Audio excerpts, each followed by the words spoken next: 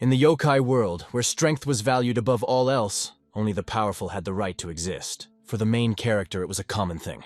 Surviving here was not a problem. He was born a great yokai, the strongest of his kind, and that determined his place. Again, stopping in front of the enemy, he repeated to him for the third time, so that he realized the threat.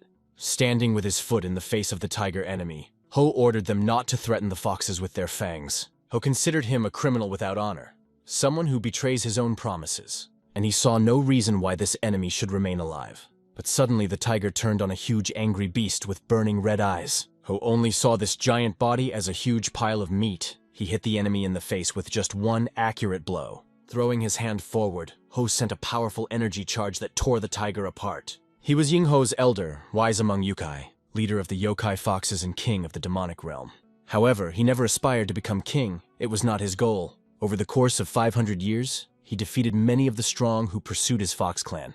Later, he was elected king, although he did not aspire to this role. For the king, there were many worries. Everything had to be solved, a complete nightmare. He always came to these matters with a displeased expression on his face. One day, a Buddhist monk who followed the path of Dharma and righteousness appeared before him. He came with the conviction that foxes cause great harm to sentient beings. The line between the human and demonic worlds was so blurred that some yokai entered the human world and wreaked havoc there. However, it would be wrong to call Yingho irresponsible. Such matters did not bother him much. He remained indifferent. The monk was physically strong and fast like a monster. Yingho remained completely calm and coolly met all the attacks. This martial art used by the monk seemed to be nothing more than a trick. Realizing this, Ho took each blow and fought them off with ease. In the human world, this might have been an outstanding skill, but to him, they were just toys. Lightly touching the monk's chest, he pushed him far into the sky. It was difficult to hit so that he would remain alive. Servant Ho approached the monk, saw that he was unconscious, and asked his master if he should be killed. Ho remarked that there was no need to crush an ant that was scurrying underfoot. He left the monk alive, generously giving him the opportunity to return home.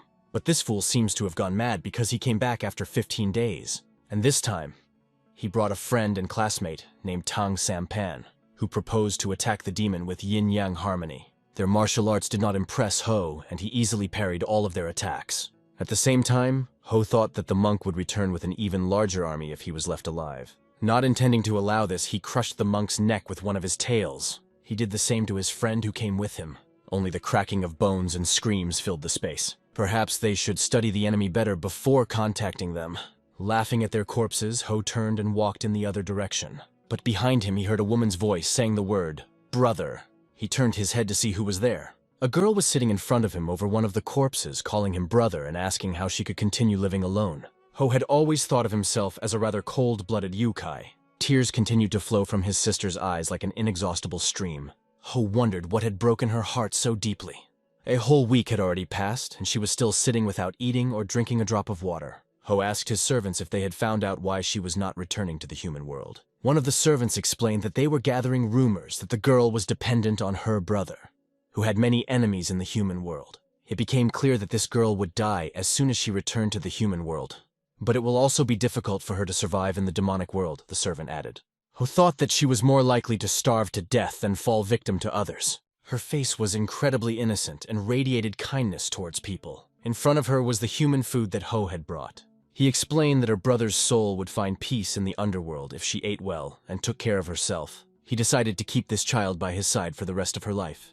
After all, it would be difficult for her to survive in another place. Fortunately, the girl understood his intentions and accepted the situation. Perhaps it was for this reason that she accepted his proposal without resistance and remained living in the demonic world. She got used to life among yokai more and more quickly, adapting to the new world every day. Ho felt helpless and confused as he looked at this child, although she allowed him to get close. One look at her was enough to make him feel a peace he had never felt before in his life as a yokai. But suddenly a terrible picture appeared before his eyes. The girl was hanging with a noose around her neck. She was tied to a giant pillar. Her body was covered in blood, and Ho watched this horrible scene with pain in his chest. His servant was kneeling before him, asking for forgiveness for the sin he had committed. He apologized for not being considerate enough of the yokai who came to honor Ho. He believed that it was his safety that caused this misfortune to the young lady. The girl was lying dead, and she had no more chances to save herself. With pain in his chest, Ho looked at her, because he really loved this child. Later, a rat appeared, which also apologized for not fulfilling the order. As soon as he started to say that he had nothing to do with it, Ho instantly dealt with him, the one who knew everything but closed his eyes to it, one who participated without really understanding anything. Without a shadow of fear, the big man stood before Ho, declaring that he could not be king by taking the girl into the Fox clan. But his life ended at the same moment. Everyone who had anything to do with the child's death, even those who were close to Ho, could not escape his wrath. The fresh blood from their bodies flooded the entire demonic world. However, the pain in the chest did not disappear. Killing all those yokai brought Ho only a little bit of comfort. He returned home with a wounded heart and bitter pain. But he no longer wanted such a life. And so, in the middle of the pool of blood, something began to shine. This caught Ho's attention. The bright beam of light grew larger and larger. A beautiful flower began to grow in this place. At the same moment, a lotus blossomed in the pool of blood. Only celestials can perform such divine actions. Ho did not understand whether it was Liu Dongbin or Nata, the deities worshipped in Taoism. He turned to the flower, saying that he was too late to play his part, for he no longer wished to shed other people's blood. And he asked the flower to disappear from his eyes. That flower only became bigger and brighter. In a moment, the glow became so strong that nothing could be seen around but this bright light. Unfamiliar, strange sounds filled the space. Suddenly, a celestial appeared to help Yingho. He was in despair, having lost all will to live. This creature was the one who helped all beings not to get lost in the web of fate. It was the Tathagata who approached Ho with a proposal to give up his yokai essence and start living as a human. At first, Yingho thought it was some kind of nonsense, but after thinking about it, he realized that he had no reason to refuse the chance for a new life, far from the world of yokai. He was going to kill himself anyway, so he decided it would be better to try to live as a human, and proudly said to the Tathagata, "Turn me into a human!" It wasn't free. He would only be able to gain human life by accumulating merit over 1,000 years. He realized that he must live for 1,000 years as a servant of the Celestials. But he agreed to this offer without hesitation and accepted it. Since yokai were immortal, time seemed to them to be nothing more than a cloud floating across the sky. However, when he thought about it after a year of service, 1,000 years seemed too long and unattainable to him. The thought of giving up had crossed his mind so many times that Ho began to doubt it. Is it worth doing this for millennia to become a creature with such a short life? But reflecting on the treaty with the Tathagata as his pride, he was able to survive all difficulties, overcome doubts, and accumulate the necessary merit. The Tathagata saw how much merit he had accumulated so far. The time had come. Now he had to give up what was not necessary to human nature, and the Tathagata would allow him to live a human life. The Tathagata stretched out a giant hand 10 times his own size. A blue layer of light began to light up in Ho's stomach. This layer slowly moved to his chest, and later it rose to the neck, radiating warmth inside. In an instant, it came out of Ho's mouth like a radiant energy. It was a bald bead that contained all of his spiritual power accumulated over millennia of training. Of course, it was a pity to part with her, but there was no other way. The Tathagata once again asked him if he regretted his choice. "Do I look like someone who regrets something?" he answered proudly. After these words, Ho smiled, and the Tathagata said, "Yes, may the immeasurable light of the Buddha be with us." Yingho's life as a yokai weighed on him every moment, but now he felt light and happy, leaving this life behind. The lotus petal that grew in the pool of blood slowly descended to the ground. He was falling in an amazing place. A petal fell right next to an incredibly beautiful house. Then he flew inside and went down to the boy who was lying unconscious. The petal came closer and closer to his head, and in a moment he touched his soft black hair. With the help of the Tathagata, Yingho became a human and will now live as a human. His story is just beginning. The woman, carrying a bowl in her hands, walked around the house, thinking that the young owner was only 15 years old. But even with the best medicines and famous healers, his condition did not improve. She opened the door of his room and entered, still wondering if the heavens cared about his fate. What she saw made her eyes open wide. The young master was sitting on the bed directly in front of her. She was so frightened that she dropped the bowl from her hands and fell. The young master sat looking weak and colorless. The news of his awakening quickly reached the head of the family. He was informed that his son had finally come to his senses. The nanny, with a blue face from shock, barely uttered a request to immediately notify the chapter about this. The head, not paying attention to the important scroll in his hand, threw it at the man standing next to him, and he immediately rushed to the room of his son, who at that moment was there alone. He, still not fully understanding what happened, got up from the bed. He thought he heard a woman scream. After taking a few steps, he saw a mirror in front of him and looked into it. He couldn't believe what he saw in the mirror. Meanwhile, screams rang out throughout the house, which could be heard even outside. The first question that arose in his mind: was he not supposed to be reincarnated in the body of an infant or a newborn? Various voices suddenly began to sound in his mind. Images of different people appeared before his eyes. These were scraps of memories that flashed through his head. Later he understood. This is the memory of the person to whom this body belonged. He was the eldest son of the ruler of the great trading district of Cheonghajang, and his name was Yingho. Not only his physical condition was weak, but also his mind. So the death of his mother, which happened a year ago, so shook him that he stopped eating and drinking. After fainting, the healers discovered he had a chronic disease and tried to cure it. But the boy eventually died. The former king of the yokai kingdom was placed in the body of what he believed to be a worthless weakling, who died of disease after a miserable life. Ho was extremely indignant with the Tathagata for this choice. But he didn't even have the strength to get angry. He immediately began to feel nauseous. He did not understand the owner of this body. If you want to die, then just die. Why torture yourself to such an extent?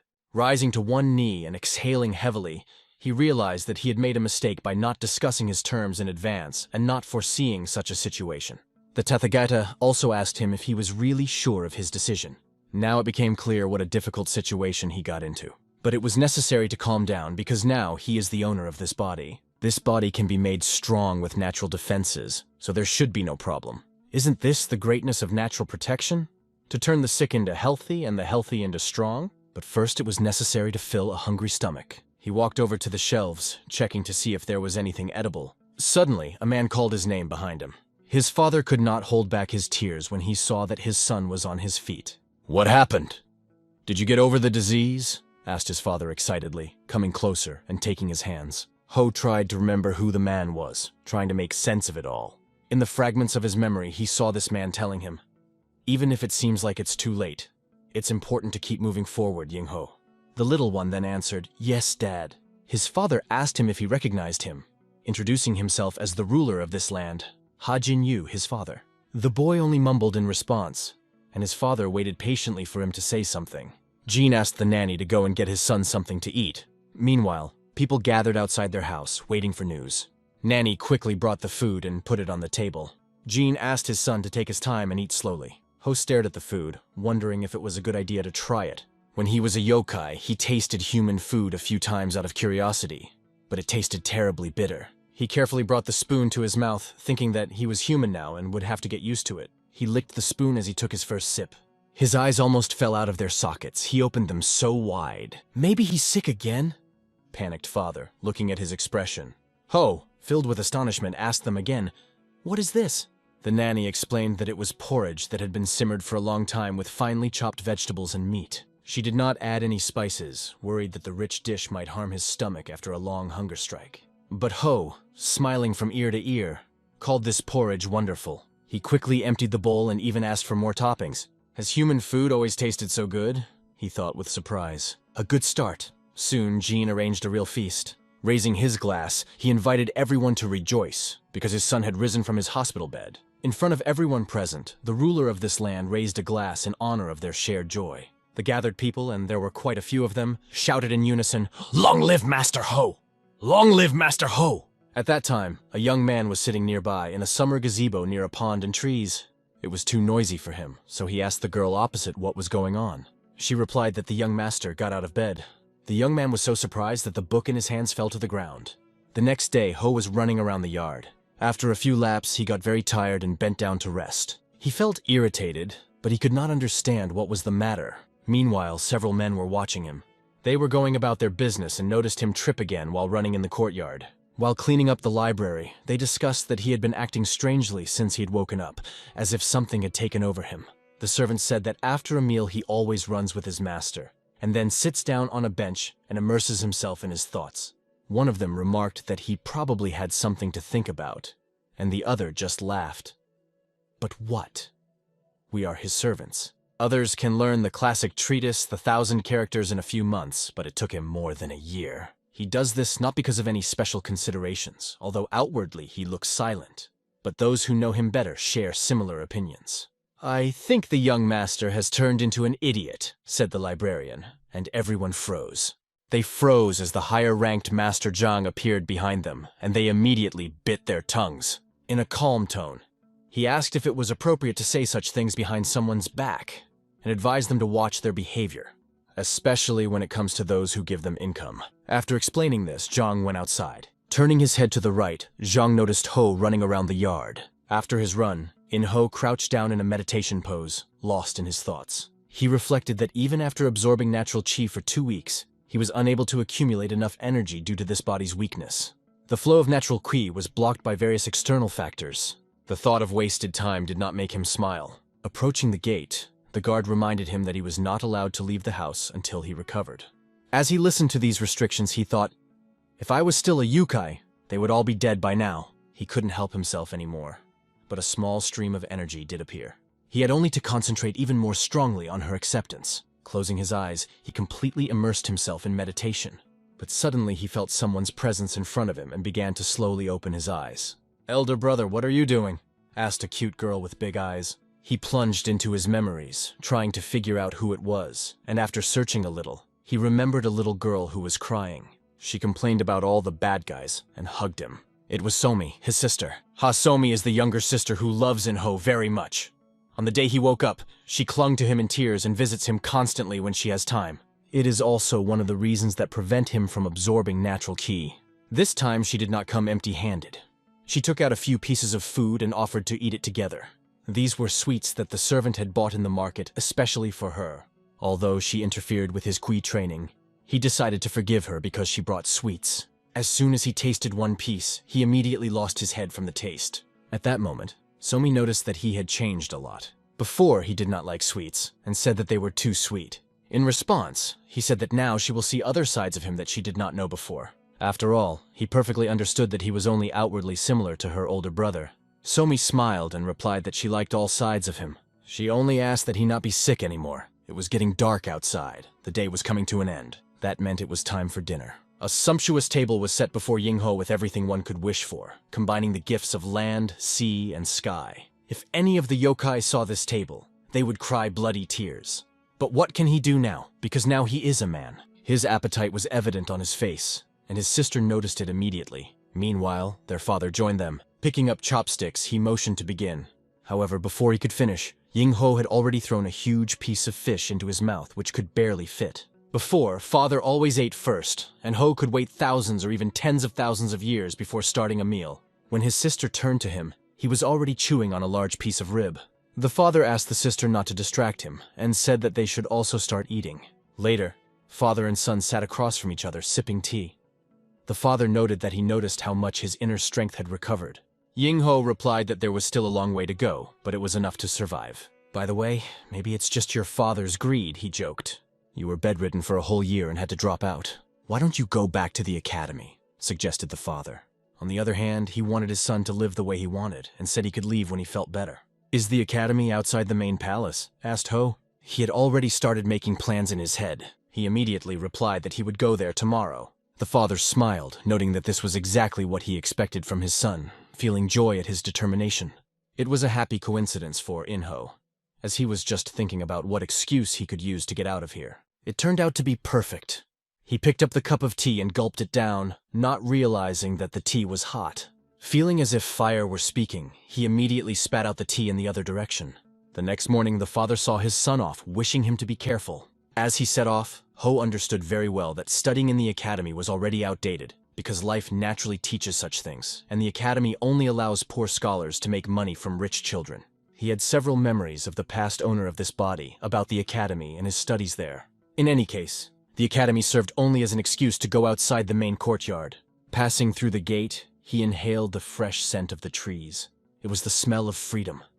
Taking a step forward, he breathed in a natural flow of qi that was much more powerful outside than in the courtyard, and he was able to accumulate it in his body. Already in this short time, his body seemed lighter and his strength increased. Closing his eyes and concentrating, he decided to check it out. Pushing off the ground, he began to run upwards. Then, pushing back even harder, he jumped. At the very top of the jump, he tore off several leaves. The success of this trick caused him to smile sincerely. The natural flow was really impressive from the outside. "The young master has decided to study at the academy again?" Zhang turned to the head, and his father explained that he only suggested that he return to the academy when he saw that he had woken up and was feeling well. Still, it would be nice if he got some rest. Zhang noted that being on the verge of death and being reborn again was not a common occurrence. He added that Ha Jinyu raised the young master perfectly, and when he grows up, he will become a great heir. However, Jin doubted whether his son could truly lead the family as the heir. Undoubtedly, Yingho is a wonderful child with a kind heart, but his kindness can make it difficult for him to make difficult decisions. Zhang believed in him, believing that so far it was difficult for him to make decisions simply because of his youth. Jin agreed with his words, but their conversation ended there because they turned to the owner. The man reported that the young master had returned. The father was immediately afraid of what could happen. Before long, he was standing across from Yingho, who was all scratched and dirty. He asked his son why he was here, since he should be at the academy now, and why he came back so quickly in dirty clothes. Had someone offended him? I was kicked out of the academy, Yingho replied. It was the most unexpected answer he could hear. Afterwards, Ha Jinyu was already talking to the teacher. The teacher said that his son immediately started a fight in the academy.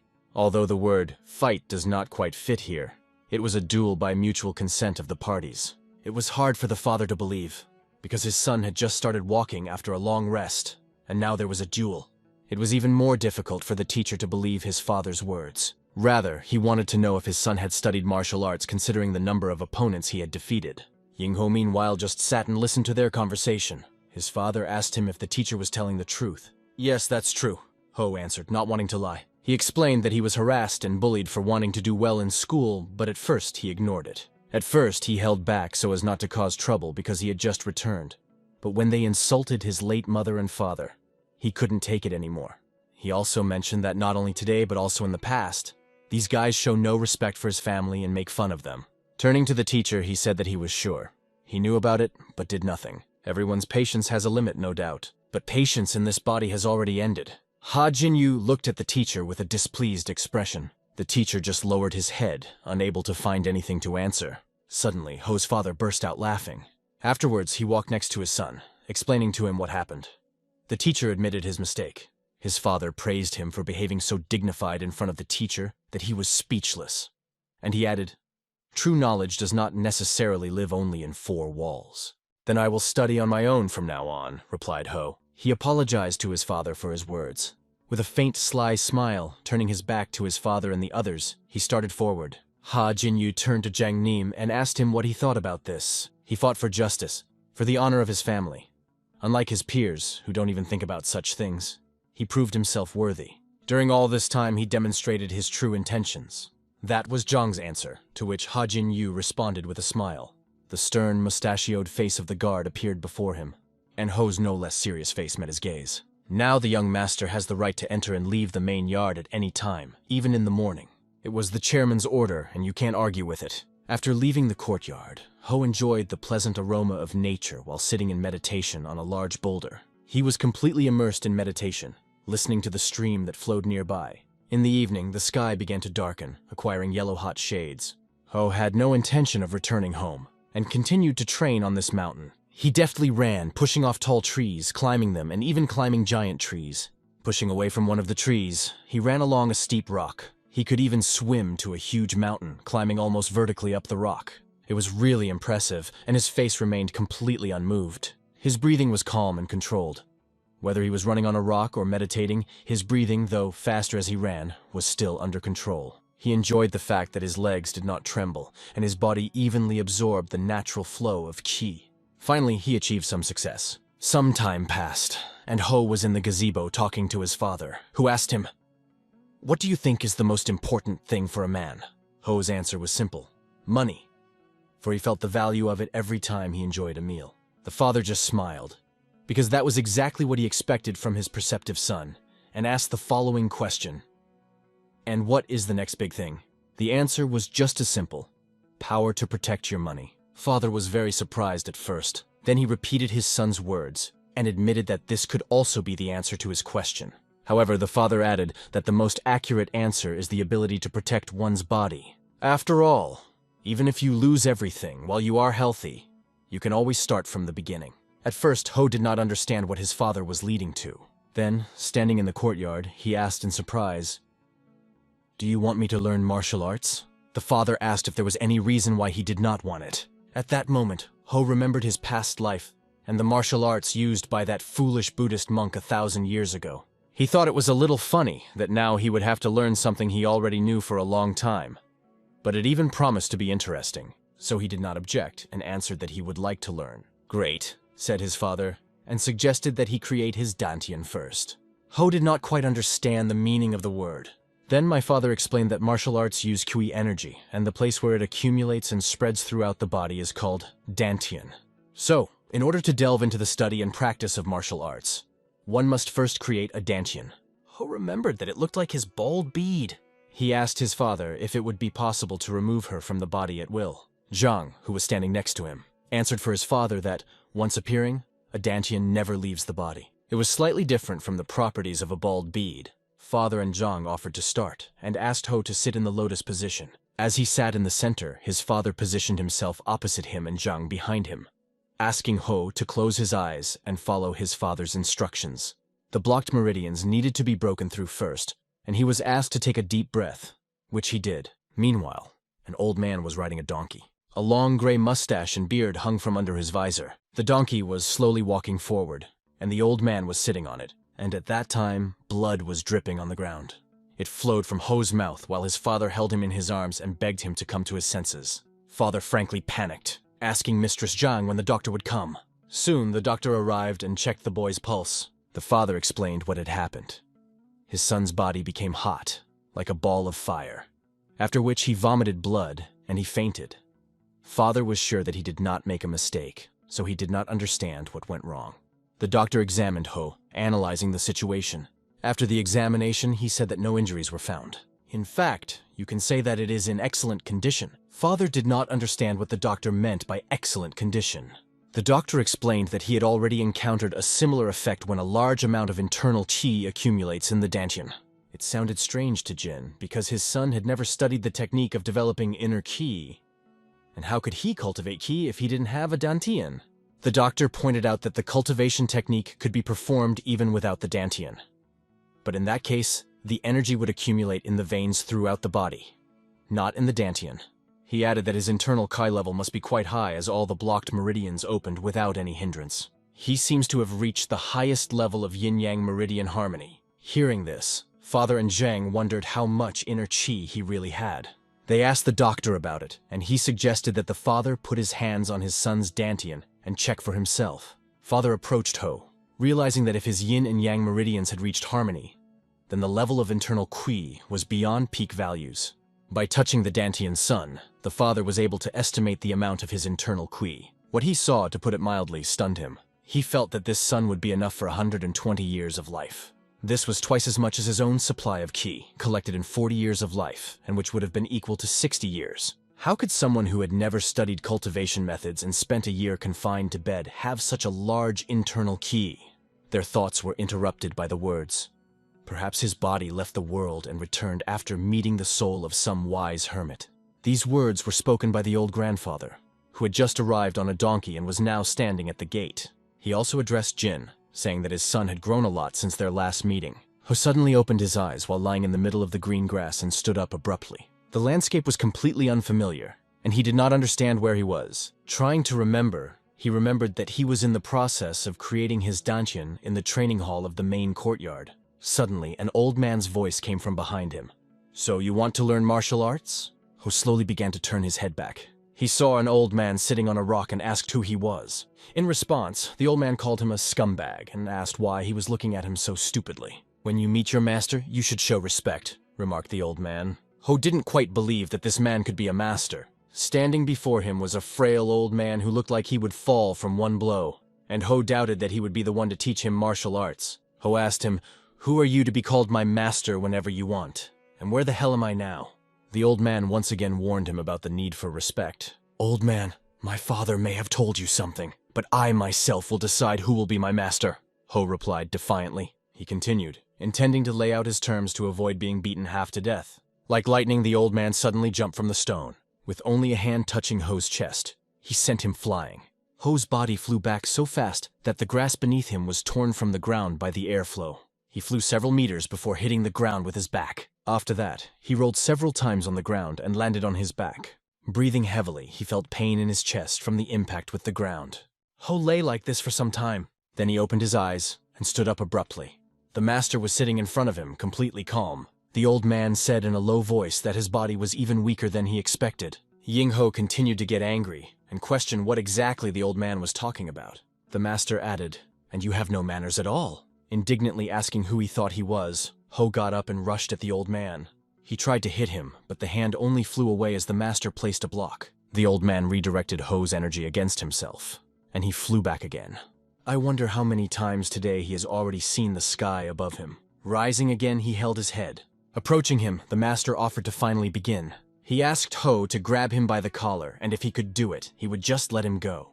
But if he cannot, then he will have to become his student and accept him as his teacher without hesitation. To Ho, the match seemed childish, and he didn't see why it should be made at all, even if the old man insisted. The master only raised the hem of his clothes as if provoking him. He then questioned whether Ho was really confident enough to just give up. Various thoughts began to appear in Ho's mind. He remembered that even without a teacher, he had become the king of the yokai world. And couldn't he handle some old man? But at the first attempt to touch it, the master easily jumped up. The grass around them rose up and began to pull away from the ground. The master was a little surprised that such an inexperienced hand could cause a whirlwind. In Ho's eyes, the old man looked like a rabbit trying to escape. He wasn't about to back down and sprung into action, trying to grab him by the collar, determined to flay him. With all his strength, he hit the stone on which the master was standing, shattering it into small fragments. The master easily jumped aside. He was pleased to observe how even with age his skin remained as firm, though rough and dry. She was as hard as the rock Ho picked up, and now he prepared to throw this stone at the master. The master easily dodged the stone thrown by Ho, but looking to the side, he noticed that the boy was already standing right next to him. Just look at this kid, thought the master. With a smooth but lightning-quick movement, he stepped aside. Ho began to look at him quite differently. He realized that this opponent required a more serious approach and more effort. He increased his speed, which did not go unnoticed by the master. And so finally there was a clash between Ho and the master. Ho's hand touched the old man's chest. A wide and sly smile appeared on the boy's face. The master just gritted his teeth. At first he was silent, and then he just laughed. He called Ho an interesting little one. But immediately after that, he decided to teach the boy one more time and simply hit him. While flying in the air, Ho thought again, "Who the hell is this old man?" As the evening shadow began to cover the land, the master came to Ho's father's house. The father wanted to know if his son had the potential to become a martial artist. It was with this request that he used to turn to the old man. After spending time with Ho, the master could now describe him with complete confidence. "He is a bit stubborn and rude, but your son was born with the spirit of a warrior. Even my younger brother, who was considered a natural-born warrior, is not as talented as Yingho."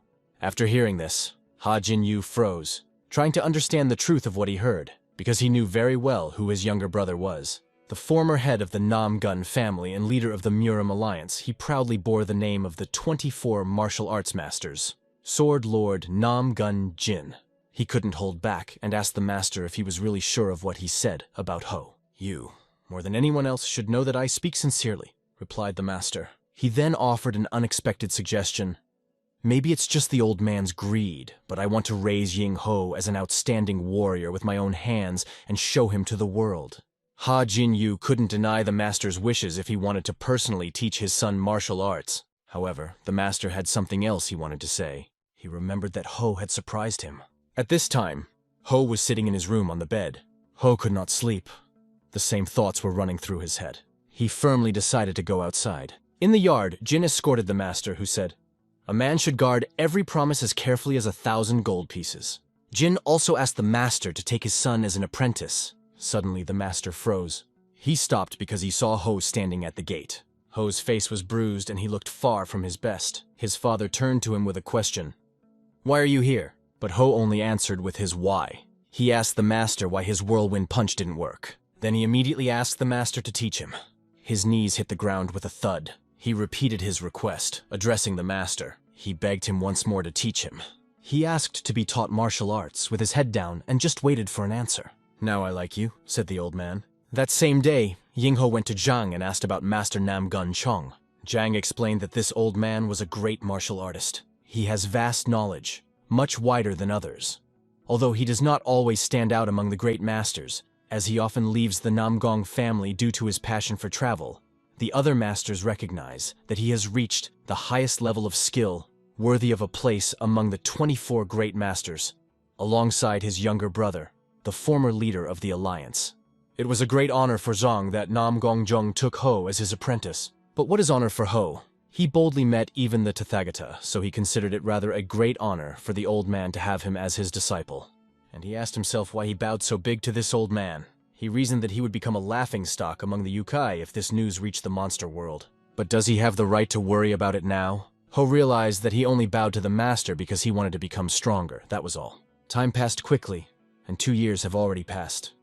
It was winter outside, but the clanking of swords was heard among the trees. Master and Ho practiced by jumping trees and deflecting each other's blows in the air. They trained for a long time without knowing fatigue. Their shots were crisp and polished. In this duel, they gave their all. Sometimes a sword alone was not enough. Both began to use the technique simultaneously, gathering energy in their hand. In an instant, they put their hands on each other's chests. An explosion rang out, and they were thrown in different directions. The snow scattered around. The blows were so strong that they left traces even in the snowy forest. Both understood that only after passing the thorny path can one become a master of martial arts. "Are you out of your mind? Try not to kill your master. I said enough," said the old man. In response, Ho reminded him of his words that the teacher was ready to go to the end and be the first. The master showed his hand, asking to look at it, because it had a protective shield on it. He admitted that he couldn't compete with Ho now, but put it down to just getting old. To rest and have an important conversation, they sat down by the fire. Beside the master lay an object wrapped in a red cloth, and he told Hos that his desire to give the gift had now diminished. However, not caring about it, he threw the scroll straight into Ho's hands. Ho began to unfold it and saw that a sword was wrapped in the cloth. The old man explained that, in a strange way, this sword always fell into his hands, as if wanting to meet its true master. Ho examined the sword and asked the old man if he could return it if he was not going to use it. The master replied that in that case, he could just throw it away. Ho decided to unsheath his sword. He lifted it up, holding it firmly in his hand. Then he made several sharp movements, cutting the air. The master carefully watched these movements. He had the idea that when he reached his peak, Ho would be able to form even more powerful ki by concentrating it inside the blade, surpassing the power of the sword itself. He continued to watch as the snow rose into the air with each swing of Ho's sword. The master remembered that he only gained the sword's true power when his hair turned gray, but Ho achieved this just 2 years after taking up the sword. With a sharp swing of his sword, Ho cut down a huge boulder. This testing of the sword made him say, "Pretty good sword." At that moment, the master turned to him. He said, "I know how strong you are." Then he added, "You reached your peak by learning from me, and I learned from Nam Gong, the best swordsman clan. This is not just skill. It is the technique of the boundless heaven sword. Now you are strong enough to easily defeat the elders of the great clans." All of Master Ho's serious words were answered with only a short understood. The master threw wood into the fire and continued his explanation. Suddenly, Ho said that he did not want to become stronger in this way. He explained that he did not want to be limited by any technique. Nam Gong clan's fencing technique is undoubtedly one of the strongest, and it is because of it that he has become stronger. But the Nam Gong clan's sword art, which he thought was exceptional, at a certain point began to feel like a limitation to him, preventing him from using his power to the fullest extent. The master asked him to explain in more detail. "You bastard, what do you mean?" asked the master. Ho heard his question and thought. He looked at the giant tree behind the master.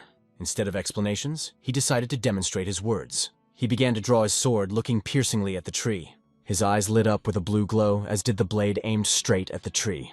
Using his power, he punched a hole right in the center of the tree. The energy was so powerful that the master even closed his eyes. At that moment, Ho changed the position of his sword.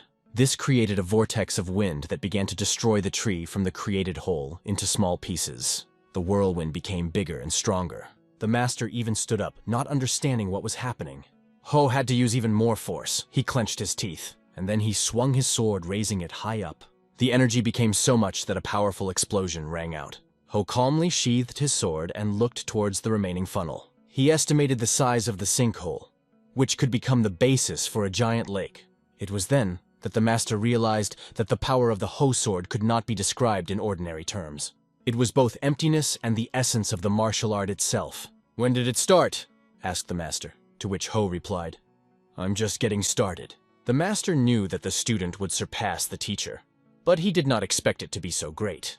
"It's all right now that you know," Ho said with a swagger he didn't lack. It was clear, if this is only the beginning, then the process is not yet complete. Master only wanted to see how far Ho's power could go. He decided to help him, to share his deep knowledge acquired while traveling around the world in search of martial arts outside his native country.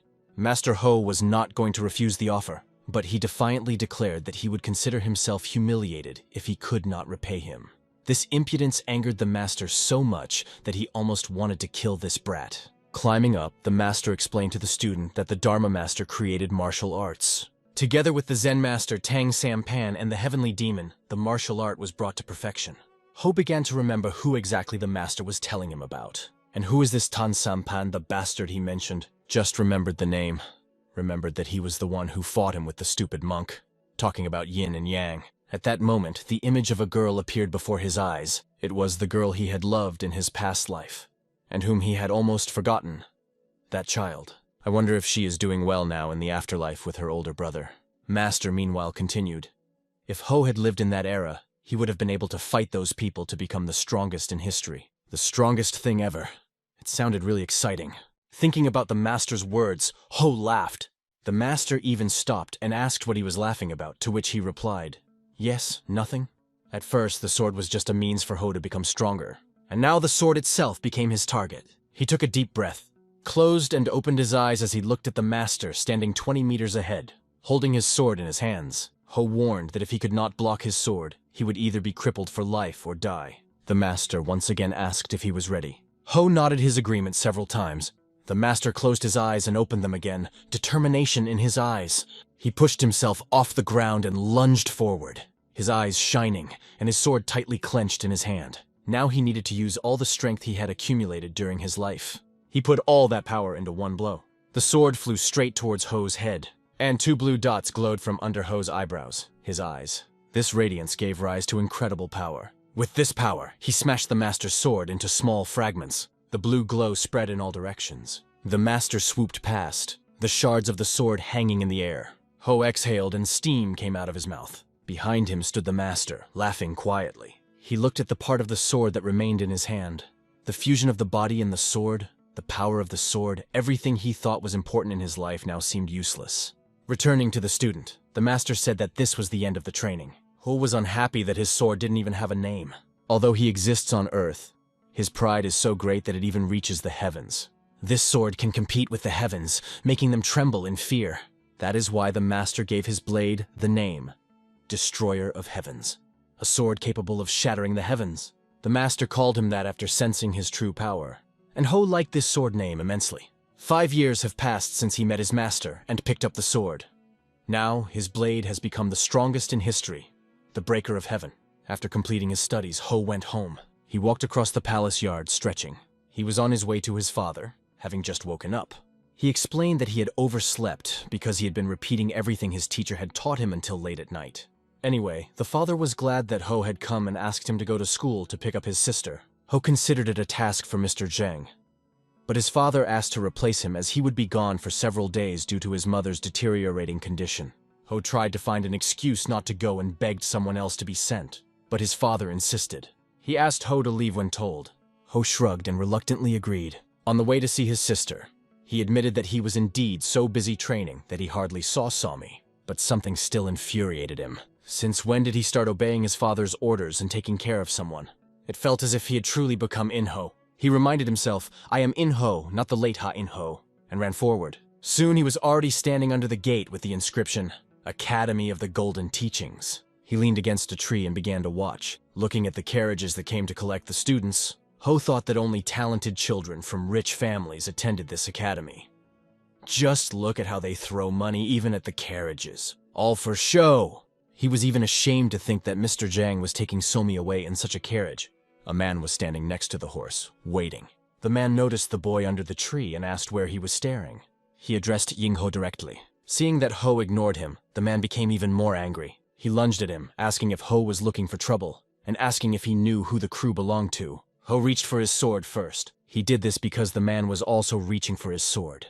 However, Ho decided to do otherwise. He held the token right in front of the man's face. It was a golden token engraved with the character Heaven against a background of clouds. The man realized that in front of him was someone from a prestigious family living in the capital city of Cheonghajin. Ho, looking at his frightened face, calmly asked him to tell whose crew it was. The girl with a beaming smile on her face quickly ran straight to him, filling the space around with joy. Seeing him, she couldn't hold back. She jumped into his arms, hugging him tightly, as if she missed every cell. "You're already 16? When will you stop hitting on me, will you see?" he asked jokingly. In response, she only smiled and said that she was doing this because she loved him very much. She laughed merrily, and he thought that perhaps her sincere demeanor reminded her of her late mother. Although his face seemed displeased, he could see this girl blossoming, becoming more beautiful every day. On the way back, she offered to take a look at the market and have something tasty to eat. And at that time, one scoundrel looked suspiciously after them, turned to Guju, who was standing nearby, and asked if he knew that young man. Guju explained that he was a young master from Cheonghaj, and it was clear even from his posture and confident gaze. The sky was beginning to darken. The sun was slowly hiding behind the mountains, enveloping the street in evening light. In the house, Master Jin sat thoughtfully. His gaze was heavy. Next to his hand was an envelope with the words, "Namgung family" on it. His face expressed deep sadness. Suddenly he heard the joyful voices of his children outside the door. Opening the door, he saw Yingho and his little sister entering the house. But at home, their father was waiting for them with very terrible news, which seemed to change the whole world. With sadness in his voice, quietly, he began to address them, trying to gather his strength. Father told what happened 2 days ago at dawn, and his words sounded like a blow. Yingho didn't know what to say in response. His mind froze at what he heard. After some time, they were already in the carriage, which slowly set off. There was a deep silence in the carriage, as if it absorbed all emotions. Each of them sat with their heads bowed, speechless at the gravity of the situation. Yingho closed his eyes and sank into his memories, seeking solace in the past. He remembered walking through the meadows with the master, sharing the dream of a normal life. The master replied that it was a difficult but worthy path, especially for the strongest in history. He watched with interest to see how far Yingho could advance along this path. He said that he himself did not have much time left, and it sounded sad. He asked the student to avoid shedding blood, even if circumstances force him to try to the last, and once asked him, "How many in this world do you think will go exactly as you want?" He sincerely hoped that the words blood or demon would never stick to Yingho's name. That was all he cared about. The 5 years spent together were like an inexorable but momentary rain that passed, leaving a mark in the heart. Yingho slowly opened his eyes, returning from his memories to reality.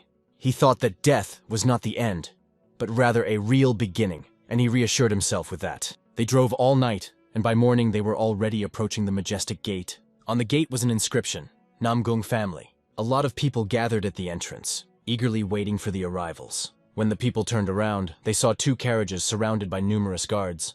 They immediately recognized this guard as Cheonghajin's heavenly guard. The guards were known as the best defenders of Cheonghajan, each of them worthy of praise. One of the guards hurried over, called his name, and announced that the heavenly leader and his children had arrived.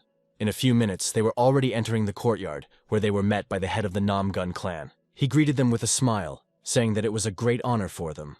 Yingho carefully assessed the situation, realizing that such a famous family did not take merchants seriously.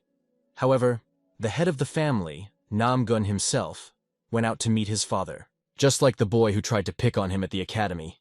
Now he must be scared of Jin's financial power. The head of the clan postponed all matters because his teacher had recently passed away. Ho's words slightly surprised the people standing behind. "Even if no one reported it, my uncle would probably be happy to have you come," said the chief. After these words, Jin introduced his daughter and son. Somi bowed and said that it was a great honor for her to meet the distinguished head of such a great family. Uncle Ho often mentioned Somi, and always dreamed of having her as his granddaughter. After that, the head turned his gaze to the boy. He called his name, showing that he knew who was in front of him. The chief then asked if it was true that his uncle taught the boy martial arts. Ho replied that he had only learned a little about the Namgong clan's martial arts. The other members of the clan were surprised that the uncle could teach martial arts to a foreigner. Their violent emotions were stopped by the head only by raising his hand. Silence came instantly. "How can you even allow yourself to be disrespectful in the presence of honored guests?" he asked sternly. His look quickly put everyone at ease, bringing order. Yingho had the same serious and stern look as the clan head. The head himself apologized, explaining that young people do not have enough knowledge to understand what to say. Jin understood him perfectly and had no complaints. In addition, because of their long journey, the head decided to see them personally. Meanwhile, a strange figure with a mocking expression was wandering in the forest. It was a young guy with dark hair who sniffed as if sensing something unusual. He looked around intently, looking up. "Is that the smell of yukai?" he whispered to himself, warily surveying the surroundings. His gaze was directed forward to where the grand palace of the Namgong family could be seen. Yingho, immersed in the memories of the master, looked at his photo framed by a black ribbon. Sadness came over him as he contemplated the fact that such a person was no more. He thought it would be quiet here, but the place was surprisingly crowded. Not only representatives of 9 factions and 5 great clans came, but also people from other currents and sects. All this information was reported by a sister who had repeatedly seen many of these people at father's meetings. Her knowledge impressed Yingho, and he was interested to listen to his sister. They approached the father, who asked them to go get something to eat, because he needed to talk to those present. Yingho decided to go out for some fresh air, asking his sister to leave him more meat. A strong hand placed a small cup of tea on the table. "I must be going crazy," he said to himself. He was disgusted by these boring and gloomy funerals. The tablemates pointed to the 4th empty seat that the girl was supposed to occupy, after which the atmosphere would perhaps be a little better. One of them pointed to the little girl at the table. He looked at that girl and realized that it was Yingho's little sister, Somi. She calmly went about her business at the table. He smiled broadly and told his friends that the matter had already been resolved. Suddenly, there were loud screams of a fragile girl. Somi begged to let go of her hand, which he gripped tightly, causing pain. She did not understand at all what was wrong with this boy. "Why are you so prickly? All I want is for you to sit next to me and share the sadness of the passing of the deceased," he said. "Please don't make me a bad boy," he continued with feigned sincerity. But despite his words, her hand was already red and she was writhing in pain. Yingho suddenly appeared behind him, called him a lustful beast, and advised him to get away and sit mournfully in his hole. The girl exclaimed in alarm, "Brother Yingho!" when she saw him. Hearing the name, the big man asked if this was really the owner of the heavenly blade. Yingho had no desire to answer that question. He only warned him that he was inviting trouble when he asked such questions. Those around them have already begun to pay attention, because they were creating a real commotion. Zdrovan introduced himself as Pak Jake, son of the northern tribe. He spoke proudly, explaining that he just wanted to talk to the girl for a bit, and nothing else. Park believed that Yingho had simply misunderstood his sister's reaction. And even if he did, he couldn't believe that Yingho had called him a lustful beast, feeling insulted. Park loudly declared that Yingho should apologize to him. Pak's friends at the table were only amused by this, thinking that Yingho would now be in serious trouble. But Yingho himself did not think so at all. He warned the big man that if he did not want to humiliate himself in front of everyone present, he should calmly and politely apologize to his sister. "Just look at him. A simple merchant with money in his pocket thinks he's untouchable," Puck said mockingly. In response, Yingho threw, "And you just look at this angry beast!" After these words, Puck couldn't stand it and decided to take a swing, intending, if not to kill, at least to seriously hit him. Sister Somi closed her eyes, not wanting to see this horror. But without taking a single step, Yingho deftly dodged the huge hand that flew straight for his head. "Well, you can do something," Puck admitted, but he didn't need to talk, because Yingho unexpectedly kicked him. Puck fell on the tile so hard that it vibrated. Yingho decided to show something else and grabbed his ankle, showing off his strength. One movement of the hand base, and his ligaments are torn. Pain permeates the whole body. There is such a loud scream that the ears of those around are covered. Park grabbed his ankle, crawling on the ground and calling Yingho a crazy bastard. At that moment, the sister was very worried about her brother. Behind him, 2 brats pounced, trying to grab Yingho.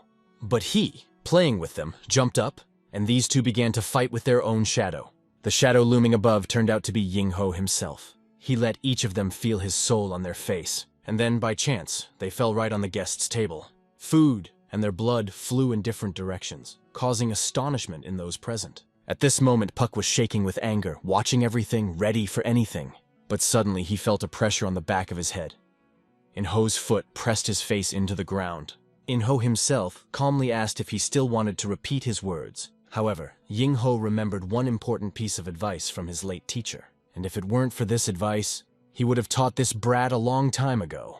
Puck, pressed to the ground, only screamed, as if kissing her in pain and humiliation. Suddenly a man appeared who decided to intervene and calm them down. He watched the scene in amazement, a look of genuine confusion on his face. His surprise increased when he saw Mo Yongsu with a bruise on his cheek. He also noticed the head of the family, Seok Horiil, with blood coming from his nose. And the most interesting sight was Park Jeek, who was literally kissing the floor. Standing next to her was Somi, a small 16-year-old girl who was shaking from what she had experienced. She could barely hold back the tears that welled up in her eyes. The man was amazed that these warriors could not even appreciate the difference in strength. Yingho turned to him and said that given the situation, an explanation was hardly necessary. At first, the man didn't know what to say, but quietly said Yingho's name. He then introduced himself as Han, Hyodan's deputy chief in charge of maintaining order in Shoga, and announced that the situation was now under their control. Yingho then stated that he couldn't believe that these scoundrels would brazenly cling to the daughter of the head of one of the 3 great houses during mourning, insulting the clan head himself and his son.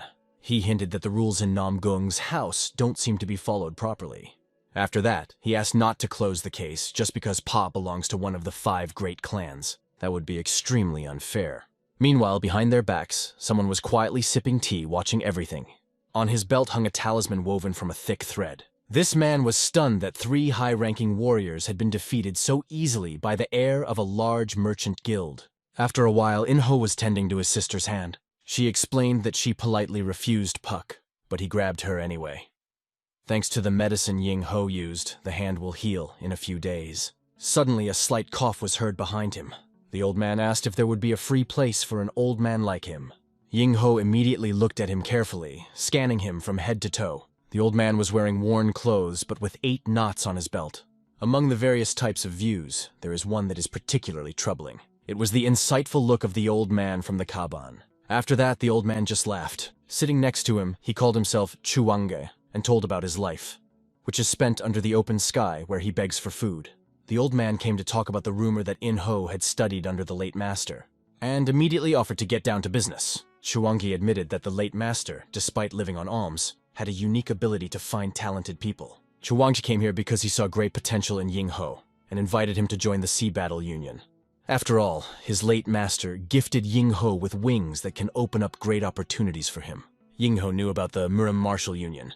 It was one of the strongest unions in the world of martial arts. Those who were near their table noticed that an elder from the Kaban was sitting across from young Inho. They considered it a great honor for Yingho, as all those chosen by the elder follow the righteous path in the Murim Martial Union.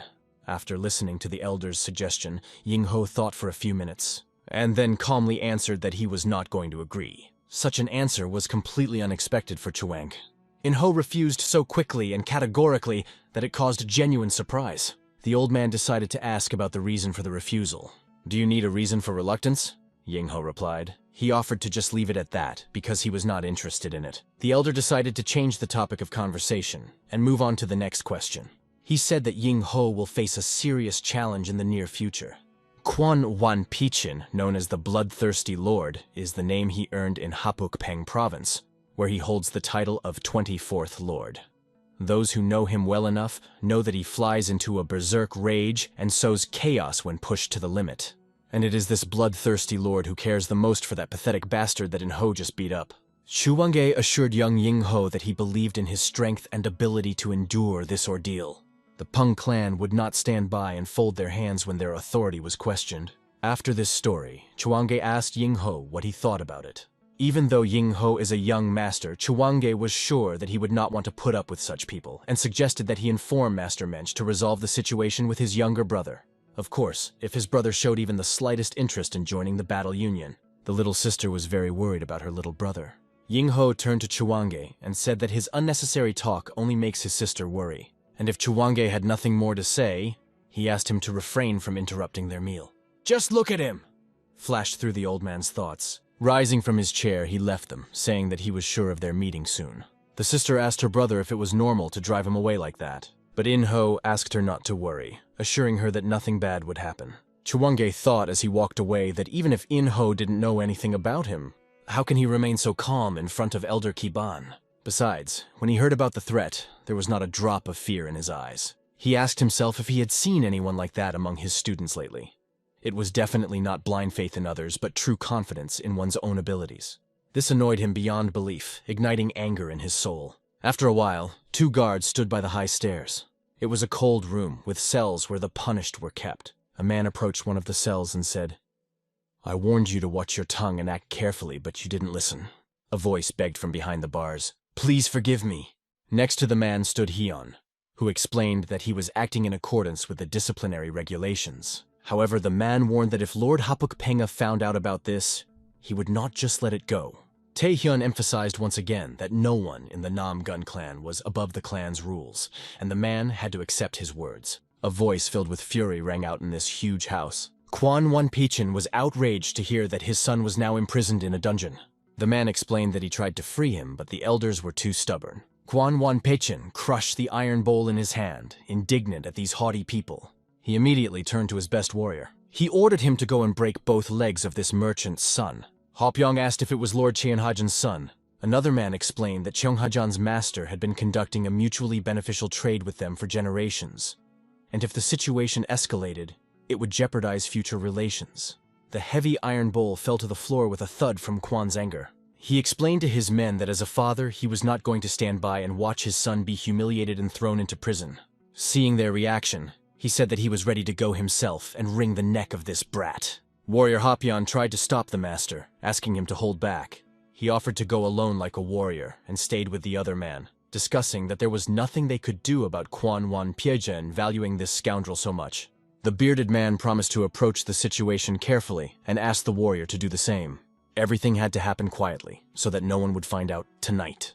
It was already night in Namgong's courtyard. One of Namgung's family members approached Yingho to inform him that his father had asked to convey that the negotiations might go late into the night. He recommended that Yingho go back to the guest suite and rest. Yingho agreed to go with his sister as they wanted something to eat, and he was getting tired of the constant stares directed at them. He offered to accompany them to the room. Meanwhile, a warrior sent by Kwon Won-pichin appeared on one of the rooftops. The warrior watched them and wondered in his mind. He was instructed to worry about fighting a child who did not pose a serious threat, and all this is just for the sake of earning a living. Yingho asked his sister to go inside first and rest. He himself decided to take a walk since he had eaten a lot, and it was simply necessary. "You're out of breath," the sister joked. She also asked him not to stay outside for long and to come back soon, but the desire to go for a walk was not due to overeating. He felt the presence of an uninvited guest. Even someone thrown overboard in the middle of the ocean would feel that hard look from miles away. Yingho walked down the street, occasionally looking back. He carefully examined different sides, trying to find something. Yingho noticed that piercing gaze peeking out from somewhere in the darkness. Then he simply asked aloud how much longer the warrior would wait, choosing the right moment. "It would be polite to at least show up before getting into trouble," he added. The warrior was very surprised, as he had completely erased all traces of his presence, using the turtle breath technique to perfection. However, even being about 20 meters away from Yingho, he could hear Yingho's confused breathing. The warrior covered his mouth with his hand, thinking it must be some trick. He believed that the young man was simply provoking him. "Why are you hesitating? Do you realize you are about to do something bad?" Yingho threw two questions that only increased his doubts, and then he said that the warrior simply lacked confidence. The warrior's eyes turned red with rage as thoughts began to fill his head. Thoughts that it was true that he wasn't quite pure and noble as befits a Hopyeon leader, but that was exactly what he couldn't afford, if no one finds out. Then there is nothing to prove, he thought. Because only Yingho and him were here, he decided to do it so that the boy could not even walk on his own for at least a month. The warrior planned to sneak off the roof and approach Yingho from behind. But turning his head, Yingho told him that he had wasted all his training. The kick was so strong that the warrior barely managed to block. However, even the block did not save him, and he flew straight into the wall. "You dared to attack from behind, showing your desire to kill from all sides. What did you want to achieve with that?" "Looks like you mistook me for a piece of dirt," Yingho said calmly. These words seemed arrogant to the soldier, as from a person who overestimates himself. Calling Yingho a scoundrel, he pushed off the wall and lunged at him again. He grabbed the boy with both hands, trying to strangle him with force. In these two strikes, the warrior put all his effort into knocking Yingho down. But from the calm smile on Yingho's face, it was clear that he was not in pain at all, and even asked with sarcasm, "Is that all you're capable of?" Yingho easily deflected his blow, which stunned the warrior even more. He noted that he owes his skills to a good teacher who taught him this. Then asked to convey the following message. "Next time, send someone stronger, if you don't plan to stay here." He asked to convey this message to the father of that lustful scoundrel. The warrior became even more angry, shouting, "Shut up!" and with indignation uttered, "How dare you, the son of an ordinary merchant!" There was no continuation. The attack from Yingho silenced him. For a few more minutes, he would certainly not be able to utter a single word. Yingho didn't attack him physically, but he pointed his hand out and released a stream of energy that was enough to put the scoundrel in his place. He stood quietly, listening to the warrior cough as he recovered from the blow. Then there was the sound of an old man who seemed to be nearby and watching everything by chance. It was Chuange who asked if Yingho was okay. "Not even a hair has fallen," Yingho replied calmly. Despite this, the old man continued to express doubt in his words. Suddenly, he turned his head to the side, looking intently. He looked at the warrior who seemed to be experienced and asked, "So is he?" Approaching, Chuange realized who was standing before him. But now this state clearly did not resemble the ordinary warrior Hopyong Tanju. Chuange asked Yingho if he knew him, standing behind him. Yingho replied that he was one of the exceptional martial artists and the head of the Pakpeng clan's elite division. After hearing this, Yingho just calmly said, "Well, okay." Calling Yingho a younger brother, the old man explained that this was not a situation to be taken lightly. The very fact that the head of the Penga clan had sent this warrior to him meant that he had no intention of simply leaving the situation. "Well, you already talked about it during the day," Yingho reminded him. Although the old man had only guesses and a bit of exaggeration then. But if the head of the Penga clan finds out that even his warrior was unable to eliminate you, he will definitely pay close attention to you and come personally. Because of this, Chuange asked Yingho to listen carefully to his advice. Yingho pretended not to notice, but the old man insisted, explaining that he was really worried this time. "If Clan Chief Penga himself intervenes, even the ruler of Cheonghajan will not be able to protect you," Chuange continued. He spoke these words after Yingho, who was walking with his fingers covering his ears, not listening to the old man at all. In fact, Yingho acted far beyond Chuange's expectations, and it would even be possible that it is the head of the Penga clan who will have coals burning under his feet, hinting at his inevitable failure. As Yingho walked away, Chuange approached the wounded warrior and asked if he was all right. Meanwhile, at Quan Wanpie Chin's house, late at night, the soldier was found unconscious at the entrance to the main headquarters and immediately brought here. There were no serious injuries, but he was still unconscious. The bearded man regarded this situation as a complete failure. In the same house, but already in the morning, the warrior felt the weight of a hand on his neck. It was the hand of Quan Wanpie who was very angry. "I sent you to break his legs, but instead you returned to me defeated." The warrior excused himself by explaining that Yingho could see right through him despite the shadow techniques and even used a protective shield. He tried to explain that Yingho is a very unusual guy, but Quan just threw him against the wall. He believed that the warrior had simply underestimated Yingho and approached him safely, and now he was making up an excuse. Quan then stated that he would have to see this young man himself. But the bearded warrior apologized and reported that everyone had just been informed of the ruler's imminent arrival. Quan Wanpie breathed through his teeth silently, holding back his anger. Namgoon Jin stood in front of his warriors. They were burly men, armed and disciplined. They lined up on either side, making way for him to pass. The dignified person walked slowly and confidently. The head of the Namgong clan was with him, discussing with him the return to the citadel.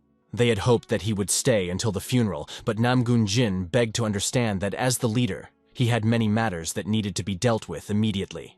Namgoon Jin explained that he didn't have free time to mourn his brother like the other members of the Namgoon clan. Walking down the street, he commanded respect from everyone. People bowed before him and shouted in chorus, "Glory to the Lord!" Standing behind these people was Yingho, who could clearly feel the energy emanating from the Lord. He remembered the teacher's words and admitted that he was right. His majesty was astounding. He easily suppressed the auras of others with just a slight smile. Sword King Namgoon Jin is a true lord who fought with the leader of the demonic sect for supremacy. At that moment, Yingho said, "I want to fight him one day." He was overcome with emotion, and even his sister noticed it, asking what happened. However, as soon as she asked the question, Yingho noticed another person of interest. He was a stocky man with 2 scythes who stood out from the crowd. It was Quan Wanpie himself.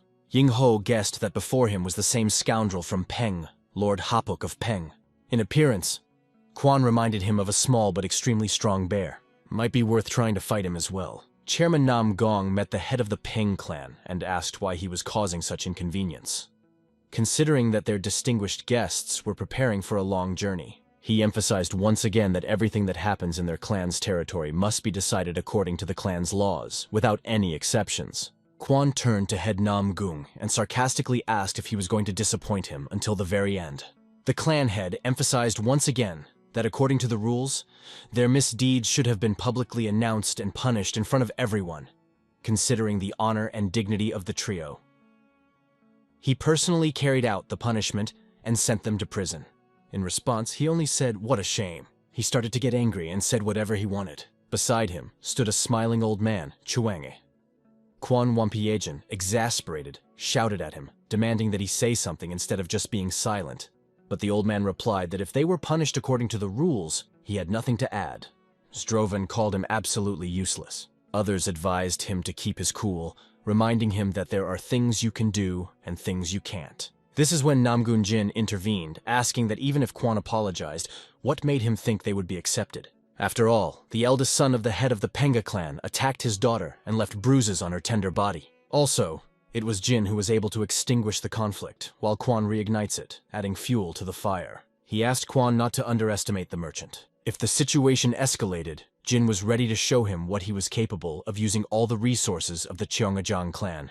The tension between them grew with each passing moment. They looked at each other, wanting to say more, but the presence of the others made them hold back. Standing outside, Yingho was talking to his sister, just discussing Quan. "All he's capable of is fighting, while our father was unbeatable," Yingho remarked. Suddenly there was the sound of a broken door, and through it, Quan Wanpiechan ran out into the street. He stood directly in front of Yingho, who instinctively shielded his sister by covering her with his hand. Quan was so gigantic that even the massive door behind him seemed tiny. As he breathed in and out, steam rose from his nose like an animal preparing for battle. He slowly took a few steps forward. After walking a little further than necessary, he stopped behind Yingho. "Consider yourself lucky I didn't break your neck right now," he said quietly. A slight smile appeared on Yingho's lips. He then sneered at Quan. "Hey, you stubborn little bear!" Quan froze, not realizing what had just happened. Slowly, very slowly, he turned his head back, even asked twice what exactly Yingho said. "I thought you had a bad hearing, since you have such a hard time understanding words, but it seems you heard everything perfectly." "Yes, I called you a stubborn little teddy bear. That's what you look like in my eyes." Yingho's words made Quan pant like an angry demon, and every muscle on his face tensed up with anger. At this time, clan head Namgun and Jin were walking down the street, discussing the situation. Hajin was expressing his gratitude that the head had handled the matter so wisely. Suddenly, Jin noticed that his daughter was standing all alone. She turned to the side and noticed her father. Approaching her, he asked where her brother was and why she was here alone. Looking at the gigantic silhouette in front of him, Yingho thought that Quan should be called the unruly monster, one who always put battles first and crushed his opponents with his fierce rage. He was already fed up with this and decided to stay for a few days to teach him a lesson in obedience. Unfortunately, it looks like this guy has grown up a bit and become less hot-tempered. Looking at this giant, Yingho remembered his past life and found it rather amusing. Glancing at Quan, the name Unruly Bear immediately came to his mind. But how many times will it be necessary to beat this stubborn beast so that he finally wises up? He wondered if he should start with a few cuts, though it seemed like it would be too boring. They were already standing on the battlefield, and Quan Wanpiechan thought his arrogance was so great that even Cheonhajang meant nothing to him. In response, Yingho just laughed out loud, calling him a stubborn little teddy bear again. In fact, he really disliked haughty people who knew nothing of true power, and warned Quan that he would be struck by lightning if he continued to spout such nonsense. Hearing this, Quan only got angrier and angrier. His rage had reached such a strength that the grass around him was blown into tiny particles.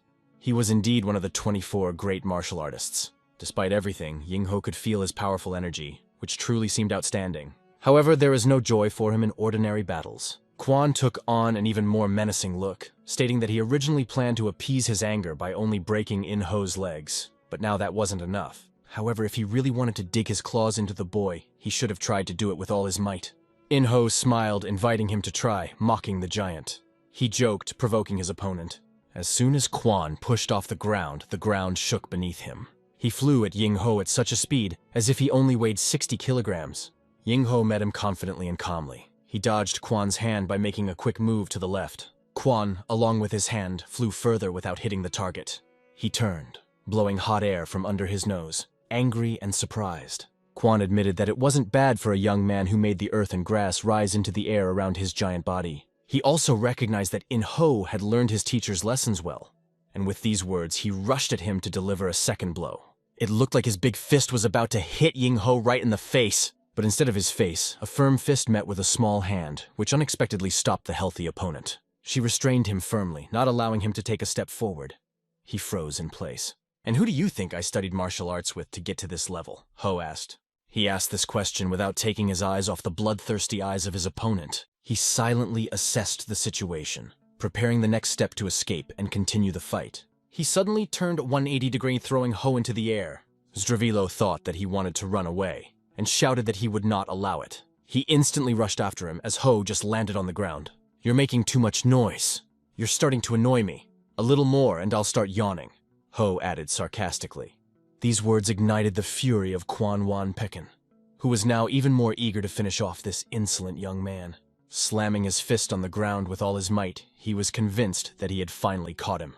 He raised his hands and the earth fell from his fists, but there was a sound behind him that prevented him from feeling the victory. "Heard that those who rank among the 24 great martial artists have reached the peak of their skill and perfected their skills," the voice said. "But looking at you, I don't see you as a master from that list," Ho continued frankly. These words sounded just behind him, causing the enemy to think. They even reminded him of how the trio of Nogwan Chin Sachok, Sawan Cholmusong, and Kwanwan Pechina had been discussed in the main hall, doubting their skill. Everyone was unanimous that this trio did not reach the top of their schools, unlike the rest. Some even suggested renaming the list to 21 Great Masters, and calling these three Divine Masters. And all that time, it was Kwanwan Pechin who was eavesdropping on all this from the corner. Gradually, the fog of memories dissipated, revealing the clarity of the mind. "It's a shame to end such a short life," Quan said with a hint of regret. His energy changed dramatically, becoming more powerful. Even his appearance became different. His eyes glowed with yellow light, as did the two spheres that formed in his fists. But Ho just sighed. "You better show it earlier. The strength of the Juggernaut has reached a new level, showing true power." He decided to resort to unshakable determination. His next strike, known as the Harmony Pillar, fired dozens of golden orbs towards the boy. These dozens turned into hundreds, and as soon as the balls touched something, they exploded with such force that even the mountains trembled. It was something incredible, and it was difficult for Quan to control such power. Even at a distance of several kilometers, you could see the explosions taking place there. The martial art of the Peng family has its origins in military traditions, as it arose under the burden of war. This art is a deadly technique, the greatest blow created to destroy enemies on the battlefield. After using this attack, looking at the huge funnel in front of him, he thought that the boy was just a poor fool. "If you had begged me, maybe I would have spared your life," Quan said quietly. Something blue began to flicker in the thick cloud of dust. With this blue streak, a silhouette began to appear, which the big man immediately noticed. It was Ho, and a sword was shining in his hand. Kwanwan Pekin couldn't believe it. "Damn it! It's impossible!" Ho survived the barrage of bursts of unstoppable determination that rained down on him, and that blue sword in his hand was overflowing with energy. Seeing this sword, Quan couldn't hide his surprise. None of his techniques hit this young man. Quan couldn't understand how he blocked all of his attacks with just one sword. He remembered the warrior's words, said with a hand on his neck, about the fact that this young man is far from an ordinary boy. Now he finally realized that these words were not just refusals. Quan's gaze settled on the sword, and he assumed that it was all about the power of this artifact. Because if he was able to suppress his final technique, it must be because of the sword. But a question popped into Quan's mind. What kind of sorcery allowed the son of an ordinary merchant to reach the rank of a martial artist? He began to blame Ho for hiding his power. "What difference does it make?" muttered the big man, still confused. Even he had to admit that the young man was really impressive, and it exceeded all his expectations. He involuntarily exposed his blade under the impression. But once the blade is exposed, it would be wrong to return it to the scabbard, especially in front of the enemy. Instead, Ho decided to show his opponent something special. Kwanwan Pekin was still convinced that even after reaching the heights of martial arts, a boy remains a boy. He decided to go to his maximum, and assumed an even more terrifying form. However, the Heavenly Blade Dance consists of 3 different techniques, each with its own unique style. Today, this technique will be shown to the world for the first time. This is Master Ho's favorite blade technique. It is simple, short and clean, without unnecessary movements or decorations. It was also the first technique he mastered. Standing in a fighting stance in front of the enemy, Ho could only think that this was the very technique that his teacher loved the most. As the Heavenly Blade Dance began, the grass around him began to rise up. Hearing the name of the technique, the enemy mockingly called it a stupid and useless art. He responded with Heaven's Earth Palm. The spheres flew straight in Ho's direction. The first strike that Ho performed was called the Cloud Splitting Strike. The big man's eyes lit up yellow, and he was almost speechless at what he saw. He didn't even blink before Ho was right in front of him. Behind him, the young man left a trace of an extremely strong line, dissecting even the sky.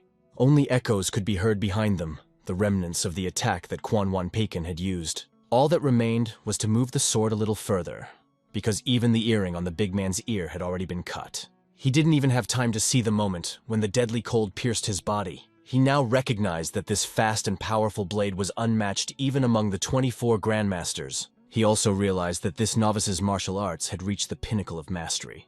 The grass was still hanging in the air, and the boy was already sheathing his sword. He gave life to the big man, recognizing him as the first person other than his teacher to witness his mastery. "Why didn't you kill me?"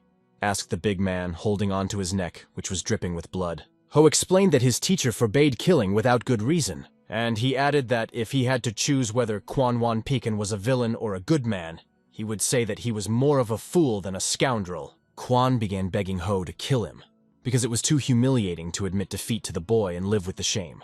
"Are you serious?" Bending down, Ho asked if he knew how painful death is. "Then why are you defending your dear son who humiliated and insulted my younger sister?" He continued. "If you had apologized right away, it wouldn't have come to this," Ho added, calling him a naive bear cub. Of course he slapped him kindly. This blow threw the healthy man aside. Having landed, he again began to crawl on his knees, coughing and spitting blood. These were the consequences of Quan's son insulting Ho's sister and tarnishing the honor of the Cheonghajang clan.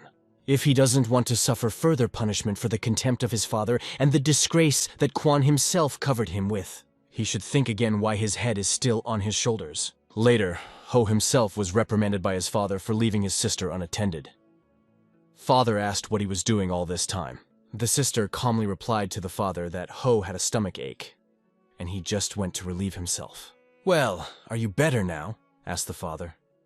Ho replied with a smile that he felt great, especially after such relief. Of course, these words seemed a little suspicious, but Ho's face was always unmoved. The guard behind the father announced that they were ready to leave. The owner, with an unmoved face, went forward, followed by his sister and brother, who asked if everything was all right with him.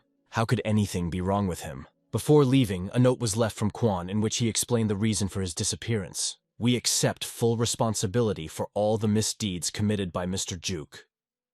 I request that the son be punished according to the laws of the Namgun clan, and that he be delivered to Hapuk safe and sound." Head Namgun suggested that the owner of such an explosive character must have gotten into trouble and found himself in a situation with no choice. Could there be another reason why he changed his mind? Hyun remembered the words of the guards on the way out, saying that the young master and the head of the Pung clan had gone to the forest together. The young master returned within half an hour, and the clan head only appeared after the Cheonghajang ruler's family left. However, while the young master looked unscathed, the clan head looked like he had survived a brutal battle, if rumors were to be believed. Of course, he understood that it sounded incredible, but he still assumed that perhaps the young master defeated the head, teaching him a good lesson. That could be the explanation. He remembered the words of the master who had once said that there was a creature in the Cheonghajang clan that should not be provoked. The master advised to stay away from this monster. Is he really a monster? His father often used mysterious stories to explain the complexities of the world. He understood the monster as a warning about Cheonghajang's financial power. But now he began to think differently. Remembering the meeting with Yingho, his gaze, which was definitely not that of an ordinary student. And if it is true that he defeated Lord Peng, maybe the monster the father was talking about was actually the young master in Ho. Several colorful wooden rectangles flew up. Then they fell on the red cloth, and on each of them were painted hieroglyphs. The child who threw them said quietly, "You can go crazy. If I trip and fall, I'll break my nose and cut my hands. Even silk leaves deep scars." After that, he plucked a leaf hanging from a tree and said, "Let this letter take away all my failures for today. Amitabha." He blew on the leaf and released it into the air. Let him fly to where he finds peace, he thought. But suddenly something went wrong. The leaf fell directly on his hair. He realized that even just breathing could lead to a very dangerous path. Meanwhile, in the Cheonghajang clan, holding in his hands a fragment of an earring worn by the big man, Ho pointed it at the sunbeam. The reflections looked surprisingly beautiful. He thought about cutting off his ear, but for some reason he doubted it. It was a thought that wouldn't even have crossed his mind if he had remained a Yukai. What a mercy, I would just tear him in half, he thought to himself. He couldn't believe that he had shown mercy, and it made him think that he was finally turning into a human. The quietly spoken words about the transformation were heard by Zhang, who questioned who he had become.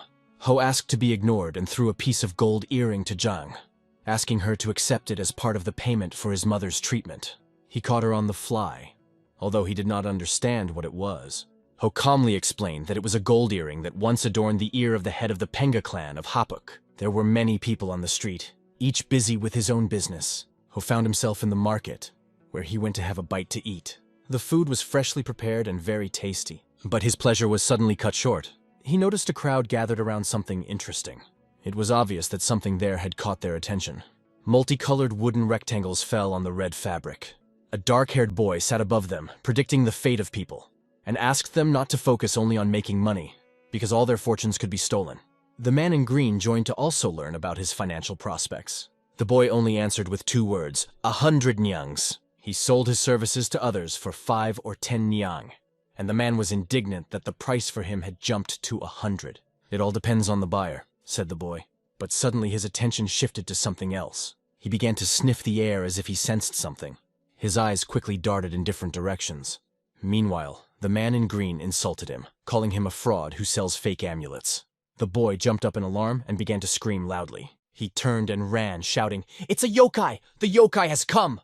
The man just looked and thought that this is how an ordinary swindler runs away. Others, who were nearby, also began to think that the boy was a fraud and left. Ho stood still, listening to an old man say that he ought to catch this boy and teach him a lesson. Ho himself froze in place, not understanding what was happening. He only asked himself what just happened. He realized that this boy had definitely noticed him and called him a yokai. Meanwhile, the black-haired man was already running through the forest, muttering under his breath that he knew this would definitely happen. He was certain that the scent he smelled belonged to a yokai, and today he encountered one which only made things worse. Run so fast, saying that yokai should hide high in the mountains when the harbinger appears, but there was a stick flying in his direction. Stopped him, hitting him right between the legs. He tripped and fell face down on the ground. Ho was approaching him from behind, asking if he was tired of running. "I've been looking for you, little snotty herald." Hearing these words, he began to wave his hands, not knowing what to do. He pointed his red staff at Ho and asked how a yokai dared to walk the human world without fear. Then he took out a piece of paper with hieroglyphs drawn on it. He threw it into the air, and the paper flew extremely fast, eventually attaching itself to Ho's clothing. "Is this a talisman?" Ho asked in surprise, looking down at the piece of paper. "Does this jerk really think I'm a yokai?" At this point, the boy exclaimed, "Well, I told you, you dirty yokai. You should have been petrified. Now you can't move, can you?" But Ho's hand just went up and he calmly continued to move. In an instant, dozens of talismans flew at him. They even stuck to his face. Ho shook them off his body, calling it a futile attempt. After that, he approached the little one, lifting him by the collar. And the boy still continued to call Ho a dirty yokai. "Let's sit down and talk," Ho suggested. He met the Tathagata, and the Celestial allowed him to live a human life, shedding his yokai essence. He is now a human, not a yokai. But how did it happen? This stubborn soothsayer sees him as a yokai, not a human. It is impossible for the Tathagata to be mistaken. Placing the black-haired man on the edge of the cliff, Ho asked him why he stubbornly saw him as a yokai instead of a human. "Because you're a yokai.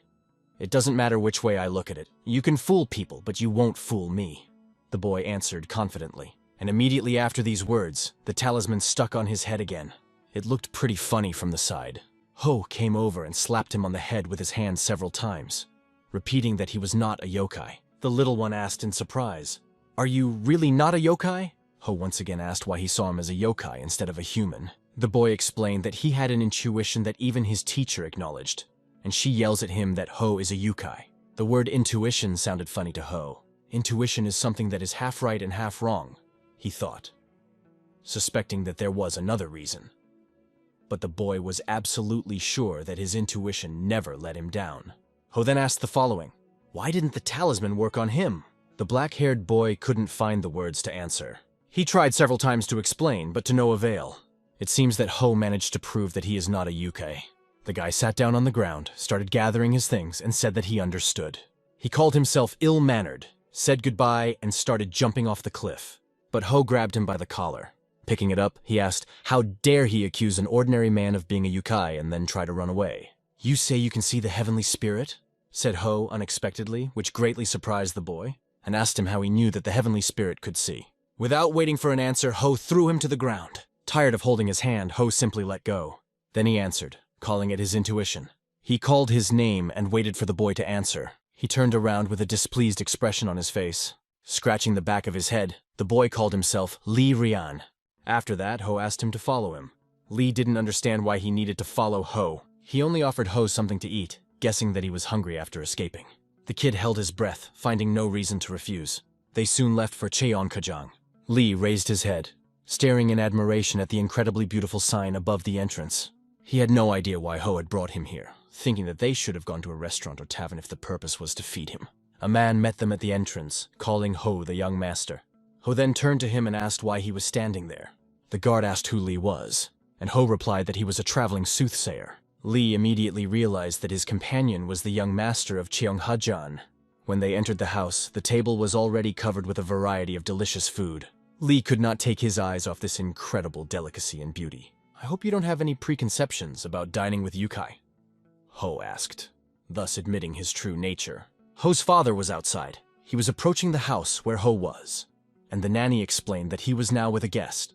Jin was surprised to hear that his son was with a guest. Sitting at the table, Lee predicted for Ho that after failure, luck usually comes in the most unexpected way. He gave his name, Lee Rian, and explained that he was traveling the country studying in the hope of mastering the way of the Tao. This is how he introduced himself to Ho's father, Jin. Jin turned to his son, asking permission to distract him for a moment. He asked Ho to go outside to ask a question. The question was whether he had been dealing with the head of the Namgun clan for a long time. Ho said that the chief was rudely pestering him with some contrived reason, believing him to be a martial artist, and that he did not give him the answer he expected. "Did the boss say I was rude?" Ho asked, to which his father replied, "Not really." Meanwhile, Lee was eavesdropping on their conversation. Since nothing serious happened, the father saw no reason to detain his son.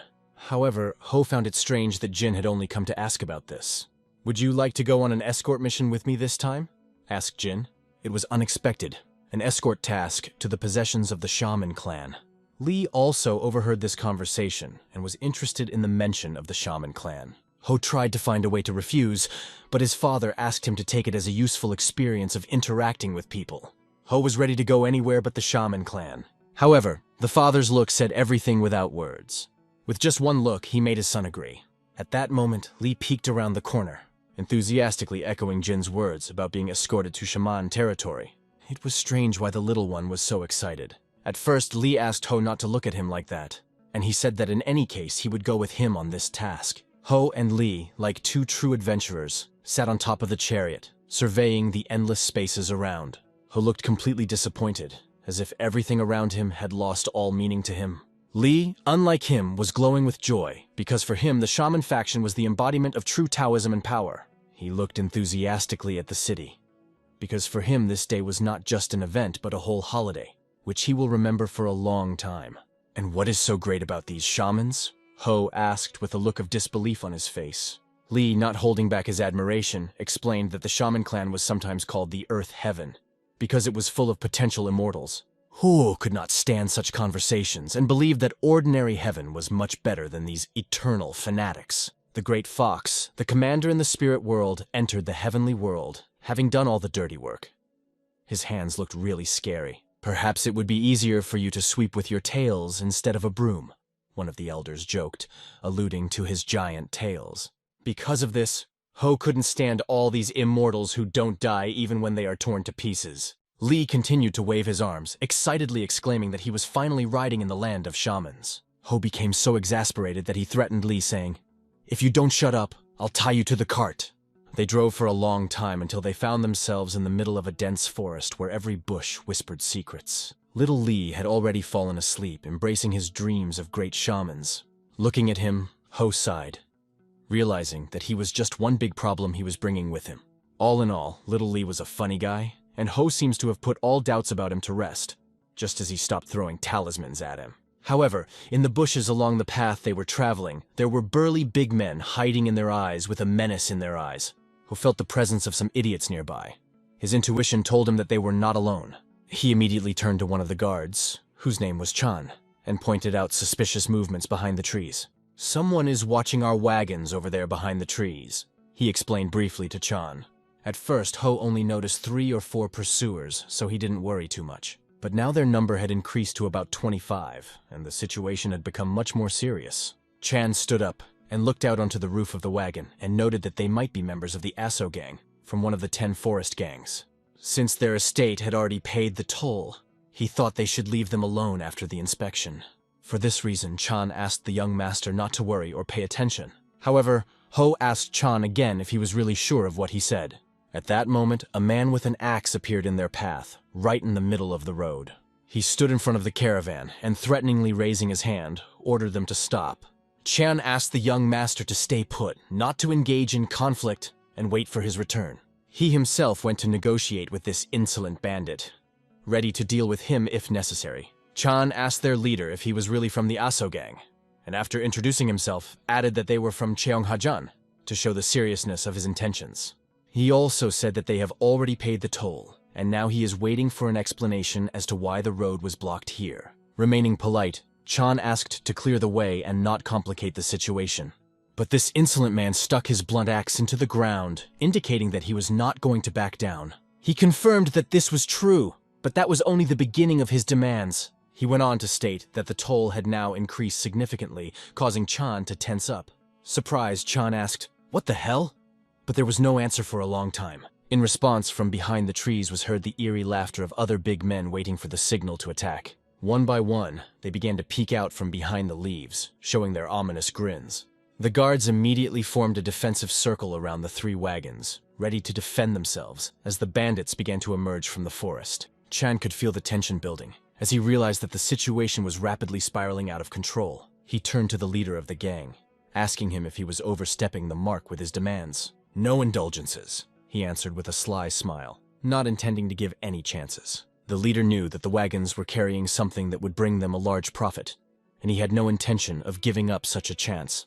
He offered Chan to settle the bill right here and right away, and then calmly drive on. Ho, however, was sitting on top of one of the wagons, watching the events with mild interest. Lee woke up before he could wipe the drool from his lips and, looking around, asked in surprise what was going on here. Ho, not hiding his sarcasm, explained that he was amused by the audacity of these thieves who demanded money from the Cheonghajan clan, blocking the way for even more profit. Chan continued to negotiate with the bandit, trying to resolve the situation without a fight.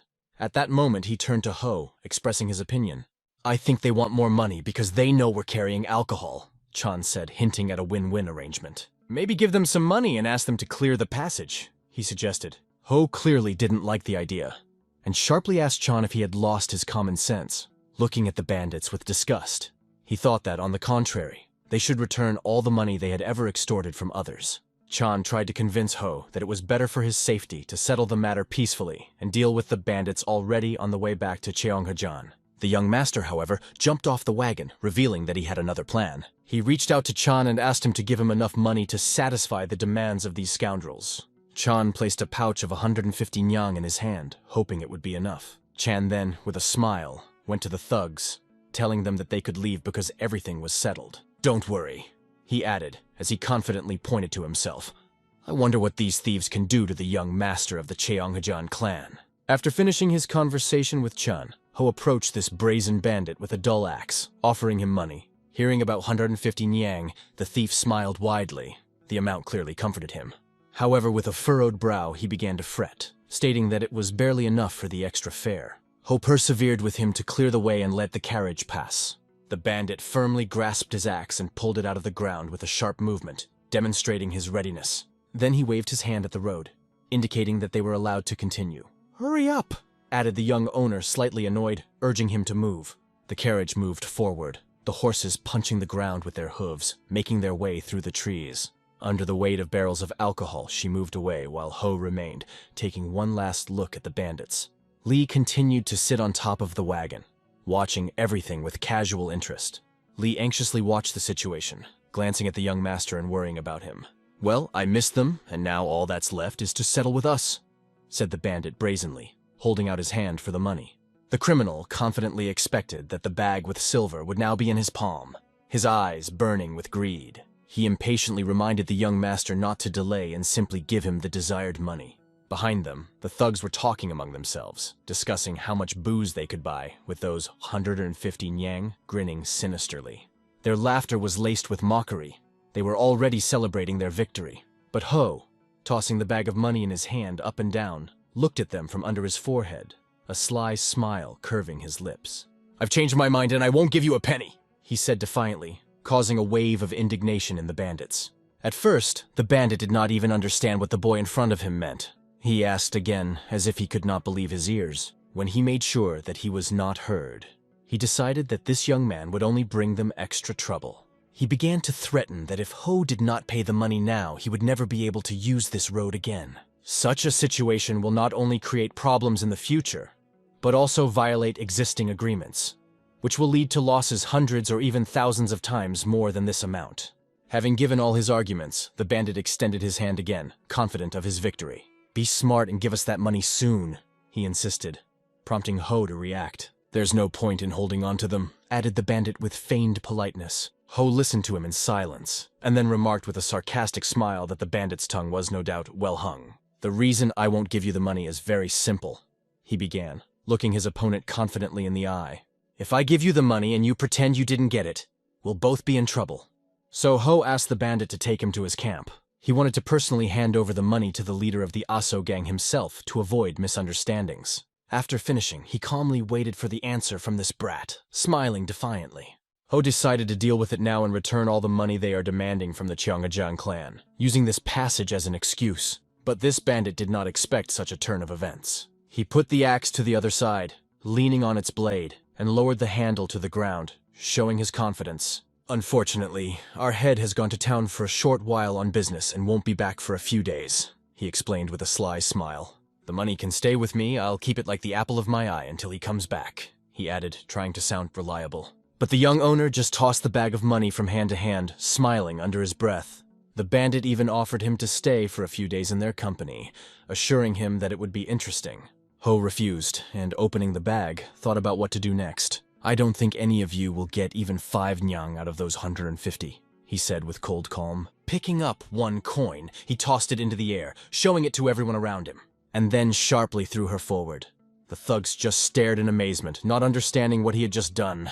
At that moment, the coin hit the bandit's axe with tremendous force, knocking it out from under his hand with a loud clang. Out of surprise, the bandit lost his balance and almost fell, trying to stay on his feet. He looked back in confusion, then forward, not understanding what had happened. Glancing at his axe, he saw that the coin was stuck right in the blade, halfway into the metal like a sharp blade. From a distance, blue smoke rose from the city, which created an even greater atmosphere of mystery. How this guy managed to knock down the axe with a coin was a real mystery to everyone present. Ho only jokingly said, "Oops, I think I gave it to the wrong person." He pulled out another coin, explaining with a smile that this time it would go to the right recipient. The next coin, cutting the air with a whistle, flew at an incredible speed. She hit the thug right in the ear, slicing him in half and leaving him in agony. "Oh my god, you couldn't catch her again!" Ho smirked as he watched the bandit writhe in pain. Finally, the others realized that something dangerous was in front of them, and anxiety began to overtake them. The leader ordered everyone to attack, and they, raising their weapons, rushed from the bushes directly at Ho. In the hands of the young master were 6 coins that glittered like deadly weapons. But for some reason, the attackers began to stop, looking at Ho in confusion. Their faces expressed a mixture of panic and fear as they sensed the unknown. And it was clear why. Is this young man seriously offering them this money? Each of them could simply come up and take their share, just get close. But now the question is different. Will they want this money, knowing that their ear can become a place for a new earring from such a dangerous coin? Watching the young master, the leader of the bandits pondered.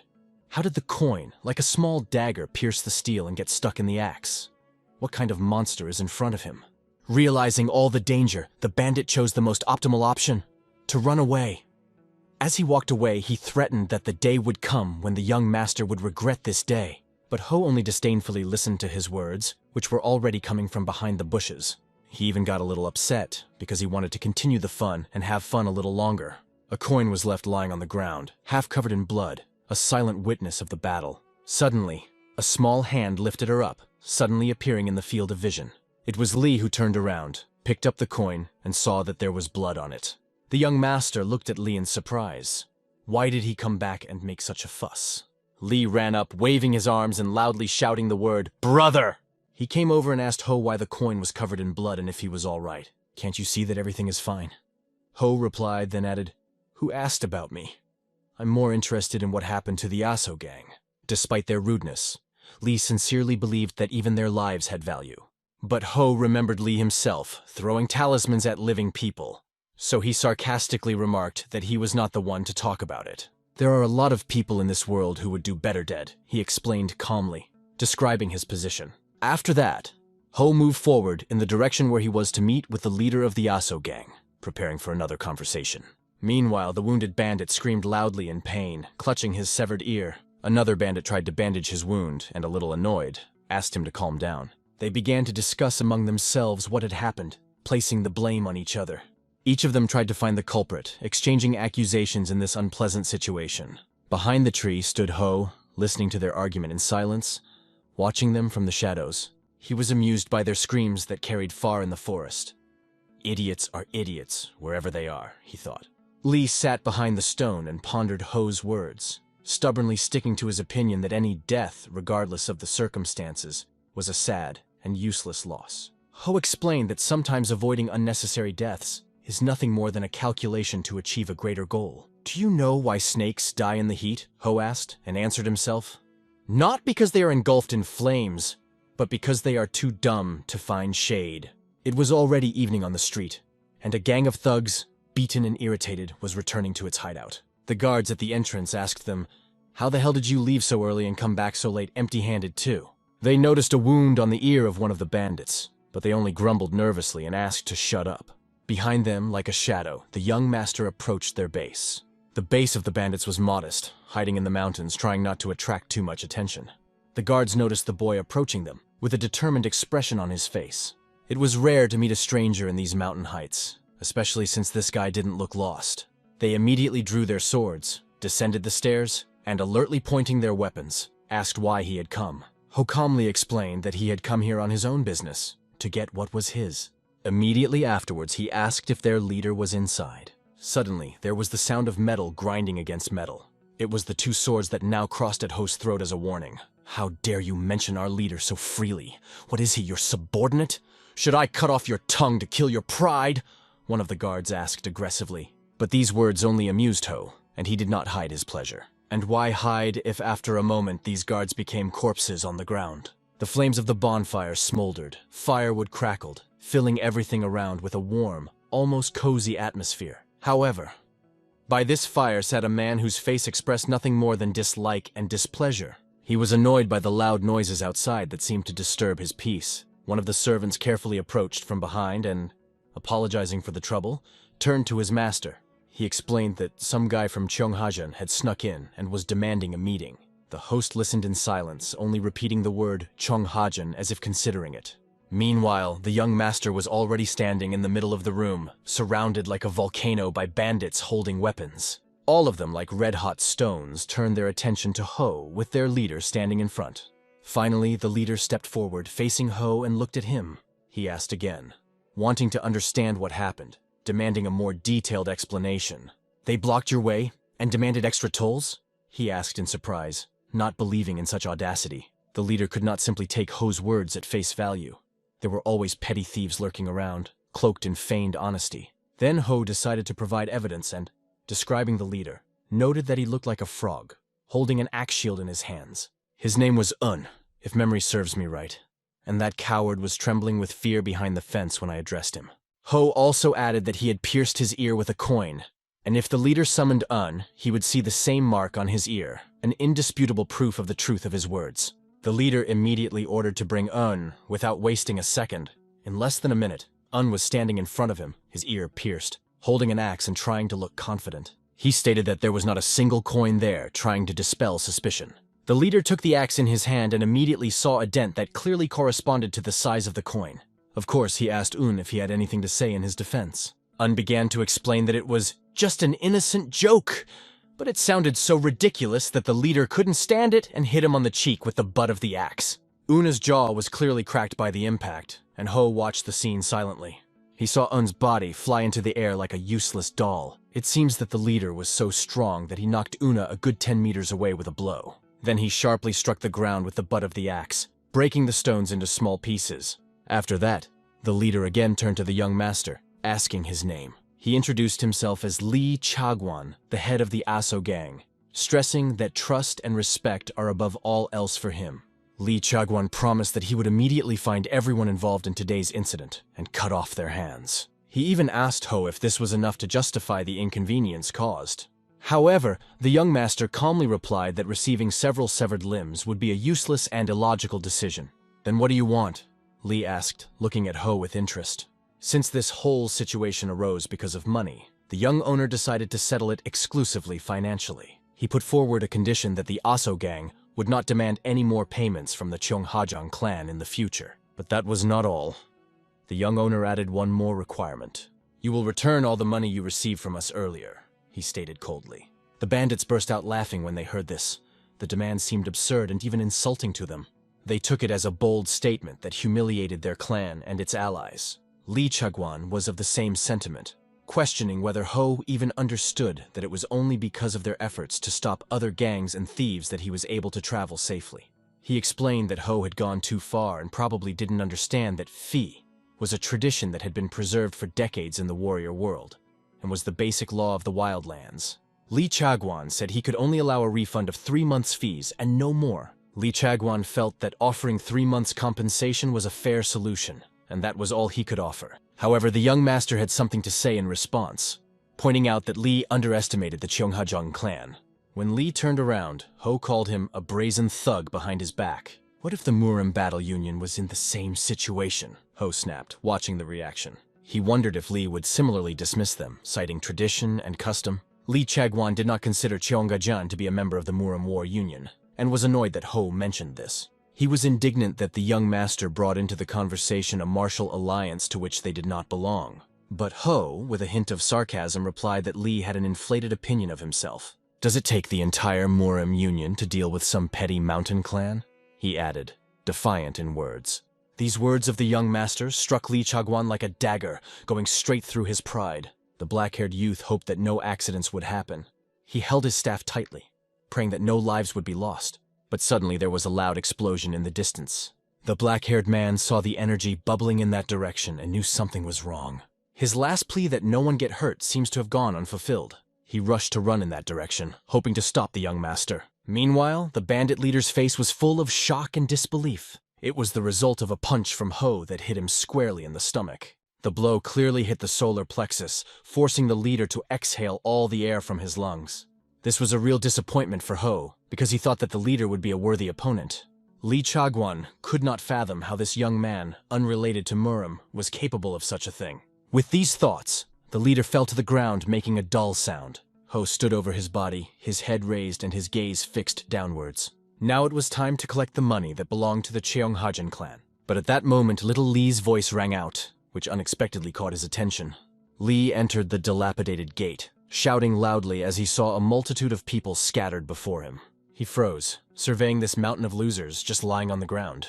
At that moment, his words sounded, "Even a stupid snake that somehow escaped the fire can be saved in the rain." Ho reassured Lee by saying that all these people were unconscious but alive. They'll have a lot to worry about when they wake up. And those less affected will help those less fortunate, he added. Lee finally calmed down a bit, realizing that the situation was not so dire. "And I heard someone's cursing voice somewhere nearby," Ho joked, glancing at Lee. Lee, apologizing, assured that he would never have dared to say such a thing. Some time passed, and they began to look for money that belonged to the clan. Lee couldn't understand how these thugs had no understanding of conservation. Even the poorest people on the streets are better off. They spent every penny on food and drink, leaving nothing for a rainy day, and there's not even furniture, dishes, or clothes that they would buy with money.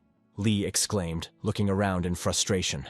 He had already given up hope, deciding that further search was just a waste of time, and suggested leaving the place. But Ho, sensing something strange, suddenly focused his gaze on one point. Lee asked in surprise what had caught his attention, but the young master continued to watch in silence, never taking his eyes off that mysterious point. A shimmering golden glow appeared in Ho's eyes, as if he had seen something amazing. He told Lee that there was probably something hidden under the floor. Ho went to the floor and began to beat the tile with his fist, breaking it into small pieces.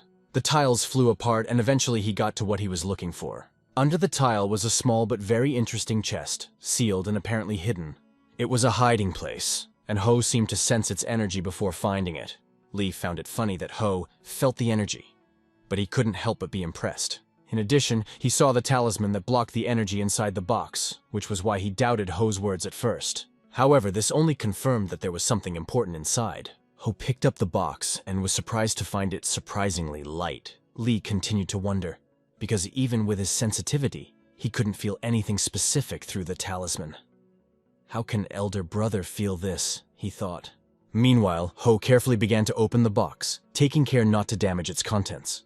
And so, as soon as it opened, a golden glow spread throughout the room. In the center lay a small ball of golden color that radiated a life-giving aura. Just one look at this shining object seemed to remove all the fatigue accumulated after a long climb up the mountains. Lee, intrigued, reached out to take a closer look at the glowing orb. But Ho quickly snatched the precious object from his small hand. Ho must have thought that the little one might accidentally swallow this jewel in one sitting. Already at sunset, as they walked through the dark forest, Ho contemplated returning the orb as compensation for the payment demanded from Cheonghajang. In other words, it was now the property of the Cheonghajang clan. Lee was more interested in how they planned to catch up with the caravan. He noted that if they go too fast, they may not make it to sunset, and even if they go all night, it will be difficult to reach them by morning. Ho told him that a single acceleration would be quite enough to make up the distance. "If it wasn't for you, I would have gotten over it sooner a long time ago," he added, hinting at the delay. But with this, Ho made it clear to Lee that his return was not mandatory at all. At the same moment, Ho grabbed Lee's arm, causing him to be surprised and a little scared. What was he going to do now? Ho only warned him, "If you don't want to shake like sticky wood, you better sit still and don't twitch." A powerful energy began to appear around Ho's feet, sparkling like fire. With the help of this force, he sharply pushed himself off the ground and flew up into the air. The speed was such that Lee felt like the skin was about to move from his face to the back of his head. A precipice loomed ahead, and Lee repeatedly shouted to Ho about the danger. Ho calmly asked him to calm down and explained that he could jump over him without any problem. Lee, having calmed down a little, asked several more times to find a detour. To this, Ho replied with only one word: "Why?" After making a jump, they flew high above the ground, and Ho even managed to note how beautiful the stars looked among the torn clouds. Lee, however, was too frightened to admire the beauty and paid no attention to the night sky. The cart moved further and further forward, and Chan sat calmly on it. Suddenly, Ho flew up to him, making a spectacular appearance in the air. With a light kick of his foot, Ho gave Lee a kick to the back of the head, waking him up from his slumber. The black-haired little one, as it turned out, loved to sleep, even on the go. Lee immediately asked what happened as he was confused, but when he saw the sight before him, he opened his eyes even wider. In front of them stood a majestic mountain that seemed like a real giant. It was Mount Mudan, and finally they had reached their goal. In Ho's mind, it just flashed, "And here I am again. Here it is, Grandpa." At that time, Lee could not contain his joy, jumping on the roof of the wagon with excitement. Arriving at their destination, they began unloading their cargo. The customer thanked them for their hard work, as after the inspection everything turned out to be in order. One of the workers approached Ho to inform him that all the items had arrived safe and sound. At that moment, he saw Ho and the head of the customer meet in a silent battle of glances.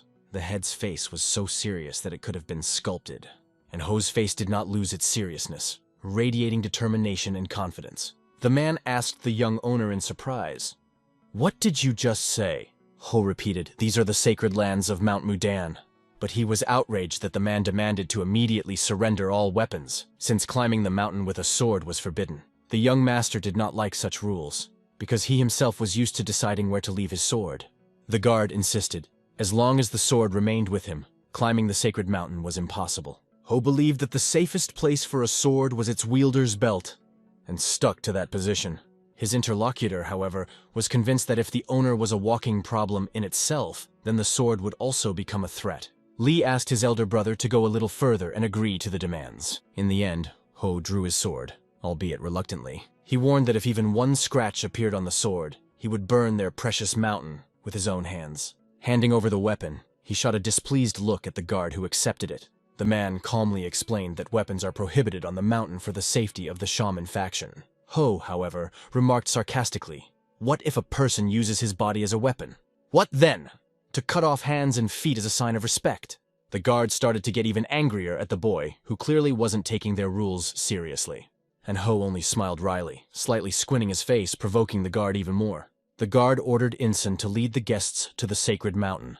Lee was simply amazed by the stubbornness of Ho, who did not give in even in the face of strict rules. As a rule, newly initiated third-generation novices, those who have just begun their training on the path to enlightenment, look after security. But today, the second-generation novice, Commander Myung, was in charge. Master Myung was strict not only with his students but also with himself, which made his influence even stronger.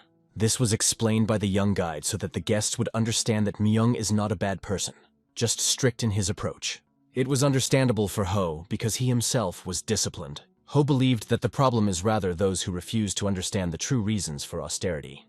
Lee, on the other hand, felt respect for Myung because even despite his young appearance, his demeanor and confidence made an impression. The guide added that Jin was the pride of the Mudan faction, further emphasizing his importance. He also noted that Ho must have memorized Jin's mastery of the Tai Chi and blade technique.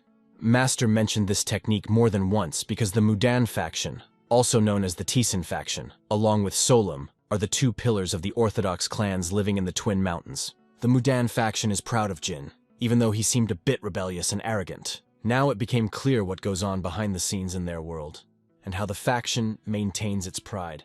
Ho's thoughts were suddenly interrupted when Lee began to shout happily. The lands of Mudan opened in front of them in all their grandeur. On the top of a high mountain stood architectural structures that were impressive with their perfection. They were met by Myung-seok, one of the apprentices in charge of the Wujin Palace. He warmly greeted the guests, expressing the hope that their journey was uneventful. Standing behind Ho, Chan quietly explained to him that Myung-seok was a renowned warrior, an elder of the Murim Union, and a respected figure in orthodox martial arts. Ho introduced himself to Myung, saying his name. Hearing this, Jin immediately realized that the heir to Cheonghajan was standing before him. He remembered their first meeting. Ho then introduced himself without even giving his name, simply stating that he was from Cheonghajan. Jin was convinced that this boy thought he was special and was acting too cocky. He could not tolerate such people because they were born in rich families and never knew real work. Seok moved closer to Ho and expressed his gratitude to the Cheonghajang clan. He inquired about Ho's father since it had been a long time since they last met. Seok tried to remember the last time they had spoken during the Heavenly Pact. His conversation stretched and seemed too long. In response, the young owner only noted that they had come a long way and he was literally falling off his feet from fatigue. He continued, "I was forced to come up here with the promise that I would be able to rest here. But when do you do that if you're talking all the time?" Hearing such insolence, Jin couldn't take it anymore and pointed out to Ho that his teacher hadn't finished his speech yet. Ho replied that it was difficult to catch the teacher's point when he talked for too long. This only made Jin angrier, and he felt his anger rising. Seok didn't understand the reason for Jin's anger, because he could see that Ho was really tired, and didn't see it as something to be angry about. Apologizing again, Seok pointed out that he may have gone too far with the conversation. He apologized to Ho for his verbosity, trying to smooth things over. Afterwards, Jin ordered places to rest and food to be prepared so that the guests could regain their strength. He, lowering his head a little, resigned himself to this decision, although in his heart he remained irritated. At that moment, he wondered if he had overreacted, or maybe this peace-loving Ho was deliberately provoking him by evoking emotions. Ho's next gesture only confirmed his suspicions, adding fuel to the fire. At this, Jin gritted his teeth, trying to hold back his anger, but his face showed clear indignation. After some time, sitting at the table, Lee explained to the young master that he should behave more discreetly. He recalled the words of Ho's father, who said that this was a great opportunity to gain experience in communication. Martial artists value respect, and Ho's behavior only causes displeasure in everyone around him. At that moment, Lee noticed two chopsticks stuck directly into the wooden table in front of him. It seems that Ho is tired of listening to lectures from the black-haired Lee. Lee fell silent in fear, swallowing his words.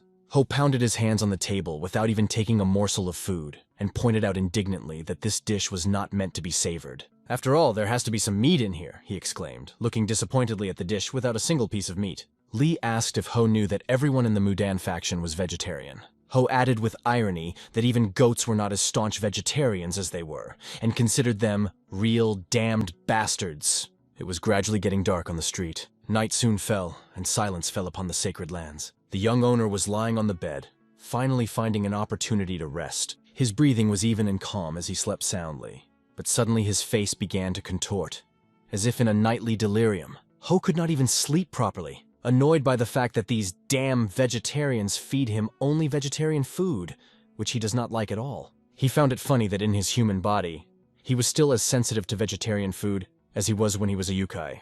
Suddenly he heard strange noises that attracted his attention.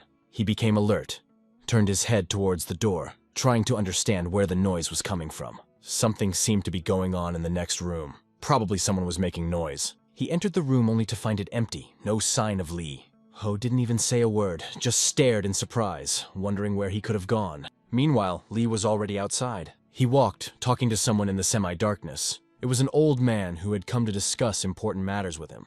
The old man first asked the black-haired man how his teacher was doing. He also warned Lee that if he got too attached to him, he might be in for some hard times, a thought that worried the young man.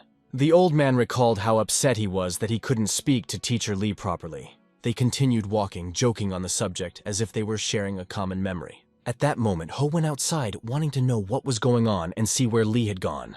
Ho sensed Lee's presence nearby and mentally called him bastard. As usual, a little mockingly. He came down from where he was standing and stood firmly on the ground. Looking around, he tried to figure out where this little guy was right now, damn it. Examining the area from all sides, his attention was drawn by something incredible behind him. In front of him stood a huge statue, which was impressive with its majestic appearance. The sword held by the statue was especially noticeable, emphasizing its power. The face of the statue and its gigantic appearance made Ho exclaim, "Wow! What an unexpectedly good-natured face Yo Tongbin has," flashed through his mind. And immediately he plunged into memories of his past life. This was life when he was a yokai in a fox's body. He remembered standing on a piece of rock flying through the air, facing this man who called him an evil and sinful fox, asking how he could ignore his calls and run away for decades. Ho replied indifferently, "You see, I was busy accumulating merit." These were his words when he emphasized that he had no time to play games with someone as insignificant as Yo Tongbin. Yo Tongbin started to get angry as he slowly drew out his sword, and after a sharp "shut up," he flew up like lightning, ready to attack. As fast as lightning, Yo Tongbin was right in front of Ho, swinging his sword. He was outraged at how a yokai would dare to disrespect the divine mountain fox's authority. Gathering all his strength, he struck with a sword of such power that the space around him began to disperse in waves of energy. But Ho calmly restrained this blow, stopping the sword with his hand. He reiterated that he was busy accumulating merit and asked Yo to express his claims with words and not with the blade, "Or I might be tempted and just beat you to death," he added, with a hint of menace. Yo listened to his words and finally retreated. He stuck his sword into the ground and crouched down to speak, announcing that there was something important that Ho needed to do. Roughly speaking, this conversation was about correcting past mistakes. Ho was even a little worried, thinking that he would have to remember all his wrongdoings and make up for them. Yo snapped his fingers, expressing the seriousness of his intent. A book flew into Ho's hands. "Is this book for reading?" he thought. Yo explained that the book was effectively considered lost when his sister buried it, not knowing that it belonged to her late brother. It was a secret book containing the essence of supreme wisdom, written by Chang Sambon himself. When Ho heard the name, his expression changed, and he was clearly interested in the contents of the book. However, Ho still did not understand who this Chang Sambon was, and asked for an explanation. "I mean Chang Sambon, the one who almost broke your neck and almost sent you to the world of the dead," Yo clarified. After this explanation, Ho finally began to understand who it was. He looked down at the book in his hands, scrutinizing it once more. Yo asked Ho not to be offended, because the book should go back to where it belongs. Now standing in front of the statue in the human world, Ho understood why it was there, as a reminder of his past and the mission he had to fulfill. Behind Ho, Lee's voice was heard addressing him, calling him Big Brother. Lee ran up to Ho, followed by a man who caught their attention. The man immediately turned to Ho, asking if he was the young master from Cheongajeon everyone was talking about. The one who put the haughty young man in his place during the Namgong clan elder's funeral, he clarified. Lee explained that the man's name was Chin Yangjin, a scholar specializing in manuscript writing, and one of his teacher's closest friends. That was why Lee wanted to talk to him for a while. After hearing Lee's explanation, Ho greeted Chin and noted that he wasn't looking for fame when he did what he was talking about. Chin observed that although the world is big, the world of people is surprisingly small. He wanted to ask Ho a question. From afar, he noticed Ho scrutinizing the statue and wondered why. Ho explained that he didn't have a specific reason, but the statue represented Yo Tongbin's features very accurately. Chin was amazed that Ho knew who Yo Tongbin was. He said that Yo Tongbin was the greatest warrior in heaven, and the one who eradicated evil in both heaven and earth. "I didn't hear about it, but I know he was extremely hot-tempered, Ho added. Hearing this, Lee tried to calm Ho down and asked him not to say such things. Lee then turned to Chin, apologizing and explaining that the young master meant nothing offensive. Chin just laughed, narrowing his eyes in pleasure. He asked the young master how he knew Yotanbin so well. Chin noted that many funny stories from ancient manuscripts about Yotanbin's strong personality had come down to their time. Even those who study Taoism in detail often assume different things and know little in reality. The precise remark of the young master showed that he is knowledgeable not only in martial arts, but also has a deep understanding of literature. That's how it looked in Chin's eyes. Ho didn't really know how he was portrayed in the manuscripts, but he was sure he knew more than what was written. Chin noted that the daytime views of Mount Mudan are impressive, but suggested continuing the conversation where you can enjoy the night views. Going down the stairs, Chin met a group of young people. He immediately asked them why they were wandering around the neighborhood so late. The youth explained that they were returning from the temple after making offerings, but Chin ordered them to run back to their beds, for even divine spirits sleep at night.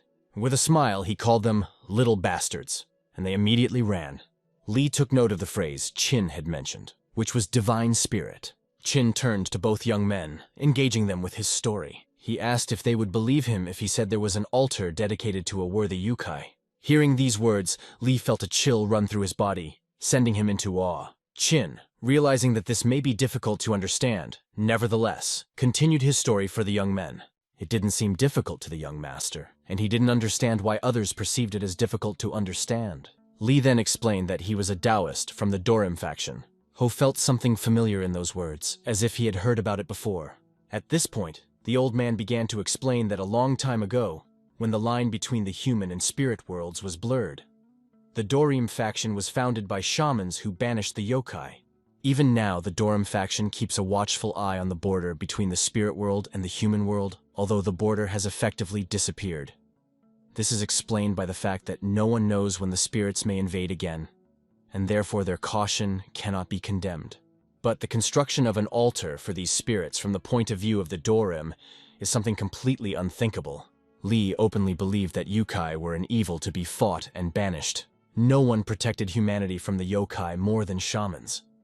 Lee was shocked that a respected shaman could be involved in something so controversial. Chin explained that this particular yokai was very different from the others. Ho recalled that sometimes there were those who renounced cannibalism and sought friendship with humans. But getting the shamans who were fighting the yokai to build an altar for worship was truly something out of the ordinary. Ho wondered who could do it. They got closer, and what Ho saw shocked him. He stood in silence for several minutes, looking at the image. It can't be. It's me, he thought, because the picture was of him in his past life. Chin explained that Samban left behind a priceless treasure for generations of shamans that contains the essence of everything in the universe. Chin continued the story. The day Chang Sambon disappeared, the priceless treasure also disappeared with him. And their ancestors did not know what to do, so they had to go through difficult times of confusion. It was the yokai who found and returned the treasure to them in those days of darkness. He revealed that he was a yokai fox who ascended to the human world to retrieve the treasure. After that, he left Mount Mudan without even giving their ancestors a chance to thank him. Since then, he was considered a benefactor who found the treasure and allowed the shamans to survive in those dark times. The ancestors decided to honor him as the deity of the spirit, who takes care of all the treasures of the world, and built this altar as a sign of gratitude. Ho listened to all this and could not believe that this story was actually about him. The most interesting thing is that the ban on eating meat and commitment to vegetarianism became a tribute to this divine spirit. Lee also finally began to understand. He believed that all yokai were pests to humanity and deserved to be banished. However, after learning of this generous spirit that allowed the legacy of shamans to continue to exist, he decided to accept it. Lee thanked Chin for the great story. He then turned to Ho, asking his opinion of what he had heard. Ho just smiled and pointed out that all these events happened due to pure chance. He plunged back into his memories.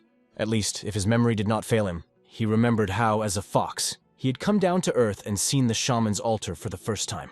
The boy, not suspecting anything, was sweeping the yard on the mountain, immersed in his thoughts. Suddenly, a stranger turns to him. His look was disturbing, as if fear itself in human form.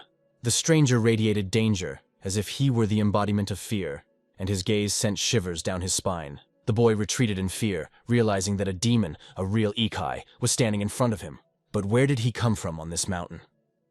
This question seemed mysterious, and frightened even more. The stranger slyly suggested that he take the mysterious technique of Chang Senfeng from an ancient book. His eyes glinted with cunning, beckoning the boy to come closer and touch the book. The boy felt fear enter his heart.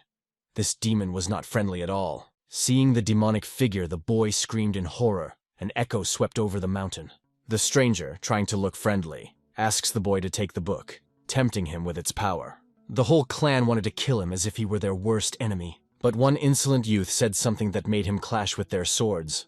As a protective shield, it curled into a metal circle that protected it from blows. His defenses were so strong that no sword could even scratch him. He was just waiting for his opponents to get tired of hitting his iron armor. Yingho decided to wait until all these guys were completely exhausted and try to start a dialogue, but they were not going to give up, although he tried to do only good deeds, meeting them as if they were enemies. Realizing that there will be no dialogue, he forcefully scatters everyone around, turning into a powerful beast. People around saw the incredible power he released like a wild beast.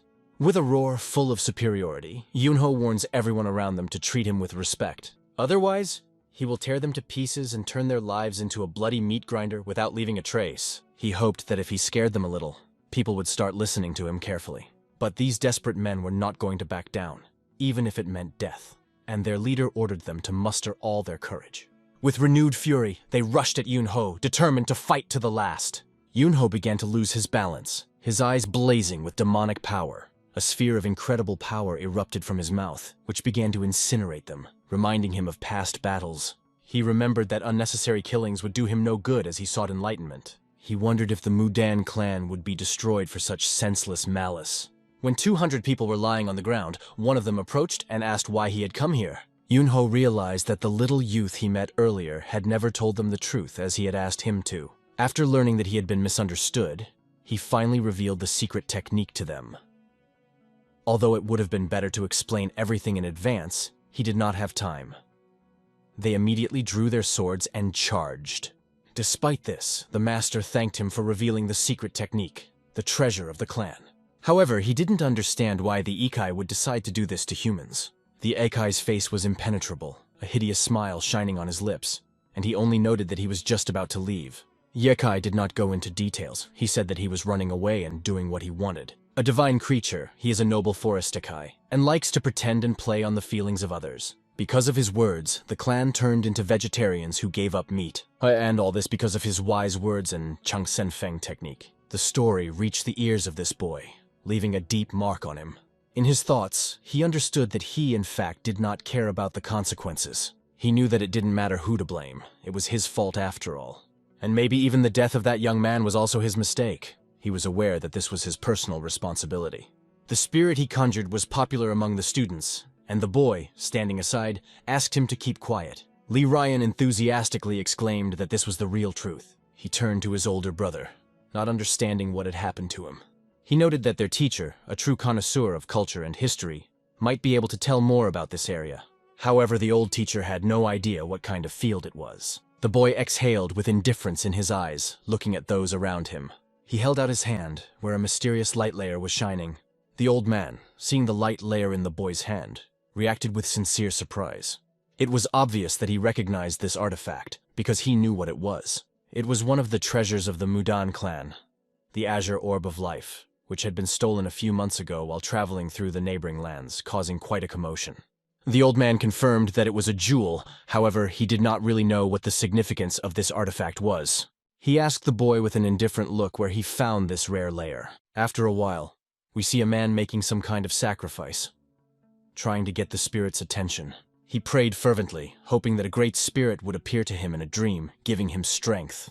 He aspired to reach the heights in martial arts when the very essence of martial skills appeared to him in a dream. The time has come for the martial arts to decline, and perhaps through this layer and offering, he will receive something extraordinary. If he wants to become stronger, he is ready to risk everything except self-belief and thirst for new discoveries in the world of martial arts. A man approaches the temple gate, ready to take an important step. He carries a casket to make an offering to his teacher. However, he soon sees a light coming from the depths of the temple, and it catches his attention. Some kind of ceremony is taking place in the building. Mysterious voices and strange sounds are heard. The teacher is talking to someone that by destroying the entire ASU clan and taking the Azure Orb of Life, they can get any money they want. The master was amazed by the greatness of what he saw in front of him. Lee Ryan turns to his older brother, asking what they plan to do with this artifact. But the brother is still hesitant. Lee Ryan knows that the Azure Life Orb belonged to the Mudan clan from the beginning, and he feels that it would be better not to return it. Yingho thinks this idea is ridiculous. Li Rin continues to insist that returning Sharu would be the right thing to do, and in the end, it would keep him from being sold or considered stolen. Yunho understood that this was complete madness, and he had better keep his mouth shut. The master was sure that if the boy was not ready to make such a decision, he was not obliged to return the artifact. They had long since given up hope of its return. However, of course, if he chooses to do so, then his noble deed will become another legend that will be passed down from generation to generation in their clan. Yunho had already experienced that being immortalized in history was not that exciting, and he didn't want to be misunderstood. However, he felt no obligation to return this life orb. He chose to absorb its power. If his older brother hadn't intervened, Yunho wouldn't have stopped. The master who came to the temple heard meaningless conversations around. He couldn't believe that the head of the Aso clan, known even in Marima as a martial artist, could fall into the hands of such a prodigy. They seemed to master a layer of tricks, laughing behind this master's back. Eventually, the layer was taken from them again. The old man was moving too fast to be stopped. He was convinced that when he found the artifact in the Aso clan, he should have absorbed it immediately. But that young man managed to steal it right from under his nose. The old man wondered if he had cast the spell before Jang Sungban's death, because everything seemed very strange. Stopping his thoughts, he turned his head and saw the closed entrance to the cave. It occurred to him that this was the place he had been looking for. He realized that this was the very spot where he had hit with all his primal power to stop them. Among the opponents were even those who tried to run away, and some who were trembling with fear. It was the Demon's Cave, and the entrance to it was sealed, or so it said. But who will dare to stop him? It was clear that none of the locals dared to stand in his way. He noted that the space above the cave is open, so this find can be considered his own discovery. Going inside, he saw a thick fog filling the space. A strange, powerful energy emanated from the fog, which could be felt even at a distance. When he looked closer, he noticed that it might be his own power. Not believing his eyes, he began to descend deeper into the cave. The blue mist emitted an unusual light filled with an energetic glow. He realized that in his previous life he had invested incredible power in this blow. And even 100 years later, he still felt the force of that blow. As he began to absorb this power, his mood rose considerably. He realized that although a lot of time had passed, the power remained the same. The next day in the mountains, in one of the houses, the young master was brought his clothes intended for this day. It was a formal outfit that was specially prepared for him today. When asked if he needed anything else, Yunho woke up in a bad mood, so he was offered a drink. The children prepared everything necessary, noticing that he was not sleeping well, and even offered to massage his shoulders. Yunho turned to his younger brother, wondering why these kids had been bothering him so persistently since early in the morning. It turned out that in fact it was far from morning, and the news that the elder brother had found the Azure Orb of Life had spread throughout the clan. Thanks to this, the elder brother became the hero of the Dan clan. It sounded incredible to him, because he did not seek fame and even blamed his younger brother for taking the Azure Orb because of him. As an apology, the younger brother brought him a snack: fried rabbit meat. However, the appearance of the dish was completely unusual, as if it did not meet his expectations. The elder remarked that perhaps he was feeding him too modestly with only vegetables, considering that Yunho was not a member of their clan. Looking around, Yunho even noticed drops of blood on the floor, and other traces remained on the clothes of the elder himself. It was clear that the elder had personally caught and cooked this rabbit. He explained that this rabbit had absorbed the power of the mountains and the spirit of Dan, making it very difficult to catch. Guards stood around the building, listening to this conversation in amazement. They had never heard their leader Chin Yajin laugh so carefree before. Sensing the aroma of fried meat that had been wafting around since the morning, one of the guards almost went mad, realizing the stupidity of their actions. However, the truth remained the truth. Zhang Jin's young master had indeed infiltrated the classroom and found the Azure Orb of Life. Nevertheless, he did not believe the rumors and decided to personally check everything. The master told the boy that he could visit them anytime he was around, and he added that there is no need to communicate with old people. It is better to go and enjoy life. Yunho looked at all this with a slight doubt in his eyes. The guards were ordered to escort Chin Yajin. At this moment they were left alone. One of the guards was looking at him piercingly. The look was surprisingly expressive. After analyzing it, Yunho realized that the situation was not that bad. He smiled and noted that this boy seemed to be looking for a fight. Perhaps because of the smell of meat that reminded him of something. The man could barely contain his emotions. He wanted to hit this impudent young man. Yunho heard someone throw a rude word at him. He questioned what the scoundrel had just said. He just looked at him with an offended look, full of hostility. Yunho decided to move closer, closing the distance between them. Standing at eye level with his opponent, he looked him straight in the face. He said that this whole ridiculous performance looks incredibly implausible. And because of that, he called Yunho the thief who stole the Azure Orb. It was obvious that he was sure he was right, suspecting Yunho of an ulterior motive behind Charu's return. Yunho could only think how miserable the life of this man with such twisted beliefs must be. But he shouted that if Yunho is innocent, then let him prove it. Everything seemed to have changed since young Master Chongjin managed to defeat the head of the Aso clan. Yunho didn't understand why this man kept questioning that he was the same young master. He is overconfident and thinks that a merchant's child could defeat the entire Aso clan. And then someone shouts from the side, calling Mungjin a real scoundrel. Let him hear this and explain how dare he treat their benefactor who helped them return the Azure Orb of Life like that. Mungjin turned around to see his teacher, in front of whom he felt extremely embarrassed. The man called himself a healer named Techno. He is sincerely grateful to the boy for finding the Azure Orb of Life, and without a doubt considers him a hero of their clan. But Mungjin, his student, turned out to be a scoundrel, and the teacher is ashamed that he taught him, and now he behaves like this with benefactors. Mungjin tried to justify himself, but the teacher sternly ordered him to shut up because he had heard everything with his own ears and would not tolerate refusals. The teacher ordered Mungjin to immediately bow his head and apologize to the young master. But Yunho assured that everything is fine and he doesn't need to apologize for his words. He assumed that the student was just curious and wanted to know if he could defeat the head of the Aso clan, but the teacher saw this curiosity as suspicious. As expected, the teacher found Yunho to be an understanding person who voluntarily returned the shar, even though someone else could have kept it for themselves. He advised the student to learn from Yunho because Mungjin acts like a real fool. Yunho watched all of this and even enjoyed seeing Mungjin being bullied. He decided to satisfy the student's curiosity and show him some of his fighting techniques. The old man, hearing about the martial art, was stunned by these words. Mungjin realized that he would have to face this guy and was a little nervous. When asked what he would say, Mungjin realized that the boy was actually preparing for a fight. If he agrees, he will have to voluntarily enter the tiger's den. He has no reason to refuse, so they set out for the training ground. The soldiers honed their skills there every day. They perfected their techniques and prepared for future battles. They were closely watched by their master. Suddenly, a court physician appeared and asked the old man how things were going on the training ground. The master wondered what brought the doctor here but noticed that he had come to watch an interesting confrontation. The master did not understand what could be interesting here. In the meantime, the training was over and the court began to be cleaned. A young master appeared on the horizon with Mungjin. The doctor noted that this confrontation promises to be interesting. Mungjin saw that even Qin Yajin was also here. He was convinced that it was time to shame this upstart who was trying to pass himself off as someone important. When they faced each other, Yunho asked if they would fight with wooden swords. It was serious training for Mungjin, and he explained that a sword like this, although a training sword, helped develop true strength. For a short time, Yunho will have to fend off attacks with a wooden blade while standing in a circle drawn on the ground. Yunho became interested in this circle test by recalling his past life. Mungjin explained that if he stepped outside the circle, it would mean he got scared or gave up halfway through, and the fight would be over. In this case, he will have to admit himself a coward.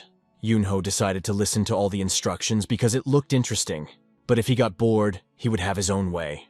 Upon hearing these words, Mungjin begins to shout, addressing everyone present so that everyone can hear his statement. From now on, there will be no concessions, and this is the first time that the warriors must give their all. The master enthusiastically watches what is happening. Next to him is a doctor who doubts that even the young master will be able to endure. The master knows that when 3 unite, their power is 5-fold. When 5 are combined, they become 10. In this showdown, Yunho will compete against the top 8 students. Of course, his experienced eyes cannot miss such a sight. Yunho holds the sword firmly in his hands. Looking directly into the eyes of his opponent, Mungjin realizes that he has almost no chance. Now he will know defeat in front of Master Qin Yajin. A tense atmosphere hung between them, and the air was filled with the feeling of an expected battle. All the warriors gathered together, channeling their energy towards Yunho, preparing to launch their attack. However, if he can defeat them all in one go, rumors about him will spread throughout the city. He needs to act carefully and strategically. One of the soldiers swung a wooden sword at him. Yunho thought about how he shouldn't reveal all his cards at once. He decided to let the sword hit his head. Mungjin watched this, not understanding why Yunho didn't defend himself. Yingho just stood motionless, taking the blow to the head. The doctor held his breath, shocked by what he saw. The master could not believe his eyes, expecting the sight, but he did not expect that the boy would turn out to be so weak. At this moment, Yingho began to breathe heavily as if he had just suffered a serious injury. After the blow, the boy's eyes darkened, and he lost his orientation for a moment. Everyone around was waiting for at least some resistance from his side. After all, he claimed that he defeated the Aso clan alone. But here he simply falls. It seemed like he should be strong. But he was caught off guard by such a sneak attack. That could only mean one thing. Yingho is an imposter, not a great warrior, he's a real fake. One of the men was glad that the hero was not who he pretended to be. The master, watching this, even began to doubt him, because it was difficult to look at. The doctor was indignant. How could they start with a sneak attack since they have been familiar with the training since childhood? And this was the first time for this boy. But Master countered that it might be difficult for Yingho. After all, the boy suddenly stood up, as if nothing had happened. The man, surprised by the situation, did not know what to answer. It was obvious that Yingho took the hit on purpose. His sly smile was noticeable to everyone around. The master realized that now, most likely, the test would become difficult for the students. Yingho touched his head and laughed. He realized that this could all be over before it had even begun. He noted that the sudden attack of one of the students caught him by surprise.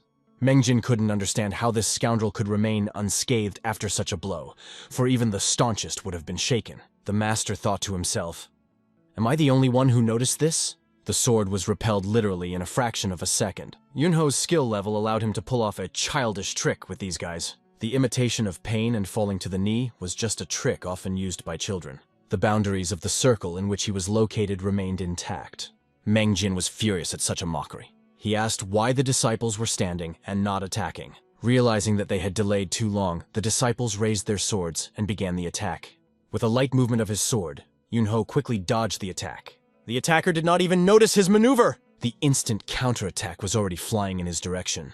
It was executed at a high level of skill. Another opponent began to attack him from above, but the boy was ready. Yingho just stepped aside as if nothing had happened. This shocked everyone, because the blow accidentally hit another student. He realized that if he didn't move, he couldn't be hit. The students tried to make a vertical kick, but missed. They decided to try a horizontal chop, and agreed to do it at the same time. Yingho looked at them as if they were stupid. He noted that they used their heads not only for chewing. Suddenly, he was attacked by three, simultaneously targeting him with 3 blows. He skillfully jumps, rising above them as if in the air. But he understands that the opponents are not simpletons either. He notices that there are already 8 of them, and they even began to surround him right in the air. Mengjin looked on in awe, confident that they had finally caught him. Yingho sees that he will definitely not be able to escape from the attacks from all sides. Holding his sword, he prepares to answer. He repels all attacks with a powerful counterattack. Mengjin opened his mouth wide in surprise, almost swallowing a fly. Masters on the podium were amazed by his maneuvers. When the warriors saw Yingho coming down, they tried to aim their pointed spears at him. But all their attempts fail. Yingho fights back and shows them his superiority. The students flew in different directions from his blow, like dolls. He mercilessly showed them where the crayfish spend the winter and shut their mouths. It was simply unbelievable what was happening here. The soldiers did not understand. In a moment, his sword glowed with amazing energy. The doctor wanted to make sure he didn't give up, but everyone clearly saw how the wooden sword flashed like lightning. At the same time, the line remained intact. An incredibly powerful energy emanated from Yingho. Looking at them as if they were fools, Yingho declares that from now on he will start hitting himself. Mengjin swallowed hard from the rising tension. The students felt that they were already cornered, even though Yingho hadn't even left the circle. The elder brother always claimed that all the stories about his heroic deeds were lies. But now the younger brother is beginning to have doubts. Mengjin tries to prove that it's all fiction, but sees more and more confirmations of the truth. If the tide of battle does not change, sword techniques may soon become useless. If they fail to control the situation, the consequences will be significant. However, Mengjin is convinced that this is just the beginning of the battle. Yingho waits with a smile for the pride of the Mudan clan to make his move. Myungjin, understanding Yunho's persistence, wants to curb his self-confidence. Pushing off the ground, he goes on the attack, trying to break his pride. Using his technique, burning with white energy, he demonstrates every bit of his skill. Yingho, seeing him rush towards him, eagerly waits for the moment to humiliate Mengjin in a way that he will remember for the rest of his life. As he flew at his opponent, Mengjin felt anger and contempt for him. Seeing him as an arrogant rich man born in luxury and ignorant of hardship, Every day he fought for survival, worked until exhaustion because he was born in a poor family. He wanted to break his pride and make him kneel down in front of everyone. But instead he was faced with Yunho's incredible endurance, which stunned him. He could not accept that this scoundrel had encroached on his reputation.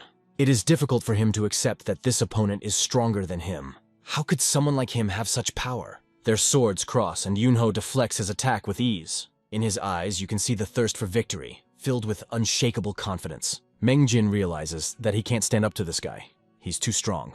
And after a moment, everything goes dark before his eyes. Then he wakes up in the hospital, terrified, as if after a nightmare. He opens his eyes and begins to suffocate. In front of him, he sees one of the doctors who monitored his condition.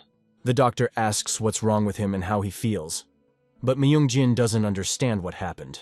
The doctor explains that Mangjin took a serious beating from the young master and that is why he is here. It was obvious that the blow to the head was serious, so Mangjin doesn't remember anything. He remembers the time when he furiously attacked him. But Eunho easily parried his blows with a smile similar to that of the Jade Emperor. And then, in a split second, he transformed into the embodiment of the King of the Pit himself, the God of Death, and dealt Mangjin powerful blows. That's all he remembers. He knows he was hit, but he can't remember exactly how it happened. The doctor, considering his condition, said that Mangjin was on the verge of life and death, and it was not even clear where he would be sent to heaven or hell. When asked by Mangjin about what Qin Yajin said when he saw this, the doctor replied that the master did not say a word, and did not even show his face. The doctor told him to just lie down, assuring him that there was no need to rush. Feeling humiliated in front of Qin Yajin, Mangjin couldn't rest easy. It was just training. Breaking bones and losing consciousness was commonplace. But for Mangjin, it was a humiliation of his pride, as if his soul had been spat upon. In your favorite place? The monk concentrated on cultivating his energy. Closing his eyes, he imagined that moment when the young master showed his power that clouded his mind. He was pleased that such a person appeared on the horizon. After all, prominent people appeared from time to time in their history.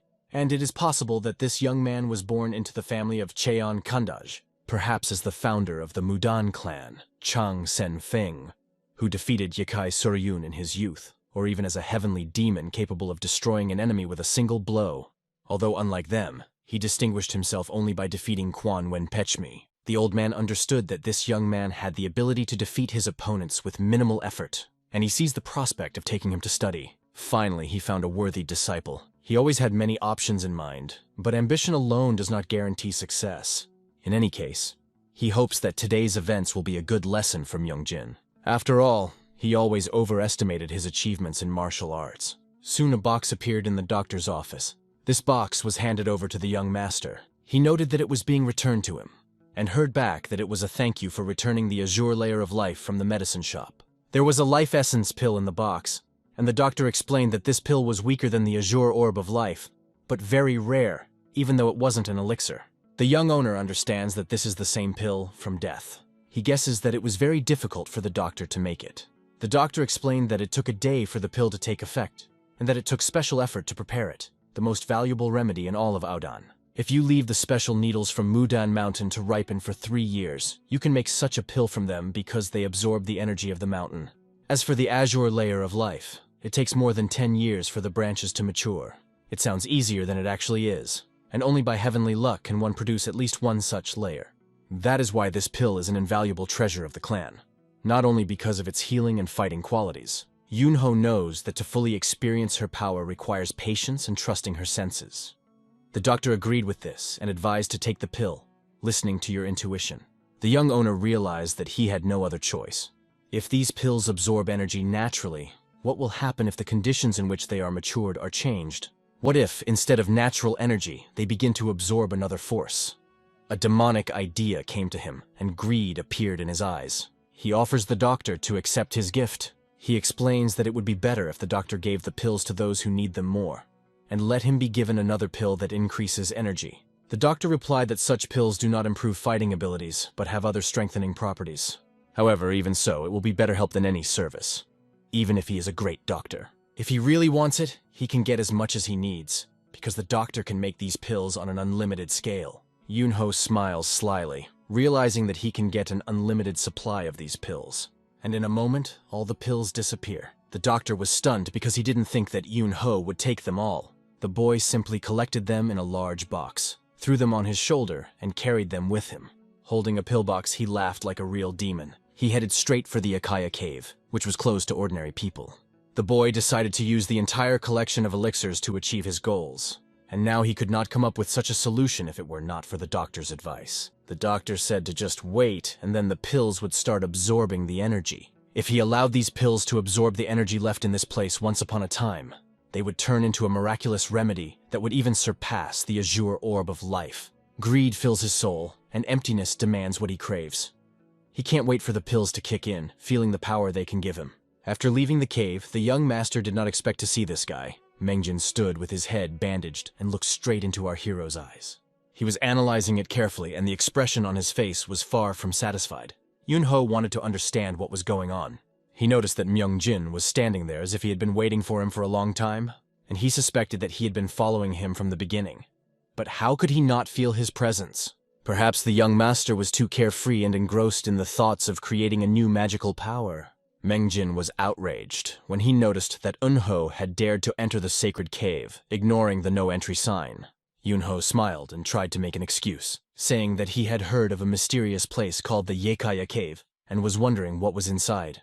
He explained that as soon as he walked in, he felt uneasy and only took a few steps before quickly turning back. The boy thought that such places always cause horror and anxiety, and yet Yingho mentions that he and Mengjin made it up. Why would he torture himself again by coming back here, maybe wanting to experience the thrill again? Without stopping or calming down, Mengjin asks the boy who he really is. Yingho didn't know if he was joking or if he might have actually bitten him. The master's words appear in his memories. If you hit hard enough, then it is possible to cause a partial loss of short-term memory. Yingho remembered how he once, while eating, even forgot that he had recently eaten because he was hit on the head. The master then laughed, remarking how he had forgotten that he had already eaten. They had a conversation shortly before he lost his memory. Yingho did not understand what was being discussed, and the master simply asked him to forget and listen. Soon, Mengjin's words came out with a certain firmness. Who are you? Yingho realizes that in this situation it would be silly to say that he is just human, but to continue to pretend that he doesn't understand anything would also be strange. How to stop this guy who constantly gets into his business? He remembered how hard he had hit him last time and knew that he should prepare himself in case of another attack. Yingho asked him why he was making such shaking sounds like a dog gnawing on a bone. Mengjin looked him straight in the eye sternly. Suddenly he took and threw the stick from his hand. The guy reacted quickly. He caught the wooden sword with his hand. But the question remained, why was it thrown at him? What the hell is Mengjin up to? Thought Yingho. Mengjin began to say that of all the people he had fought, the young master was the worst morally. But Mengjin also noticed a very important detail. As a warrior, Yingho actually deserves respect. In the training arena, he couldn't properly appreciate its strength because he was caught up in emotions. And now he wanted to see it in battle. He stood before the young master, bowing to him and begged to teach him something. Yingho looked at this simpleton and did not understand what he wanted from him. He suspected that there was definitely some ruse involved. However, looking at him, he still did not understand what had happened to him. His expression was very different from the cautious and uncertain one he had during the battle in the training arena. Now his eyes glowed with curiosity, like a child's. It was obvious that Mengjin had not come for battle, but with genuine interest like a child. Well, the slipper made it, Yingho thought to himself, deciding that maybe he shouldn't worry about this boy's interest in his cave secrets. He just smiled and asked if Mengjin really wanted to learn. After all, he had previously accused him of theft and had no evidence. But now, he seemed genuinely interested. The young master noted that at the moment no one is watching them, as in the arena, and in a fit of anger he can easily turn it into a bloody mess. But it didn't matter to Mengjin. Threats that the battle could put his life on the line made Mengjin think for a moment. However, he quickly made up his mind, raised his wooden sword and said, "I don't care." Yingho only thought that this brat was showing off, as if he wanted to bask in the rays of glory as a member of the Mudan clan. He smiled, anticipating that this training battle would be interesting. Yingho said he won't repeat it twice. If Mengjin agrees, then let him act. Mengjin completely agreed and understood everything perfectly. He weighed all the circumstances once more. His achievements seemed mediocre to him, and he felt strong psychological pressure due to the fact that such an absurd person appeared in his path. But he realized that he had prepared seriously, and it would be foolish to give up everything just because of this. By this point, he was on his way to his own altar, as he believed. But when he stopped and looked at his god, something changed in his perception. He remembered the words of the teacher, who believed that meeting the young master was part of his education. It was an important lesson for him, and there is nothing to be ashamed of. Perhaps his teacher heard his prayers and sent him to this trial as an answer. If this is the case, it would be foolish to doubt that his life is at stake. Myung-jin did not take his eyes off Yunho even for a split second, as focused and attentive as possible. The young master watched his opponent and was ready for the next move. If his opponent was ready, then it's time to start the battle. Yunho rushed forward as if levitating. It was an obvious trick for Myung-jin. However, his devotion to martial arts touched Yunho's heart. Yunho even felt a little bit of that devotion, feeling the weight that this fight had on his opponent. And now this moment has come. He was standing before Myung-jin's eyes, who had yet to see the real world, and he couldn't fully comprehend how amazing this battle could be. If Myung-jin can see even the smallest detail, it will help him advance in his understanding of martial arts. The moment Yunho swept past him, it seemed like thousands of incredibly powerful attacks began to tear through his clothes and strike at his body. Yunho, like a god of war, swept by, showing no emotion, displaying incredible skill. Myung-jin only admitted that it was impressive. At that moment, his eyes rolled up. A little more and he would have passed out. Yunho ends this fight. Its result is known to all of us. This evening, the young master returned to his room. He started a conversation with his younger brother. I offered him a drink together. Today was one of his best days since they arrived, so Yunho couldn't pass up the opportunity to pass up a drink. Li Ryang thought it was, of course, a great idea, but he didn't understand where Yunho was going to get the alcohol. After all, the Mudan clan does not drink alcohol at all, and if they do not drink it, it is unlikely to be found here. In other words, the younger brother was sure that Yunho was not going to drink, but just dream about drinking. But that was his business, so he decided not to worry, and simply asked if he would keep him company. Li Rian thought for a while, but agreed because why not, if it was already like this. Let's move on to a person who is tired of life, and has just received a scratch. It was Myung-jin himself who was walking with a feeling of relief, and even joy. His acquaintances saw him, but at first, they did not even recognize him. They asked where he had disappeared all this time and why he looked like that. Myung-jin replied that today was the best day of his life and everything was fine. He explained that it was his benefactor who found the azure orb of life. Human, the abbot of Zantian Palace, introduced himself to him. He wanted to find out from the benefactor what had brought him to the position of managing the clan finances, explaining that he did not care about the clan finances. Today, they visited the herbal medicine shop, according to his knowledge. Hauman talked to the store owner, ignoring those who were following him and the question of how he knew everything. Master Ain was convinced that there was a smell in the medicinal herb shop that should not be in these places. And even if it wasn't, that smell definitely shouldn't be present in the Mudan clan. Therefore, the boy began to carefully sniff him. The abbot was confused and did not understand what he meant. Feeling uncomfortable, he began to avoid him, not understanding what he wanted. But the young master is not so easily deceived. He recognized the smell, because the man's whole body was soaked with booze. However, he refused to agree to this, insisting that he cannot smell alcohol because it is ridiculous. Yunho, however, was not going to back down. After all, not being able to steal money, the monk can only afford expensive and aromatic liquor. It would be better to discuss this over a cup of tea with Chinya-jin, since the abbot does not want to discuss it with him. Out of fear of the consequences, that man stopped the young owner. The abbot asked him what he wanted not to tell anyone and promised to do everything to keep his secret hidden. Yunho began to carefully analyze it and he was interested in one thing, to obtain alcohol. They soon set out to the east to a place famous for a drink called Yangha-tegok, a favorite among monks. This place was famous for its drink, which the monks were very fond of. They kept the money in the bag, preparing to buy. Yunho's brother was amazed that he had not only played a prank on the boy, but had also extorted money from him, a payment for his silence. It turned out that this abbot was responsible for the clan's finances and bought booze with stolen money. It turns out that the monk not only drinks, but also spends stolen funds. Yunho, with a smile, noted that he had indeed found a worthy monk, and now they were going to drink with his money. Li Rian explained that he, unlike a monk, is a martial artist because his background is related to martial arts. So he is closer to warriors than monks. Yunho asked him not to make excuses, reminding him that when they first met, Li Ryang tried to show off his clumsy skills, which was unbecoming of a warrior. Hearing these words, Li Ryan couldn't accept being called clumsy, as he was certain that his skill was no worse than the level of the Chai Galseg clan. Maybe the older brother is just too critical to appreciate him properly. The young master realized that Li Ryan's techniques seemed rude, only because he was in a hurry, and he was generally quite skilled. It was only after his true skill was revealed that Yingho realized that he had fallen right into his trap. Later, they will have a chance to show their skills properly, and then the young master will be surprised. Yingho knows that Lee Ryan is easy to tease and it amuses him quite a bit. After some time, they reach the tavern.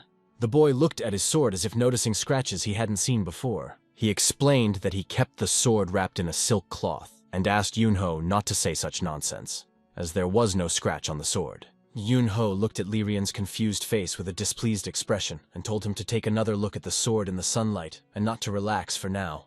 Lee Ryan understood that Yingho would pester him until the end. As they walked through the dark forest, Lee Ryan noticed that his brother's shameless nature never changed. Yingho felt those words as a memory of the late master, but he became curious to hear more. He understood martial arts, but the martial arts world must have been full of stories about him. So he didn't understand why he had never heard of his older brother. Lee Ryan asked where he was in the hierarchy of the martial arts world all this time.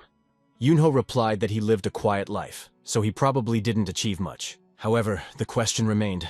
His power was so great that it was difficult to measure.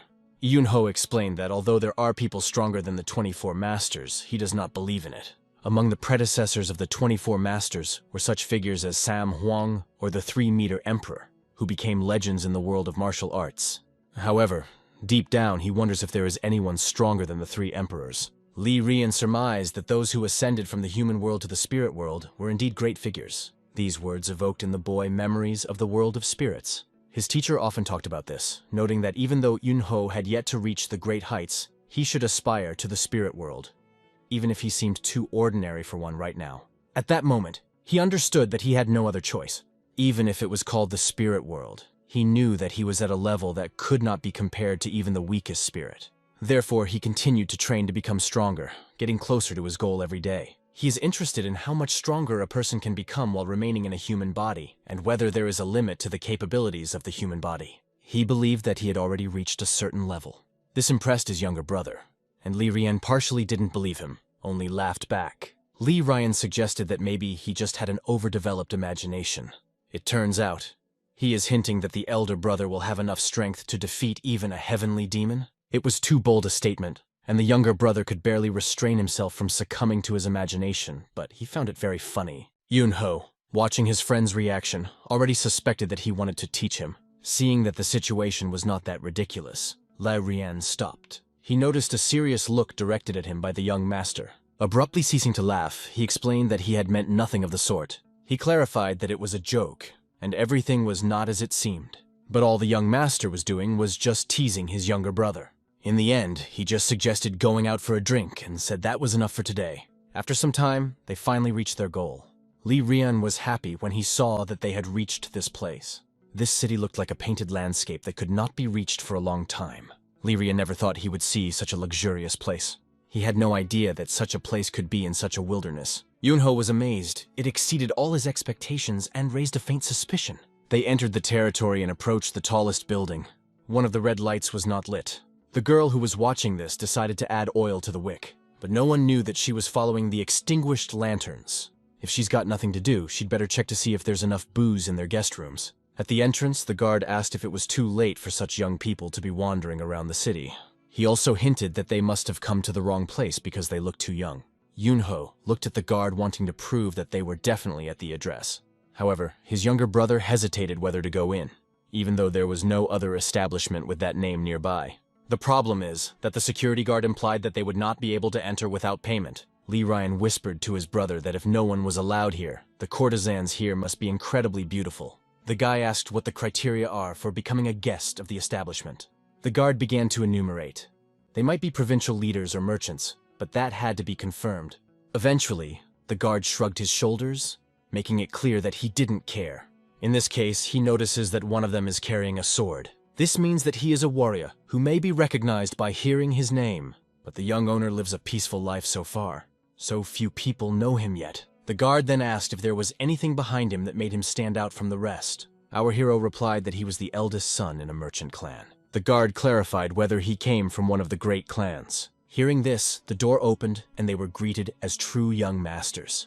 They were greeted as representatives of the Kaon Jam clan, and in front of them was Yingho himself. The guard realizing who he was dealing with, was amazed. Yingho only confirmed this by repeating his name. The guard began to laugh sharply, as if mocking them. After that, he laughed hysterically in their faces. I got the impression that he thinks they are fools. He emphasized that the Cheongjam clan is located in the north, and usually their representatives do not wander in such remote places. The guard was surprised by Yingho's appearance, which did not match his words at all. He said a bold phrase that Yingho didn't fully understand. In the house of the courtesans, one of them noticed that some fool had reached the lantern. She was annoyed that one of the lanterns in their territory was not lit. Suddenly, she noticed from above that someone was making noise on the territory. She saw the guard fall and fly away like a stone under the blows. It was obvious that he was badly hurt by the blows. Yingho did not understand how such a weakling could be put under guard. When he saw a guard call their family crest a fake, it angered him, but his brother restrained him to avoid a fight. Meanwhile, the other warriors began to converge at the sound of chaos. Seeing the guard on the ground, they asked who this brave man was. The guard said that the boy introduced himself as a young master of a well-known clan, and when he tried to stop him, he was hit. The leader of the warriors gave Yingho a careful look. If he really is who he claims to be, then the conversation will go completely differently. Yingho, feeling the watchful eye, realized that they would not be allowed to drink today, because they had already crossed the line. However, despite the situation, he still believed that they would be able to become welcome guests whom no one could refuse. Exhaling, the commander realized that there were new visitors in front of him. He ordered his soldiers to deal with them quietly and without too much noise.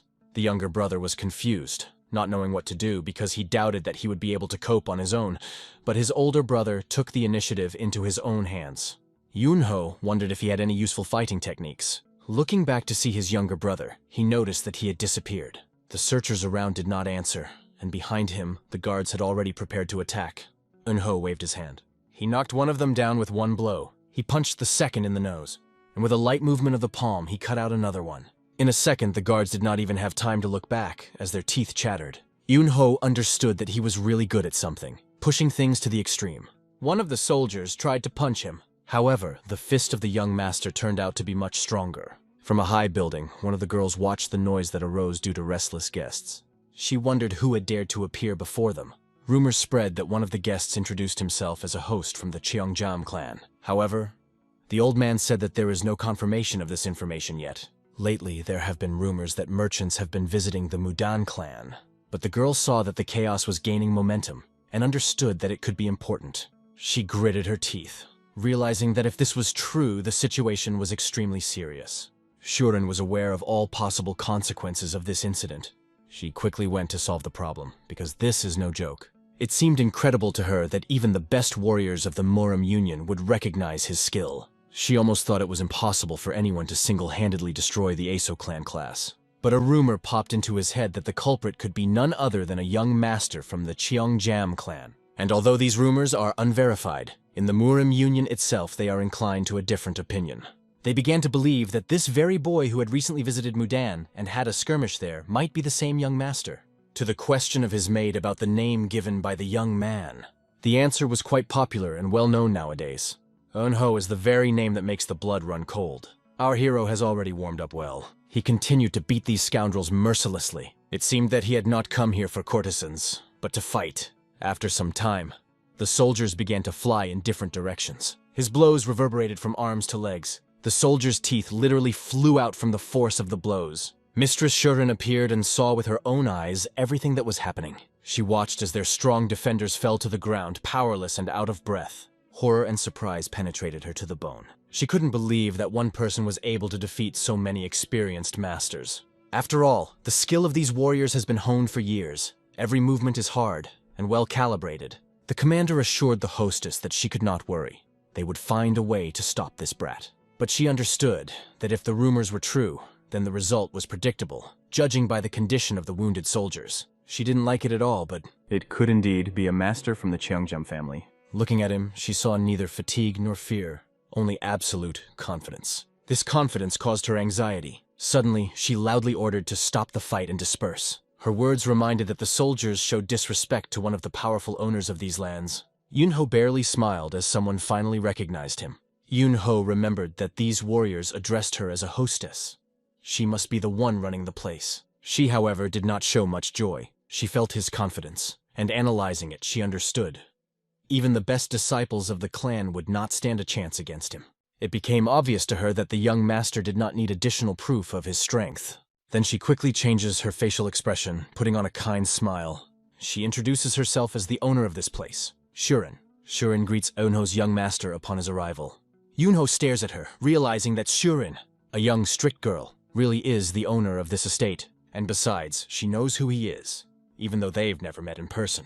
Shuren assumed that everything went awry because her subordinates did not show proper respect for a boy who had come such a long way, based on only superficial judgments. Yunho just wanted to drink, but since he was not believed, he had no choice but to show his influence in the world of martial arts. He's sure that if that's not enough, he can show them something else.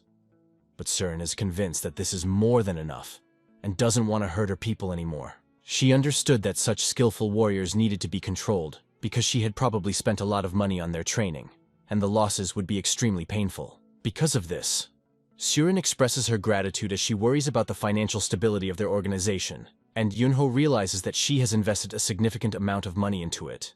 Therefore, if the guy wants to raise their income or otherwise offset the expenses, she would be very grateful. Yunho looked at her and realized that he was now ready to be received as an honored guest. Shuren considers it an honor to serve him personally. A sly smile appeared on his face. Everything suits him, including new acquaintances. And that's when Shuren realizes that he is not alone here. Yunho only smiled, understanding the situation. Suddenly, his partner falls over the fence with a thud. Yunho introduces him as a foolish monk who takes advantage of his kindness. Soon they were invited to the most luxurious court. There, they arranged a banquet with the most exquisite dishes of local cuisine. Li Rian glowed with happiness, enjoying the privileges that had been bestowed upon him. He was especially happy in the company of charming courtesans, to whom he told that he could predict the future. He said that thanks to his skills, many people changed their lives dramatically, because as a monk, he can look into the future. Yunho watched him and laughed merrily, while Shuren, who was sitting next to him, remarked that he had a really interesting friend. She wondered what the young owner was like if he had such unusual friends. Yunho felt a little embarrassed, and asked what kind of person she thought he was if he had friends like that. It seemed to her that this is a person who does what he likes and calmly accepts it. There was something pleasant for him in her words. He drained his glass with a slight embarrassment at her look. Then the woman winked at her colleague. She started a conversation with a drunken friend of the young owner. They understood that a powerful master has not only power, but also wealth, and his clan is respected. Although their acquaintance did not begin as they would have liked, the commander reminded them that they are not rivals and should behave carefully. If these girls can win their hearts, it will greatly help them in the future. The leader Syoren ordered the courtesans to try to win their hearts at any cost, and the girls were doing just that all evening. One of them waited for the young master to drink and decided to tell him something important. She wanted him to let her get to know him better. Yunho didn't know how to answer such a question. She begged him to let her do it. Taking the glass, he wondered if he would let her. Will she be able to handle it? His drunken eyes silently asked this question. But the main thing is not to forget that spirits have their own charms, and when a person falls into their trap, whether it is a mortal or even a divine being, their heart is enchanted and they become fools. In this world, there is a martial art known as Sorgun that uses a sophisticated technique of seduction, and they seem to be using this technique against him now. They do it so masterfully, which shows their high level, but it won't work on Yunho. Let them apologize. Li Rian, of course, is a naive young man and does not seem to realize that he has fallen into a trap, as he already offers the girl 10 years of prophecies for free. In his mind, Yunho muses that if they want to make a profit or increase sales, they'd better just keep pouring. But apparently, they intend to capture the young master. Of course, he has his suspicions about it, but even if they manage to capture him, it will be pretty funny. Yunho turns to the courtesan and asks if she is sure she can handle him. The girl, in turn, noted that he was worried about whether she would succeed, but she would do her best. She assures him not to worry, because the young master will get what he wants. For a moment, Yunho felt as if under a spell. He noticed that she was openly using the Sorgun technique, but how did she know that? Realizing that this must end, he prepares for action. He activates the elusive Kwai technique, and a wave of energy spreads across the room. The charms of these women immediately begin to weaken, clouding their vision. Like a neutralizing substance, its power affects them, destroying their plan. In a few minutes, the atmosphere between them became completely different. Yunho calmly continues drinking, as if nothing had happened. He is having fun as if nothing had happened. Finally, he can drink in peace, because the real taste is revealed in the drinks. After his trick, the girls felt uneasy. They were drenched in sweat and in incredible pain. One of them even felt nauseous. She couldn't help herself. When the young master asked what was wrong with her, she tried to pretend that everything was fine. In fact, she did not understand what was happening to her. Her nose was bleeding. The other girl also felt sick, started coughing up blood, although she said she was fine. Looking at her hand after coughing, she saw blood and realized that her circulation was impaired. Yingho knew that the elusive key was a force that was difficult to grasp because it works invisibly. The girls tried to endure the pain that squeezed their internal organs, although it was not an easy task. Yingho noticed a fly on the table. He noticed that a fly was flying near the food. He turned to the girls, pointing to a fly circling the food. He killed her with one blow. He then told the girls that this was a lesson. If they recklessly challenged, unprepared for the consequences, the same could befall them. And let them not say that it is not so. One of them said that now the table is dirty, and she will have to clean everything. But it seemed that cold blood froze in her. She was horrified to realize that the bleeding might have something to do with this stranger next to her, and she began to guess that her condition could be the result of his action. Shuren enters the room, saying that she has scattered herbs that are supposed to scare flies away. She holds something that looks like a musical instrument in her hands, radiating her security. Seeing the instrument in front of him, the young owner was amazed. If he's not mistaken, it's a 7-string kin. And does Shuren know how to play it? Usually, when she wants to entertain an honored guest, she excuses herself by saying that she does not have the skill to play this instrument. The young master looks at her and realizes that she is avoiding the topic. In her opinion, the atmosphere in the room was already destroyed, and she came with the instrument as a last resort, hoping to cheer him up. The host would still like to listen to music while enjoying a drink, so her arrival is just in time. He asks her to play something if she really can. Shuren looks at him with a sly look. She sits down at a table for musicians, takes a deep breath, adjusting your energy, looks at the instrument, and remembers how to play it. Suddenly, a melody begins to flow from her hands. Her music has not yet captured the attention of the young owner, but suddenly she makes a wonderful melody. Her fingers move smoothly across the 7-stringed instrument. Music fills the entire space around. Everyone listens to these magical sounds. The song was known in these parts. If the young master does not mind, it will make an impression on him. But suddenly his eyes began to close. As if on a ship, he begins to slightly cover his eyelids. He thought she wanted to provoke him and use the key song on technique. She puts all her strength into every sound. Now she only pulls and releases the strings. It was a sound as pure as dew, captivating as the mist at dawn. The hostess's performance was truly amazing. She stopped playing. She exhaled, feeling tired from this game. She asked the young owner how he liked her performance because she had spent a lot of time on it. In response, the young master said that he did not hear anything special, but he considers it an extremely polite gesture on her part. He admitted that he did not even know how to thank her for this performance. However, Shuren did not play for the sake of gratitude. If her performance was not exciting enough, then the reward for it does not make sense. Even if he did grant her one wish, it would still be inappropriate. It seems like an overly generous reward for an average performance that didn't really matter. Shuren found his words audacious, and she asked if he had any idea what she wanted. He replied that he did not know for sure, but he had some guesses. It seems to him that her true desire is undoubtedly power. The eyes of the girls who were around were shining anxiously. They felt that the boy might have gone over the legal limit. Even Mistress Shuren held her breath.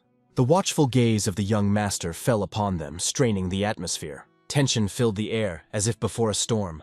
However, the young master felt quite confident, as if the situation was under control. His younger brother, unsuspecting, was just enjoying the moment as if nothing was happening. But suddenly, Li Rian felt that something was going on, and it caused alarm. And it was then that Seren turned to the young man. Her gaze was alert. Many guests, who are usually looking for the best kiss to entertain them, did not have one here, and this young man does not want to speak even in front of her. Extremely unusual. Yingho smirks, saying that she's just a bit better looking than the others. He hints that mercenaries who are paid for protection are unlikely to sacrifice themselves. Their own skin is more valuable to them. Besides, he didn't inform the Mudan clan of his visit, so how did Seren know he belonged to Hongjian? She might have been able to guess this, as he had recently visited the clan to teach them a lesson, and she wanted to verify if the rumors were true by gathering more information. Yingho was sure that only 2 cities in this martial world could possess this level of knowledge. Seren interrupted him, not understanding what he was making up now. But Yingho continued, noting that there was another place in Murim that taught the martial art of Kaizen, which included sensing and memory techniques. Now it seems that these girls are ready to take out a hidden weapon and attack him. hiding it under their dresses. Looking at one of the courtesans, Yingho advises her to take her time and not move if she values her life. The girls turn their eyes to Mistress Surin, not knowing what to do next. Yingho smiles. After all this, they will also accuse the young master, teaming up to silence him. Mistress Surin was silent at this moment. She understood that before her was a cunning opponent, a real unpleasant type. Meanwhile, Lee Ryan, quite drunk, was lying there muttering something. While Yingho was talking to Surin about minor things, all the girls quietly left the hall. She was surprised to note that the boy was full of surprises. He talked a lot, but did not show any emotions. But Surin knows how much strength he needs for this. But he obviously doesn't need to know that. It was fun for him to watch them try to clean him up, a moment that could increase their power when she asked the girls to cast a spell on the young master. And now he understands why she chooses her guests so carefully. All for this. The choice of guests here depends on whether a person represents any value. This is his only way to survive among the powerful. Yingho noticed this immediately, comparing them to rats. For Muram's warriors, such a comparison is harsh, and since he has shown his true colors, they no longer want to see him as a guest. The young owner noted that her attitude was very interesting. Surin couldn't hold back and hit the table with hatred. She couldn't believe that this scoundrel had the audacity to say such a thing. It was obvious that the boy was just playing with her, and it was driving her crazy. Surin notes that his words make her doubt whether he really intends to support them, even though she took his jokes at face value. But Surin warned him not to relax. Rats also have teeth, and if provoked, they will definitely bite. He had better not turn her reflection into his personal amusement. Yingho, seeing the desperation in her eyes, thought that she should know when to lean in and when to threaten, especially when her pride was at stake. He decided to give advice. If she continued, let her prepare for the fact that he would break her neck without hesitation. Surin could hardly stand the insolence of this bastard and threatened that he would not get out of here unscathed either. She reminded him of the legendary blacksmith, the famous master Goyaju, and that this room was filled with his brutal creations. Regardless of his skill, he will not be able to avoid the thousands of traps that will attack from all sides. Yingho now understood what she meant, and wasn't even going to ask any further. Surin hoped that her words would tone down his arrogant arrogance a little. Suddenly, a drunk Illyrian appeared, not wanting to spoil their mood, but accidentally activated all the traps. He, a little worried, began to turn them off, fearing that they might work. It sounded like pure madness, and Surin didn't believe there was any way to turn them off. Returning to the room, she realized she needed to check at least one trap just to be sure. She knew that if she did not use the traps, she would die. But if she tried, she would also risk her life. There was no choice left. Surin pressed a hidden lever beside her. Time passed, but nothing happened. Lyrian repeated what he said again. All the traps have already been turned off. Surin was stunned. She had spent a fortune on these traps, and these guys just took them and turned them off with ease. The young master warned her not to drink anything, but she did not listen. Now she realized that she had signed her own death sentence. He does not have an iota of fear. If she dares to attack, she will be defeated. At that moment, she felt cornered by a rat. When the young owner left the room, he threw coins on the table. He apologized, explaining that it was not their fault that they drank so much alcohol. Although the cashier pointed out that 70 nyang were still missing, Surin was willing to forgive everything, if only they would already leave. She angrily replied that she would find a way to get the missing funds, even if she had to use her warriors to do so. The young owner only smiled, noting that she was full of life, even after all these events. Li Rian cheerfully waved her goodbye, even though the young master was in a hurry to take him away from her. When the servant asked if they could just let these guys go, Surin replied that there was nothing you could do here. They couldn't be held any longer. They knew who these people were, but had no way of attaching even a tracking amulet to them. All further decisions will be discussed with Lord Amon. Sure, Surin was upset, but what else could they do? That's not the problem. Yingho turned out to be too cunning a fox who masterfully bypassed all her traps. After this scoundrel left their facility, Surin wondered what to do next, because finding him now was simply impossible. While he was still here, she couldn't bring herself to take the next step. The guard recalled how, only after entering the room, he felt his presence. That man directed his aura directly at him, a warning that could not be ignored. Having dealt with many martial artists in the past, this bodyguard knew how to handle himself. And that was why he was hired as a bodyguard. Surin didn't understand how he managed to escape their attention so easily. Was not the strongest of her men at the head of her warriors. Of course, the opponent appeared to be extraordinary, but the thought that he retreated because of someone's aura seemed humiliating.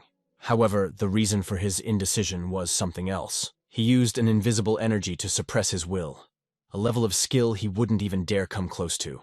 He used it so easily even against girls who had only demonstrated basic fighting skills. The fact is that this guy is much stronger than they thought, and according to their estimates, he is able to withstand even 24 masters. Perhaps he can even surpass them. This information sounded simply unbelievable to Surin. It was beyond logic, since the boy was too young for such abilities. But given the cases of extraordinary personalities, anything is possible.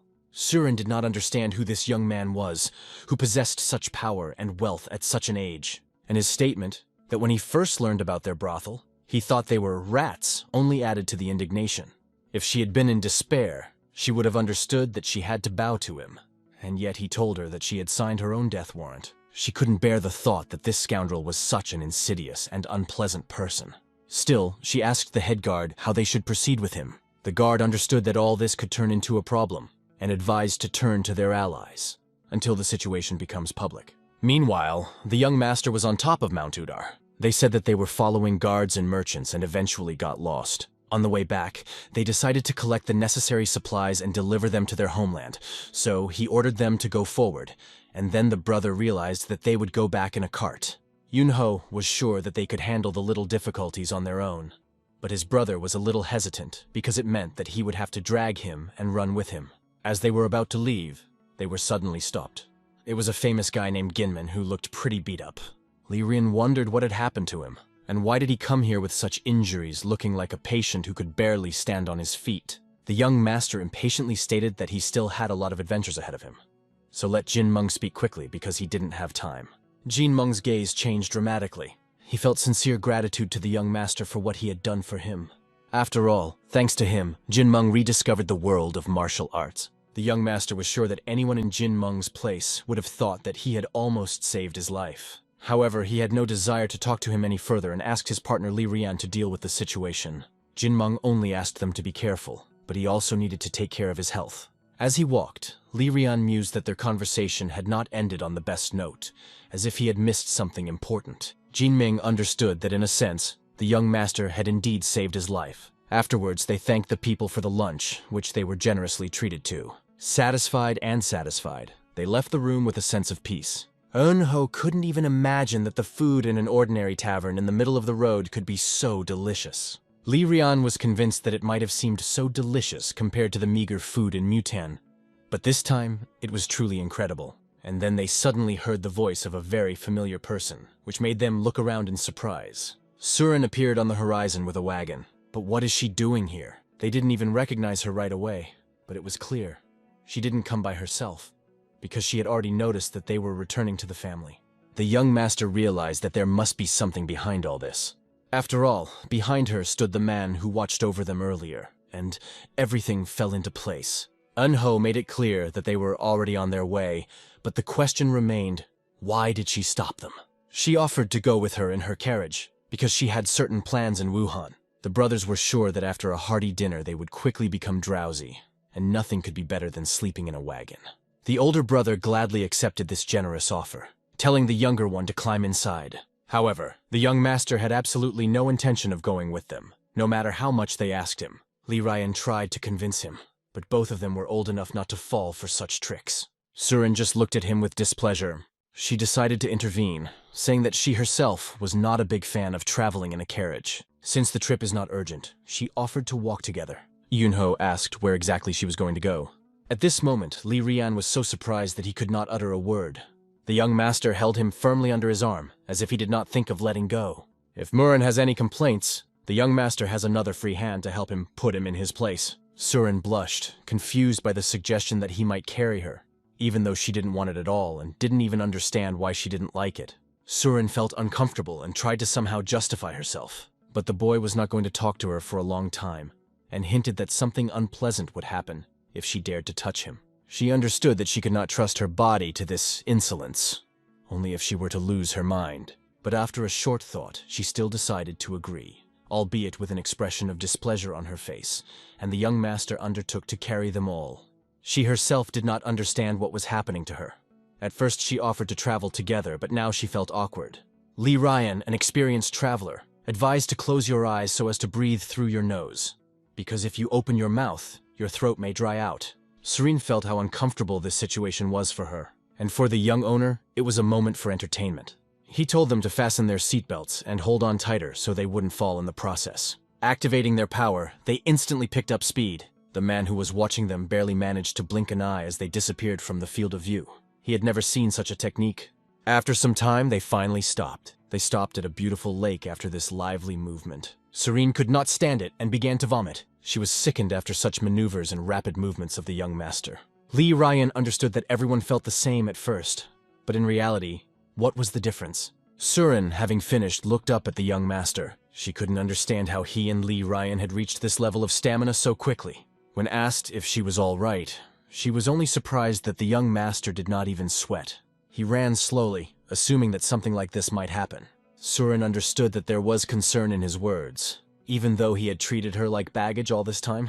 Yingho asked Lee Ryan to write a note to the man chasing them, to take his time because their final destination hasn't changed. He can use all his strength to chase, but still, he will not catch up with them.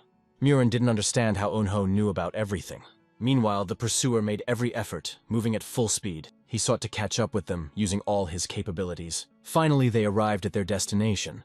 The large and lively city was full of energy and life. They entered the family estate. Their grandfather welcomed them as dear guests. He just wondered how it was that no matter where Eunho went, he always came back with someone new. Surin was happy to meet new people.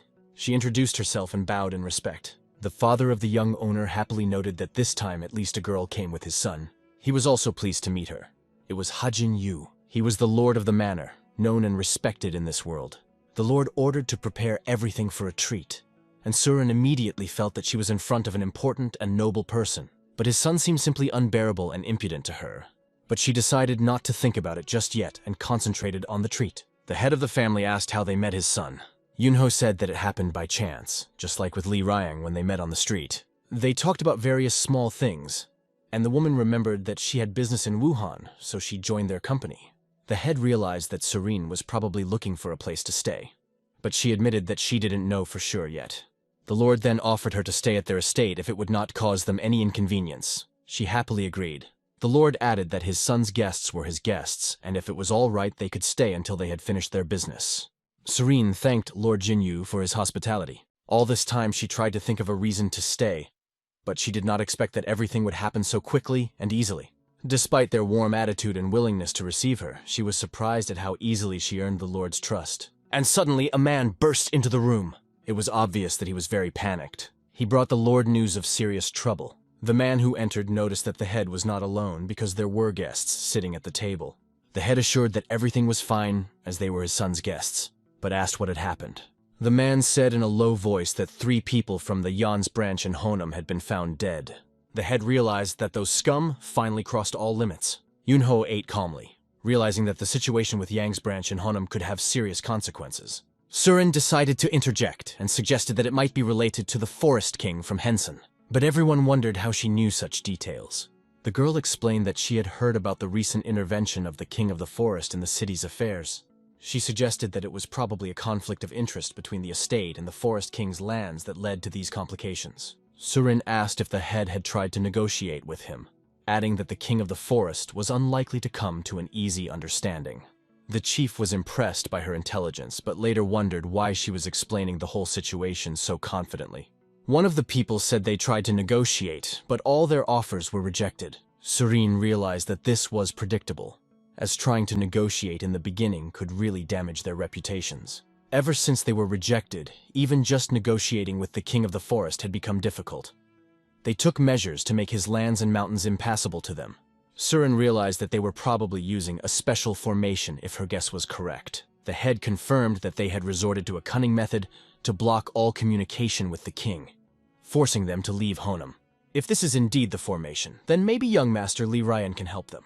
He was ready to use all his powers to help, but the head hesitated, remembering that Lee Ryan had said that he was traveling to study and gain experience, so how could he help in such a situation? However, Lee Sing could vouch for his skills in this matter. Lee Ryan witnessed him turning the high-class Goyaja formation into dust, and looked at Surin as he remembered that moment. When they first heard about the Goyaja formation, their impressions were unforgettable. The hostess was a little offended, feeling that it was about her. Lee Ryan explained that thanks to them, he would be able to meet the shaman he had wanted to see for a long time. so he was willing to help. Although he is a skilled craftsman who trains daily, he will be useful as much as he can. Surin asked how they felt about luring the king of the forest. She was sure that it would make the negotiations much easier.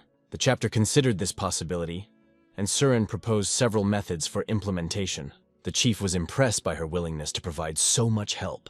Yingho wondered if it would be too much of a burden for Surin to help the estate. If they make a wrong move, who will be responsible for the consequences? Probably she is. But Surin was thinking more about the future and assured that the support would not be a burden for her. Yingho gave her an indifferent but interested look, trying to understand what she meant by the future. Surin asked if he understood it wrong. Later, the events are transferred to another place. A faithful friend and servant goes through the swamp, spending all his strength on this path. Day after day, he continues to chase them, but in no way can catch up with them, feeling almost like a loser. That night in the chief's office, they discussed that these people were going beyond their patience. They can't figure out if they are using force to intimidate. But this time, it's ordinary people who are hurt. It was absolutely unacceptable for the leader. It seemed that the moment was ripe for the next step and a possible dialogue. It was about what his son had done with the Aso group. The advisor fully agreed, noting that the Aso faction was responsible for the events of the day. But they did not represent the entire Green Forest. It seems that Jin saw his son's attempt to change the traditions as a big problem. Maybe it really is time to do something about it. However, all this seemed too difficult for the leader to believe. Someone who was bedridden and started learning martial arts just 5 years ago is now capable of such things. It's incredible. There's no need to pretend the leader doesn't know. If he ever has to discuss this with a young master, now is the time to talk. He is excited and worried at the same time. Should I move on or be more careful with this dangerous stranger from the forest? Yingho stayed up all night because something was bothering him and kept him awake. He thought about what might happen because of that incident. The next morning, everything went on as usual. As usual, he went to his morning training. In the morning, he began to meditate. Focusing his energy, he devoted himself fully to the practice. And at a certain moment, he felt strange sounds begin to appear around him. Concrete blocks, lined up in a row, stood in front of him. There were about 5 of them. He focused on them, wanting to make them crash. Focusing his meditation on his breath, he began to release energy from within. After a while, the blocks began to shake. They shuddered as if dancing, and trembled more and more. At that moment, Yingho directed a powerful burst of energy at them. Like an arrow, this energy shot out of him. Hitting one of the blocks, she sent it flying to the side. He continued to send out energy punches. Blocks under their influence began to fly in all directions. With a wave of the hand, he began to swirl the air around him. Soon, all the blocks flew in different directions. Opening his eyes, the boy glanced at his result. He was pleased with himself for reaching this level of skill. While on your territory, he felt at home, the best place for training and rest. Here he could relax, eat when he was hungry, and sleep when he was tired without fear of having to fight someone. When he first became aware of himself in this body, he was a little confused and even wanted to avoid this fate. But in the end, it was a great choice. Lee Ryan was thinking about the planning all this time. He noticed that the structure had a weak point, vulnerable to external attacks, and suggested using this to their advantage. When they invade an enemy lair, strategy can be employed to prevent escape. The whole situation resembled a well-planned trap, and the question arose, what were they going to do from this place? Suddenly, a young owner appeared behind them and asked permission to look. Lee Ryan had been strategizing for the Supreme Coalition all this time, but he was surprised that his friend was interested in it. Yingho must not have heard the latest news yet, and really he had no idea. It turned out that a mysterious thief appeared, who was already nicknamed Divine. Surin added that he should not be underestimated, because this time, he even robbed the Samshi Association. The only question is it really possible? When they arrived here, Surin behaved so strangely, as if she had already become a member of their family, forever getting into all kinds of trouble. Yingho even began to think that this girl was planning to stay here. Surin and the head didn't believe that even transcendent level masters could handle it on their own, and doubted that the thief was working alone. Yingho looked at Surin suspiciously. Even his little sister started to circle around her, and this kindness made him wonder if she must be up to something. The head explained that the Samhui Association is one of the 4 great associations of the Central Plains, and they are dependent on the Moi family. It was strange that such an incident happened. Surin was sure that the Moi family and the Muramu alliance would probably lose their reputation because of this incident. They must be panicking right now.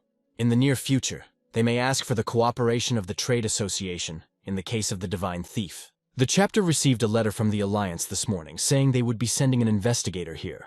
Yingho wondered why the head asked Lee Ryan to check the building's security in case a thief decided to break into them. The head was sure that after what had happened in Sam Hui's association, this thief was a serious threat. They are one of those through whom huge sums of money pass.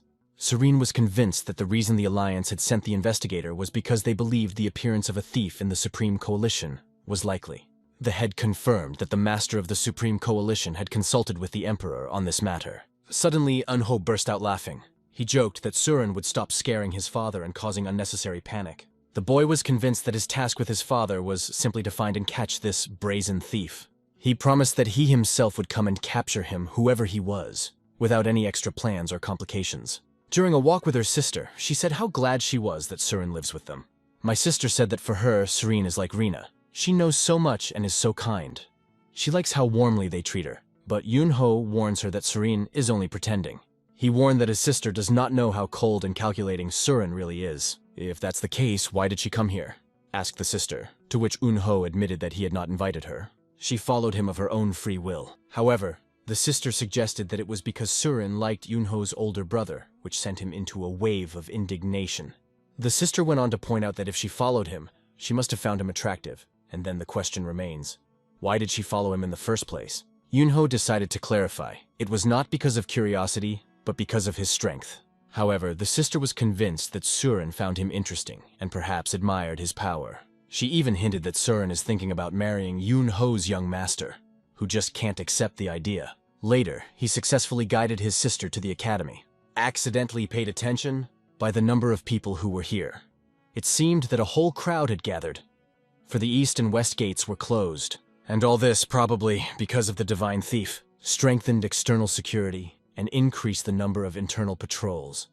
Now the luggage and personal belongings of anyone who seems suspicious are searched. Yunho thought it was too much of a problem for one thief, but this unusual thief truly defied everyone.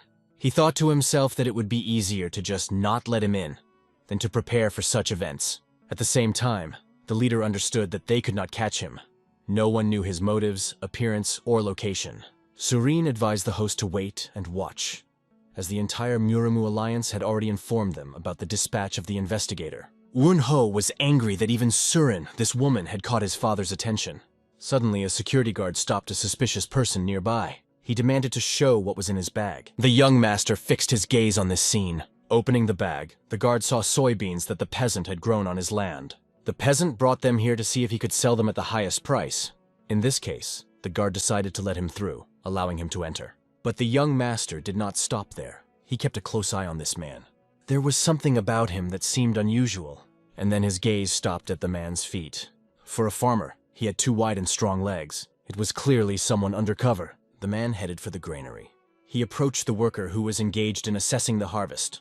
He said that the harvest was quite good, and if he wanted to sell only this bag, he would offer 10 for it and 12 for 2. Without thinking, the man agreed to sell the bag for 10. Leaving the building, he began to carefully look around. His gaze rested on a place where the guards were extremely vigilant. After a while, one of the soldiers was carrying a suitcase. It was obvious that this suitcase was carefully guarded. That was the total sales this morning. The so-called farmer watched this closely and overheard conversations about the Supreme Coalition's vault. Eunho continued to follow suspicious people, asking them where they came from and why, while this wretch slipped through the streets of the city. He was not visible at all in the crowd. Soon he entered a quiet alley. The alley looked quite dull and deserted. Approaching the building, he pulled one of the bricks. A secret room opened before him. Inside was a note he had received. Without hesitation, he closed the secret room. He didn't expect anyone to be watching his actions closely. When he started walking away from that place, he heard someone stop behind him. Looking around, the farmer saw that someone was standing behind him. Yunho turned to him, noting that he had a very strange gait and didn't look like a farmer at all. And he also hung around suspiciously for a long time near the vault of the Supreme Coalition. When asked, "Who are you?" the farmer began to read a note that mentioned the Supreme Coalition and tonight. Yunho found his victim and asked him what he had planned for the evening. However, the farmer denied that he did not know what he was talking about. Suddenly, he jerked forward, trying to escape. However, Eunho quickly moved and was already standing in front of him, blocking the way. He hinted that if this farmer was really a man with a brain, he should not have forgotten what he was going to do. Farmer realized that he was standing in front of a master with whom he could not compare. Yingho emphasized that this type is not at all as impressive as they say it is. His skills were good, but the man assured him that he was not the thief. From his face, the young master understood that he was scared, because he had been caught. However, he himself never admitted that he was a thief. And at that moment, the farmer suddenly started using martial arts, trying to escape. But he suddenly stopped in the air. He felt someone grab his leg. Yingho offered him to tell everything himself or choose another option, to get beaten. The thief gritted his teeth, realizing whose hands he had fallen into. At this moment in the main building of the chapter, they welcomed a person who came unannounced. This man belonged to the sect of beggars. He was upset that they had not received his letter. His name was Chugwang, and he came not only as a sect elder, but also as an investigator sent by the Alliance. The chief didn't quite understand what investigator meant in the Central Plains, but he knew that this man was looking for someone. He understood that as an investigator, they had not sent anyone, but a whole important figure, an elder. It was a very serious matter. He also realized that Lady Surin was right when she spoke about the incident that had seriously affected the pride of the Muramu Alliance. Later, Surin met her man, who reported that all 3 witnesses named the same place. He was convinced of this. Surin felt that someone important was behind this, but she did not expect that such a powerful person was involved. If the message from the young master of the Supreme Coalition turns out to be wrong, the sword may turn against them. Surin understood that they had already crossed the line and interfered, so now they must stick to their original goals. Although her human didn't quite like it, and although it will sound rather rude, he wanted to ask Surin a question. He was worried that she was forming a relationship with the young master. Meanwhile, the head continued his conversation with the representative of the beggar sect, who said that the sect had been following them for a long time, and their scouting party had crossed paths with them many times. The elder was ashamed to admit that every attempt to find and catch the thief had failed. In terms of maneuverability, the divine thief had no equal. His skills were at an impressive level, and the head shared this confidence. Based on this information, they planned to take countermeasures in the Supreme Coalition territories where the thief might appear. The elder of the beggar sect did not know that someone outside of their sect had this information, and suspected that it was the young master who was able to arrange everything. Suddenly, Surin enters the room. She looks calm but notices the guest present. Looking closely, she recognizes this person. Their faces expressed mutual surprise and anxiety. They clearly knew each other well. The elder asked Master Ha if this rat told about the connection with the witnesses and the divine thief. Surin realized that the Alliance had sent this old assassin here. He even asked the head to expel this woman, calling her the head of the evil and dirty Hao sect. Hearing this, the chief tried to remain calm and declared that she was his guest. The elder of the beggar sect knew about her cold-bloodedness and shamelessness. However, the head insisted that she was his guest and asked to treat her with respect. He reminded the elder that he should respect his guests, regardless of their background. The elder could barely contain himself as he realized who this woman was and felt disgusted in her presence. Surin realized that she would have to reveal her identity one day anyway, and thought that she couldn't stay here after that. However, even after learning about her true nature, the head did not turn his back on her. He remained a true gentleman. If she had such a father-in-law, she might even think about marriage. The elder of the beggars still did not understand how this had happened, although they had prepared carefully. Even with increased security measures, new loopholes could appear. They decided to invite several martial arts masters to help. Surin interjected, saying that she had heard that the experts from the Samhui Association did not help during the theft, and that there was no point in wasting effort on such unnecessary activities. The Supreme Coalition has masters who are not inferior in combat skills to people from the Alliance. And if they also possess strategic thinking, there are 2 more people who are excellent at both. Surin hinted that maybe they don't need help from the outside at all. They will manage on their own. The chief looked at her, listening to the words, but did not understand who she meant by 2. The girl apologized for not telling earlier, and the head asked with interest who these 2 were. Surin then revealed that one of them was a young master, and the other was a shadow squad master under her command, Gu Hoi. The chief did not believe that she was referring to his son as a capable master. The elder of the beggar sect was convinced that the young master could not match the great master of the shadow sect due to his lack of experience, and was quick to express his doubts. But Surin believed that they did not yet know what the young master was really capable of. The elder did not want to devalue his abilities and apologized. However, he assured that Surin does not realize the full importance of the information he is transmitting. He hinted that the divine thief's goal might not have been money, Surin asked what he meant because he doesn't even do it for fame, because no one knows about him. The elder explained that if they thought carefully, they would be able to understand who was behind it. The head pushed him to continue if he had any guesses. The elder explained that during the robbery of the Samhui Association, a very small amount of valuables was stolen. Gossip only inflated the situation and rumors spread quickly. This caused panic among the investors as their funds were invested in the association and they started withdrawing their money. The elder suggested that the real goal of the thief was to undermine the confidence of investors. This cunning maneuver forced them to withdraw their investment from the association and invest it elsewhere, which undermined people's confidence. It is still unknown who is behind this case, but the beggar sect has some guesses. Once investors start putting their money elsewhere, they will find out who is behind it. Surin noted that if the elder decided to just wait, it looked like he was hoping the thief would reveal himself. But the elder warned that taking it lightly is a mistake, because it is not known who is behind it.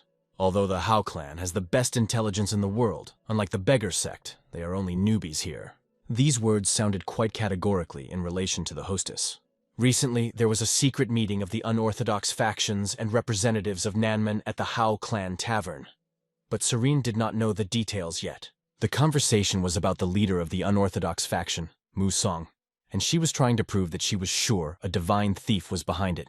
Hearing about the unorthodox faction, the head of the Ha clan was shocked, and the elder of the beggar sect was no less surprised. The thief's bright red ear indicated that the young owner had caught him well. He admitted that he was dealing with an unorthodox faction led by Mu Song and that everything he was doing was on their orders and plan. Yingho couldn't understand why they were robbing the Supreme Coalition then, if she had nothing to do with it. With pain and screams, the thief began to tell him everything. But soon fear overtook him and he turned green. He fell breathless.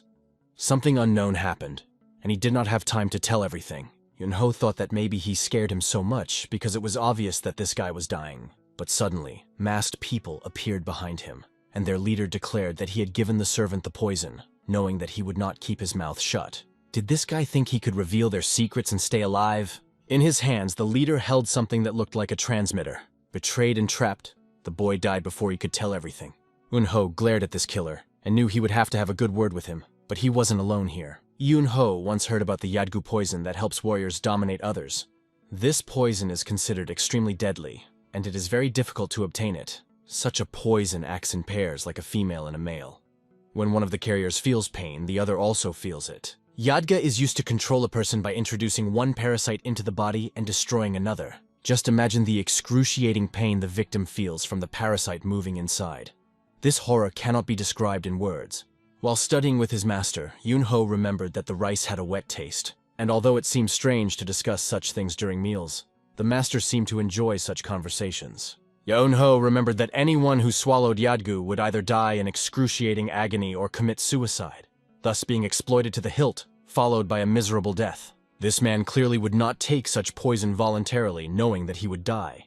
Yunho suggested that in such a situation, it could be assumed that this man was working for them against his will. It remained to be seen whether this was true, but in any case, it seemed that he did come across the main criminals. He noticed that the conversation with this dead boy was much more interesting and pleasant than with them. Yunho even felt a little sympathy for him considering his suffering as he was about to die. The masked people looked at him as if he were crazy. They, however, understood that their master had been exposed. And now they have to kill Yunho, so they rush at him with knives. But Yunho just waved his finger, implying that it was their own fault if they died, and wanted to settle things amicably. One of the killers just shouted, "Shut up, you bastard!" The young master easily dodged the dagger. He noticed that this guy was targeting the acupuncture points on his neck, which distinguished the methods of the criminals from the righteous factions. But it didn't bother him. He just smiled. Yunho lightly touched the assassin's forehead with his finger. As a result, he fell down, as if from the impact of a projectile, and remained lying breathless. The colleague of the murdered man, seeing that Yunho put his friend down with a light movement of his finger, swung his sword and almost touched the young master's face.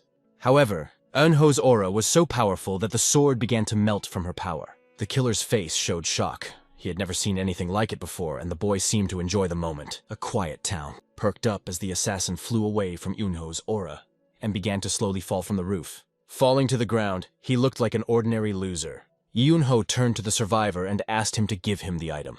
Soon he felt a blow on his head, but now the poison control item was in his hands.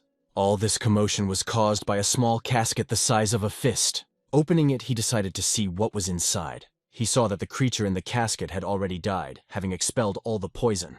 Yingho turned to the enemy, asking if he was still alive, writhing in pain. But the boy replied that he could not bear it anymore and asked to kill him. Yingho decided to help him, reassuring him that if he couldn't do it himself, he would still die. "So just shut up and bear it," Yingho told him. He realized that nothing could be done with the poison that had already been released. But if he can trap the cursed creature in an energy trap before it releases all the poison, it was only necessary to find where it was. He began to carefully feel the boy's body, and soon felt this accursed creature. A smile appeared on Yingho's face when he found it. He knew he only had seconds to act. Soon the creature began to be enveloped in his chi energy. There was only a moment between life and death. The boy, writhing in pain, asked what was going on, but Yingho informed that he managed to block the cursed creature before it died, and before the poison was released. It meant he wouldn't die. Now all that was left was to get this creature out of his body, Yingho asked when he last went to the toilet. This question seemed strange to the boy, but he remembered that he had forgotten when it was. He remembered that the last time he had been to the toilet was 2 days ago. Yingho wondered how many times he had eaten during that time. The man replied that he had eaten about 3 times, but didn't understand why Yingho was asking this. Yingho ordered him to vomit. He explained that the creature, along with everything else, must come out of him in this way. After some time, the man survived. Kneeling down, he thanked the young master for his kindness. When asked if there was any way he could thank him for saving his life, Yingho just smiled and said he could start right now. The boy asked him to explain the reason for the robbery of the Supreme Coalition. The man admitted that he did not know the real reason at all. He really doesn't know anything, even about the previous robbery of the association. He was only following orders. Yingho was a little disappointed, because he turned out to be just a tool that was used and then abandoned. Eventually, the man remembered that he knew the location of Chol Musong's hideout. Yingho decided to take advantage of this and said, "Since you know that, take me there." He doesn't care why they attack the Supreme Coalition. They will answer to him for their actions. A simple peasant did not understand that the boy was seriously going to rush into hell itself. But Yingho asked, "Are you afraid of death?" In part, the man was no longer afraid of anything, although he thought that the boy was crazy because his enemy was one of the 24 strongest, King Monson. He didn't understand why Yingho was so confident that he could handle him on his own.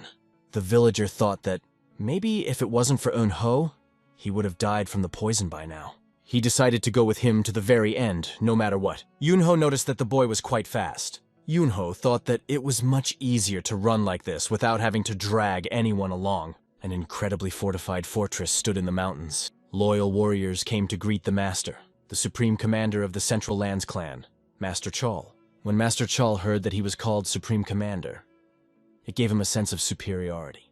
He felt himself superior to the people of the South, even though they often boasted in vain, yet there was something insincere in their words. But how can he be so harsh in his words? It must have been just a mask. When communicating with him, the warriors addressed him as the Supreme Commander, which caused a certain tension in the eyes of their leader. One of the men apologized, thinking that his words might offend the master, but knew that one should not expect good things from someone who insults Chol. Then Chol approached him, feeling that now they were on the same side, and the task no longer seemed overwhelming. He noted that perhaps the warrior was worried that he might have inadvertently offended the master. The man apologized for his attitude, explaining that he had always acted this way, and Master Chol knew it. But now he had to make it clear who he supported, even if he had to risk it. The master couldn't promise that he wouldn't be punished after that.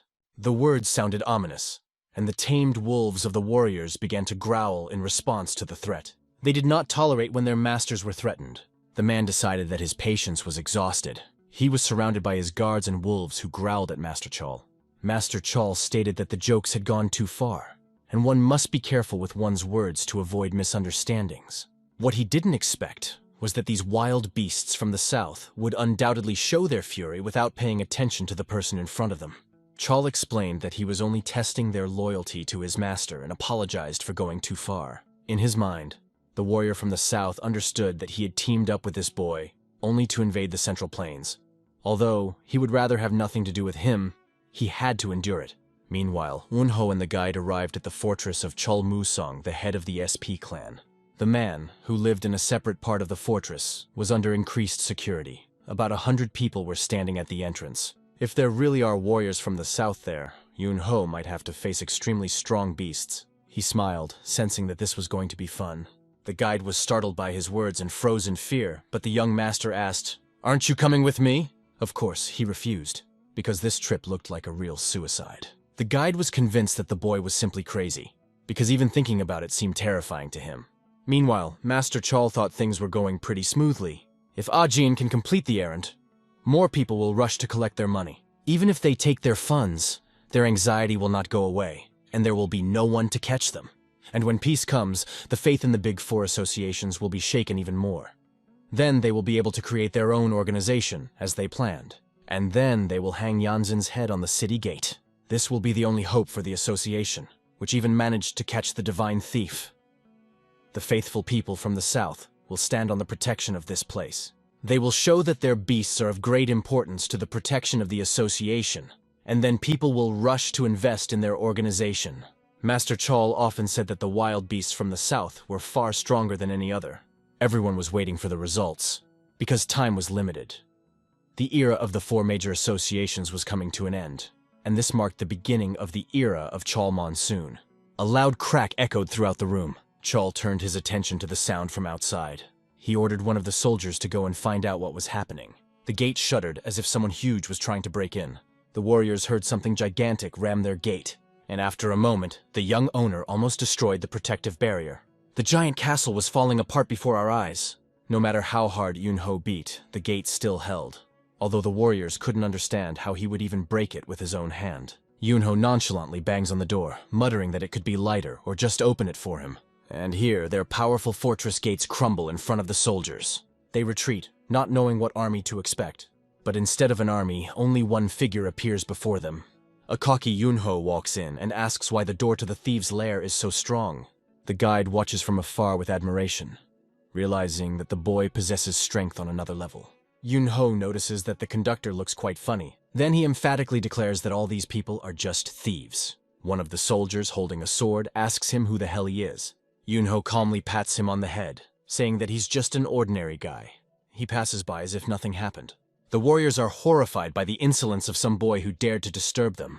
They decide that this scoundrel must be destroyed. Yingho lights up like a ghost. Turning to the soldiers, his eyes begin to shine like lasers and burn everything in their path. Smiling, he says that if someone is lucky enough to survive, then it is worth living the next life with dignity. Chawul, hearing that some guy broke into their fortress and created chaos, becomes furious. He orders to deal with him quickly without unnecessary delay. No one should be merciful. He seethed with indignation that because of this impudence, his reputation might be tarnished in the eyes of the guests. He orders to capture the boy before the feast begins. Otherwise, he promises to kill everyone. One of the warrior guests declares that he will go after this brat. He promises to return to the banquet hall only after bringing his head. The guide observes the consequences of the battle that the young master arranged. There are piles of bodies lying around, and the boy didn't even use a sword. He looked around, seeing complete chaos. This young man could deal with all the enemies on his own. He was a really crazy scoundrel.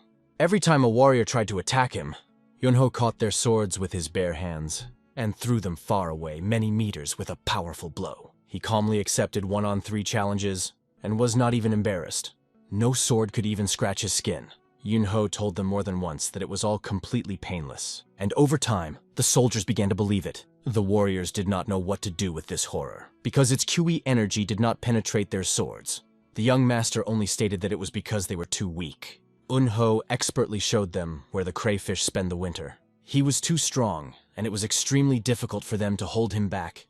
Even though he didn't even draw his sword, he just wanted these bastards out of the way. Directing his powerful energy at them, he made them pant like beaten dogs. Some invisible force began to scatter them in different directions. The soldiers could not believe it.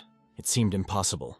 This guy could use the energy blast technique. Yingho remembered how he had once destroyed a limitless horde of ant monsters. It took him 2 days to overcome that horde.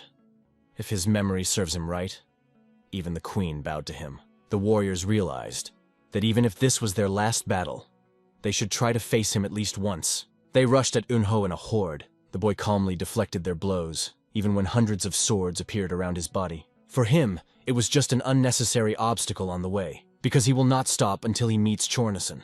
Despite the difficulties, he moved forward, becoming faster and faster. Using his ki energy, he blasted enemies into the air. He felt the power of dominating the situation.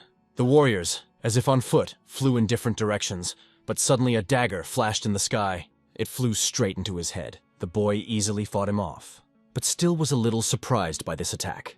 The dagger, like a boomerang, returns back to the hands of its owner. Towering over Yingho, the man declares that if he thinks he can act so arrogantly here, he is deeply mistaken. Yingho only curiously asks who this arrogant guy is, and why he even allows himself to call him high-minded. The conductor, hiding behind the wall, asks Yingho to be careful, although the boy thought that he was no longer among the living. Yingho turns his attention to the horde and the leader that descended upon him. It was Muk Helhum, the right-hand man of Chol Musong, known as the Bloodblade, and the second most powerful man in the entire Sap clan. All this information was successfully transmitted by that vagabond. Seeing this informant, Yingho realizes that he was leaking valuable information to him just from around the corner. Angelta shouts indignantly, "Why did he bring this guy here in the first place, just to cause them trouble?" They were told that if he carried out his plan, he would be able to save his life. The man, full of hatred, became even more angry. It was all a delusion, because they didn't even try to help him. They just wanted to kill him. The young master has removed the poison they gave this poor tramp, so he wants nothing more to do with them. Yangel mockingly declares that the tramp is a fool who thinks he can escape because he has been poisoned. Yingho was already tired of their empty talk. Maybe they should go to the tavern, have a drink, and discuss it all there? These words only angered Yangel even more. He recognized that their opponent was a self-righteous brat.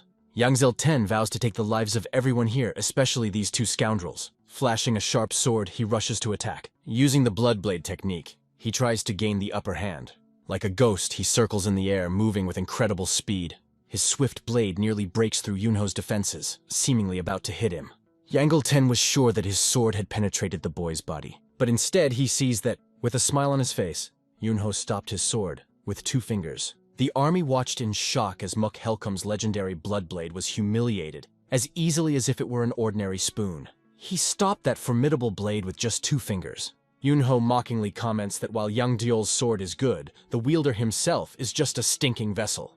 Bloodblade, stricken with anger and humiliation, shouts that his opponent is a pathetic poser with no real skills. Yingho, on the other hand, is happy, because these words, called mediocre, only amuse him. Yahello could not believe in the impudence of his opponent, and suddenly his blade flies out of his hand like a traitor, leaving him defenseless. The foot of the young master hits the chest of the master, throwing him far to the side. Bloodblade can't accept the fact that some brazen boy defeated him. Looking up, he freezes with his mouth wide open, his own sword now floating in the air. Yingho holds the sword under control by using his ki energy. This is true swordsmanship. The young master remarks that the master is obviously unworthy of such a blade. "So it's all right," he says with a hint of contempt. "A man like you doesn't deserve this sword." Yingho points his finger towards the master, and the sword of the Bloodblade, obeying the command, pierces its owner. At this point, the master barely has time to understand what has happened before his eyes go blank. In this crazy situation, the master realizes that these last breaths are his final ones. This made a tremendous impression on all the warriors around. The young master lets the master go with honor, but firmly. With his Kui energy, he turns the sword back, pulling it from Bloodblade's chest. Yingho takes the sword in his hands, holding it confidently. He declares that he will not hesitate to decapitate any of these warriors if they try to stand in his way again.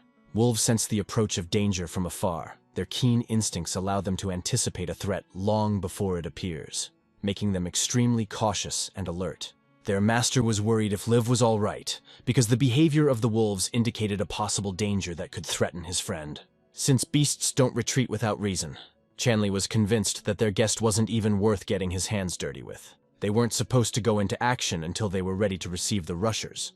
And judging by the silence outside, one could assume that the boy had already been dealt with. But the animals suddenly began to react violently, baring their teeth in the direction where everything was happening, signaling danger. The guest became unsure, and they decided that it would be better to see for themselves what was happening. Chongli then loudly asked his warriors if everything was all right, trying to understand the situation. In response, the gate began to creak, as if under the influence of some unknown force. Some mysterious energy began to open the gate, filling the air with tension. As the young master entered, Kwai energy began to fill the room, creating a sense of power and menace. Yingho carefully looked around for any traces of the Seipi clan. Chongli indignantly asked who this brat was that dared to appear here. Our hero replied that he was dealing with Limoson from Sape. the old man realized that even the Sword of Glory could not stop him. And how dare he break into his clan and home? When he looked at the guest's hands, he saw a sword in his right hand, which confirmed his worst fears. It turns out that Mook Helgoma was killed by this young man, which seemed unbelievable. Yingho shouted enthusiastically, urging this brat to come forward. The head of the clan himself turned to him, asking if it was him he was addressing. If he is not mistaken, standing before him is Chol Musang himself, known for his power. The clan leader could not understand how to respond to such audacity. It was just incredible. Judging by how madly he entered, the boy must be looking for his own demise. If he can't control his impulses, he'd rather let them out somewhere in the mountains. Why come here and make a mess? This is simply lawlessness. Well, business, said the young owner, comparing the situation. Compared to what he does against the clans in the Central Plains, his antics can hardly be called disorder. Chol Musang then paid attention to his words and narrowed his eyes in alarm. Yingho continued. One thief came back to life and confessed that he was the one who destroyed everyone around him during the recent skirmishes. And he did it only because Black Song ordered him. They realized that that damned peasant Yan Jinte was a real fool who had given away all the secrets. The arriving guests looked at Chol Musang and understood how miserable he was after such loud statements. Yingho had not yet told anyone that this was his handiwork. You can say he was lucky. The young master offered to stop these robberies, at least until his reputation was damaged. Hearing these words, Chol Musang laughed without hiding his anger. "Some boy challenges the king and threatens me," he shouted. Yingho warned that if he really threatened, Chol Musang would be on the verge of death. He first hits and then verbally intimidates. The king recognized that this boy's arrogance knew no bounds. He doesn't know how he managed to take the sword from that lad, but in the end he will get an unmarked grave. Then Musanga's guest suggested that, if they were going to kill this guy anyway, they better let the predators rest. Although he felt that the young man was obeying someone, he sought to expand his position from the south. He ordered his wolf warriors to attack without wasting time. These predators, huge wolves, rushed to attack the young master, ready to tear him apart. However, he only watched with a smile as these beautiful creatures ran towards him. They are really cute creatures, he thought, not at all afraid. He wasn't even going to fight them, just looked into their eyes and they stopped. Moreover, they did not just stop, but also bowed before him, as if recognizing him as their master. It was a shock to Chol Musang. Who is this man before whom his own wolves obey? He could not believe that these loyal beasts, who had always fearlessly rushed at their enemies, were now standing in front of him with their tails biting. Yingho noted that the wolves were smarter than their owners. They realized that before them was an enemy that should not be exposed. Enraged, Chol Musang drew his sword, unable to contain his hatred. His patience was exhausted. These events pushed him to the extreme. Yingho warned that this was his last chance to save his reputation, but Chol Musang knew that the only way to save his honor was to cut this guy to pieces. He possessed a martial art that was second to none, and he was confident of his victory. From the Kui energy coming from him, the warriors were forced to close their eyes from the blinding power. They understood, here it is, the power of one of the 24 great masters. Yingho looked at him and saw an ugly face distorted with anger. His strength did not seem so powerful. He definitely gave him a chance, but if so, then you can't do anything. He activated his power, filling the space with Kui energy. The entire room was filled with this powerful energy, creating an atmosphere of tension. At that moment, this energy began to literally destroy ordinary people with its power. Chol Musang could not believe that such an incredible force was against him. They seemed to be almost equal in strength, but something was wrong. Their chi energies collided, coming into direct contact. Suddenly, when they came together, there was an explosion. But the fact is that the energy of the young master overshadowed the power of Chol Musang. He felt his power suppressed and could not accept it. This boy surpassed him in strength, which was unbelievable. Yingho watched this with excitement in his eyes, enjoying the moment. He was burning with chi energy. He adored this feeling of superiority, and he was ready to prove his strength to this opponent. Musang was still trying to resist this powerful energy, concentrating all his strength not to succumb to its pressure. However, he felt this chakra pressing heavily on him, causing him to lose control and balance. With each step as the young master approached him, the pressure became unbearable. His confidence began to waver, the understanding of his own weakness seeping into his consciousness. He was thrown back by the force of this opponent who was relentlessly advancing. Yingho noticed that Musang seemed to be about to cut him down. But where had his initiative gone? After all, his name was on the list of 24 great masters of martial arts. But the fear of the young master constrained him more and more. Musang's face contorted in mortal terror as he realized the power of this pro-light standing right in front of him. Yingho emphasized that if Musong wanted to keep even an iota of his honor, he would have to kill himself. But, judging by everything, it will be extremely difficult for him. Zhongli Musong stared at this brat. Until now, he had never met an opponent he couldn't defeat with his true blade. Holding the sword in his hands, he asked if he would be able to defeat his opponent again. Or if maybe this time, things would be different. At that moment, rage filled his heart and he swung his blade with all his might. Yingho watched him and thought how ridiculous he was in his futile attempt. After their collision, their auras merged into a single powerful field. There was a large-scale explosion that shook everything around. He destroyed the entire building, turning it into ruins. After some time, the consequences of this battle were visible even from afar. The castle was destroyed, and the central building of the main leader was completely destroyed. A young master stood on the remains and ashes of this building, holding his sword. Nothing happened to him at all. He was unharmed. The same vagabond approached him and asked if everything was okay with him, amazed that the young man had been here all this time. The tramp wondered what had happened to Chal Musong, but when he looked around, everything became clear. "That scoundrel took it and ran away," he said with contempt. "It looks like this. First, it wants to kill you, fights like a madman, and then suddenly disappears behind a crumbling building." The tramp repeated that they must not let this crafty rascal live. It should be found and destroyed immediately. Yingho remarked that chasing someone sounded rather dull and too boring for him. The fact is that the young master understood. Zhong Musong will suffer from the thought of his defeat, and when he cannot bear it, he will appear himself to finally perish. Then they will deal with him. And now one of his guests climbed out of the rubble somewhere nearby. It turned out that these were warriors from the south. The only question remained, what to do with them next? Yingho knew that the wild beasts of the south were tamed by cruel and abusive methods. Their ruthlessness destroys everything in their path. That is why the spirits of the south feel a deep resentment towards these scoundrels and settle far away from them, planning the destruction of these monsters. But Yingho decided it was none of his business. There is someone to take care of them anyway. There are other people who can handle them without his intervention. We returned to the homeland of the young owner. The head of the clan was shocked by what he heard. Shuren was speechless with shock. One of the people told them the information. It was the same vagabond who told everything. Yingho brought him in to answer the questions. "Let him tell who he is and why he came here," he said. The tramp called himself Yangjin. People know him as the Divine Thief. These words sounded so categorical that they could hardly believe what they heard. Suren was indignant. "You brought a thief here. Are you even in your right mind?" Yingho looked at her. "Why do you say that?" The head said that he would inform the elder and hand the thief over to the Murim Alliance. But Suren was sure that they should match their order and tell how the thief was caught.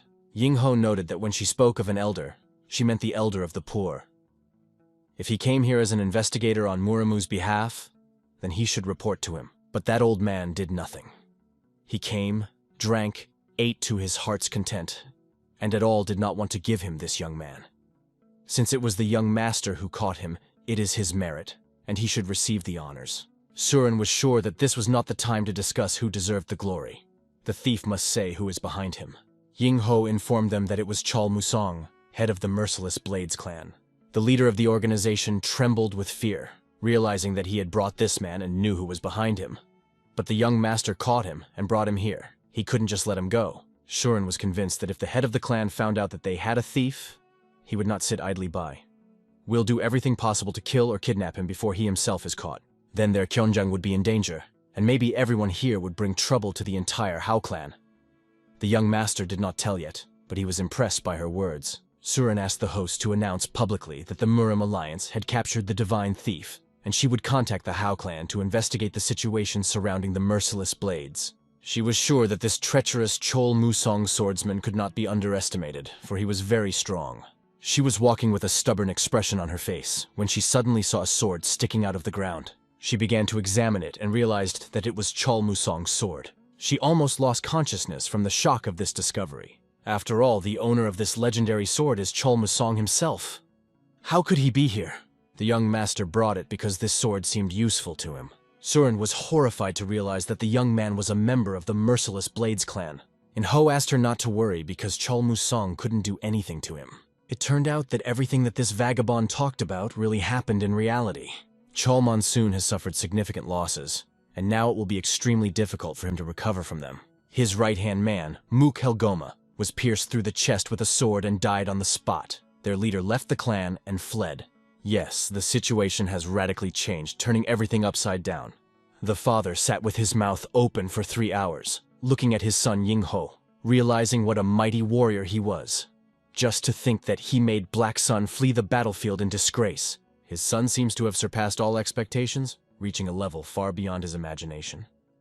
Perhaps he's even stronger than the 24 Grandmasters. This could turn into trouble if someone in Murima realized his power level.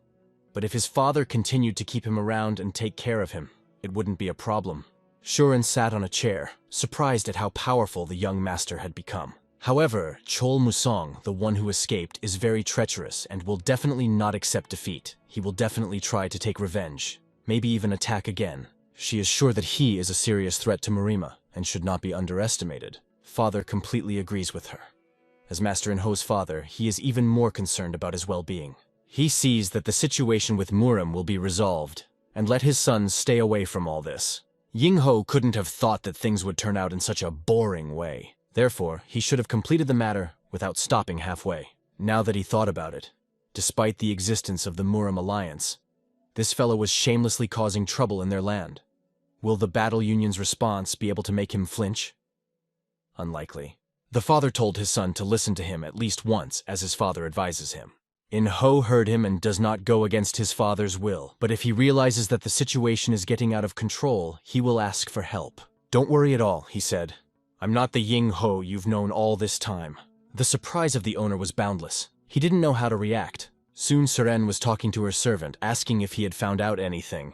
Although they had studied everyone who was somehow connected to the merciless Blades clan, nothing had been discovered so far, and no trace of the one who had escaped had been found. To Surin, it was quite strange.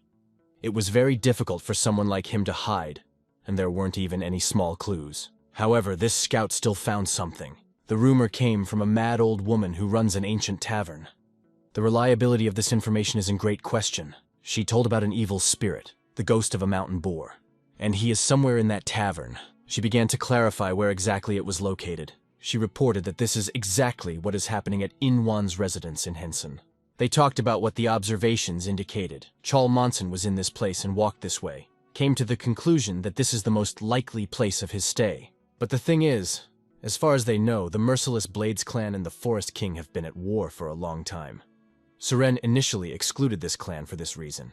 But if Yang Jinte is to be believed, it turns out that they just don't like being compared to each other and are actually close friends. This radically changed the situation, forcing them to reconsider their plans. Suren didn't know what to make of this information.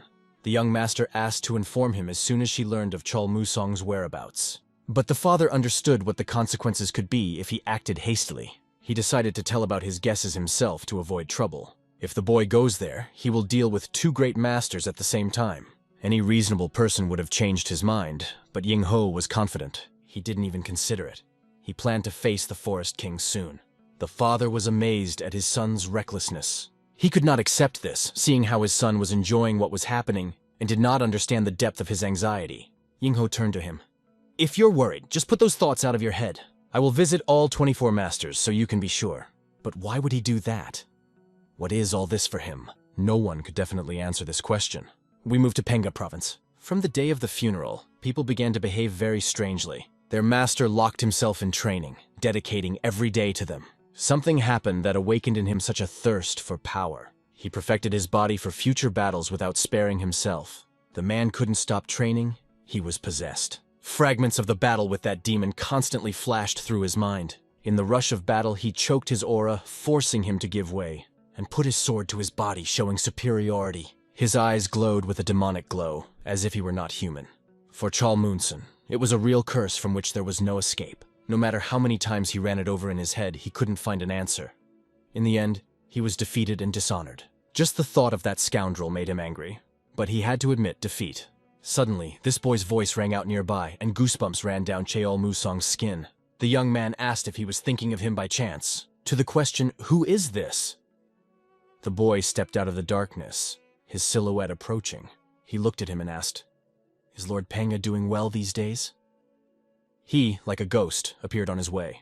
The boy aims his weapon directly at him, his eyes blazing with determination, every muscle tense in anticipation of the decisive moment. The smile on this young man's face begins to distort, turning into a grimace of anger and contempt. reflecting the storm of emotions within him, pretending that he is not Chol Musong. He calls the opponent a bastard because he really thought too much of himself and considered himself better than others. Yingho was sure that he, unlike many, would be able to control his anger and not put himself in mortal danger by keeping his cool in this critical situation. However, there is no point in dwelling on the past, because now it does not matter, and he is of no use here. However, the young master only asks for one thing: to keep him company while visiting Yingwon's residence. That is all that is required of him, and that is all that is required of him. After all, if the young master goes alone, his father will start to worry, and it is better to avoid unnecessary worries. He recognizes that taking care of his son is a real parental task, and he understands how important it is to support him in this situation. Besides, how can he calmly watch them get trampled? It can be quite interesting, and for him such a task is not particularly difficult. However, the problem is that calling Hogwon from Mount Tantu can be seen as a declaration of war to Nokrim. In order not to lead to an even greater conflict in the future, he does not want to appear there. He is sure that the young man will cope with everything himself, and his help will not be needed. Inho, noticing all this, tells the man that he has a bad breath, and suggests that he wring his neck first, and then deal with matters. Suddenly, the man changes his mind and asks when they are leaving, as they have received confirmation that Cheol Musin is in the palace. "So, we have some free time," he says, hinting at the opportunity to prepare. As payment for fulfilling his request, the man asks for help in one important matter. Soon they find themselves in a huge castle, the grandeur of which amazes the imagination and makes you hold your breath. The young man reacts with fear to the appearance of this demon. His eyes are wide open in terror, and his heart is beating wildly. Inho looks at him like a toy, with a slight contempt and indifference that only annoys the young man. He asks his father why he brought him here, eyeing the stranger suspiciously. "Do you want me to learn from this scoundrel?" he says defiantly, not hiding his indignation. His father quickly reprimands him for rude words, not allowing such audacity in his presence. After all, the main goal was to teach his son, no matter what it cost, even if he had to go to extreme measures. The father tells his son, if he leaves the training ground, he will be deprived of any inheritance and all privileges. He slams the door loudly, letting it be known that he is not kidding, and his decision is unwavering. The young man turns around, not believing what is happening, feeling angry and confused. He points his hand at his father, asking what he said. Never before had his father been so strict and uncompromising with him. Inho suggests that maybe it's because he didn't get a proper lesson last time, but he's still a jerk. "And now, at your father's request, I am your teacher. So to begin with, show respect," Inho declares with cold determination. The young man is not going to show respect at all, and defiantly waves his hand at him, hoping to impress. Inho easily dodges the new moon's punch, as if it were a small thing, showing off his skill. He realizes in his mind that his own teacher must have felt the same way when he first met him. He does not intend to babysit this young man for long. It is time to act decisively. And in a moment, the boy is already lying on the ground, not having time to understand what happened and how quickly he was defeated. Apparently, he didn't understand anything because he looks defiantly at Inho again, ready for another attack. "It is indecent to lie in front of your teacher," he remarks ironically, emphasizing the young man's powerlessness. He grabs the boy's leg and starts twirling him around like he's just a toy. Untwisting it, he launches it like a stone right into the massive door, demonstrating his strength. The father even blocked the door with a stone, preventing his son from escaping. Although he was hurt and sorry for his son, he knew that this was necessary for his good and development. He must understand that his father sincerely wants him to become stronger and be able to defend himself. Soon evening came, and dusk enveloped the castle, adding mystery to the surrounding world. It was necessary to finish training, but there was still a lot of work ahead, and no one was going to back down. The warriors patrolled the area, not noticing that someone was watching them from the darkness, hidden from view. One of the spies was lurking on the roof, carefully watching everything that was happening below. After the recent arrest of the divine thief, all security measures were restored to their previous level, and this spy never came close to his target. Among all the big markets, the security here is the strictest, and it is extremely difficult to get inside even for an experienced spy. However, Ms. Surin had recently ordered him to find that scoundrel. If only he could have known about it in advance, he would have avoided many problems.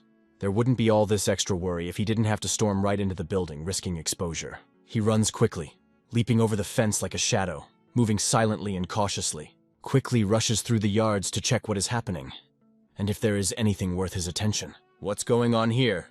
he thinks as he descends, feeling growing anxiety. Horror pierces him to the bones, making his heart beat faster, because something is wrong here. He passes the same place again and again. It seems to him that he has already crossed it several times, as if he had fallen into a trap. But when he looked up, he realized that it was a cunning trap from which there was no way out. He, like a cornered rat, had no chance of escape, sensing the hopelessness of the situation. And then he heard Lyrian's voice, "Come out, evil spirit!" An authoritative command sounded, which made him shudder, as if everything around began to turn red, creating an atmosphere of danger and fear. Devilish eyes appeared above him, and a question rang out, "How dare you shamelessly break into the walls of Chongjiang?" In terror, the spy looks around, looking for a way to escape, but realizes that there is no way out. Lyrian calmly asks, "Who are you?" His voice is cold and emotionless. "Are you a thief or a murderer? What's wrong with you?" Lyrian continues, piercing him with a look. "Answer immediately. Otherwise you will quickly get what you deserve," he warns in a stern voice, leaving no room for hesitation. Nevertheless, Lyrian's work gave a significant result, and the truth began to surface. After some time, he found out who this man really was and what his true intentions were. He warned Surin that next time such things should be communicated in advance to avoid misunderstandings. The spy apologizes. "Never before in my life have I encountered such a complex formation and terrible magic, but Surin is to blame for not warning about it. In any case, it is rather unusual that he appeared here for no reason." Apparently, the spy suspected something and decided to check.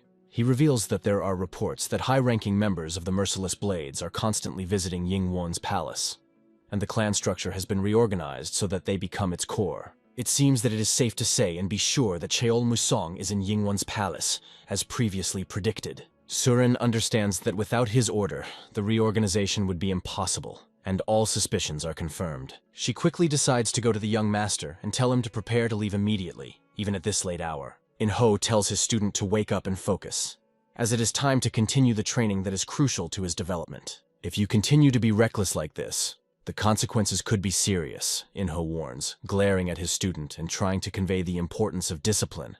The young man understood that the master could beat him until he lost consciousness, and if he continued in the same spirit, he would again find himself on the ground, unable to resist. "Isn't it enough that you already broke my ankle?" he exclaims indignantly, feeling the pain and injustice of the situation.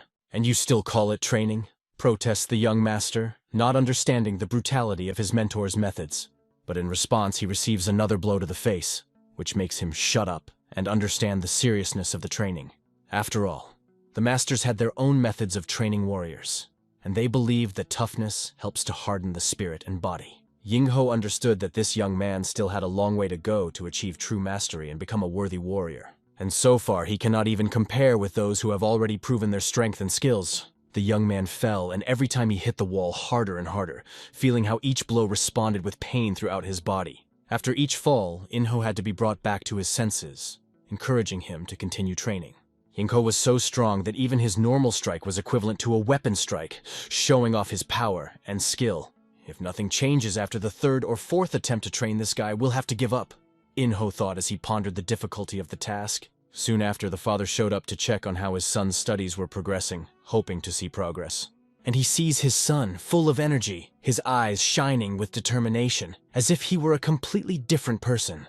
Yingho explained that he had put him into a trance state, maximizing his survival instincts and other senses, and training in this state would cement the power into his body, turning it into a habit. "So you trained my son in an unconscious state?" The father was surprised, not expecting such an approach. When asked by his father about the results, Yingho replied that his son was now 30% stronger than before. Given his character, it was not easy, but we made significant progress in a few days. The father could not contain his joy, because this is exactly what he expected from his son. Suddenly they were interrupted. People came and asked if the master was here, bringing news with him. It turned out that visitors from the Supreme Coalition had arrived, and their visit required immediate attention. The young master immediately realized that Suren must have come, and that his son's training was over. "Make sure that after he wakes up, he rests well and eats. That's my order," the father added, taking care of his son's recovery. Suren reported that Mr. Lyrian had already left for Henson to develop a plan to break into the residence. However, one important nuance appeared. The barbarian king Penjil joined, and it was interesting how the young man managed to convince such an influential and difficult personality to go with him. Surin doubted whether he would be able to calmly follow the young master, given his complex nature. Yingho explained that he didn't persuade anyone. He just offered once, and the man enthusiastically accepted after learning that he would be fighting the King of Death and the King of the Forest. Surin was aware that the Peng family of Hebei had a huge influence in Murima, and in such a situation one had to be careful. She couldn't understand how the head of the Peng clan decided to follow this young man, as he was just finishing up all his business. Yingho admitted that it would probably be more dangerous to hurt his feelings or get involved in a political conflict. After all, recently he caused him trouble, and the situation could become even more difficult. Surin understood that if the young master defeated even the barbarian king Penjil, then he was simply incredibly strong or even insane. El met a person quite familiar to him, which aroused his curiosity. He called him a coachman, but he admitted that he was not a coachman. He felt overwhelmed next to one of the 24 strongest warriors, but he didn't expect him to be so powerful. Yingho urges Penjil to move faster and talk less, to which the Peng clan leader takes offense. "Can I say a few words? But if you keep talking like that, we can seat you next to the coachman," Yingho joked. It seemed incredible. The young man was talking to the barbarian king Penjil as casually as if he were a simple servant, and Surin set off with Mr. Coachman, accepting the situation as it was. However, this man understood that he was not a coachman, but he had no choice, and had to play this role. The carriage was cramped, but if anyone didn't like it, as Yingho joked, they could walk. After some time, they found themselves in a dark valley, where the atmosphere became gloomy and mysterious. It was quite cold and scary. The wind pierced the bones and the shadows seemed alive. The tracks led them to this very place and broke off, as if disappearing into thin air. The soldiers had to carefully inspect everything. They searched everything, but found nothing, and he admitted that the enemy had disappeared right under their noses. The red-cloaked warriors noticed someone riding a carriage through their territory, which raised suspicion. And rude words came from the carriage, which added to the ambiguity of the situation. The soldiers were surprised that someone dared to appear on their territory without permission. The carriage moved confidently, as if the passengers were not at all afraid of possible dangers. The head of the Peng clan acted like an offended child, expressing his displeasure at the situation. He understood that it was necessary to hire a professional coachman, because this inexperienced coachman does not know how to manage a carriage. And that man was aware that he was not a coachman at all, but Wang Gunwei, the former killer of the Salmon family and the captain of the Dark Squad. But he was forced to endure it and pretend. Suddenly, people in red blocked their way, stopping their movement. Suddenly, they stopped, feeling that something was wrong.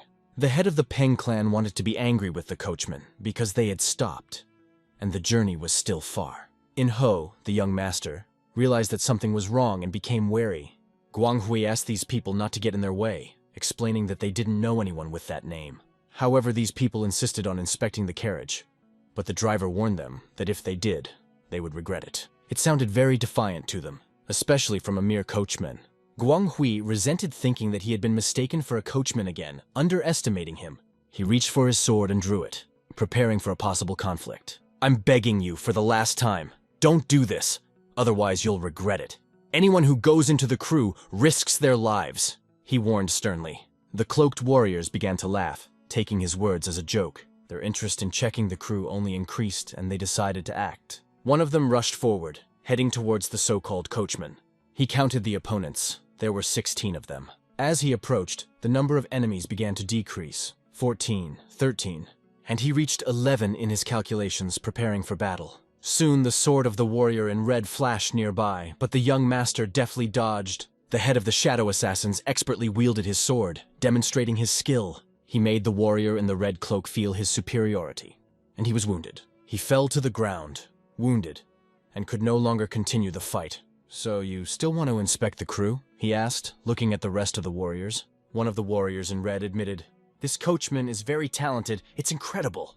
But suddenly the person who should have been knocked down rises as if nothing had happened. He didn't just stand up, but straightened his shoulders, despite the serious injury. Guanghui couldn't understand what was happening. How did this man manage to get up after being hit like that? The red-clad warrior began to laugh as he sucked up the blood and closed his wound, relishing the pain. Ivan Hui looked at him in disbelief. "What the hell is going on here?" His heart was pounding wildly with the energy flooding his body, making him feel every beat of his pulse. This scoundrel almost broke through his defenses with his sword, which seemed unbelievable. With each stroke of his sword, this diabolical creature in red only taunted him. He did not understand what had happened to this boy.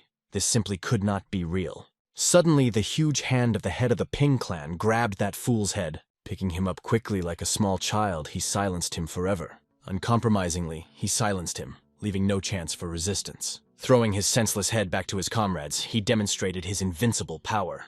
The soldiers in red understood that this man was a very famous person. The head of the Peng clan realized that before them were those wearing red cloaks. Only one clan in Murima can afford it. That's right, and the young master also knew. It was the cult of blood. The young master's sword, full of ki energy, flew into the next victim. He pierced her like lightning, leaving no chance of escape. These blood cult boys couldn't believe that such a calamity had befallen them. They so impudently wanted to check the wagon, not suspecting that such a monster was hiding there. And so the body of their leader fell to the ground, renewed by death. The young master, swinging his sword, flashed like a whirlwind, and the weapon returned to him. And from that guy in the red cloak, blood splashed like a fountain. They were destroyed. When all were destroyed, it was possible to return to the wagon and continue on the way. But one of them was afraid that there were still groups of enemies.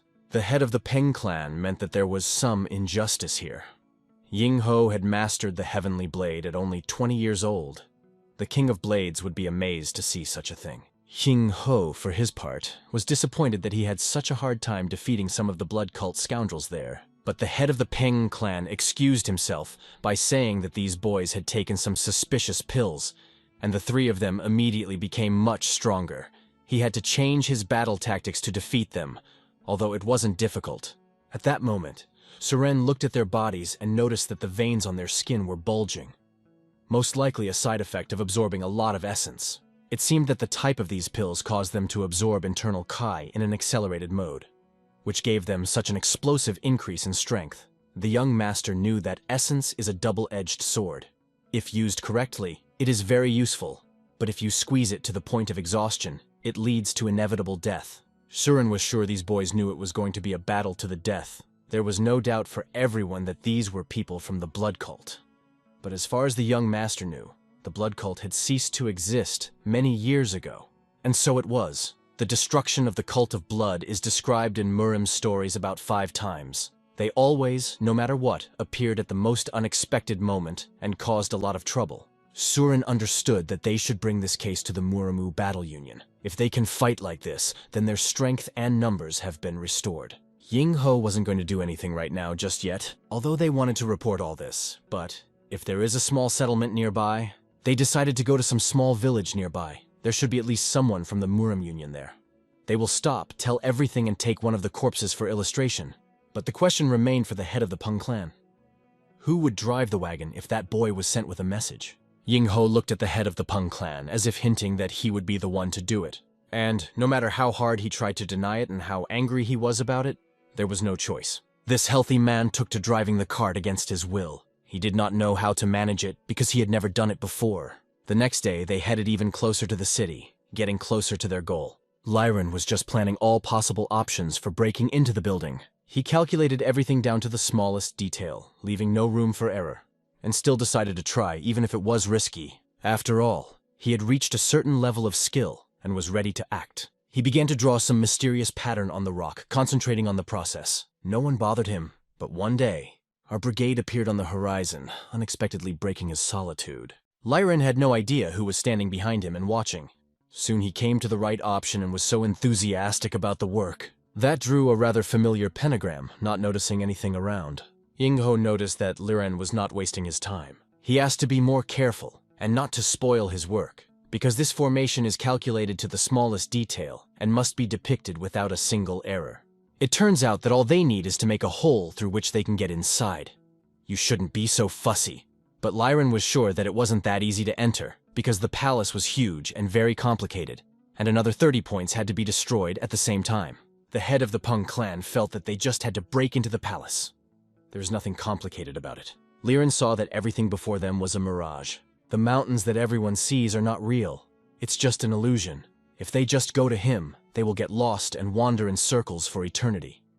and if they are not lucky at all, they will encounter another group that can seriously injure or even kill them. However, Loren was sure that everything is not as simple as it seems. And then he saw that someone huge was traveling with the young master. The head of the Peng clan recognized this boy as a monk who is not particularly concerned with worldly affairs, but when it comes to him, he is bloodthirsty. He was interrupted by Yingho, introducing him by name to avoid misunderstandings. It turns out that the mirage can be dispelled, although this was the first such encounter for Lyran. The difficulty was incredible, but to begin with, they have to try. Fortunately, his abilities were far superior to what was required for this task. Lyran placed the seals around him in preparation for the ritual. He stood in the center of the formation, concentrating his energy. Soon, his staff glowed with light, filling the space with magic.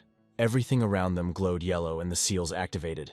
They, as if in the center of the glow, began to scatter around him, and they fell directly to the places of the pentagram, connecting everything into a single whole. Illuminating the information around him, the formation sprung into action. Everyone reacted with surprise at this, but the young master knew about his abilities. At times like these, Yingho began to think that this guy was pretty good, and he understood why he took him with him. His talents were priceless. Lyran's eyes glowed yellow. Drawing the formation, he asked the forces to obey him and take control of them. A tense atmosphere prevailed in the spacious courtyard of one of the castles. One of the warriors received a powerful blow that knocked him back. The force of the impact caused him to curl up and fly straight into the stone wall. The man who delivered the blow suspected that something was brewing, as the boy who always complained was strangely silent this time. He understood that this cunning bastard was up to something. The man said indignantly, if he knew about the danger, why didn't he warn about the insidious plan earlier? In that case, he would have disappeared from his sight long ago. But now he was accusing this young man of being that ungrateful bastard who didn't appreciate what he got and was standing up to the great warrior Qin Leap. The problems only deepened. After killing 3 warriors, this big man began to threaten small traders, promising to break their necks if they cooperated with Chiankajang. From the beginning, something went wrong. Nokrim seemed to create only the appearance of order while ignoring serious flaws. The question arose why exactly he headed the 18th Department of Nokrim. They weren't originally born to become merchants, he thought. Let them figure it out for themselves. Qin Scotch, unable to bear these words, swung furiously at his opponent, ordering him to shut up, for they had no intention of retreating from their path. He received a strong blow in the face for his words. He fell, but quickly got up. He was not going to give up. Qin Scotch, remembering their past together, tried to be patient, but warned that he would not tolerate this anymore. However, the words no longer mattered. This man had lost all interest in further confrontation. Qin Scotch picked him up by the collar and asked, "What, are you looking for death?" But nothing bothered him anymore. He completely surrendered to his own problems. For some time, there was peace in the fort, and no incidents occurred. But suddenly the guard on the tower noticed something strange high in the mountains. Above in the sky, something bright, like fireworks, flashed. The guards looked at this phenomenon, not understanding what was happening. Why did the fireworks appear in the middle of this quiet valley? The bright light not only blinded them, but also scattered in all directions. This strange sight attracted the attention of the castle leader. His eyes widened, and his jaw almost dropped. It just couldn't happen. Meanwhile, Li Rian rejoiced. He had successfully destroyed the formation. This meant that the mirage was about to disappear, revealing the true appearance of Mount Hansen. Now, standing in this place, he felt his victory. The pectogram he was working on activated, filling the space with new streams of energy. Light fireworks flew in different directions, illuminating the night sky. The leader of the castle, seeing this, realized that something unusual was happening outside. He was worried and decided to immediately check what exactly happened. A battered trader with a broken face was barely holding on in his arms. At this moment, the formation began to collapse, and its strength weakened. The illusion that supported the defense of the fortress began to crack and dissipate.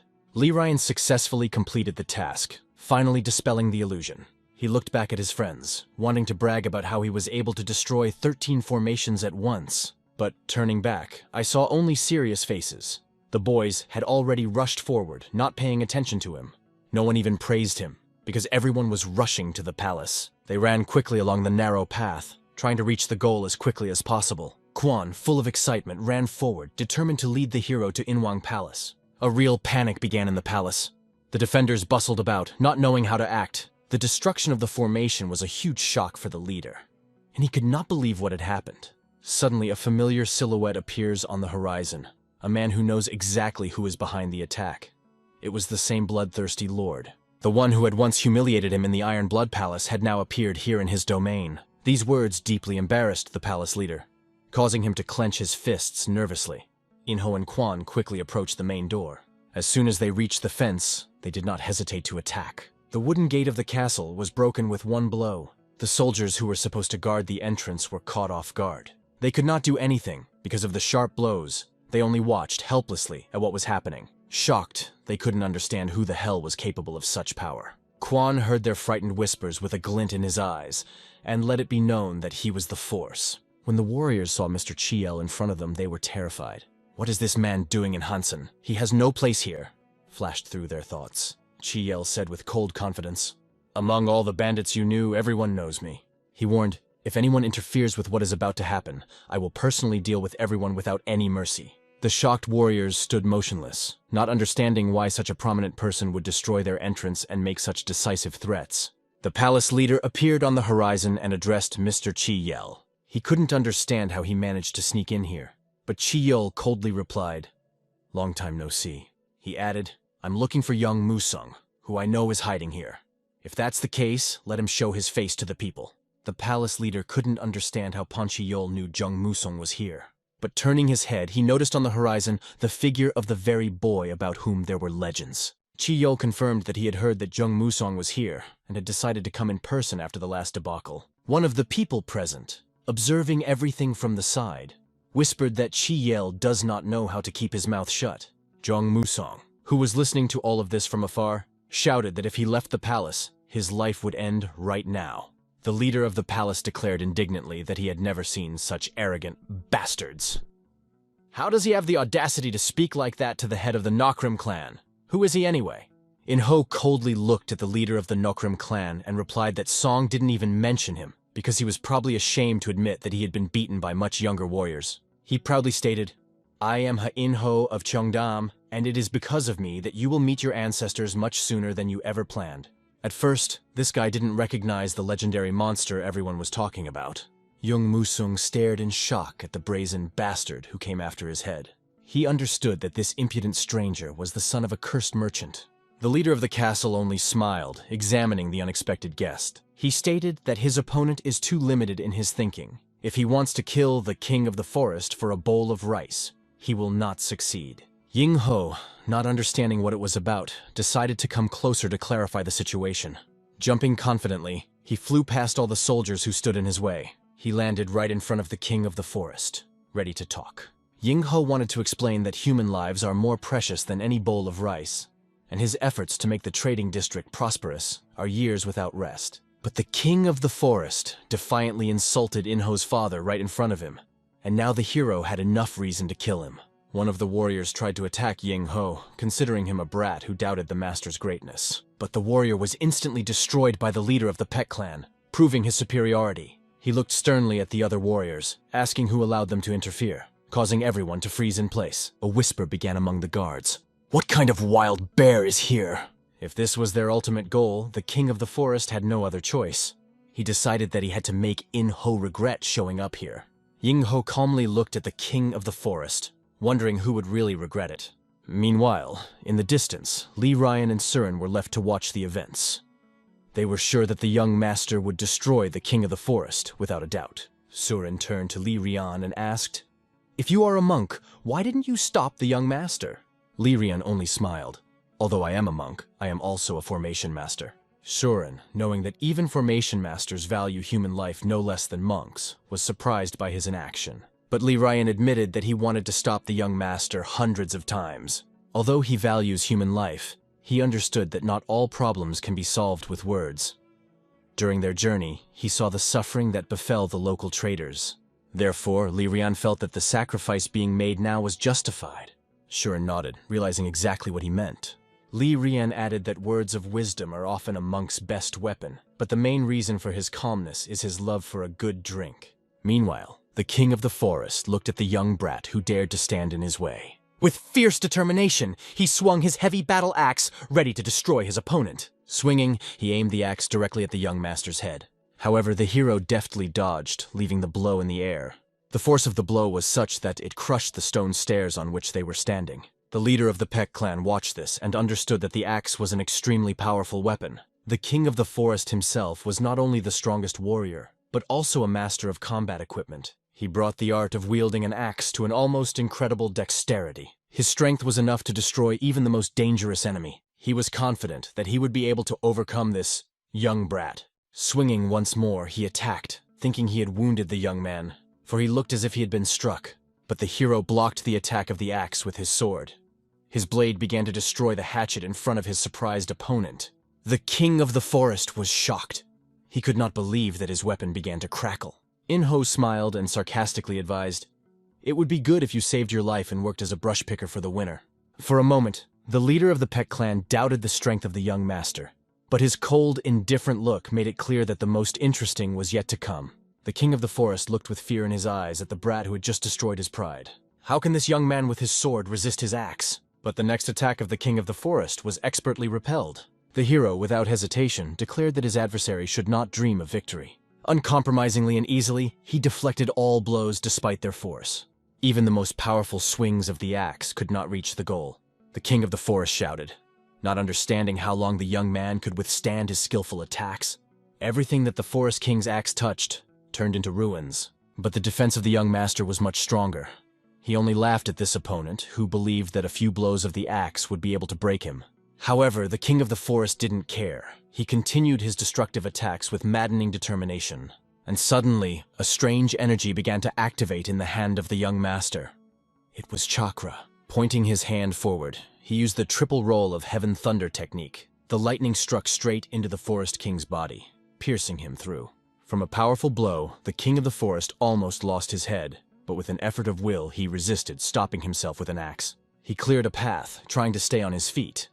But it took incredible effort. The forest king could not understand how this young man had mastered such a powerful technique as the triple roll of thunder. How can the son of a simple merchant use the Namgun clan's technique? He shouted in despair. The Peak clan leader standing behind calmly explained.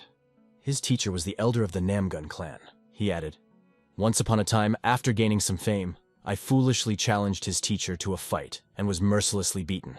Now you must understand how formidable an opponent is before you. The king of the forest understands that things are bad.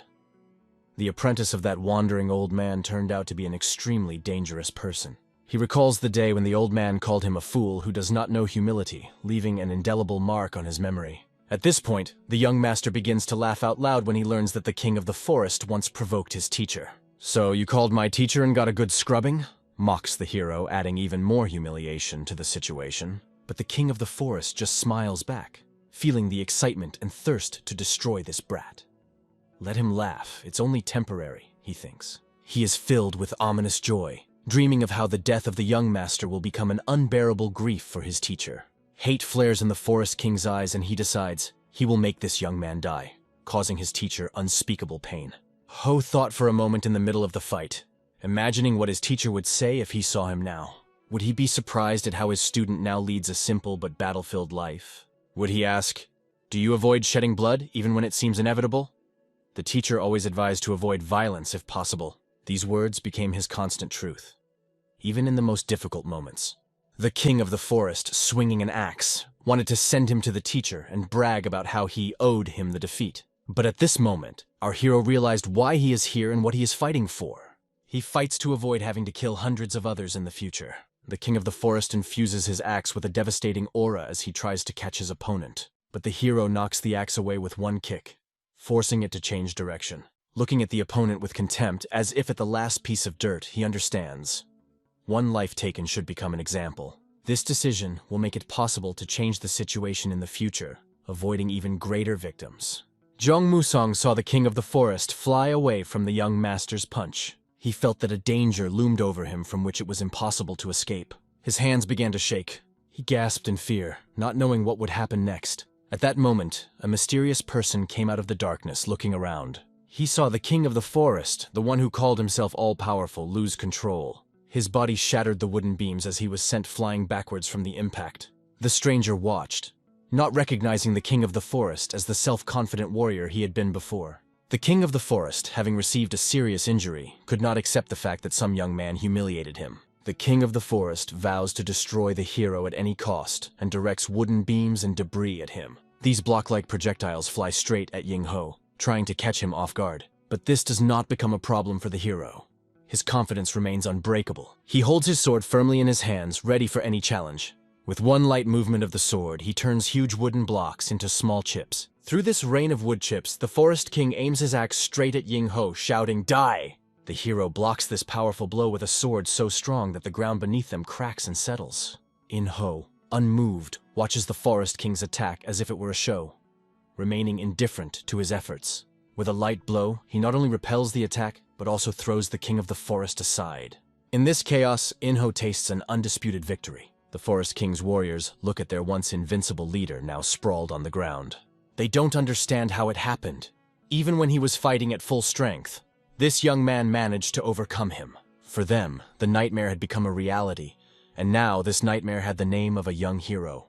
The atmosphere had changed. Now all eyes, filled with despair, were directed at their beaten leader. These looks, filled with fear and disappointment, showed that their hopes for the king of the forest were dashed. Despite his wounds, the king of the forest finds the strength to rise from the ground. He cannot come to terms with the thought of defeat because he considers himself the indomitable Chin Sanok. "No one could knock me down, let alone make me die," he shouts, clenching his teeth in pain. But suddenly, blood starts flowing from his mouth, and the axe falls out of his hands and flies to the side. The leader of the Peck clan, watching this, realizes that even the famous criminal, seemingly invincible, has received such severe wounds that he is no longer able to continue the fight.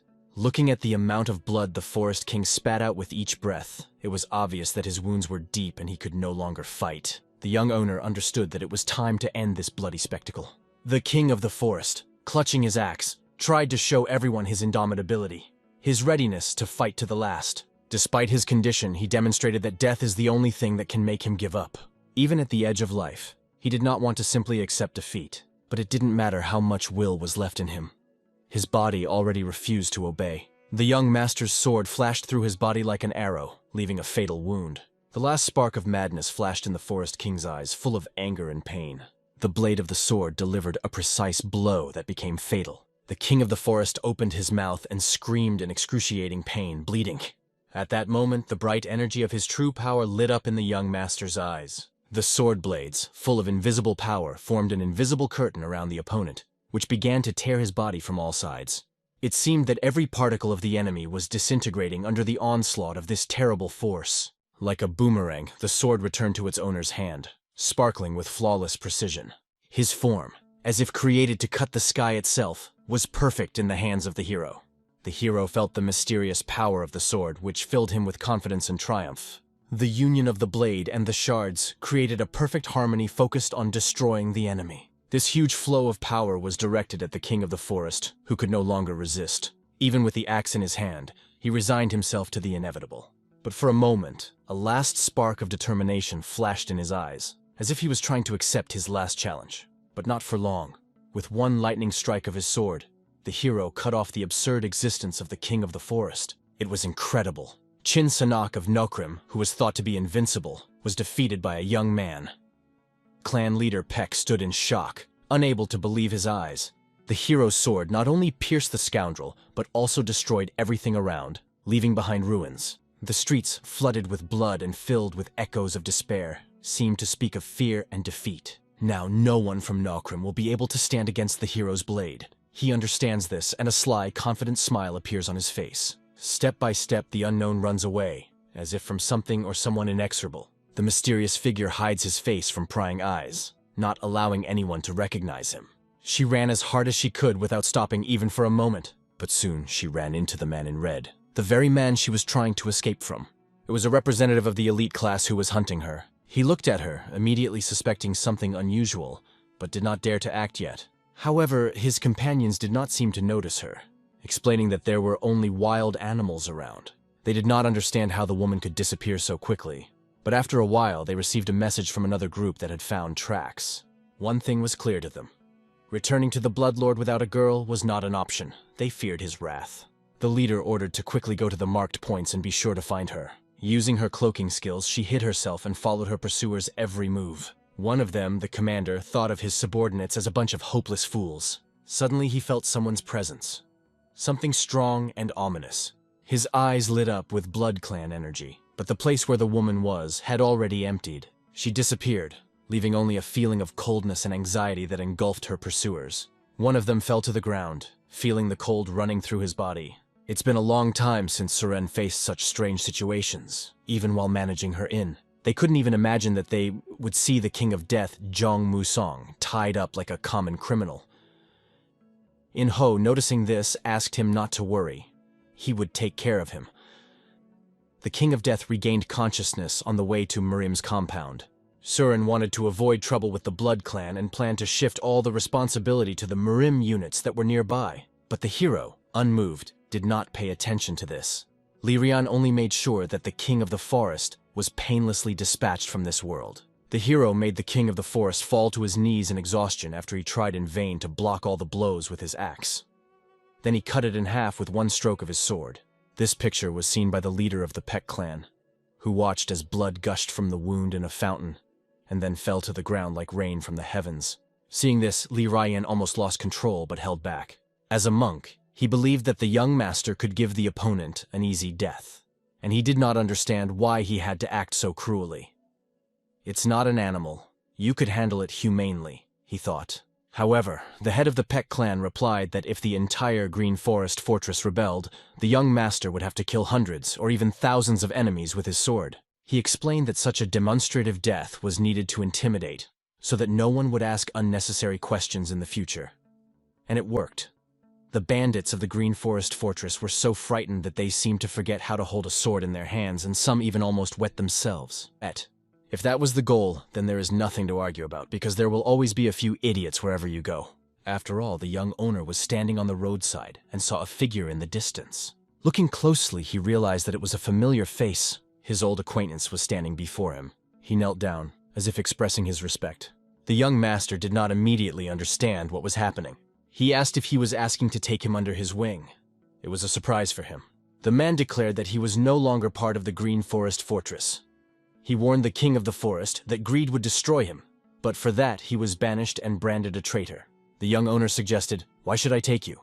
You are now homeless." But the man replied that he was not a beggar. He added that he realized how great Master Ying was as soon as he saw him. Now he is finally convinced of this. The man swore allegiance, assuring that the young master was much more cold-blooded and merciful than many others. Master Ying did not see what benefit there could be from the loyalty of a bandit who had previously engaged in robbery and extortion. In his opinion, it was a useless risk. The man identified himself as Li Jigangua. He said that he used to be a soldier and a fairly competent general until he fled the imperial court because he could not put up with the venality of his commanders. Even so, Ying wasn't sure if he would find a use for it, and furthermore had no intention of using his skills. The head of the Peck clan irritated the young master a little, saying that this man could make a good driver since he had served in the army, but added, "How long will he be a thread?" Despite the remarks of In's master, the head of the Peck clan insisted on accepting him, explaining that it is extremely difficult for a man to bend his knees voluntarily. In response, the young master unexpectedly offered the head of the clan to accept this man into his family. "He will fit in perfectly with your family after serving in the army," added the hero with subtle irony. But the man it was addressed to had already decided he didn't want to be part of Peck's clan, despite the compliments. To the head of the clan, it looked like a show of loyalty, but to the young master, it was just a damn bear. Suddenly, there was a cracking of branches in the forest. At the same moment, a strange light flashed, making everyone alert. The young owner, thinking about how to avoid annoying conversations, suddenly felt something unusual. His eyes opened wide and his face changed, scaring the head of the Peck clan. The head of the clan stepped back in confusion, noticing the unexpected reaction of the hero. The hero felt a familiar and disturbing feeling that was impossible to ignore. Nearby, he felt the presence of Blood Clan representatives who activated their chi energy. They were chasing someone they finally found in this forest. This man, realizing that he was in danger, ran, trying to throw his pursuers off his tail before reinforcements arrived. But suddenly, the fist of one of the killers appeared in front of her, heading straight for her face. She blocked the blow with her hands, but it embarrassed her greatly. Losing her balance, she fell to the ground, losing control of the situation. The assassin from the Blood Clan, eager to capture her, began to mount. She jumped back to the nearest tree, but that only strengthened their advantage. They finally surrounded her, and she had nowhere to go. Fear was evident in her eyes and felt in every movement. The girl understood that she would not run away anymore. She was already saying goodbye to life, knowing that her chances of salvation were slim. The soldiers looked at the girl, not understanding how she managed to escape. However, looking at it from the other side, it seemed that she was not running away but pretending to trick them. Now she will have to face the consequences of her actions. She cursed the Blood Brotherhood and tried to trick them, but ended up falling right into their hands. The girl was breathing heavily, realizing the complexity of the situation. Pulling a dagger from her pocket, she prepared to defend herself. But there were too many opponents, and it clearly left her no chance. One of the soldiers warned his comrades to be careful. All today's victims have already been killed with this dagger. The girl realized that her situation was becoming even more hopeless. She raised the dagger to her neck, hinting that it might be better to end it herself than play by their rules. Their faces changed because they had to deliver her alive, which made their situation more difficult. She insisted, "You better let me go and everyone will be satisfied. It's all clear to me now." "If you don't believe it, check it on someone else," she added, reminding them that they put her in this situation themselves. One of the warriors tensed when he saw how serious her actions were. He said, "Your late father certainly wouldn't have wanted that," but his words sounded as if he had once betrayed her or her family. The man looked at the girl with disdain, assuming that she had been trained in self-defense just for such situations. The girl looked at him with rage, realizing that it was he who betrayed her father and convinced the others to go against him. Her anger reached its limits, and like an enraged beast, she rushed at him with a dagger. However, the man easily blocked her attack, leaving her no chance. After that, the man forced the girl to fall on the ground and literally kiss her. Her helpless attempts to escape only convinced him that she was a worthy daughter of her father, just as stubborn and powerless. The girl begged to let her go, but it did not affect him. The Bloodlord ordered her to be brought in alive, adding, "If something breaks with her during delivery, so be it. I won't even notice." Her screams echoed throughout the forest, breaking the silence. The man claimed that in this condition, she would not be able to resist. The girl screamed in pain as he began to squeeze her hand, even as she threatened that one day she would surely kill him. But suddenly, the warrior raised his head and saw the silhouette of a stranger with bright eyes. He didn't understand who it was, and what's worse, he felt a real threat. "Who is this brat who dares to call himself this girl's ally?" he thought. Our hero seemed to exhale cold air along with his anger and coldly asked, "You really didn't understand who I am?" He ordered the girl to be released, and at that moment, an incredible aura spread throughout the forest, forcing the enemy to retreat. As if under the influence of an invisible force, the man threw the girl aside and flew aside like a fragile doll. His body crashed into a tree from acceleration, breaking it in half. The girl, shocked by what she saw, could not believe that someone came to her aid, saving her from an inevitable fate. She watched with trepidation the strength of this young man, who seemed to her unearthly. The young master, cold-blooded and silent, only looked at her without saying a word. The girl stared at him with her mouth open, not believing her eyes. His eyes glowed with blue energy, and his figure radiated indescribable power. He looked like an incredible warrior from legends whose power knew no bounds. The young master realized that his intuition had not failed him. This feeling was familiar to him. He met her 1,000 years ago, in another life, when he himself began to live a human life. Looking at her, he felt something close and familiar that made him think. He asked the girl if she was hiding her true face, because he recognized her. "You are the one who has the blood cult chasing you," he said. The girl looked at him in confusion, not understanding what he was talking about. But in a moment, she realized that the familiar Yingho was standing in front of her. He confirmed that he was Yingho, a legendary warrior she may have heard of in the past. "If you remember me from that past life, tell me what is your name now?" he asked. The girl introduced herself and said her name, MANHUA. "As in my previous life, and now I still have that name," she said. Her face, body, even her smell, everything was the same as in that ancient story. Yingho, bowing before her, quietly admitted that she was the woman he once loved. The girl blushed and was embarrassed by these words. At this moment, the blood cult warrior exploded in rage, unable to bear the presence of this crazy bastard who had ruined their plan. He shouted to his soldiers, "Don't stand like fools, attack! Kill this brat and capture the girl!" The warriors drew their swords, filling the space around them with a menacing aura. They tried to overwhelm everyone with their presence, but Yingho remained calm and confident. He asked the girl to stay behind and not interfere. With lightning speed, he drew his sword.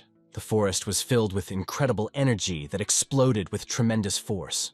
Like a star, this aura shot out in different directions, slicing through the air and forcing opponents to retreat. In a moment, thick dust rose up around, filling everything around. Manhwa looked in awe at this boy's incredible strength, which exceeded all her expectations. Only bloodstains remained in place of the warriors. Their existence was erased in a single moment. This time, the young hero decided to do everything to protect the girl he loves. With a look full of hope and a slight smile, he looked at her. The girl, not knowing how to react, stood in confusion. She had never met anyone who could protect her so strongly and be so powerful at the same time.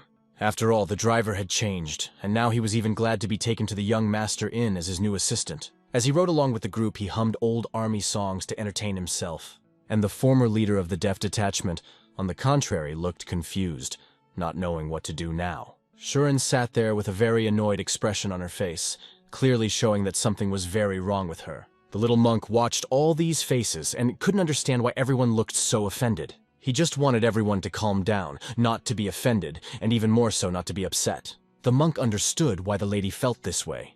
The young master dismissed her words and focused entirely on rescuing the damsel in distress. Surin thought that in their world, you never know how things will turn out. There's no guarantee that this girl isn't blood cult bait that will lead the young master straight into a trap. In her opinion, Yingho was too lighthearted and carefree, and she couldn't understand why he didn't see a threat from this girl. Li Rian, watching Surin, smiled. He was convinced that she was just jealous. Li Rian wasn't sure, but it seemed to him that Surin was very visibly jealous. She, of course, denied everything, claiming that it was nonsense. During dinner by the fire, when the flames flared up, the girl told her story. She explained that she was not interested in the blood cult, but in her family's martial arts. Master Ying was interested, and asked what kind of art it was. The girl explained that this is a technique of working with the legs that allows you to walk on air. She believed that this technique was too simple to interest experienced craftsmen. However, the cult of blood, as she put it, is a stubborn herd of sheep that seeks to learn the secrets of this technique, although it seems ordinary to her. The young master suggested, perhaps there is a secret in the technique that allows you to amplify the internal energy. The girl was surprised by his words, and did not understand how he guessed. Yingho explained that he knew about the side effect of the blood cult's martial art making their energy unstable. He pointed out that the main problem of the cult is the excessive amount of yang energy and the complete absence of yin, due to which their power remains limited. Arts based on only one type of energy usually have limitations. Perhaps they are looking for a way to balance their internal energy, he suggested. Yingho suggested that her family's technique might be the solution they were looking for. This is just a guess, but he has no proof. The girl, hearing this, was angry. She remembered how her father had been sacrificed and her family destroyed so that the blood cult could expand its power. This just proves that the blood cult are real bastards, she said through her anger. She announced that she was going to turn to the Murim Alliance for help. However, the question remained. What does she plan to do if the Alliance accepts her request? Her goal is to restore the family. Master Ying wondered what would happen next. How did she plan to act after that? The girl, not hiding her pain, said that she wanted to avenge her father and destroy those who made her family go through this. But he warned her, do you think these people are going to just sit back and watch you try to interfere with their plans? These words knocked her off balance. However, it was clear that she remained as stubborn as when they had set out in search of her brother in the world of savages. And even after the help of the Murim Alliance, the threat from the blood cult will still remain. Because of this, he decided that the girl needed to put her revenge first among her priorities. But she doubted whether she would have the strength to do so, feeling that it was almost impossible now. Yingho, full of determination, said that she was lucky. His teacher had asked him to root out the blood cult in his lifetime if they ever reappeared in this world. Helping with this task is his duty to the teacher, and he is ready to fulfill his promise by helping her. Sensing the hesitation in her words, he didn't know if she was really against his proposal. In fact, the girl only felt hopeless, believing that nothing would help her in any case. She even said that she had nothing to thank for the help, other than a simple, thank you. This was enough for the young master. Her consent, even if uncertain, gave him the motivation to act. He said he would not be able to sleep peacefully, knowing she was being followed. But now, from this moment on, she can be calm. He will watch over her. The girl was touched by his words and expressed her gratitude. In the moonlight, Yingho looked up at the night sky. He understood that their encounter with Manhwa could not be a coincidence. The mythical creature, the Tathagata, must have been involved, but he thought that the Tathagata could have been more generous in this matter. It would have been better if Manhwa had suffered less pain in this life. for this being had great strength, but unfortunately little intelligence. He exhaled heavily, looking at the echo and his thoughts. Looking around, he noticed that the girl trusted him completely. So much so that she fell asleep carefree, not afraid of anything near him. Watching her face, Yingho felt something deep and long forgotten. He was reminded of memories from his past life that now seemed closer than ever. Without these memories, I would definitely consider myself crazy, he thought, looking at her. Looking at the echo, he thanked the invisible force that gave him this meeting. But suddenly the clouds covered the echo, shrouding the night in mystery. We move to a scene where dark clouds obscure the echo, enveloping the night with black energy. A single faint ray of pale moonlight breaks through a crack in the rock and falls straight into the lake of blood. In this ominous place, waist deep in blood, stands a young lord of the blood cult. A counselor approaches him with urgent news. "It's bad," says the advisor. "The heavenly network has failed the task. We've lost track of the girl, and the whereabouts of some cult members remain unknown." In a second, the Lord places his hand on the advisor's head. "We'll catch her eventually," he replies, and the counselor dares to ask him to stop these bloody methods. The Bloodlord just smiles, baring his decayed teeth. "You dare to doubt me? A blood demon does not forgive failure," he says. At this point, the advisor's veins begin to swell, swelling throughout his body under the influence of the sinister force. He begged to spare him, but the Bloodlord would not stop. For bringing bad news, the advisor was brutally destroyed. His cold body fell to the ground, and the Lord made his head hit the stone floor until it split. The Bloodlord, absorbing his life force, transformed his emaciated form into something resembling a human form. He felt reborn, realizing that he was now rising as a lord capable of capturing even the heavens. Looking up at the night sky, he saw the endless possibilities that now opened before him. The next day, under the sunlight, there was an amazing atmosphere in the mountains. One of the inhabitants of the mountain was sitting on the top. Sensing something unusual in the air, the faint smell of blood seeped into the atmosphere, causing alarm. Turning to the other, he said, "I feel that something has changed, and I don't think it's for the better." He believed that the appearance of a blood demon could destroy the balance, and this feeling was inevitable. If the blood demon starts to move, it will cause panic and tension that could turn into big problems for the whole world. The Sky Demon cult will also face huge challenges, as the history of their existence may be put in jeopardy. Meanwhile, the young master just wanted to enjoy the remnants of his youth, although he understood that something dangerous was brewing on the horizon. If you think about it, the Battle Union is a huge organization created with Murim's support. It is common knowledge that the purpose of the Union is to maintain peace, order, and justice in the world of martial arts. Our hero was oppressed by only one thought: how much this whole place is permeated with various interests. He couldn't even believe that he had come here of his own free will. He was met by a man who immediately recognized his origin. This man had long dreamed of meeting him and talking at least once, even if it wasn't to happen in person. It was Taeho, the head of the shamans of the medicine branch. The young master did not understand why he was here, because he knew that Taeho was usually on Mount Mudan. Taeho didn't do anything special. He just appeared as an elder, one of many. But he showed considerable talent. The elder began to brag about his bloody blade, but the young master reacted to it with indifference. He didn't seem to care at all. However, the young master did not understand why he was given such a terrible name. The doctor explained that the nickname was given after the Steel King of Death's blood poured down like rain from the heavens. Rumor has it that even at a young age he was able to bypass 4 kings and enter the list of the 24 strongest. When he sent the Steel King of Death to another world with one swing of his sword, his title became the subject of debate among the highest officials. It was called the Heavenly Bloody Blade. The doctor added that the hero's father was very unhappy with such a nickname. But at the same time, the fighting union began to have fewer opponents thanks to this victory. However, the hero himself only dreamed of tearing up the one who came up with such a bastard name for him. The doctor asked who this girl was who was next to him. The girl enthusiastically introduced herself as Sol Huan. It was a great honor for her to meet the elder. Teko jokingly suggested that the girl must be in love with the young master. But he immediately interrupted him and began to tell about a bloody lord who killed several people. He remembered that this incident had happened a long way from the Forest King's domain, and that was why he had come here to share information about the blood cult. They all headed to the main Union building to continue talking about it. The Battle Union building said that they are keeping a close eye on the atrocities committed by the blood cult members. In the central regions, several reports have already arrived about the destruction of sects. One of the victims was a family of warriors who were attacked by a blood cult. The elder was amazed that the girl was able to survive and keep hope for the future of her clan. He promised to support them and witness her struggle. However, the question remained, what exactly the elder wanted to ask the young master. He reached into his pocket for something and pulled out a small gift. It was Marima's battle union token, which he asked the young master to accept. The hero initially refused, saying that he was not interested in joining the union. But the elder insisted, explaining that these were the times when a token might be needed to gain access to the Imperial Palace. He said that the Imperial Palace had issued a decree concerning the blood cult.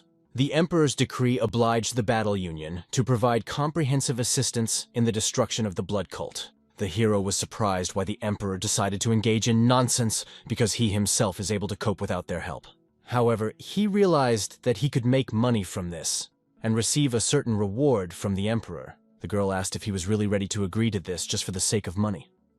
The hero replied that if she wanted to restore her clan, they would need a lot of money. He added that it is better to take advantage of the opportunity to make money than to do everything for free, because they will act together. The girl agreed, admitting that the hero is right. The first step to restoring the clan is earning. The hero accepted the elder's proposal and went with the girl to the Imperial Palace. While talking with Huan, he didn't notice how they had already reached the palace. The palace looked exactly the same as it had on his last visit, but this time the hero came as a man, not as a ruler. In the past, as Lord Ye Kane, he had no difficulty leaping over walls and entering the Emperor's presence. Now, with the Battle Union token, he was able to pass through the gate, because such a token is not given to everyone. The guards asked him to wait until someone from the Golden Guard came to escort him to the Emperor. The hero recalled the past times when he was greeted with due respect, even offered drinks. And now he had to wait, because he came in the form of a common man. Meanwhile, a guard appeared and began to list the rules of behavior in the Imperial Palace, in particular, what is not allowed during an audience. There seemed to be too many rituals and checks to go through. The hero could barely contain himself. He wanted to return to his essence of Yikane and simply destroy everything around him. Finally, he reached the palace, where he was told to wait. Just the word wait made him want to kill all these bureaucrats. However, he held on because he wondered who this emperor everyone was talking about was. Soon, he was brought to the throne. The emperor, sitting on the throne, noted with a smile that apparently the way here was not easy. But in front of the hero sat a child who thanked the combat union for the quick response to his call. Looking at this emperor, similar to a rat in size and appearance, the hero could barely contain his laughter and even felt the desire to give him a bream. Looking around, he felt that they were staring at him, and realized that one day this bastard would definitely get it. In his thoughts, the hero convinced himself that he would be able to control his anger, but he became more and more annoyed. The emperor said that a man who called himself the head of the Blood Clan came to him recently. This man declared that he was the emperor's elder brother, chosen by heaven, and that the emperor must bow to him and surrender the throne. Many people cover their ambitions with the will of heaven, the hero added sarcastically. He remarked that beating the spirit out of such brazen pseudo-immortals was one of his favorite pastimes. The emperor, on the other hand, noted that the martial union had recently overcome the consequences of the blood cult's actions, and decided to send the hero here because of his experience. The emperor asked the hero's opinion on how to solve the problem with the Blood Clan. The hero replied that there was no point in chasing after every member of the cult. They were just dogs being poisoned. It is much more effective to set up a trap and use the emperor himself as bait. He emphasized that it will not be so difficult. At that moment, one of the guards drew a sword and brought it to the hero's neck, outraged by his words. He demanded an explanation, accusing the hero of contempt for the emperor. The hero, with a displeased face, made it clear that he was simply expressing his opinion. But the guard threatened to cut off his tongue if he continued such delusion. The young owner, without changing his facial expression, looked directly into the eyes of the guard. At that moment, the guard felt his heart nearly stop in fear under the weight of that cold gaze. The fact is that Master Ying did not plan to kill the guard, but his gaze was supposed to make him tremble and not even move an eye. This invisible force scared the guard to the core. The hero stood silently, while the guard counted to 3 in his head, deciding whether to attack. But the emperor intervenes and orders the general to put away the sword. The sobs of the innocent people who are suffering because of the blood cult are getting louder and louder. The safety of this body is not so important if it can bring peace to the people, the emperor said. The young master was surprised by the words of this child emperor, which sounded like the words of a saint. The emperor added that the only way to get rid of the blood cult was to give Mistress Inu a chance to carry out her plan. But he asked, "Will Master Ying be able to kill the head of the blood cult, the blood demon?" Hearing this, the hero just smiled. After meeting with the Emperor, he assembled a team of elite soldiers dressed in Imperial Guard uniforms, led by masters and commanders who represented the Murim Alliance. He presented his plan to the Alliance and the Emperor, which involved using the Emperor as bait. The reaction was expectedly negative. Many spoke against it. However, thanks to the rumors about the heavenly blood sword that were spreading, it was possible to partially calm the opponents. They, albeit reluctantly, began to trust his decision. The hero warned them to watch their words, because anyone who called him the wrong name would meet him on the training ground. He shared the strategic techniques his teacher had taught him to fight the blood cult members. The main ways: pierce the neck or heart with one blow or cut off the head, so that the enemy definitely does not survive. The hero made sure that all techniques were understood and remembered by the soldiers, and that the most important thing in the battle would be to strengthen the defense. These preparatory measures became the basis for the confidence that their level is sufficient for a successful fight. Now all that remained was to implement the plan. At this time, in the Blood Demon's hideout, his warriors reported that the young emperor was now often hunting far from the palace. This caused indignation and suspicion. How can he move around so openly after being ordered to abdicate? Maybe it's a trap or a reckless risk, one of them said. But it didn't matter to the Blood Demon.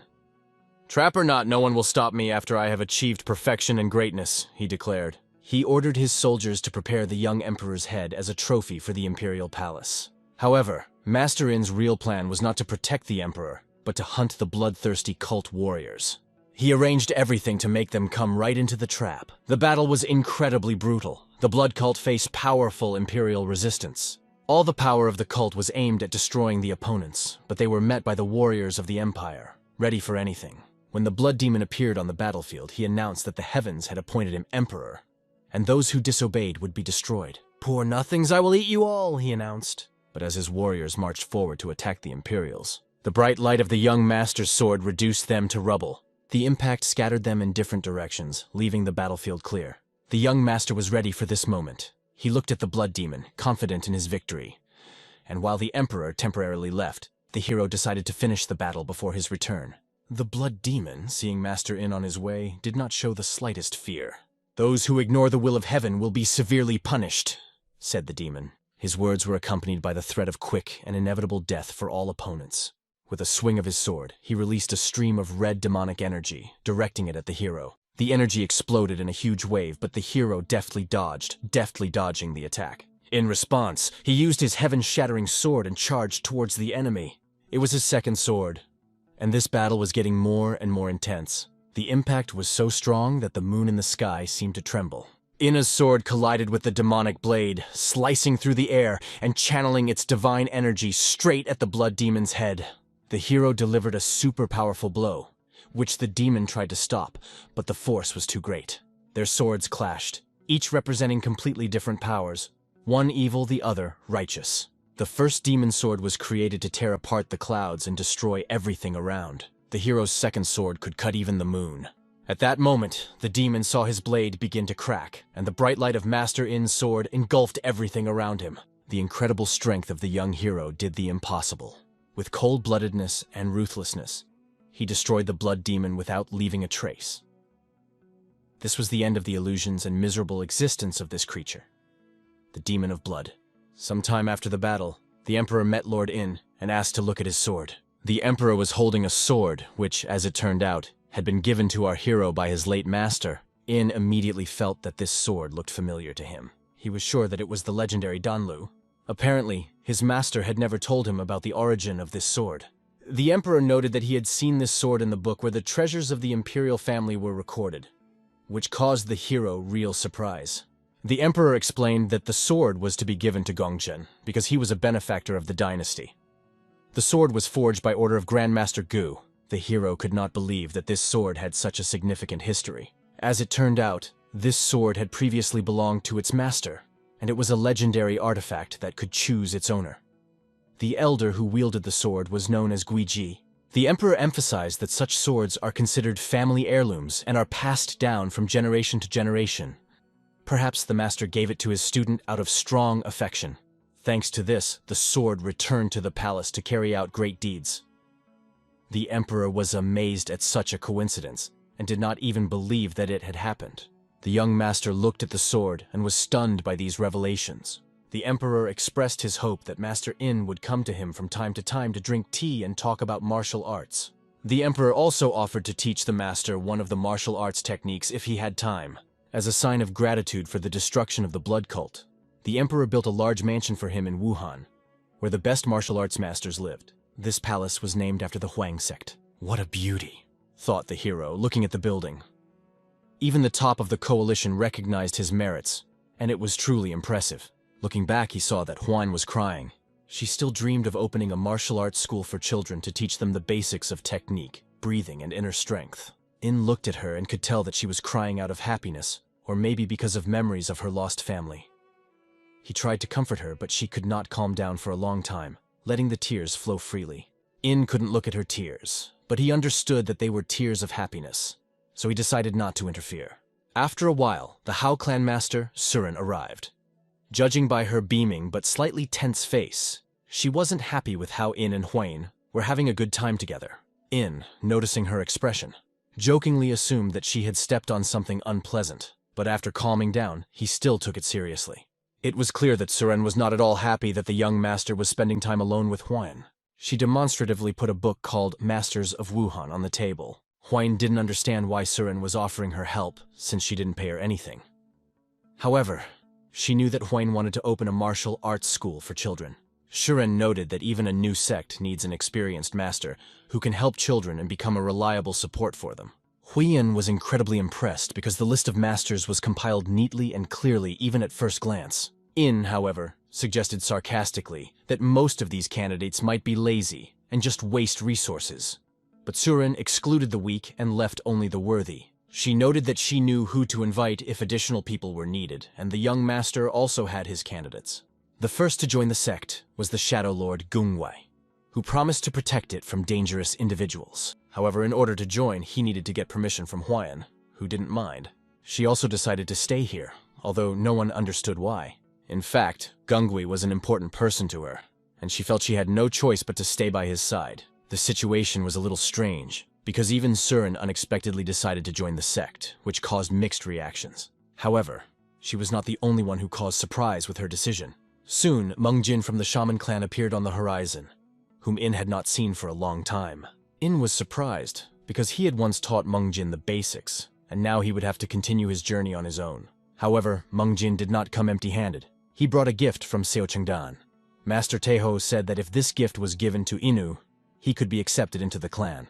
This gift immediately interested In, and he decided to take a closer look at it. However, In decided to chase Meng Jin away, believing that he had approached the wrong person if he wanted to improve his skills through such a petty approach. But Master Taiho, anticipating this, gave Meng Jin another gift to avoid trouble.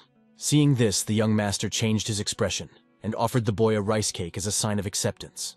So Mayong Jin became part of the sect, and the next candidate turned out to be a familiar person. In at once wanted to drive the man away, but the man, though he did not mind going, said that his father had promised to tear him to pieces if he did not stay. The hero pointed out that Meng Jin brought him 2 gifts from Seo Chengdan and begged for acceptance. But he looked like a fool to show up empty-handed. In truth, In did not want to accept a member of the Pain clan, but he understood that it could have its advantages. After all, with these resources, they could cover the food and labor costs of many people for 10 years and still have money left over. Later, a new candidate appeared, a robber. "It's a real stubborn bastard," In said. He emphasized that even after he shaved off his beard, nothing much had changed. The man declared that he was ready to live and die here if he was accepted. Huiyan insisted on accepting the robber into the sect, seeing potential in him. In reluctantly agreed, but wanted to see how capable the man was of working. They entered a spacious room that was used as a hangar. In gave him 5 days to completely fill the hangar with firewood. But seeing that the man could barely stay on his feet, the hero reduced the deadline to 3 days. Even Li Jiango, the former leader of the Aso group, joined them, adding even more power to the sect. Stepping outside and looking up at the clouds, In felt something special. The smell, the presence of people, and life in the previously empty place. Now he felt that people really lived here, and this filled him with inspiration. In understood that Lyrian needed to be brought in to set a protective spell, as there were now many important things that needed to be protected. However, something had been bothering him lately, although he couldn't figure out what exactly. After he killed the blood demon, something changed.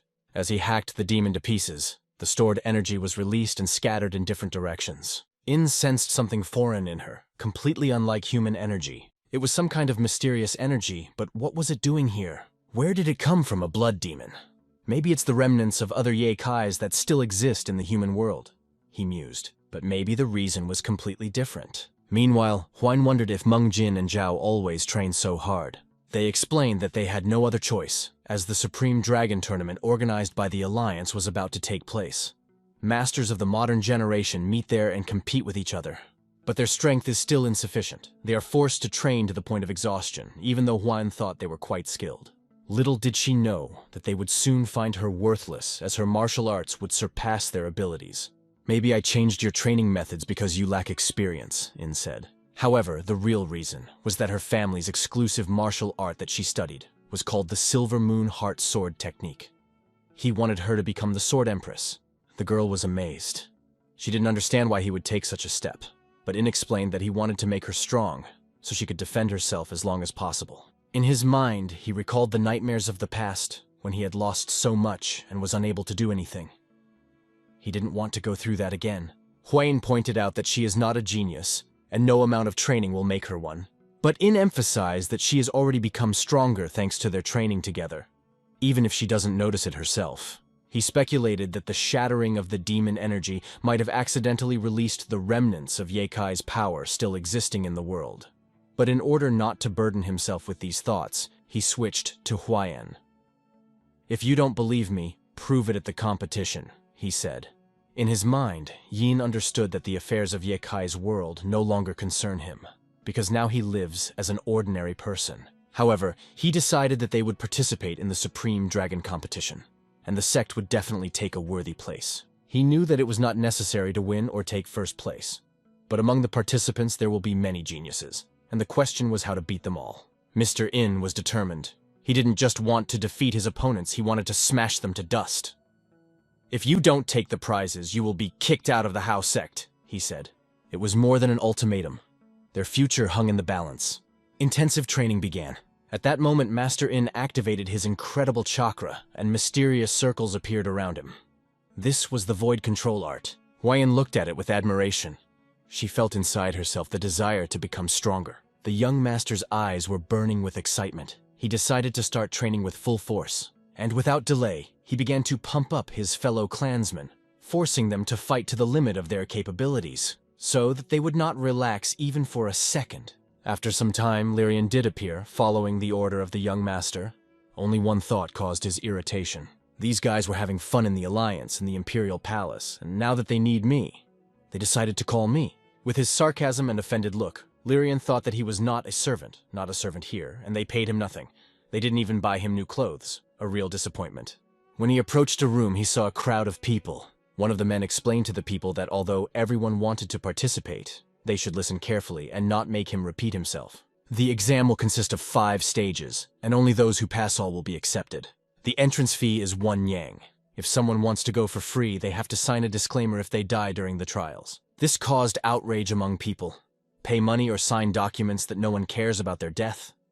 It looked like a trap for the poor. Lyrian remarked sarcastically that wherever the young master appeared, there would always be chaos. He watched it and was surprised that the tournament got so much attention. The Shadow Team commander knew that not all of them would even make it to the prize seats. The costs of the exam are already low, but at least 70% of participants are eliminated already at the first stages. In any case, even those who paid are unlikely to make it to the end, as this is a martial arts school, not a charity event. Although it may not be necessary, but just in case, it was decided that the 4 stages would be conducted by Supreme Master Deji. Django, for example, should take the first stage, the second, Halibni, and the third and fourth will be distributed among others. The hero explained that the competition between them divided the places like this. Myung-jin took first place, Huayan took second place, and he himself took third place. It seemed to Lyran that this was what caused the indignation. He should have worked harder than everyone else, but instead he seemed to be idle. However, he still accepted that the first stage would be behind him. Zhao took the second stage, and according to the plan, everyone would have a chance. However, it was to be not just training, but a real test. The hero emphasized that these are not games. They should take it seriously and not let anyone go through the stages without a real test.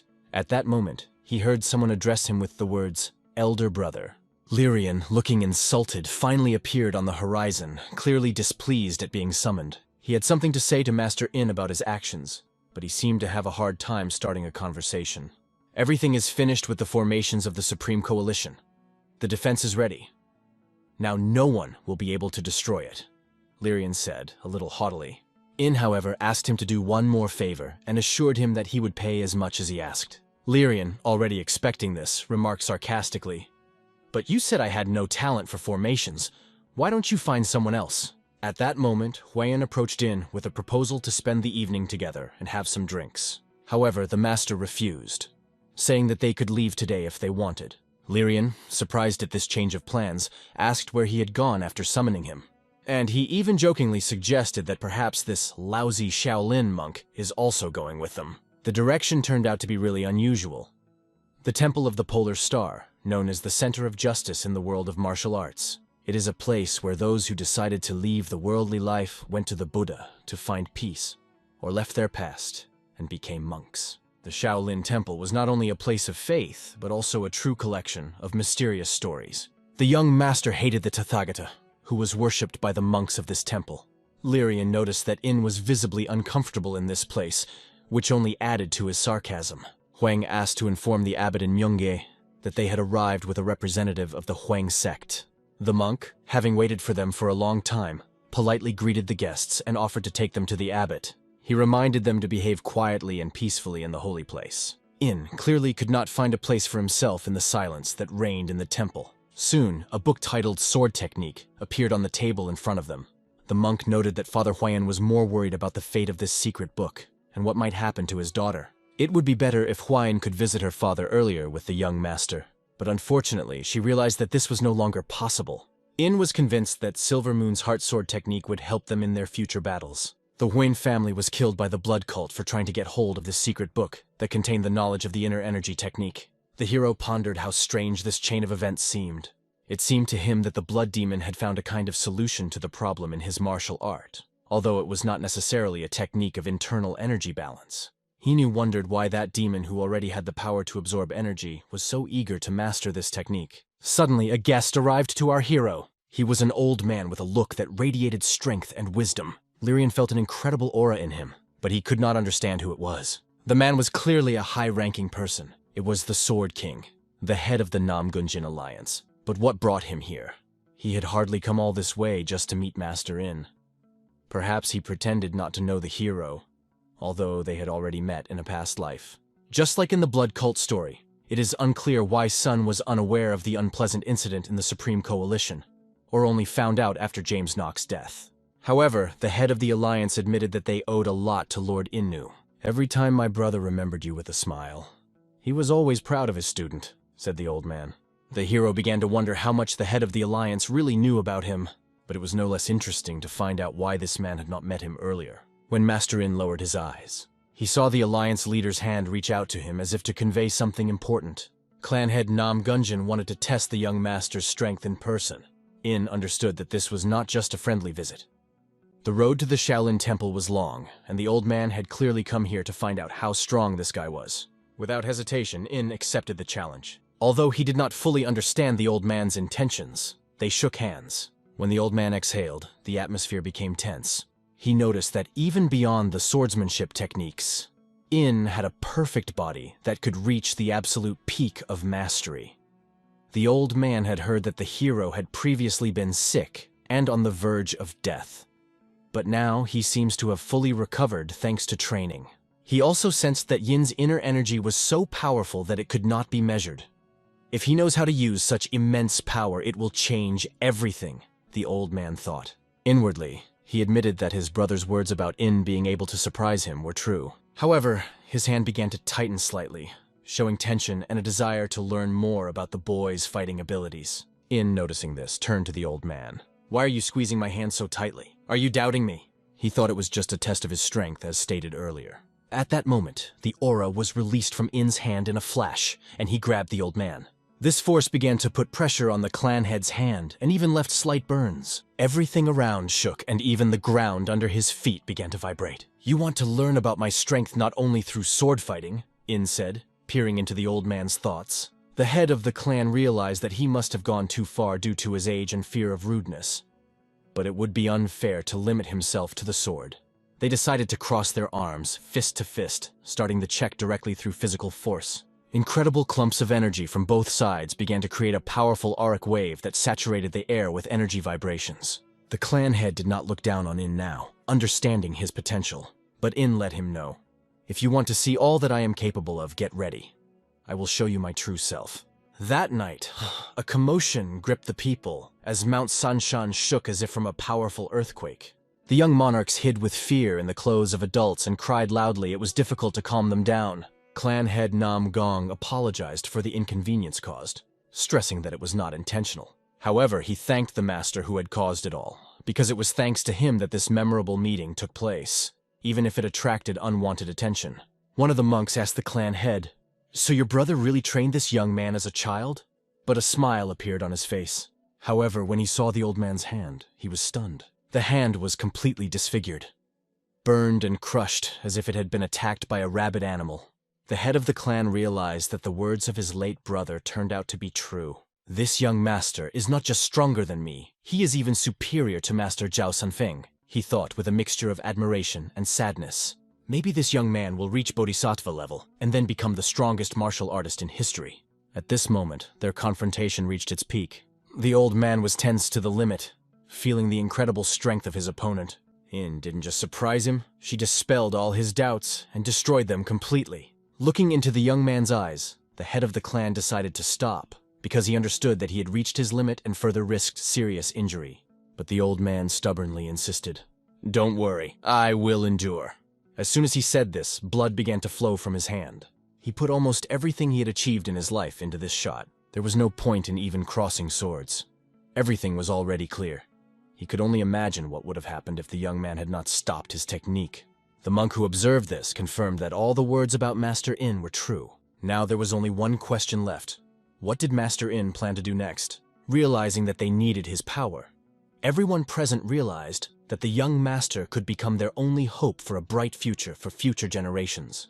Only those who experienced true despair had the right to ask for help from such a powerful young man. However, it was important not to blame themselves for the choices they had made earlier, even if they seemed wrong. Sometimes circumstances leave no alternatives. Now they had to guide the young man on his way and reach his understanding, which is why his brother mentioned this person so often. It was the honest truth.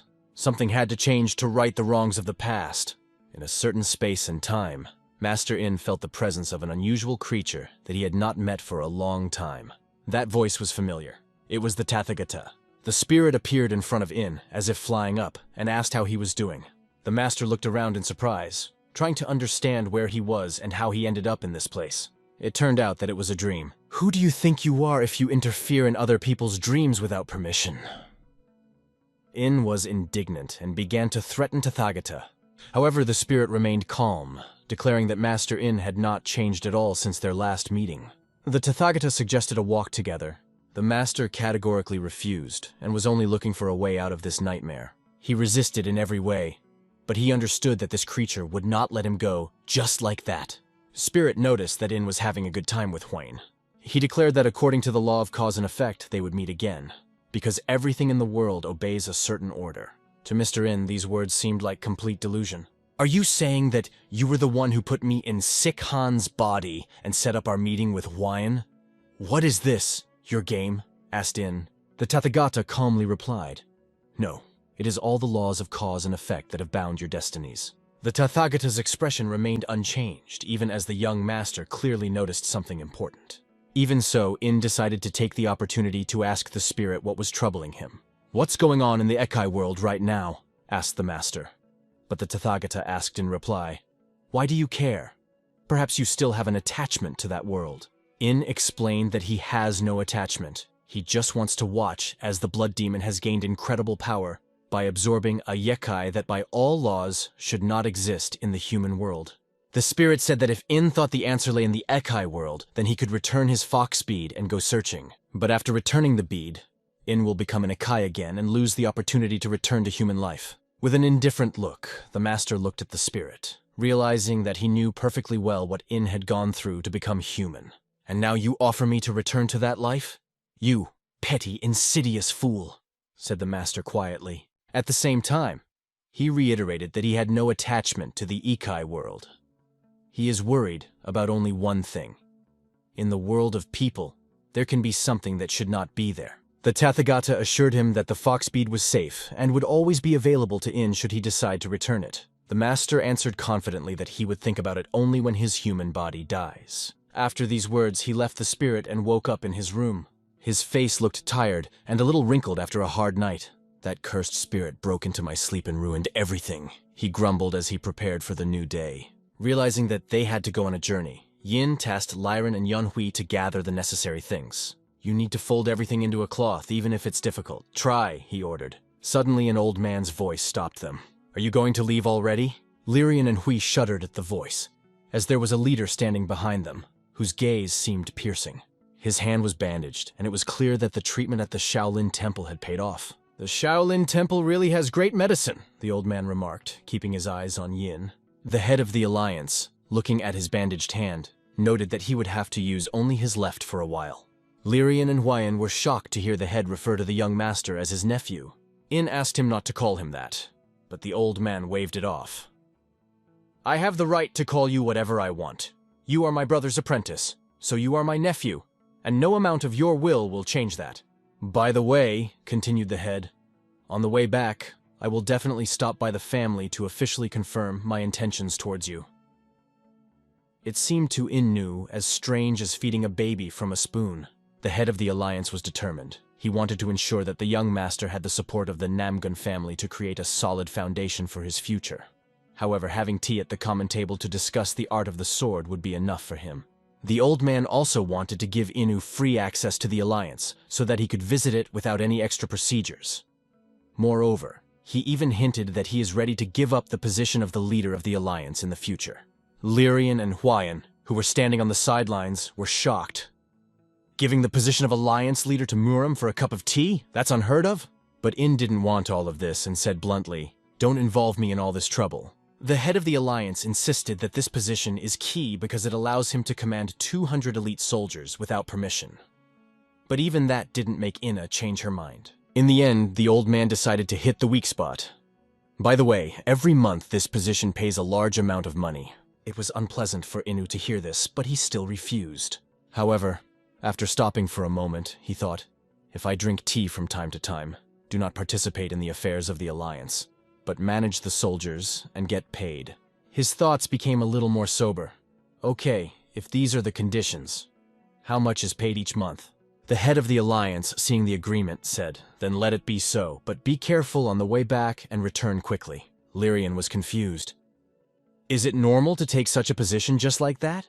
Do we need to congratulate him on such a decision? In was sure that the exact intentions of the head of the alliance were still unknown to him, but he also knew that this old man was definitely up to something. Meanwhile, events returned to the Huang sect. Guard Commander Huane was in the thick of battle. The soldiers who surrounded him were training, and the commander himself was showing his skill in battles. At the training circle, they honed their skills every day, competing with each other. The girl, demonstrating her skill, always focused on every movement. Despite the strength of her opponent's blows, she confidently moved forward, improving her agility. It was the fourth stage of the exam, where the fate of the participants was decided. On the second level, one of the men was the first to reach this point. He also became the first to reach the fourth stage, much to the delight of the audience. Everyone was waiting to see how he would handle the encounter with the Heavenly Fall Sword, a legendary technique. The guard commander decided not to let him go any further and drew his swords, ready to engage in battle. The young master watched with excitement, anticipating the outcome of the confrontation. At this moment, the third Shadow Lord of the Hao clan suddenly appeared in the arena and also decided to participate in the dragon tournament. There is a tense atmosphere in the Huaim sect. The young master carefully assesses the candidates. Their appearance and training raise questions for him. He notices chaos in actions and faces that do not meet expectations. The young men make excuses that stronger than them appeared in the sect, and this caused a disturbance. The master, having understood their words, goes to the broken wall. There, on the training ground, sits a stranger, his face hidden under a hood. The master feels a new threat. Hoping that this opponent will not be boring, he approaches the stranger and looks around, trying to assess the situation. His surprise grows when he realizes that this person has destroyed the wall. The owner asks the stranger who he is and how he managed to break the wall on the playground. The stranger answers with one word: Heavenly Sword. The young master insists that he repeat, clarifying exactly what he means. The stranger stands up, asking if he is the same Heavenly Blood Sword.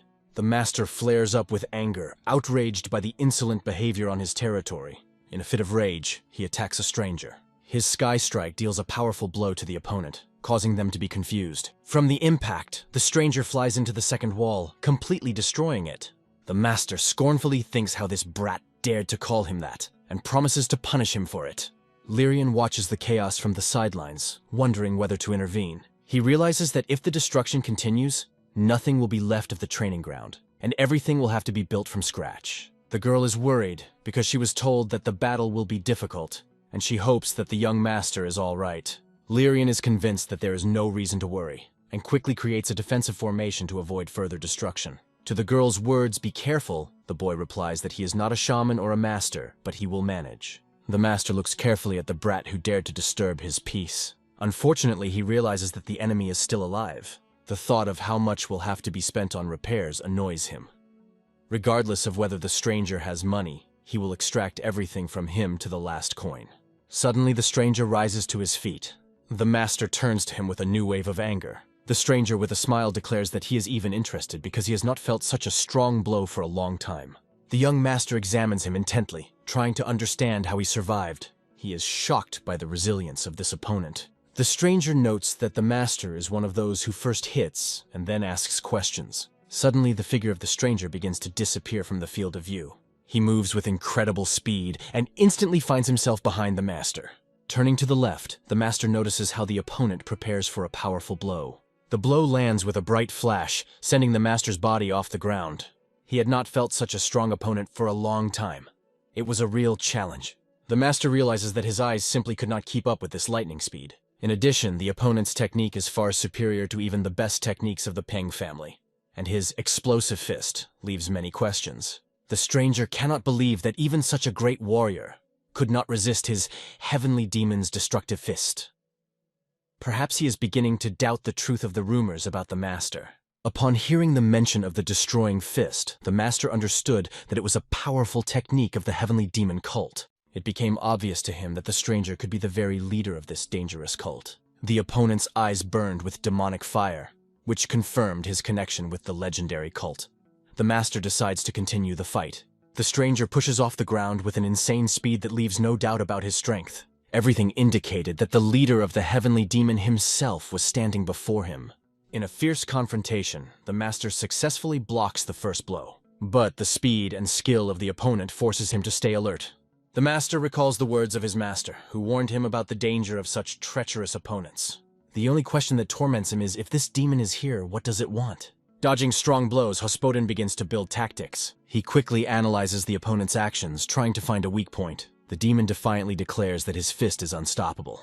The master bares his heavenly blood sword, hoping to turn the tide of the battle. As a fist of destruction flies in his direction, the master decides to take a chance and catch it. Blocking the blow, he simultaneously holds the dagger in his left hand as he prepares a counterattack. He makes it clear that he will no longer allow himself to be called such derogatory nicknames. Swinging his sword in its scabbard, he delivers a powerful blow, demonstrating his strength. Once at a safe distance, they look into each other's eyes as if reading minds. The heavenly demon is surprised why the master has not drawn his sword yet. He begins to understand that the master is worried, because one stroke of the sword capable of destroying the blood demon could involve all the factions in a large-scale war between the cult and the Alliance. For our hero, the war with the Sky Demon cult could be a fun challenge. He wants to hear what reason would make him draw his sword, not wanting to do so without good reason. Meanwhile, Lyrian wasted no time and activated the emergency barrier formation. The heavenly demon feels that the space around him has closed, as if he is in an illusion. He realizes that he has fallen into a trap that blocks his possibilities. Lyrian steps forward to warn that the barrier is not eternal and that you should hurry. The master praises Lyrian for his work, assuring him that it won't take much time. Realizing that the barrier prevents destruction of the estate, the master decides to act decisively. He drops his scabbard to the ground, his sword glowing with heavenly energy. The heavenly demon self-confidently believes that the master is afraid of him, so he did not take out his sword. In reality, it was different, but the demon just laughs, calling him a funny boy. The master explains that he did not draw his sword in the battle with the cult leader in order not to destroy the estate. Lyrian, standing nearby, hears these words and watches the situation in surprise. The master notices Lyrian's reaction, but does not attach importance to it. The sky demon sees the anxiety in his eyes, but only for a moment. Soon the demon begins to destroy the barrier, showing its power. The master, tired of small talk, demands to stop idle talk and fight seriously. If the heavenly demon came here, let him show his true power. There are those in the estate he must protect, and the master will not allow them to be harmed. The power of the master's aura is so impressive that the heavenly demon sees the barrier crumble right in front of him. One swing of the sword, and the heavenly demon felt a powerful impulse pass through his body. The demon's hands begin to tremble, and its heart quickens its rhythm. The answer to his question, which had been bothering him for a long time, was now in front of him. Finally, a warrior who has reached the mythic realm has appeared, and he is standing right here. The master warns that if the heavenly demon dies, his path will end right now. After all, in his hands is a sword capable of shattering the heavens. The heavenly demon feels the thrill of battle, wondering what this heaven-shattering sword means. Its name is so majestic that the demon is ready to accept death from it with honor, filling the body with energy. The two forces glow with different auras as they prepare for a decisive clash. The heavenly demon's hot breath rushes forward to attack. The master's cold breath blows over the arena, preparing to punish the enemy. They circle in a battle dance, teetering on the edge of exploding. The demon uses his fist of destruction, aiming it directly at the master. In response, the master uses a moon-killing strike with his second sword. A space-shattering explosion reverberates throughout the empire. A flash of light blinds everything around, leaving behind chaos and destruction. When the dust settles, the formation is destroyed, and Lyrian watches the aftermath of the battle. He tried to hide from the blow, but was still affected by its force. Looking at the scene of the collision, Lyrian cannot understand what happened and whether his older brother is alive. The young master, calling, assures that everything is fine with him. The young master confirms that he has not received a single wound, as can be seen by everyone around. But the main question remains: what happened to the leader of the heavenly demon cult? Did he die? Looking around, the master notices that the demon is still standing. He froze in a motionless position. He is said to be the only one of the strong 12 who can compete even with the Sword King Nam Gun Jin. Not even a blood demon could stand against his sword. However, this opponent turned out to be extremely strong and durable. Although he has lost consciousness, his body continues to stand as if not admitting defeat. After a while, the heavenly demon found himself in the room, forced to rest after a hard fight. His body needed restoration because he was exhausted to the limit. Having lost consciousness in battle, he looked pitiful for a leader. When it became clear that this was the leader of the heavenly demon cult, everyone was shocked. The young master declared that he had something to say about this person. If this is indeed a cult leader, why did he appear in the Central Plains? This happened extremely rarely even in the past, which raised many questions. Shuren guessed that Master Ying must know him well if he was able to win. She asks if this man is really who he says he is, or if he is just pretending. But if his strength is so great, then this is the minimum level of an alliance leader, and he cannot be a simple master. If Master Ying fought a cult leader, that adds weight to his words, and he should be trusted. Comparing the fighting skills of the leader of the alliance and the leader of the heavenly demon cult is not an easy task. How strong is Master Ying? His friends only guess about it. Soon, the heavenly demon woke up and realized that he had lost the battle. As soon as he regained consciousness, the master made him responsible for the destruction caused, even though the demon only had one Nyang left. The cult leader warned that soon his guards would come and promised that all problems would be solved. Exhausted and hungry, the demon collapsed on the stairs, begging for something to eat. But our heroes did not care about his hunger, because it was important for them to understand why he appeared here. He had no compelling reason, other than wanting to verify the legend that surrounded Master Yin. Rumors are usually exaggerated, but this time, they turned out to be true. The heavenly demon did not think that anyone would reach the mythical realm and be able to overcome its wall.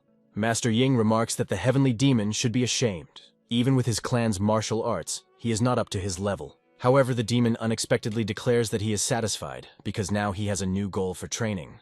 After some time, his servants arrived at the place. They did not hesitate to bow their knees to their leader. These are the heavenly demon guards who welcomed him as a cult leader. All doubts about his identity disappeared instantly.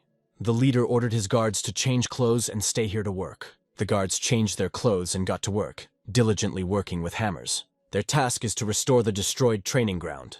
They worked hard, trying to do the best they could. Although Master Ying only ordered the wall to be rebuilt, they decided to remake the playground, making it 10 times better. The demon worries even about such small things as dust or cobblestones, because he plans to use this place for training. Mr. Ying wonders what he means and if he is just trying to test his patience. At this moment, unexpected news arrives. A very important guest arrived at the estate. This is the head of the Supreme Coalition, who was left alone with the situation. The head of the coalition notes that the construction of the training ground has not yet been completed. Mr. Ying can't figure out what they're up to, and Jin warns that things are getting tense. Despite any friendly relations with the leader of the alliance, he will definitely not be happy to learn that the leader of the heavenly demon cult is here. Master Ying asks Jin to do his best to keep the heavenly demon at the training ground and not arouse suspicion. Mr. Ying decides to deal with alliance leader Murima himself. They go to a room where an alliance elder addresses his nephew, explaining the conditions for becoming a leader, which have remained the same. The boy wonders why the leader came in person when he could have just sent someone else to convey his position.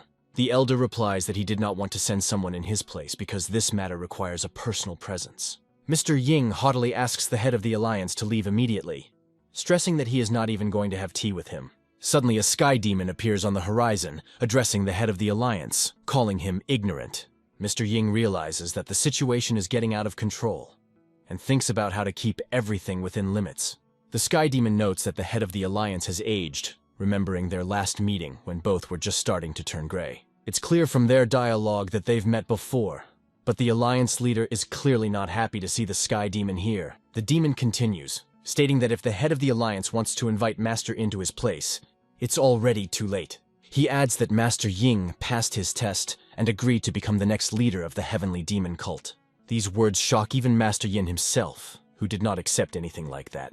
Ying instructs the elder to step aside to avoid further chaos.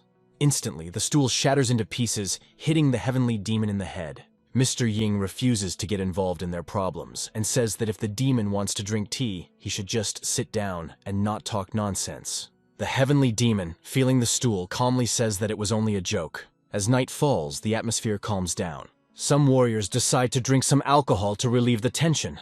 One of them is surprised that his usual partner suddenly refuses to drink. He explains that he is abstaining from alcohol only for this day, because tomorrow he will be able to get drunk without any restrictions.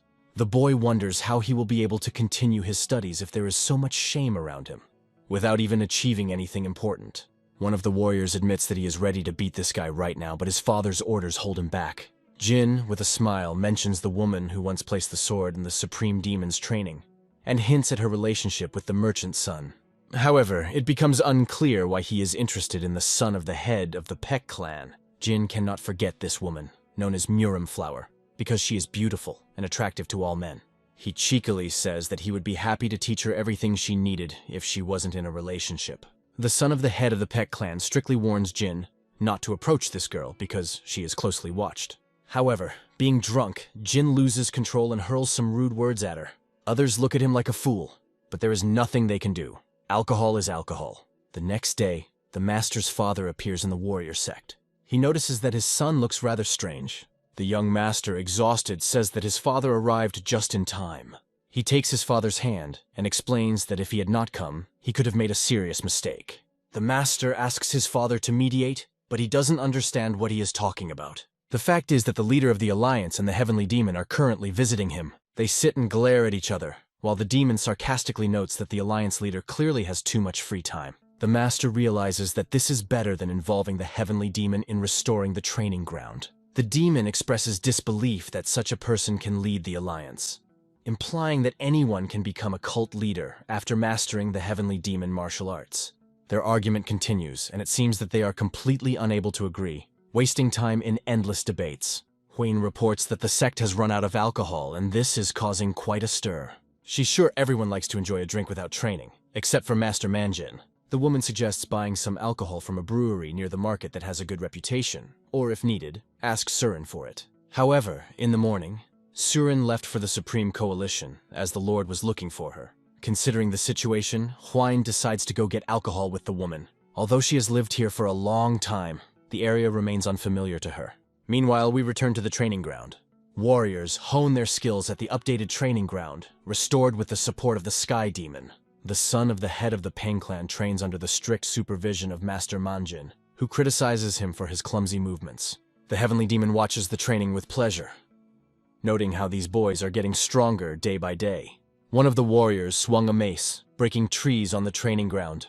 Pen tried to hit harder and harder, and the Heavenly Demon recognized him as the future leader among the robbers.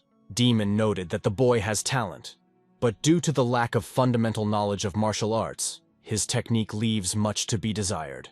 This reminded the demon of his own past, and while he is not as experienced as the young master, he is quite advanced in his methods. The demon advises the boy to focus on the accuracy of the blows, balance, and hit one place slowly and consistently. He recommends relaxing and practicing concentration, which should improve technique. To the master, this seemed like a minor piece of advice that didn't deserve much attention. Observing the training, he asks Manjin why the soldier returned, because in the morning she went somewhere. He is troubled that she left without saying anything about her purpose. The guy is worried about Huayan, because she went close to him. Everyone thought that Huayan only went to the brewery or the market and should be back soon, but the question remained. Should I start looking for her? It seems that something had happened, and it was decided to immediately go in search of her. The body of the maid was found on the ground, with numerous cuts and wounds. The entire squad accompanying her was destroyed by unknown assailants. Huayan displayed better fighting skills than she had been told, but the men in her Wind Dragon squad were badly injured, so she sent them back.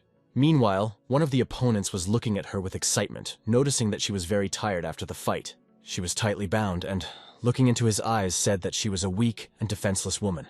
However, this man understood that the merchant's son who was here was unlikely to do anything to save her. "Su will show what my family is worth," he declared, preparing for further actions. He went to the family residence, ordering the soldiers to find a secret room in his family's dungeon. Uncompromising warriors immediately obeyed his order. After some time, they found traces of what happened. Among the tracks, they found the body of the maid, who had been seen alive and well in the morning. The place of battle was covered with blood, and the woman lay there, killed by a sword. The master understood that Huayan was in danger and could not be found. The sect master also disappeared, leaving no trace. Lyrian speculates that these may have been attackers from the cult of blood. However, the Heavenly Demon, after examining the body, is sure that it is not their handwriting because the methods would be completely different. Perhaps this is the handiwork of representatives of the Orthodox faction.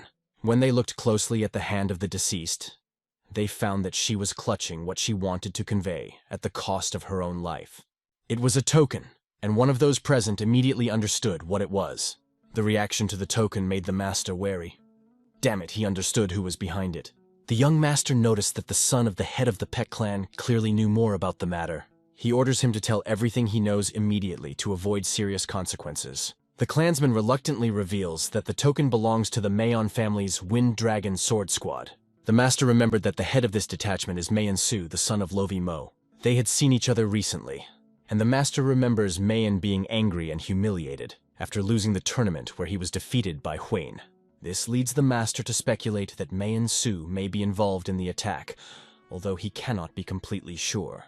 Su is known as a dangerous madman who has lost control of himself and acts without regard for the consequences. The master feels a growing rage and wants to find and destroy Mayan as soon as possible. His anger is fueled by the memory of how the woman he loved was killed in the past, as if this curse haunts him. It was an unbearable nightmare for him that still haunts his soul. The master is adamant that Su will take responsibility for his actions. Suddenly, he is stopped by the Heavenly Demon, who intervenes in the situation.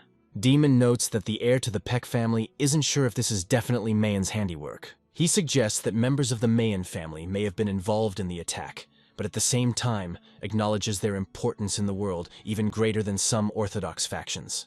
However, the master does not care about any authorities because his goal is to protect Huayan. The Heavenly Demon points out that if the master goes in search of enemies while swinging his sword, he may lose allies and turn them into enemies. He urges to act cautiously and carefully to avoid unnecessary conflicts. Mistress In is not interested in the words of the Heavenly Demon. He is not going to back down from his plan. He is ready to destroy anyone who tries to stand in his way, even if it is a Heavenly Demon. The Sky Demon looks at the master, realizing that he is unable to resist his powerful aura. The greatness of his power literally paralyzes any resistance. Demon realizes that the situation is out of control and has gone too far. It was obvious that Master Ying was willing to turn the whole world upside down to punish Myeon-su for his actions. Meanwhile, news of his son's outrageous actions reaches the leader of the Mayan clan. He is told that his son has done something completely stupid, getting the clan into trouble. The guard explains that he was following his son's orders because he threatened to attack Huiyan if they didn't help him. The clan leader is furious. How dare his son discredit the family like that? He understands that this can affect the reputation of the clan, especially under the influence of the emperor and the leader of the alliance.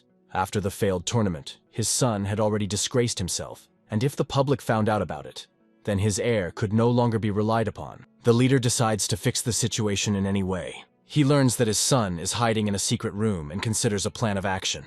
The leader orders the guard to silence his son by any means necessary to cover up the incident. The guard takes responsibility for this and adds that Huiyan can be returned to the sect if she is found. But the leader gives a shocking order to kill Huan and dismember her body so no one can find it. His thoughts are interrupted by an unexpected blow. Master Su, holding a dagger, suddenly appears, and at that moment something extraordinary happens. The ground shakes as if from a strong earthquake, and the master looks at the lady, realizing that the situation is getting even more confusing. Mr. Su doesn't understand what's going on because he has just started to execute his plan. He can't believe that his long-awaited meeting with Huiyan was so defiantly interrupted, because she was the sweet morsel he had been dreaming of for so long. It was a dark night outside when it all began, creating an atmosphere of tension and uncertainty. The three men ran forward, having no idea what lay ahead of them.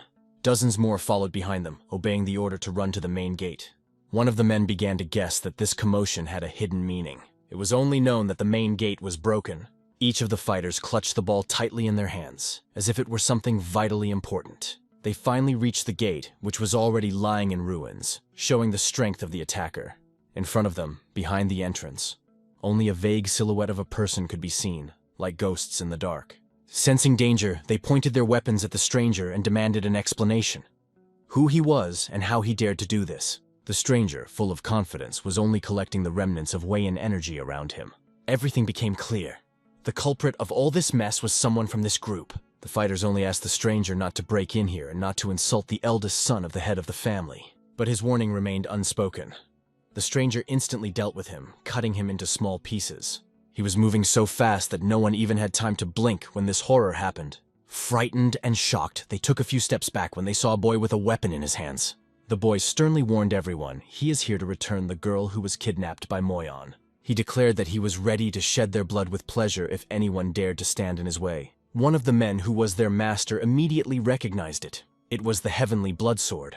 His warning sounded harsh. Better follow orders, otherwise things will end even worse. At this moment, another man ran up to them, realizing that the Heavenly Blood Sword was about to destroy them. He was already sick of endless orders and constant tension. As soon as he opened the door and called the owner to come out immediately, something completely unexpected appeared in front of him. The woman's face was turned to the wall, as if frozen in time. She stood still as if something was restraining her body. Slowly, like in a nightmare, she began to slide down, and behind her appeared a small girl with a sharp knife in her hands. The girl looked frightened as after a terrible deed committed by her own hands. She was completely shocked. She could not understand what she had just done. The man, seeing this, immediately began to insult her, calling her crazy and accusing her of the tragedy. But his screams stopped instantly. His body was cut to pieces. The Heavenly Blood Sword proved its prowess by finishing the job with a single strike. What was happening was closely watched by other fighters who remained on the street. He dealt with each of them with lightning speed and skill, leaving nothing but chaos in his wake. Not a single muscle twitched on his face, as if killing was a routine for him. The ground was covered in blood and he was already moving towards the next victims without stopping. For them, he had long ceased to be a man. They saw him as a real monster. Most decided to run away, but one man stopped them, appearing from the walls. This man urged them not to retreat, reminding them that they were warriors of the Moyon family. The Blood Sword emphasized that their actions would only lead to more casualties, and they understood that well. He asked if the owner was ready to sacrifice everything for his son and called him a real bastard. These words forced the man to admit that the young man is surprisingly smart and can spot weak spots. But he did not back down, calling the boy's words nonsense that should not be listened to. He claimed that the girl the Heavenly Blood Sword was looking for was not here and accused him of cruelty. But these words sounded like useless muttering to the hero. they did not affect him at all. However, the same man admitted that the sharpness of the boy's words was not inferior to his sword, which made him even more dangerous. Realizing the threat, he decided to deal with him alone, believing that such an enemy should not remain alive. As a member of the Moyon family, Rebel Sword was one of the 24 strongest fighters, known for his unique abilities that set him apart even from the Four Kings. He possessed the secret martial art of Revolving Star, which demonstrated its power in front of the Sword King more than once. The Rebel Sword was certain that the boy's technique would not even withstand 5 hits and would quickly be destroyed by his skill. He believed that after this, the boy would suffer from internal injuries and would no longer be able to open his defiant mouth. But the look of the young man, full of calmness and deadly confidence, caused him horror. This was only the beginning of the surprises. The boy's attack cut everything in its path. His words, calling the Rebel Sword's technique pitiful and worthless, tore apart the opponent's fighting spirit. The speed of the young man's movements was so striking that the elder warrior did not even have time to react, and realized, this boy surpasses even the Sword King. This was his last awareness in life, after which he fell to the ground, silenced forever. The guy gave others a chance at life, addressing those who still doubted the power of his words. He ordered to lay down weapons, clear the way, and not even think about resistance. The knife in the girl's hand, covered in blood, slowly touched the wall, leaving bloody marks. It was difficult for her to even stand, but she still walked out the door, taking a step towards freedom. After everything she had been through, someone appeared in front of her eyes whom she considered her salvation. It was a real salvation for her at that moment, because her older brother was standing in front of her. It was him. No one in the Moyon family could stop him. Even their best efforts proved futile. It was a real pleasure making him smile. At that moment, hugging his sister, he felt happiness that he had not experienced for a long time. This time, he saved her and, thank God, this nightmare was finally over. Night gave way to dawn and the sky turned blue, marking a new day. Everyone was talking about the shining Moonblade, which became a legend overnight. He was given this nickname because his sword shone brighter than the moonlight. When they began to count the number of victims, everyone was stunned by the terrible losses. With a single sword, he single-handedly destroyed 100 warriors in one night, an incredible feat. But the reasons for his actions caused a lot of rumors, and it was necessary to discuss it carefully. Their conversation was closely followed by a man sitting nearby, listening to every word. The man reported on the situation at the meeting and described in detail all the important points. The main thing is that, according to the majority, his actions were aimed at a peaceful resolution of the conflict.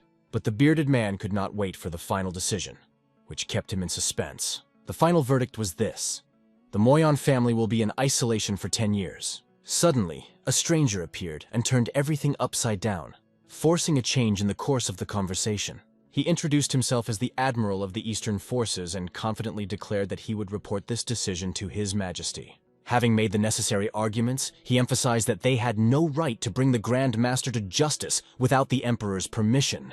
During the investigation, it is revealed that Lord Ha tried to rescue Lady Huiyan, who was kidnapped by members of the Moyon family. And it seems that the head of the Hu family came up with this plan to cover up his son. Therefore, the tragedy was seen as a consequence of the illegal actions of the Moyon family, which caused this conflict. The man was incredibly surprised when he heard the whole truth about how everything really happened. To him, it looked as if the young emperor had directly interfered in Muramu's affairs, and this made him anxious. Either way, he considered them lucky that it ended without total chaos. However, the question remained: can these circumstances really be considered a lucky coincidence? After a while, they sat and discussed what had happened, trying to understand the causes and effects. At first, Lord Ha wanted to do as he was advised, but the situation made him rethink everything. He made it his goal to avoid much bloodshed, even if it was inevitable, and to reduce it as much as possible. It was a decision he couldn't even think about before. But now it seemed right. His comrades praised him, noting that he was a good man, because a sea of blood could destroy his peace of mind. Afterwards, he spoke to the others, explaining that each of them had to master martial arts on their own. One of the big men wanted to refuse, but it was explained to him. If he did so, he would be punished half to death. He himself also needed time to step away and think things over. He sat down at the table across from the boy, who had no plans to return.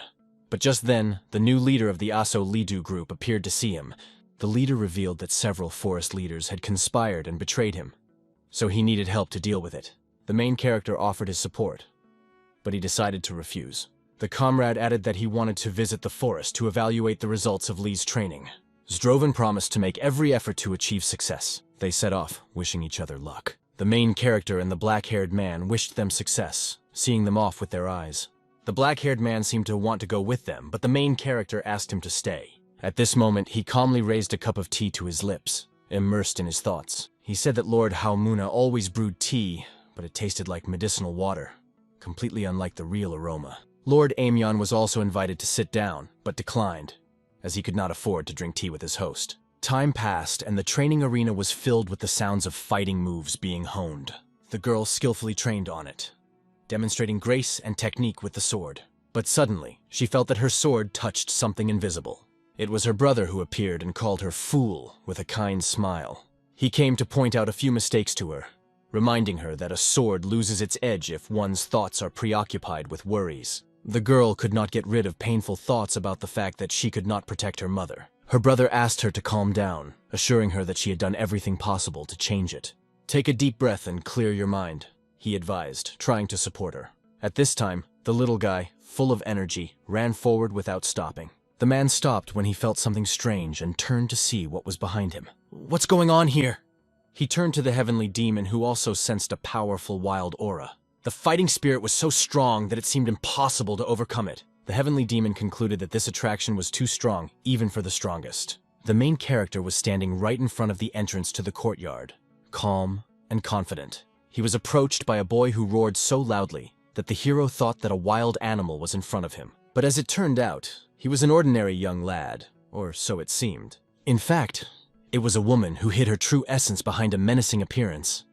She did not lose interest, observing what was behind the protagonist's back. Her gaze rested on a sign that read, Moonblade Sect. Without delay, she immediately asked, "What does this mysterious Moonblade mean?" The hero, not wanting long conversations, asked her to go back to where she came from, without explaining twice. But she brazenly replied that she was going where she wanted and would fight anyone if necessary. She defiantly declared that right now she wants to fight him, and if she loses, she is ready to give her life. If he wins, he will simply take this plaque as his prize. It was really intriguing. A stranger who appeared out of nowhere challenges a martial arts school. Suddenly, she jumped closer and punched right into the main character's liver, showing off her strength. At the same time, she complimented him. For a swordsman, he has a surprisingly strong body. She noted that most would have gasped after such a blow, proving that he was strong enough to fight as long as she had against the heavenly demon. Her words aroused an unreal curiosity in the hero. Who is she, and where did she come from? He was caught off guard by the imprudence in managing his TSI. He could not even imagine that a woman is capable of bringing mastery of appearance to such a level. Remembering the master's words that a small amount of internal ki is a weakness, he tried to rethink his actions. In exceptional cases, pushing practice to the limit can create something extraordinary, but using these is not the only way to victory. The strongest of those who practice these questioned the master with interest. Once upon a time, there was a master in this world who had attained the realm of transcendence. It was then that he first learned about the legendary King of Wolves. Obviously, the Wolf King was a woman, but they decided not to talk about it in order to intrigue the hero even more. The young rival declared that from now on she would act seriously, and immediately launched an attack. She tried to strike, but the boy expertly dodged. Moreover, he passed so gracefully right under her feet that she was lost in flight. She could not understand what was happening, because everything did not go according to her plan. What is happening? The enemy dodges every blow.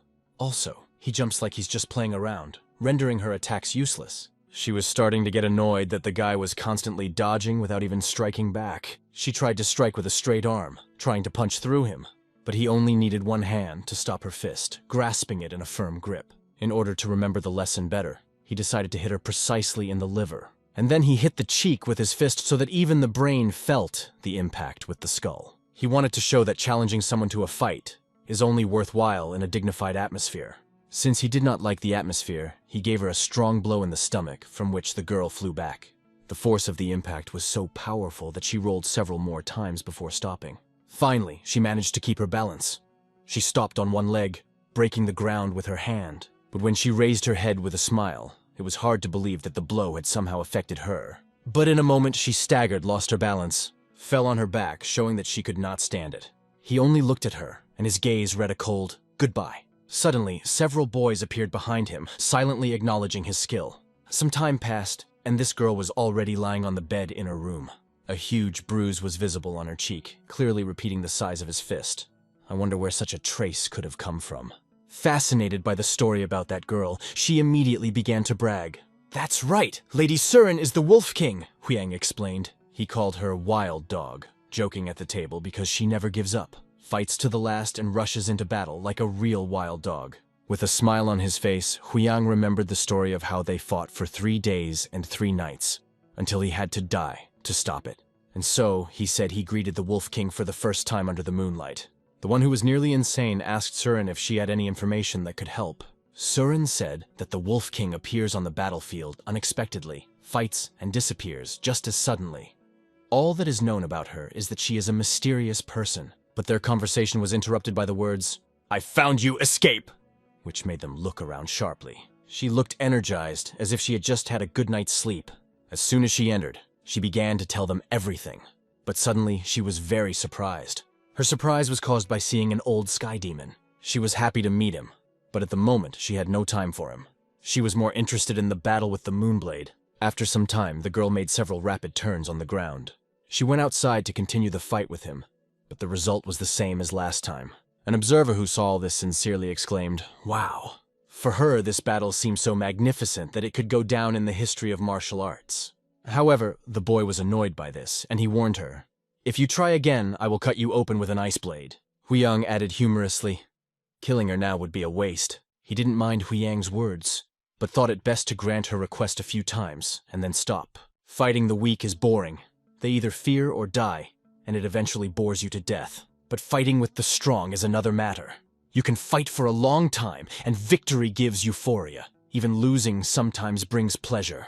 The black-haired girl at the table expressed her point of view. The protagonist asked her, "Have you made up your mind? Will you attack me again like a madwoman and die, losing the chance of the future battle? Or you can ask politely, and maybe I'll agree." It surprised her to think that if she asked politely, he might agree, and then she could enjoy the fight. She agreed, but put forward a condition. "There are 2 masters in the Huayan sect strong enough to kill me," she said, "and I'm not going to lose this opportunity no matter what. That's why I'm staying here." Hearing this, the main character decided to explain to her that this is not a hotel where you can just eat and sleep. Suddenly, the girl puts a sign on the table. She called it a board he could sell for a good price. Surin immediately realized that it was 10,000-year-old steel and was amazed. This metal was considered the strongest in the world, saturated with yin energy, and it was from it that the greatest swords were created. The protagonist was more interested in how much money he would get for this treasure. Huyang, standing behind him, explained, "This money is enough to buy 5 estates the size of the Huyang sect." The round-faced girl did not understand what they were talking about, and asked again, "Is this enough? Do you need anything else?" Some time passed, and the battle started again on the training ground. This time, she confronted the old man, telling him that he had weakened greatly. However, he looked at her like the sassy wild dog she always was. She was angered by this nickname, and she rushed into battle again. Their match was watched by Ho, judging their skills. However, Ho himself seemed completely indifferent to what was happening. At that moment, Li Rian approached him. He announced that a visitor from the Imperial Palace had arrived and was ready to wait until the battle was over, but his demeanor indicated that the matter was urgent. What kind of message could this be from the Imperial Palace? Yingho approached the Admiral after a long separation. They had not seen each other for a very long time. After greetings, they went to a secluded place to discuss important matters. The Admiral admitted that he had traveled an incredibly long way to communicate the urgent situation. He noted that matters of the Imperial family are usually decided in narrow circles, but this time, the case is too important. The missing princess is His Majesty's only sister. That day, she left the palace to visit her people, and was accompanied by twice as many soldiers as usual. However, the time when she was supposed to return had long passed, and only her horse and 1 soldier returned. The soldiers said they were driving near the town of Yichang in Hubei province when the princess spotted a child running into the forest.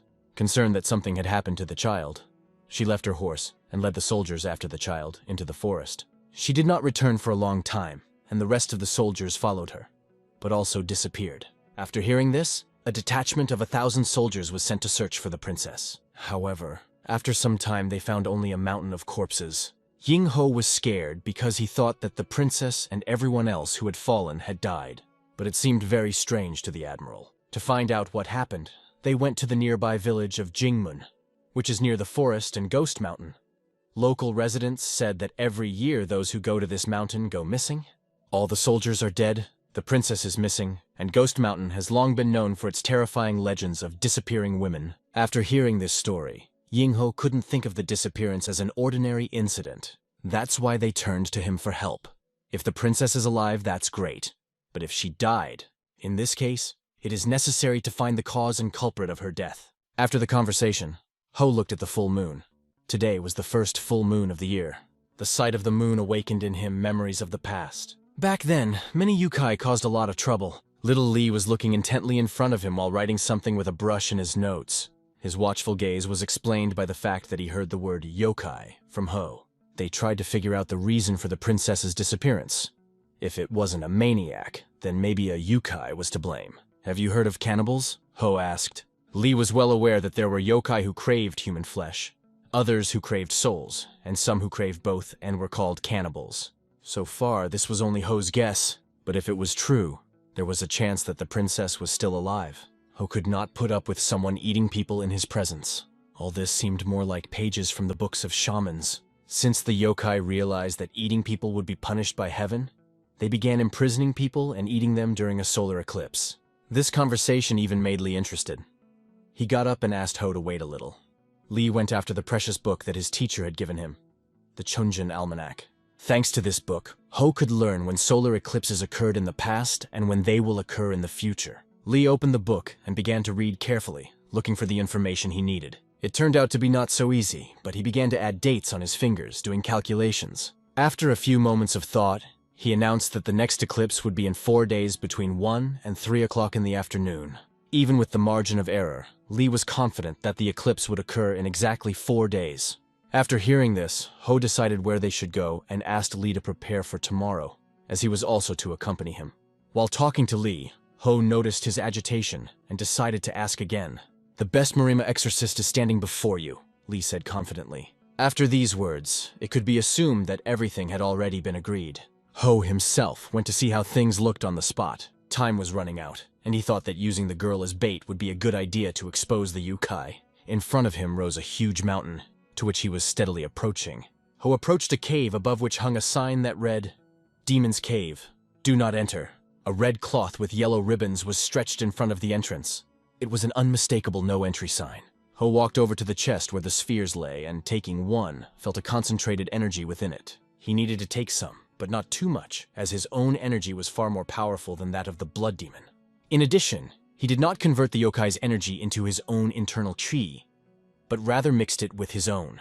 He wasn't sure what would happen when the yokai energy entered his human body. To do this, he needs to find a way to turn her into a human inner ki. Taking the 3 spheres, Ho moved on. A view of the training arena opened before him. A man with a sword practiced his blows on it, demonstrating his skill. He had been training since the morning, and Ho had been watching him from the mountain. He was a man who was eager to prove himself as the best student in order to become a leading martial artist.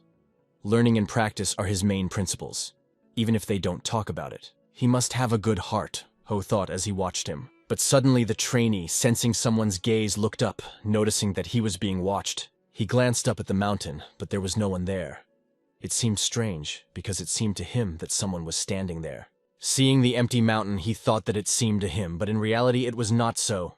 The next day, Ho was standing in front of the entrance to the Moonblade sect. The girl standing in front of him questioned whether he should really go there. She couldn't help but worry, because it could be a yokai. The 3 boys had already gathered and ran out enthusiastically, ready to help Ho catch the yokai.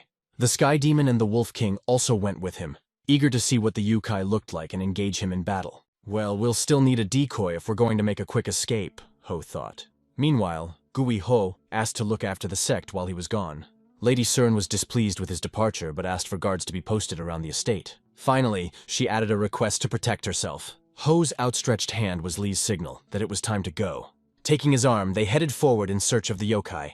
The Admiral looked uneasy because he was worried that there would be little time left, and he would have to deliver bad news to the Emperor. His assistants believed that the princess would soon be found, because the soldiers were looking for her day and night. At that moment, Ho runs up to them with his companions and informs them that the princess is still alive. "If my guess is correct," he began without finishing the thought. The appearance of the young master made the Admiral incredibly happy, and he was happy to hear it. After a while, the admiral ordered to withdraw all the soldiers from the forest, as they would only interfere.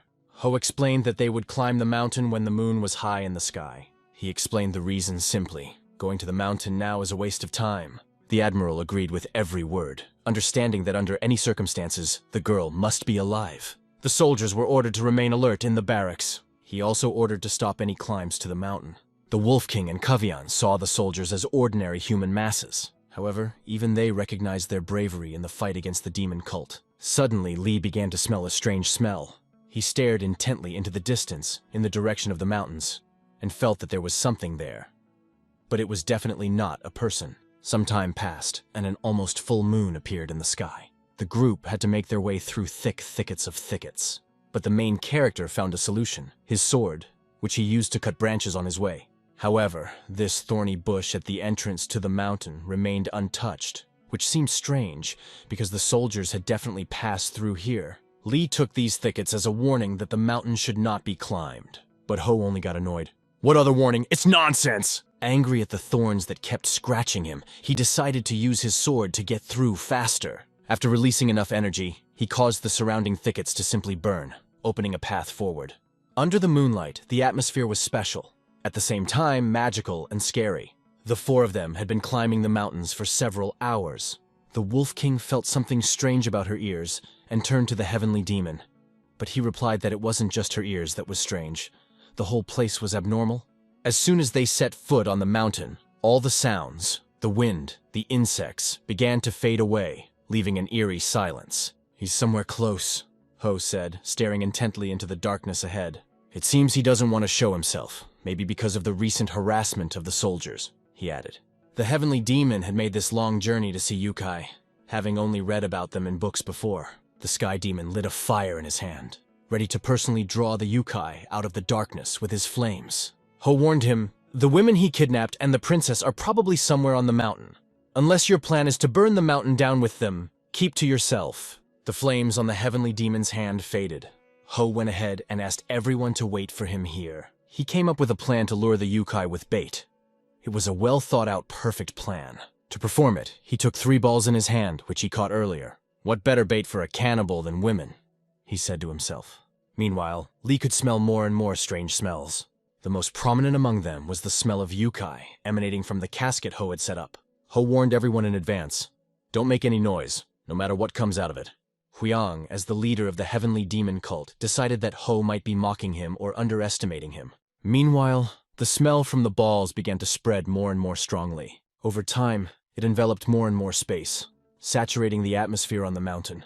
The smell penetrated every crevice, bypassing every twig. On one of the trees, high above them, sat a huge creature, similar to a spider, but incredibly large. It was a spider yokai with 4 red eyes that glowed ominously in the darkness. Immediately after his appearance, there was a sound so loud that it seemed as if it could demolish a mountain. A strange sound, neither human nor beast.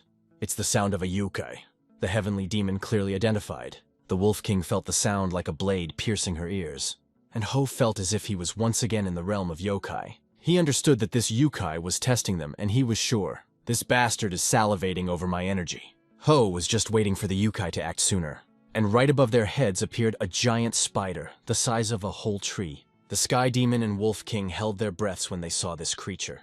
Impossible. A spider with a human face. They could not believe their eyes. "Fucking spider," Ho said, realizing his hunch was right.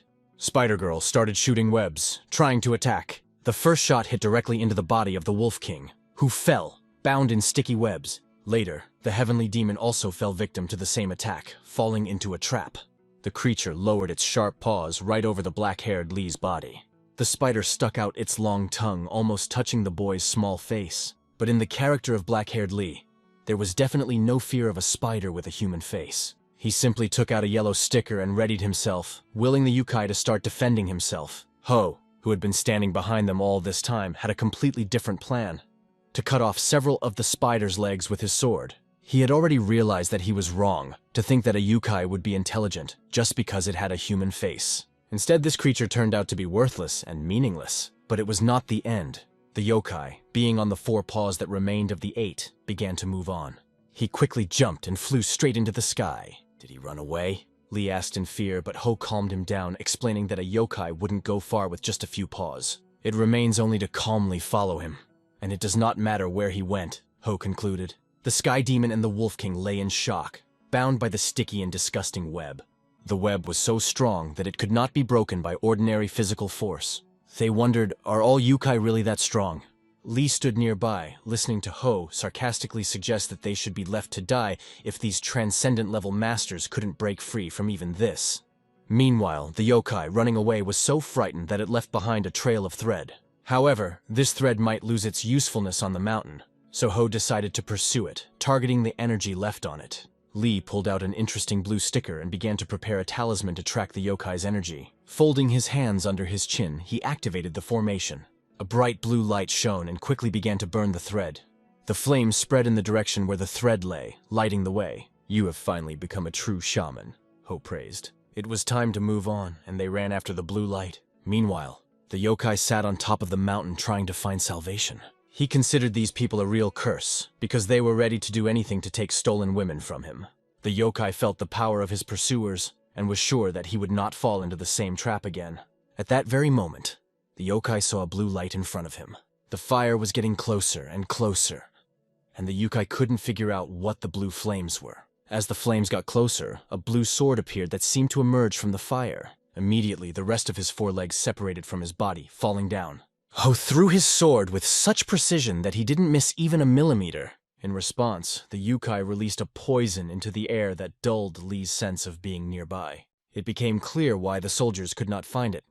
This poison confused even experienced searchers. Ho decided to exchange a few words with the yokai, saying, "If you were in the yokai realm, a pack would have come running at your cry to tear you apart." He added, "You must have lost all your wits while you were hiding among the people." Ho also remarked, "Your head is only occupied with thoughts of eating people and counting the days until the next eclipse." He wondered if Yingho, a well-known hunter of such creatures, had heard of this spider.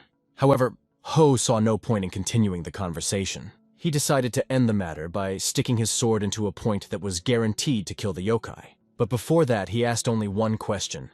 "What will you do if you survive?" And he threatened, "Try again.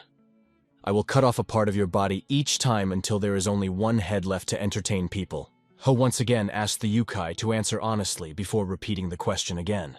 Meanwhile, Lee made his way forward, smashing the rocks that blocked the way. He went to the cave, the entrance of which was covered with stones and tree branches. No wonder the soldiers passed by and didn't notice anything. Having reached a little further, Lee opened his eyes wide at what he saw. Many cocoons hung above his head. "How many women has he captured?" thought the boy. Lee ran up to Ho and reported that he had found the princess and the other women. "They're unconscious, bitten, but generally okay," he explained. Lee asked the yokai, "Are there any other sleepers elsewhere?" To which he just shook his spidery head, answering, "No." At this point, Ho decided to believe the yokai. However, there were no other topics left for conversation with this dirty creature. The flash flashed so brightly that Lee muttered under his breath, "Unbelievable. It doesn't matter if it's a human or a yokai. They all turn into meat when they come face to face with their big brother," he thought. Tearing the monster's body to pieces, Ho crouched down and took out something interesting from its body. Lee's curiosity got the better of him and he asked what exactly Ho had found. From inside the spider, Ho pulled out a yokai core and his fangs, things he would probably need in the future. The night, full of adventures, gradually came to an end, giving way to the morning dawn. The admiral sat in the barracks, waiting for news. At last, he was informed that the princess had been found. She is with the locals and is now safe. Ho promised to tell all the details later, because he was very tired and wanted to rest. He recalled that he was able to locate the princess by the smoke, and it took soldiers to rescue her. Afterward, Ho discussed the situation with his companions. Everyone agreed that the princess had shown great bravery. When Ho rescued her, she got out of the cocoon completely naked. Ho sent Lee to help her, but all he heard from the princess was, "The same." Now it was clear why Ho didn't bring her right away. The Wolf King suggested that a few punches might make the princess a little more reserved. At that moment, Ho left for another place and asked his companions to go ahead. He unexpectedly promised to tell everything, but only after his return. The heavenly demon walked forward, taking with him the shaman, who was still following Ho with his gaze. It is unlikely that Ho went to kill the princess, although he was certainly capable of such a thing. Again, they recognized the incredible help that Ho had given to the imperial family. The princess's brother thanked him not only for saving his sister, but also for saving many other people, expressing his sincere gratitude. However, he still found it hard to believe that a cannibal yokai was behind all of this. Ho explained that yokai still exist, although they rarely appear in the human world. He also reassured His Majesty by promising that he would devote more time to this problem in the future. The prince calmed down and even began to express his affection and willingness to support Ho. In that case, Ho decided to ask him an important question. He asked for permission to meet with Guyaja. Ho asked not to ask the reason for the request. The prince understood that Guyaja might not agree to such a meeting, but Ho reassured him, assuring him that he would definitely want to meet him. Guyaja, when Ho heard the name, it seemed familiar to him, as if he had met someone from the distant past. A bamboo forest on top of a mountain, a forge at the very end of the road. That was where Ho was heading now. He was looking forward to meeting her, to find out if she really was the person he thought she was. Some time passed, and Ho finally approached the forge. His approach was confirmed by the smoke coming from the chimney. The loud banging of metal also gave away the place where the blacksmith was working. Ho watched carefully as the blacksmith tested the heat of the metal, seeing how red it became. The assistant in blue approached the master and reported, "His Imperial Majesty has sent someone to you again." The master sighed and repeated once again that he asked to reject such requests. But the assistant noted that this time the boy was too persistent. At that moment they heard a sound near the door, much closer than they expected. The master indignantly remarked that this was probably why the assistant was not showing progress. He went to the door himself to see who was behind it. Opening the door, he warned, "If you have come to waste my time, leave immediately." But in a second, the master froze, unable to utter a single word.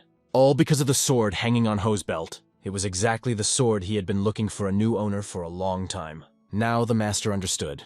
In front of him stood the Moonblade. A broad smile appeared on the blacksmith's face. His gaze was filled with memories that had been swirling in his head for a long time, as if waiting for the right moment. Ho remembered how this master once offered to break his sword and use the shards as a mirror. Was he not asking forgiveness for his sin when he offered it? The blacksmith fell to his knees, thanking Ho for visiting such a worthless person as himself. Now the master seemed to understand who was standing before him. He sincerely apologized for not immediately recognizing his master, Ho. After a while they sat talking, and the blacksmith told how the shamans often asked him to make swords, and once he even agreed, making a few for them. It was because of this that he settled here and engaged in his favorite business. He even heard that Ho ascended and became immortal. "Everyone thinks so," said the blacksmith.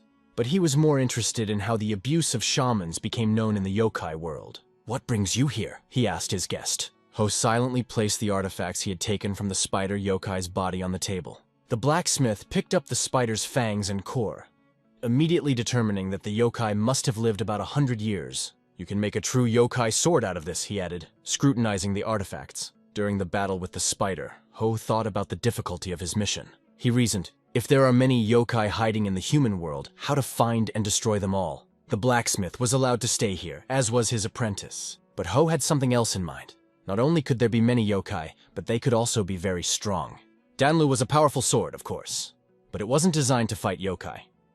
The blacksmith agreed to make a sword capable of cutting them deeper and stronger than Danlu. He only asked for a week to do this, promising to create a sword that Ho would definitely like. But then what does Django do if yokai are already roaming freely in the human world, and have even kidnapped a member of the imperial family? Ho thought. Did he become so irresponsible when he got his position? Instead, the blacksmith said that he had heard about major changes in the yokai world. The changes began after Yingho's disappearance, and 300 years have passed since then. This news stunned Ho. It seemed impossible for him that 300 years had passed, since he had only lived 10 as a human. Why such a time difference? Is it causal in any way? The blacksmith sadly noted that it had been 3 centuries since Ho had left this world. But Ho, unlike the blacksmith, did not care about this, because now the changes in the yokai world no longer have anything to do with him. Such an indifferent answer impressed the blacksmith even more. But all that Ho had come here for had been accomplished. He achieved his goal and did it flawlessly. The blacksmith wished him a good journey, and Ho went on. When Ho left, the blue-clad assistant asked the blacksmith, "They say Moonblade is an unsurpassed martial artist, but he's just a human. Why do you bow your head to him?" The blacksmith sternly asked him to follow his words. "He is the one who ruled the world of yokai long before we were born. He commanded even the great yokai like dogs, and even the celestial immortals were afraid of this 9-tailed fox," the blacksmith added. The assistant's expression changed when he heard that it was the 9-tailed fox. But the blacksmith did not continue the conversation, saying, "It's time to pour coal into the furnace and light the fire. We need to work day and night to create the best sword to battle the yokai." A week passed, and Ho stood wide-eyed, amazed at what he saw before him. In front of him was a sword made specifically for fighting yokai. The blacksmith gave it the appearance of a normal sword, so that it would not attract too much attention. It was so light that even a woman could easily use it. Ho jokingly raised the sword to the blacksmith's neck. "Master, why are you doing this?" asked the blacksmith, falling to his knees, sure that he had done something wrong. It was just a joke on Ho's part. That was how he expressed his joy. The joy of the fact that the sword he held in his hands really pleased him. As for payment, Ho tossed the blacksmith an interesting little box. The blacksmith caught it, but could not understand what it was. Inside was a pill that contained the remains of these yukai, a gift left over from Ho's presence in the human world. The blacksmith shouted that he could not accept such a valuable thing, but Ho insisted, giving it with no intention of taking it back. The blacksmith was incredibly happy, and, standing with the student, told that in exchange for the sword, he had received a much more valuable thing. His condition could be described in only one word: "I am happy." He also warned his disciple not to tell others that Master Ho had returned in human form. The apprentice, although he had mastered the blacksmith's craft for a long time, was quite clever. He understood very well that the master was worried that Ho would not harm him if anyone found out about their meeting. The blacksmith himself avoided meeting certain people because he felt that it could bring trouble. However, the assistant in blue warned the master, "If you continue to postpone the meeting, you will eventually die in agony." He explained, "Those asking for a meeting look adamant. If you refuse them, they will kill me soon." Meanwhile, Ho was preoccupied with other thoughts, trying to figure out how to find all the yukai in the human world. The blacksmith chose not to inform him of this, as Ho had made it clear that the affairs of the yokai world no longer concerned him. The only thing left for the master was to offer the apprentice to temporarily close the forge and wait a little. At the same time, in the Moonblade sect, everyone who had gathered stared at one point on the floor, stunned by what they saw. It was an ordinary-looking sword, but it radiated strange energy. "It's made from the core and fangs of that spider. It's Guyaja's work," Ho explained to everyone. The heavenly demon recognized the blacksmith's name as a famous master. At that moment, Ho handed the sword to the girl and asked her to keep it safe and use it only in case of danger. The heavenly demon was already ready to go to the training ground with him. In general, everyone except Mistress Surin decided to go to the training ground to see what the sword was capable of. To be honest, at first she couldn't believe that Ho had managed to defeat the yukai, and now a famous blacksmith created a sword for him from yokai materials in a week. Her tone, which seemed rude, she explained by surprise and many questions, because it was difficult to imagine. "Everyone knows that cores don't make swords," she said. She didn't care if the emperor or the greatest martial artist was in front of her. She recalled how much time and effort it took to set up the formation in the Moonless Pavilion. 3 years of hard work. Ho understood that her behavior was due to the fact that the formation destroyed by Li Ryan had been created with a lot of money. "Tell me, how did you manage to convince a master to create such a valuable sword in just a week?" she asked. But Ho only asked in response, "Have you seen Li Ryan? He went to the Supreme Coalition. There it seems someone violated the boundaries and the formation was activated." Ho stayed put when she left, sure that she wouldn't believe him even if he revealed the real reason.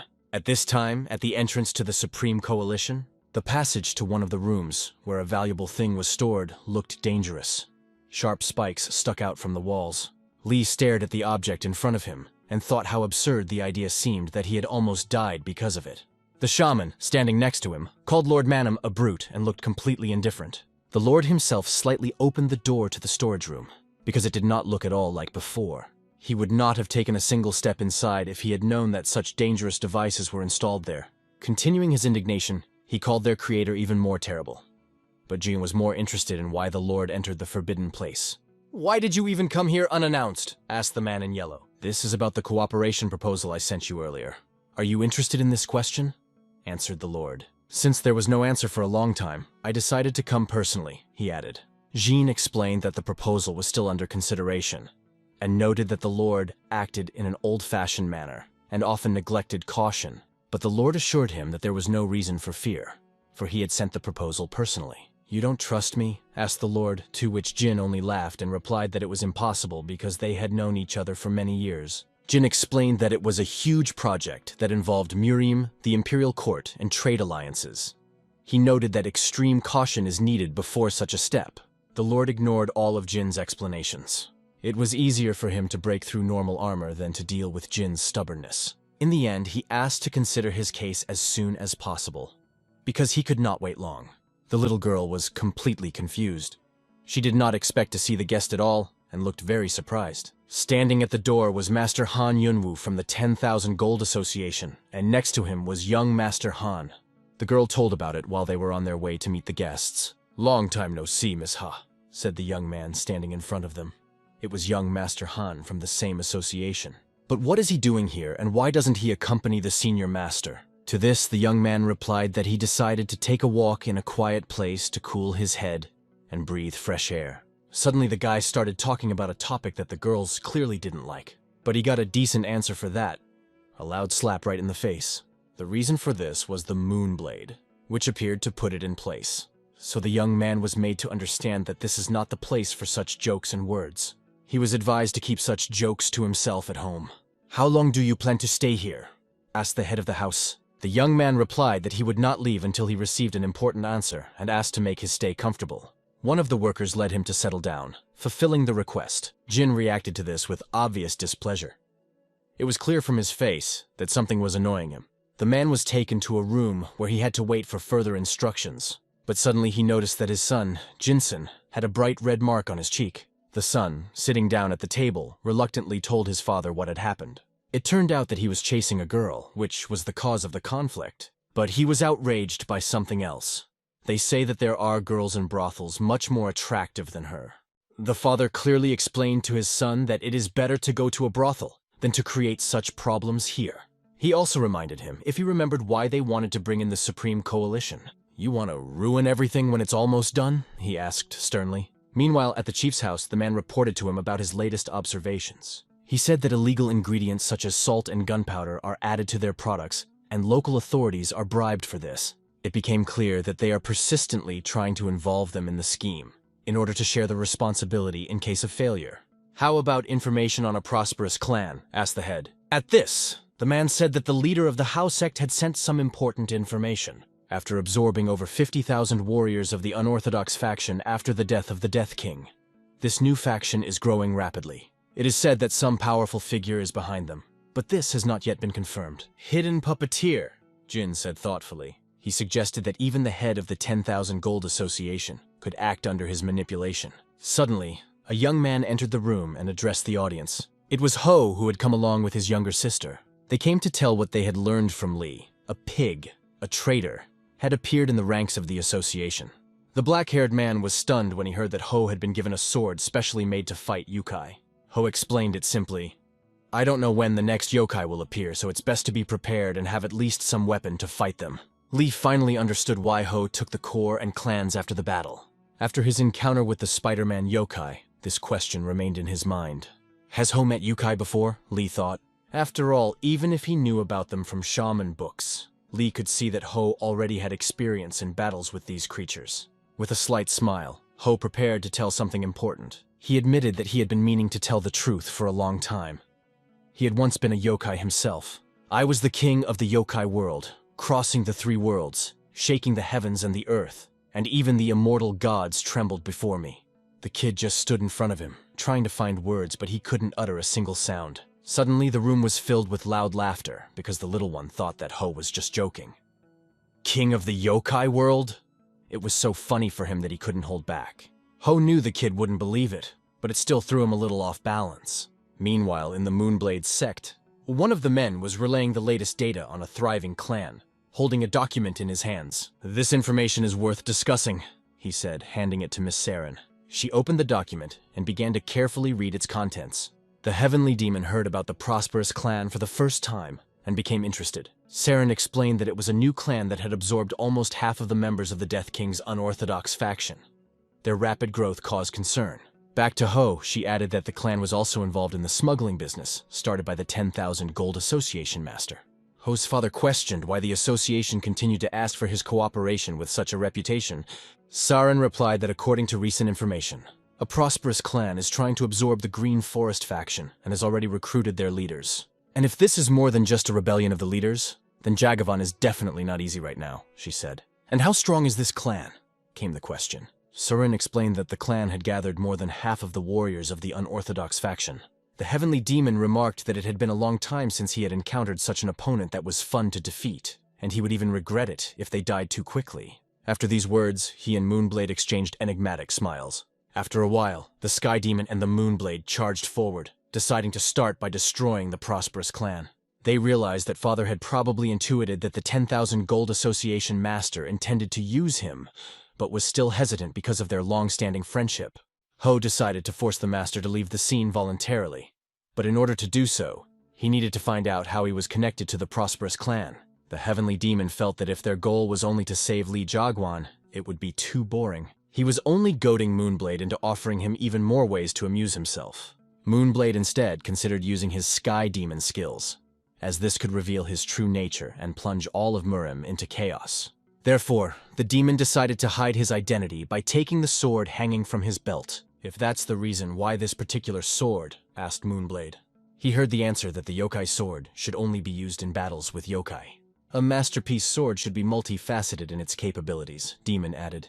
Moonblade doubted that the Sky Demon could handle him properly. They ran up to a small village that was located on top of a mountain. On their way appeared a giant gate that looked majestic. At the entrance stood 2 guards, whose faces were as stern as real guards. And in the distance, among the fog, 2 figures of people could be seen, who were discussing, "Shall we destroy them completely or only warn them?" The guards ordered them to stop and sternly asked who they were and what business they had with the prosperous clan. The boys quickly decided how to proceed, and without hesitation went on the offensive. They asked the guards if the leader of the prosperous clan was inside. "Looks like we're already being talked about," one of the guards chuckled, while another added, "No doubt about it. Even crazy people come here to disrupt order." But, unfortunately for the guards, these lunatics turned out to be extremely skilled. Without even using a sword, the heavenly demon knocked both guards to their knees in one move. After that, he thoughtfully asked himself, aren't they too weak for guardians? They probably drew their swords precisely because their leader was inside. It was time to open the gate, and the heavenly demon took it upon himself. When the gates opened with a roar, several dozen armed soldiers appeared before them. "What is going on here? And who are these people?" shouted the surprised guards. The heavenly demon was even a little saddened. For an organization that has absorbed half of the unorthodox faction, this is a very modest number of people. Meanwhile, the crowd got angry and ordered to capture the uninvited guests. "How dare they show up here without fear?" shouted one of the soldiers, and everyone rushed to the attack together. There was only one thought in Moonblade's head: to capture the strongest and interrogate them. The heavenly demon also sought to find the main opponents as soon as possible. Teeth and blood splatters were already flying in the air, flying in different directions. From the looks of it, these enemies won't hold them back for long. It's only a matter of time. A real spectacle began, where the heavenly demon could fully indulge his thirst to kill these fools. Those who stood behind and saw how their people were thrown realized that these were no ordinary enemies. Immediately, the command sounded. "Don't let them go any further. If it's difficult to capture them alive, strike on the spot." The heavenly demon stood among dozens of swords that were aimed straight at him. "Time to get the yokai sword," Moonblade said. But the demon just replied with a smile that it was not yet time to use such a sword to fight ordinary servants. He decided to continue to dodge and deal with them unarmed, hunting them down on his own. At the critical moment, the demon dodged the first sword attack, deftly flying above them and grabbing the enemies by the collar. Then he landed lightly on his feet and threw them straight into the crowd, scattering them like rags. He did not receive a single blow from the enemies, and in the eyes of the Moonblade, the heavenly demon looked almost out of the coils. The excitement of the battle completely captured him, forcing him to move faster and more aggressively. Watching this chaos, Moonblade suddenly noticed a man in the crowd. That man looked very strange and was holding a book in his right hand. It immediately became clear that he was their target. To get to him as quickly as possible, the best option was to make his way by jumping over the heads of the servants. Flying up to him, Ho turned to the man, ordering him to stop, although it would be more accurate to say that he simply grabbed him by the neck. And then he offered him an interesting deal: to talk a little. The man blushed so much that he could neither refuse nor agree. At that moment, a sword tip flashed near the Sky Demon's eye, but just as quickly as the sword came close, the demon dodged it with a lightning-fast reaction. And then, in response, he left the attacker without teeth with one blow. Just as quickly, everyone who tried to attack the demon was knocked down, and now they were sprawled around him. The Sky Demon didn't know how many more reinforcements might be coming. but he doubted he would have to expose the Yukai's sword. Now it was important to hear from this man, at least some explanations that made sense. Moonblade turned to him and forced him to say that those they had just defeated were low-level masters guarding the area. It turned out that most of the elite masters had gone to Inwan Fortress to attack the Green Forest. When did they leave? Came a question. 2 days ago, the man answered. 2 days, so the battle must have already started, Moonblade suggested. But those who did not make it will simply die, he added, explaining the situation. At the same time, it became clear that it was necessary to act quickly, and they immediately set out. Finally, Moonblade told the man that those who went to attack the Green Forest were unlikely to survive the day, counting on his intelligence. He hoped that the man would understand the seriousness of what was said. Before leaving, he also warned, "You better think about how to save your own life." The fire engulfed the houses on top of the mountain, sending thick smoke into the sky. Numerous corpses were lying on the stairs. Chaos and death reigned all around. In one of the houses, they were trying to solve the riddle. How did Han Yunwoo, this vile trickster, manage to finance all this? If the situation does not improve, and the intervention of the imperial family becomes inevitable, the Supreme Coalition will have to be involved. Moonblade understood this perfectly, but he could not understand why his father was so persistent in offering to cooperate with them. Before, he had planned to just let the bastard go, but now he decided that none of them would get away with it. However, the man did not believe that Zhongwan, a clan leader who had reached the level of nobility, would be such an easy target. Besides, it was too risky to just show up and hack someone who worked for the imperial family. Perhaps it would be more correct to report directly to the emperor about this situation. After all, the Moonblade was not just someone, but the emperor's martial arts master and a third-rank grand mentor. When he spoke about his status, the man's jaw literally dropped. The blade then ordered him to show him where to go to deal with the prosperous clan once and for all. The man, sitting on his knees, perfectly understood that he had contacted the wrong people. Now his main goal was to save his own life. Meanwhile, the leaders of the 5 squads made several attacks. It seemed that capturing Inwan Fortress within the time frame set by the deputy chief would be an extremely difficult task. The leaders of the 5 units did not take part in the defense of the palace. Only part of their forces joined the battle, because the leaders themselves were already dead. "Why is it taking so long?" one of the men asked in surprise. Meanwhile, the battle continued, painting everything around in a bloody red color. This color only appeared from the blood that poured here without stopping. This only fueled people's hatred for each other even more. The battle became more and more fierce, and the number of dead increased rapidly. Those who were defending their home could not understand how these enemies dared to appear here. However, skillfully wielding an axe, one of them cut off the hands of the attackers who were holding swords. However, the number of enemies only increased, and their fury was unstoppable. They were outraged that all this was happening because of one bandit. The man standing behind explained that this thug was the former leader of Aso's gang, Li Jiangwan. Although he was similar to the leaders of the 5 squads, his skill with the axe was beyond that of an ordinary master. In addition, the actions of his men who followed orders were reminiscent of disciplined soldiers during an assault, which made fighting them even more difficult. Despite the difficulties, the attackers could not afford any delays. They continued to make their way to Yinghuang Palace, trying to catch up with the deputy chief's arrival. The heavenly demon hurried with all his might, putting all his might into each step. He ran, trying to be in time to protect someone important to him. The leaders of the prosperous clan communicated only through close assistance, but the head of the clan loved solitude so much that he built a residence in an isolated area of the capital.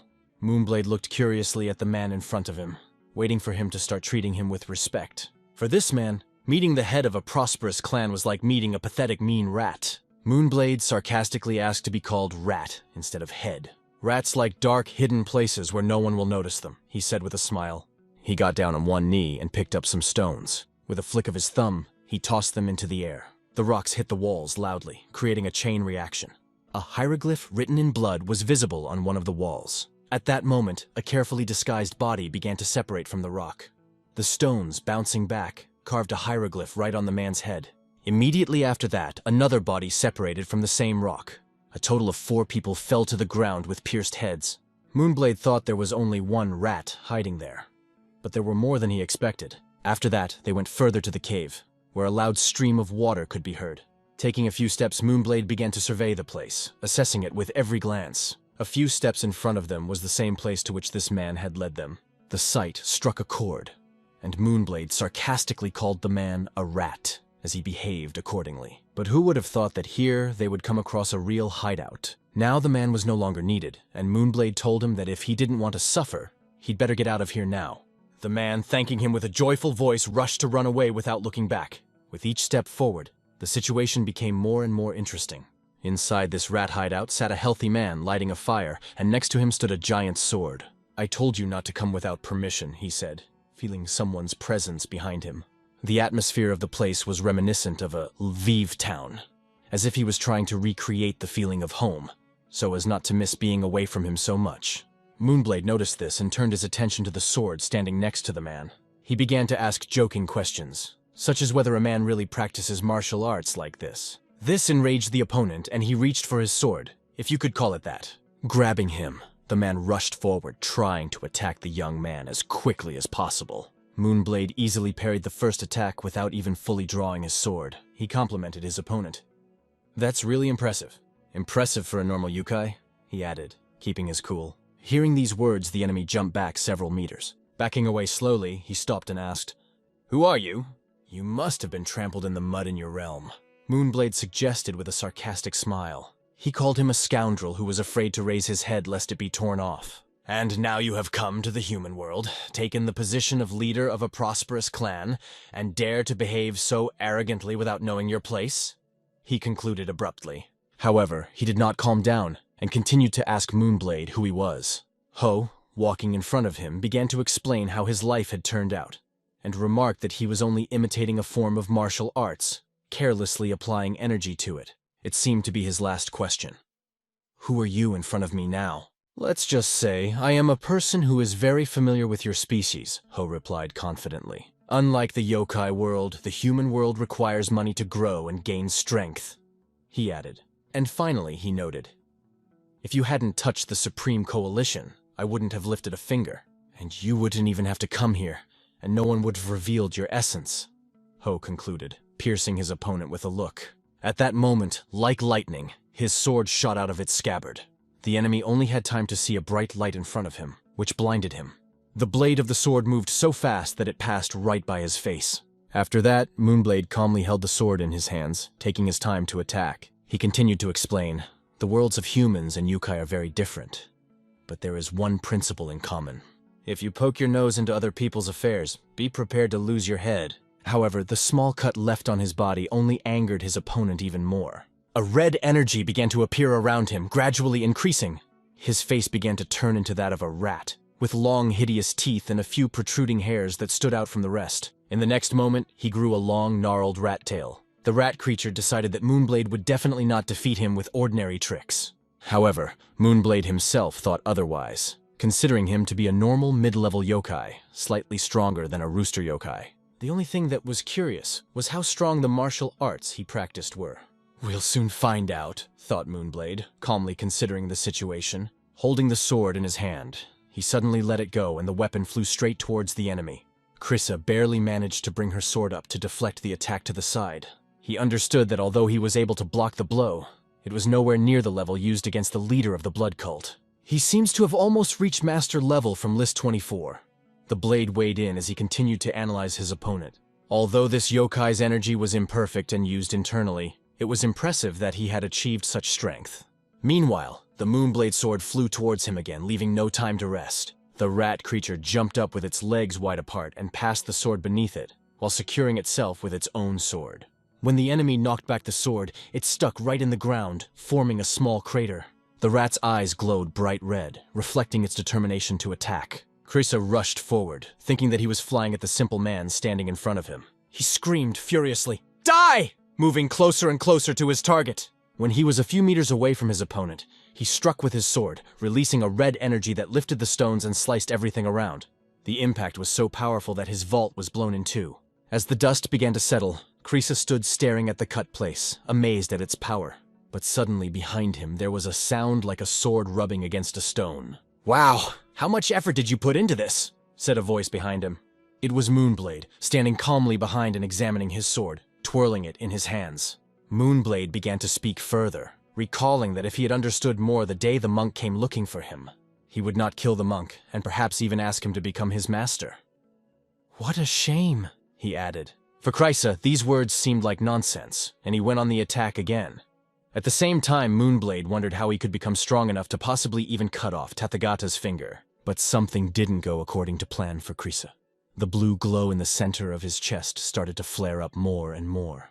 Moonblade realized that he had enough jokes and decided to finish off the enemy quickly. He could use a much stronger and more sophisticated technique, but even that would be enough to end the fight. It happened so quickly that Krisa did not even have time to blink and did not understand what had just happened. Martial arts are about delicate handling of pure internal energy. At my level, controlling speed is not that difficult, Moonblade explained. Those of you who only imitate the movements of martial arts are unlikely to ever be able to understand it. But to my surprise, thanks to you, I gained invaluable experience, he added with a slight smile. Now, if I meet a yokai who transforms into a martial artist, I'll know exactly how to deal with him. He explained all this to Krisa calmly and clearly, maintaining his confidence. But this scumbag wasn't going to give up just yet. Realizing that Moonblade was only playing with him from the beginning, Krisa decided to attack with all his might, even kicking his sword. Moonblade's hand began to go numb from the strain of holding the sword in the fight. But realizing that it was boring, and not wanting to endure the tension any longer, he threw Krisa back with one movement. Regretting that he would not be able to learn anything more from this opponent, Moonblade decided to move on to the next step. The next part of the ceremony was planned to use a sword technique capable of destroying the heavens. At this moment, Krisa held his sword high above his head. He put all the remnants of his strength into this blow, making one last attempt to win. It was a desperate risk. He risked everything to kill the Moonblade with this attack. But Moonblade was already uttering the words. The first sword is Cloudburst. In the rat's hideout, the Yukai rat himself saw a bright blue glow. This glow completely destroyed not only his burrow but also himself, leaving no chance of salvation. After some time, only debris and a few branches lying around remained at this place, and the sword that Krisa was holding in his hands was now stuck in the ground, like a remnant of a past battle. It wasn't worth leaving him here, so Moonblade went to the weapon. Taking the sword in his hands, he realized that it was nowhere near as strong as the Blood Demon's weapon. This Yukai used a plain old sword with nothing special, but in the matter of internal management, this Krisa was undoubtedly a strong master. Although this is not surprising. He was a yokai. Krisa's head was already burning, gradually dissolving in the air. No matter how well he disguised himself as a human, Moonblade had a hard time believing that his servants hadn't noticed his true nature. Judging by how difficult it was to find him and connect him to events, he was most likely the vice leader who handled all communications. The time was approaching evening and the darkness began to thicken around. Moonblade followed the muddy tracks of the battle, as if picking up the fragments of this story. Only icy coldness was reflected in his gaze. Moonblade was getting closer and closer to the gate, in front of which lay a pile of dead bodies. Everything was covered in blood, and a thin red trail ran down his face. Against the background of the burning fire stood the giant Lee, waiting to see who would be his next opponent. He held on to the last, although 70% of his men had already died, and the rest had fled, betraying and leaving the fortress. The enemy commander could not understand why Lee was still standing and what he was trying to prove by being alone. But Lee knew this battle was doomed from the start. He was only grateful that they had fought side by side with him up to this point. If dying together means loyalty, why did they all stay alive? He thought aloud. Hearing these words, the man with a scar on his face just waved it off. Don't talk nonsense. Another man behind him remarked that Lee was a very interesting person. It was the vice leader who asked Scar why he had decided to spare him. As soon as I got up the mountain, there were bodies scattered everywhere. Those pathetic bandits destroyed quite a few of our elite warriors. If you really were their leader, then your skills are too valuable to kill you, he added. The vice leader offered Lee more than he deserved, to join the main forces and benefit them. But all Lee heard was, "If you don't want to die, become our dog." In response, he warned, "Even if you feed your dog well, sooner or later it will become your food." Lee had already come to terms with his death and was ready to decline the offer. However, the vice leader warned, "This is his last chance. Give me your head, and maybe I'll think," he stated coldly. The vice leader realized that Scar had not spared Lee out of mercy, but simply couldn't handle him. With a good understanding of human nature, he reached for his sword, and one of his seemingly blind eyes suddenly glowed red. At the same moment, he rushed at the giant, who was standing with a shield in his hands. The shield flew into the air, and in a moment only half of it remained. At that time, the heavenly demon could not believe his ears. "How come the green forest isn't here?" he asked the man standing in front of him. It turned out that this is a completely different mountain, not Inwan, but Samyang. It is logical that there could not be a forest there, because it is located on another mountain. Curse, the sky demon thought. He had not been to the central plains for so long that he had completely lost his sense of direction. "And where's the mountain I'm looking for?" he insisted. "About 50 kilometers in that direction," the man pointed. It turned out that the heavenly demon had already run past, having been right there not long ago. Thanking him for the information, he turned and headed back. The man was amazed because the demon was moving so fast it was as if it was flying. But this is a dangerous place. He should watch out for himself, he thought as he watched the receding figure. A fierce battle was going on in this place. Lee fought for his honor, holding the axe as long as he could. But everything became much more complicated when an extremely strong opponent entered the battle. From the first blow, Lee received deep wounds on his arm, from which blood flowed profusely. He dreamed of returning to the Moonblade sect to continue his training and become stronger. At that moment, Lee was looking at his end and thought that life was already over. The vice leader was approaching, explaining that it was time to die, as befits a pathetic copy of a human. As he got closer, he only called Lee a human form. Swinging his sword, he tried to cut off his head with one blow. Lee didn't even try to dodge and sat with his head held high, ready to accept his fate. But suddenly, another sword appeared in the path of the vice leader's sword. This sword cut through the enemy's weapons with ease, and he was followed by the head of the one-eyed leader, which smoothly separated from the body. She did a few spins in the air before she began to fall down. Right in front of the soldier's eyes, the head fell to the ground and rolled on the bloody ground. Lee lifted his head and saw a new hope before him. In front of him was a heavenly demon that appeared to protect him. "Did you personally come here worrying about someone like me?" This thought flashed through Lee's head, but it really was like that. The heavenly demon appeared for him. Using his sword, Demon simply swiped without the use of techniques, and the result was impressive. Hearing laughter behind him, Lee turned around and asked, "Why did you laugh so hard?" And then he added, "Did you give up so quickly?" "Of course not," Lee answered with a smile of all 32 teeth. He picked up his axe again, explaining that he was just catching his breath. Although his training period was short, he was ready to show the heavenly demon what he had managed to achieve thanks to him. But his words became slower and quieter. In the end, he just couldn't take it anymore and collapsed onto his back, falling right in front of the heavenly demon. "What a fool," thought the demon. "It's already impressive that he lasted this long. A prosperous clan has been wiped off the face of the earth, and even if one of them escapes, where do they turn? Even if they're lucky enough to get out of here alive, how many of them will start with a clean slate?" The heavenly demon wanted to convey a simple truth to them. Instead of wandering around the plains spreading evil, it's better for them to die here. But his attention was drawn to the suspiciously burning head of the clan leader. After a while, news spread across the plains that the prosperous clan had been completely destroyed. In addition, the deputy chief was also defeated along with the elite warriors who set out to capture the Green Forest. "Is this the handiwork of the Moonblade?" they asked themselves, and everything pointed to the fact that it was him. Everything happened much faster than even they themselves expected. Now there was a new question. What to do with the head of the 10,000 Gold Association in Zhongwanpyeong?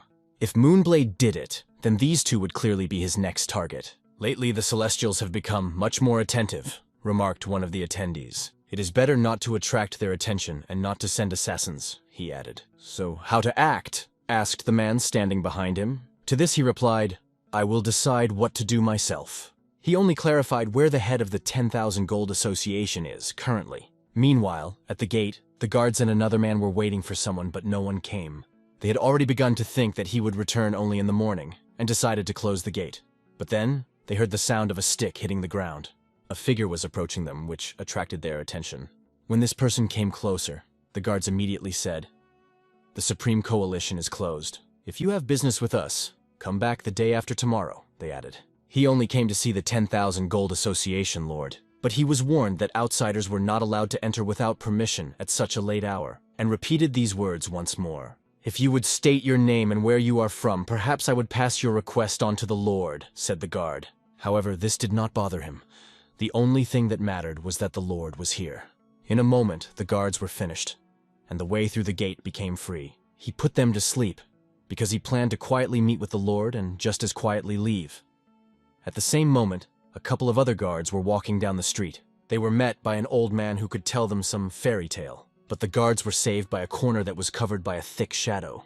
The man hid behind this corner and waited for them to pass. Only then did he come out of hiding, remaining unnoticed. Then he continued to walk straight towards the Lord, and when he reached the right place, he put his hand forward. He began to use the formation of the Dorim clan. The Supreme Coalition hired a shaman from this clan to create this formation. Such flawless and powerful technique was beyond the reach of even many shamans from Dorim. Several cards illuminated by blue light began to circle around him. Then he slammed his pick on the ground. This created a sphere around him that gradually grew larger. Inside this sphere, he was protected from the yellow electrified glow that was raging outside.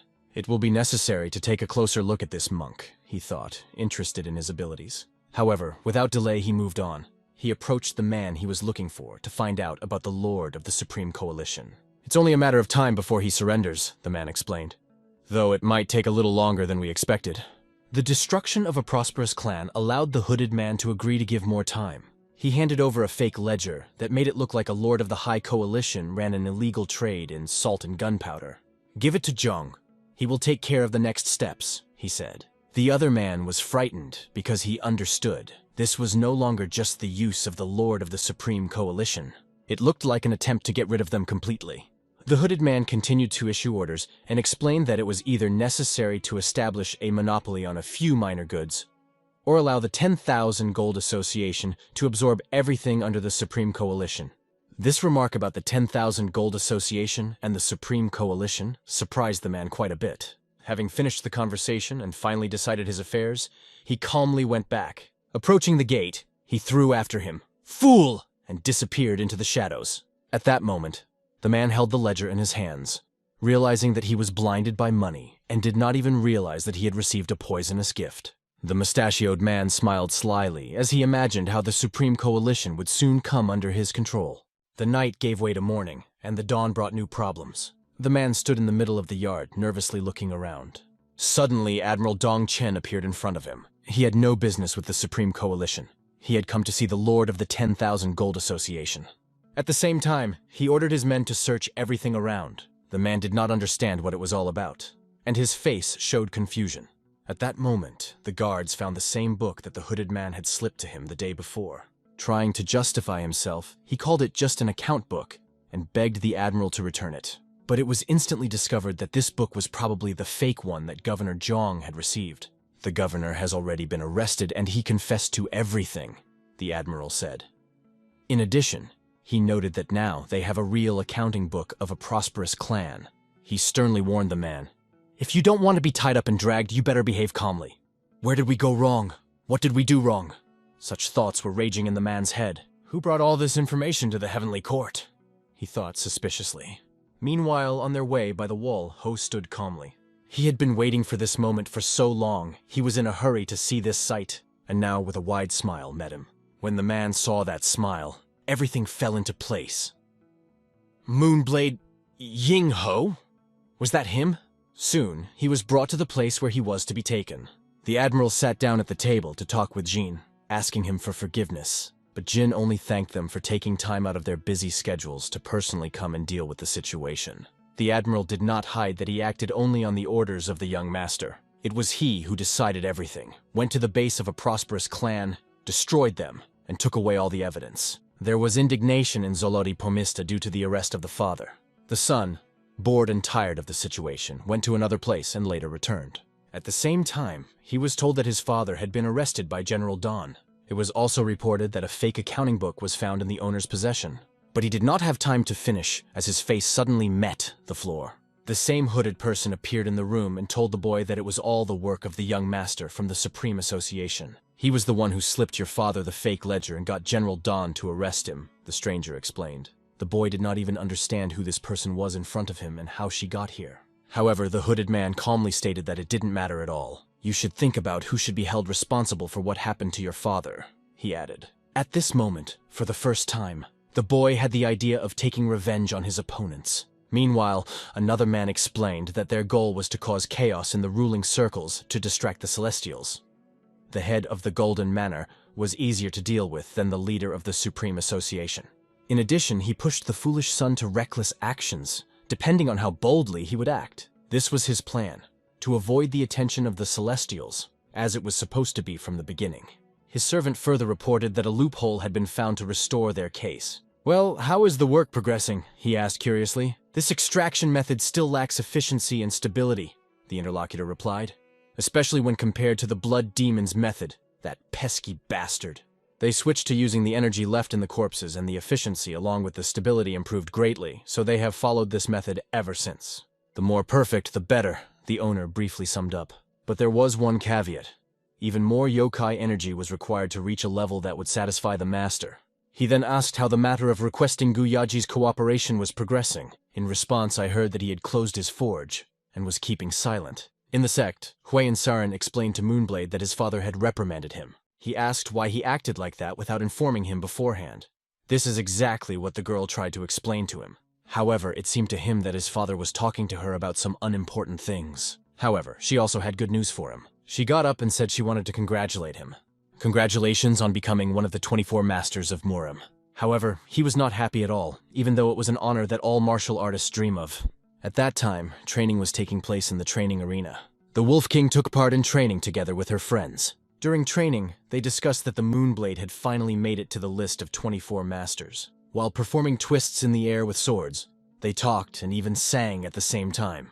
But the Wolf King believed that this title should belong to her. Soul did not agree, because she also wanted to win this title for herself. It was this rivalry that made them train even harder. To the Wolf King, it all looked quite amusing. At the same time, she was interested in making everyone stronger, so that one day they could fight monsters and choose the strongest among them. Suddenly, without letting her friends even blink, the Wolf King rushed through them, showing off her speed. They're both dead. Now we have to hurry. It's not fun if everyone keeps dying in one hit, she remarked. Feeling hungry, the Wolf King decided to run ahead in search of food and dragged the others along. You have to die 9 times a day, one of them joked. The man was ready to continue training, but if Sul felt tired, he agreed to take a break. However, Sul refused to rest, assuring that she still had enough strength to hold the sword in her hands. At this time, the Wolf Queen continued her training without slowing down. The Wolf King shoved a huge piece of food into her mouth and miraculously managed to chew it. With full cheeks, she suddenly noticed a figure in the distance. This figure made her look more closely at the silhouette in front of her. Looking closely, she realized that it was not a man at all, but rather a boy. Since she had never seen him here before, she decided to inquire who he was and how he got here. Who are you anyway? She asked sharply. The boy introduced himself as Moonblade and said he was dropping by for a minute. But in her eyes, he looked nothing but a suspicious type. And with suspicious people, she always acted the same way. She punched their cheeks so that saliva flew in all directions. The blow was so powerful that the boy flew away and hit the fence with his back. The fence, by the way, was made of solid stone. Previously, the Moonblade allowed her to kill anyone suspicious who appeared here. Without hesitation, she followed his request without questioning his orders. Now this idiot was lying under the fence, bleeding from the nose and mouth, apparently regretting his visiting moment. After all, the Wolf King hurried to the Moonblade to tell about the boy she had mistakenly cut down and brought here. However, Moonblade asked her coldly, "Just finish him off and bury him somewhere away from prying eyes." But when she threw the guy on the floor, instead of the body, there was only a wooden stick. Yes, he looked suspicious, she thought. But now she didn't know how to justify herself to the blade. She stopped a man who was passing by and asked, "Didn't you see any suspicious guy here? When you came here, you dragged this log behind you." He replied with only a glance. Moonblade had its own reaction to this situation. "You're just teasing me, aren't you?" He turned sharply, but his words were full of irony. Although it sounded like he was talking to her, his anger was actually directed at something else. Using his energy, he lifted this log into the air. In fact, he was referring to this guy, who had turned into a wooden object. The stick flew straight at the person standing against the wall. The blow came straight to the chest, knocking all the spirit out of him. The log shattered into small chips, and in an instant everything seemed to freeze. Using some incredible technique, the boy suddenly reappeared in front of them. "Is it a ghost?" thought Moonblade. The girls were so frightened that they were speechless looking at this ghostly stranger. At this point, the man admitted that he was amazed at how Moonblade had managed to see through his illusion. Now the Wolf King realized that this boy was the same one she had cut down and brought here. Moonblade became interested in finding out who he really was. "Moonblade, so that's you," was all the boy said in response to his question. The situation became more and more mysterious, and no one could understand anything. The boy began to explain. "I didn't come here to fight at all. I just wanted to make sure the rumors about the Moonblade were true," he said. But now, being in such a situation, it seemed that it would be difficult for him to prove something. "Not necessarily," Moonblade countered. "Depending on your reason for coming, I might just kill you, but it's more interesting to find out who you are first." The man smiled and began to disappear. "Take your time. We will see each other again soon." We will postpone the acquaintance until then. A piece of yellow paper appeared right in front of him, hanging in the air. Black-haired Lee raised his hand to his chin and uttered a quick appeal. Using a shamanic technique, he sealed away the scoundrel. Yellow lightning pierced his body to every cell, leaving no chance of escape. It was clear from their looks that they had met before. The kid threw a sword at Moonblade, and the hint became immediately obvious. Moonblade caught the sword in mid-air, gripping it by the scabbard. Accepting that they would not meet again, he began to slowly walk towards the stranger. However, he asked him to introduce himself. "It would be nice if you would say your name before you die." The man took these words as arrogance and responded with contempt. "This is the end of you, Moonblade," he said, and began to raise his hand up. Pointing 2 fingers at the seal, he simply tore it open. It destroyed the spell, something Lee had not expected at all when he created it. At that moment, both saw how the stranger began to gradually disappear. Realizing that he needed to act quickly, Moonblade attempted to cut his body in half, but he only uttered one word: rage. What could it mean? It remained unclear. His gaze did not at all resemble the eyes of a man standing in the face of death. The Wolf King appeared behind Moonblade and said in a mocking tone, "Ghostly bastard!" Moonblade was more interested in talking to the shaman, who also found the phenomenon strange. It seemed that in front of them was only a shell to which the soul-splitting technique had been applied. "This is dirty magic," the young man explained, "which allows you to steal someone else's body and move your soul into it." Moonblade listened to him and guessed.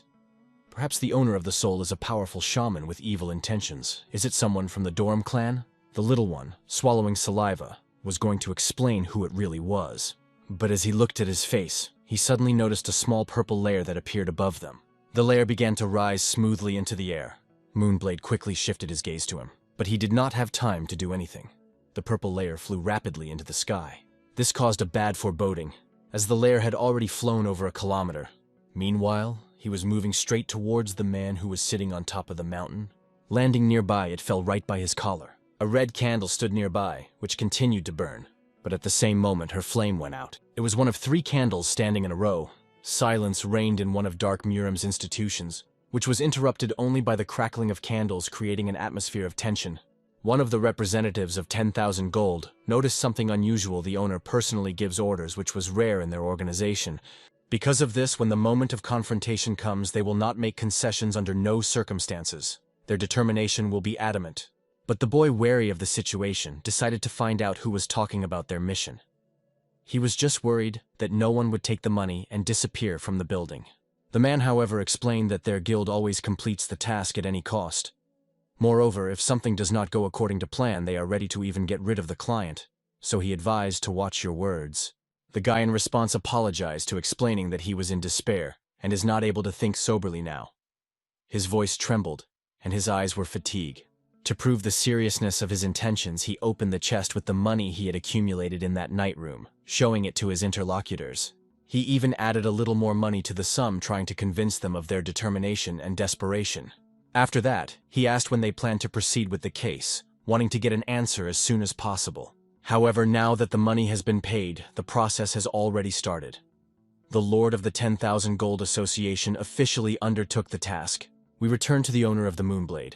How many more times to repeat this simple guy to finally believe his words? He really doesn't know anything about this person. He hasn't seen him, and he doesn't even have an idea of what he looks like. In HO, he again asks why he disguised under his face, but the man repeats that he is unknown. Lee Ryan asks to stop torturing this commoner and let him go. If he really was a master of illusions, he could easily transform into anyone at any moment. Penetrating into the territory, this man broke the defensive formation on the western side. Lee Ryan reported that it would take a little time to restore the formation. Therefore, he ordered closely to watch the west side and send 5 warriors from the Shade of the Shadows. As soon as they complete the repair, he will go to Dorem to find out if the master knows something about this person. Our hero even put 1,000 nujags on the fact that it will be a shaman with Drim. However, he did not say that it would definitely be a visit. Lee Ryan only stressed that you need to go there and find out the situation. Suddenly, they all sat at the table when the boy entered the room who brought them the news. He reported that they had arrived, some more than those who wanted to join their sect. One of them enthusiastically exclaimed that it is wonderful, let them come in. But our hero noted that today he does not want to see corpses. Guhus decided to go personally and send that guy back. He ordered him to be brought to the training hall. Yingho bet 1,000 yang and made a bet with Li Riang, but he couldn't understand where a guy like him would get so much money. At that time, he suggested putting his master on the con, but he did not have such money. Meanwhile, Guy Puppies practiced with his sword on the training ground. There he saw the guy standing in front of him. The guy introduced himself and said he traveled the world studying martial arts. His name is Dong Jae. He heard that the best techniques could be mastered here, and got courage to come to the exam.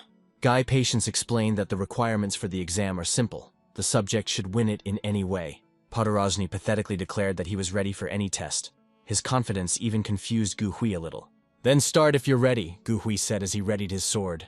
The traveler pulled out his sword from the vagina, demonstrating his willingness to fight. His movements were determined.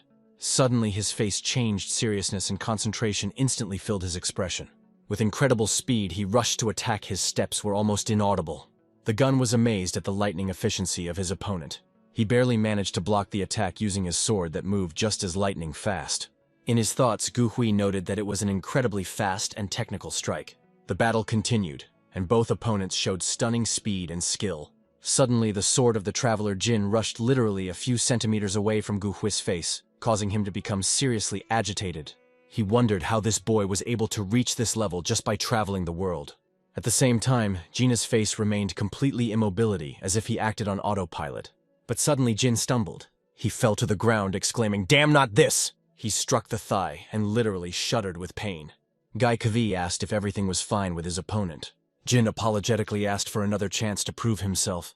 However, the Guhi said that the second chance was here to nothing.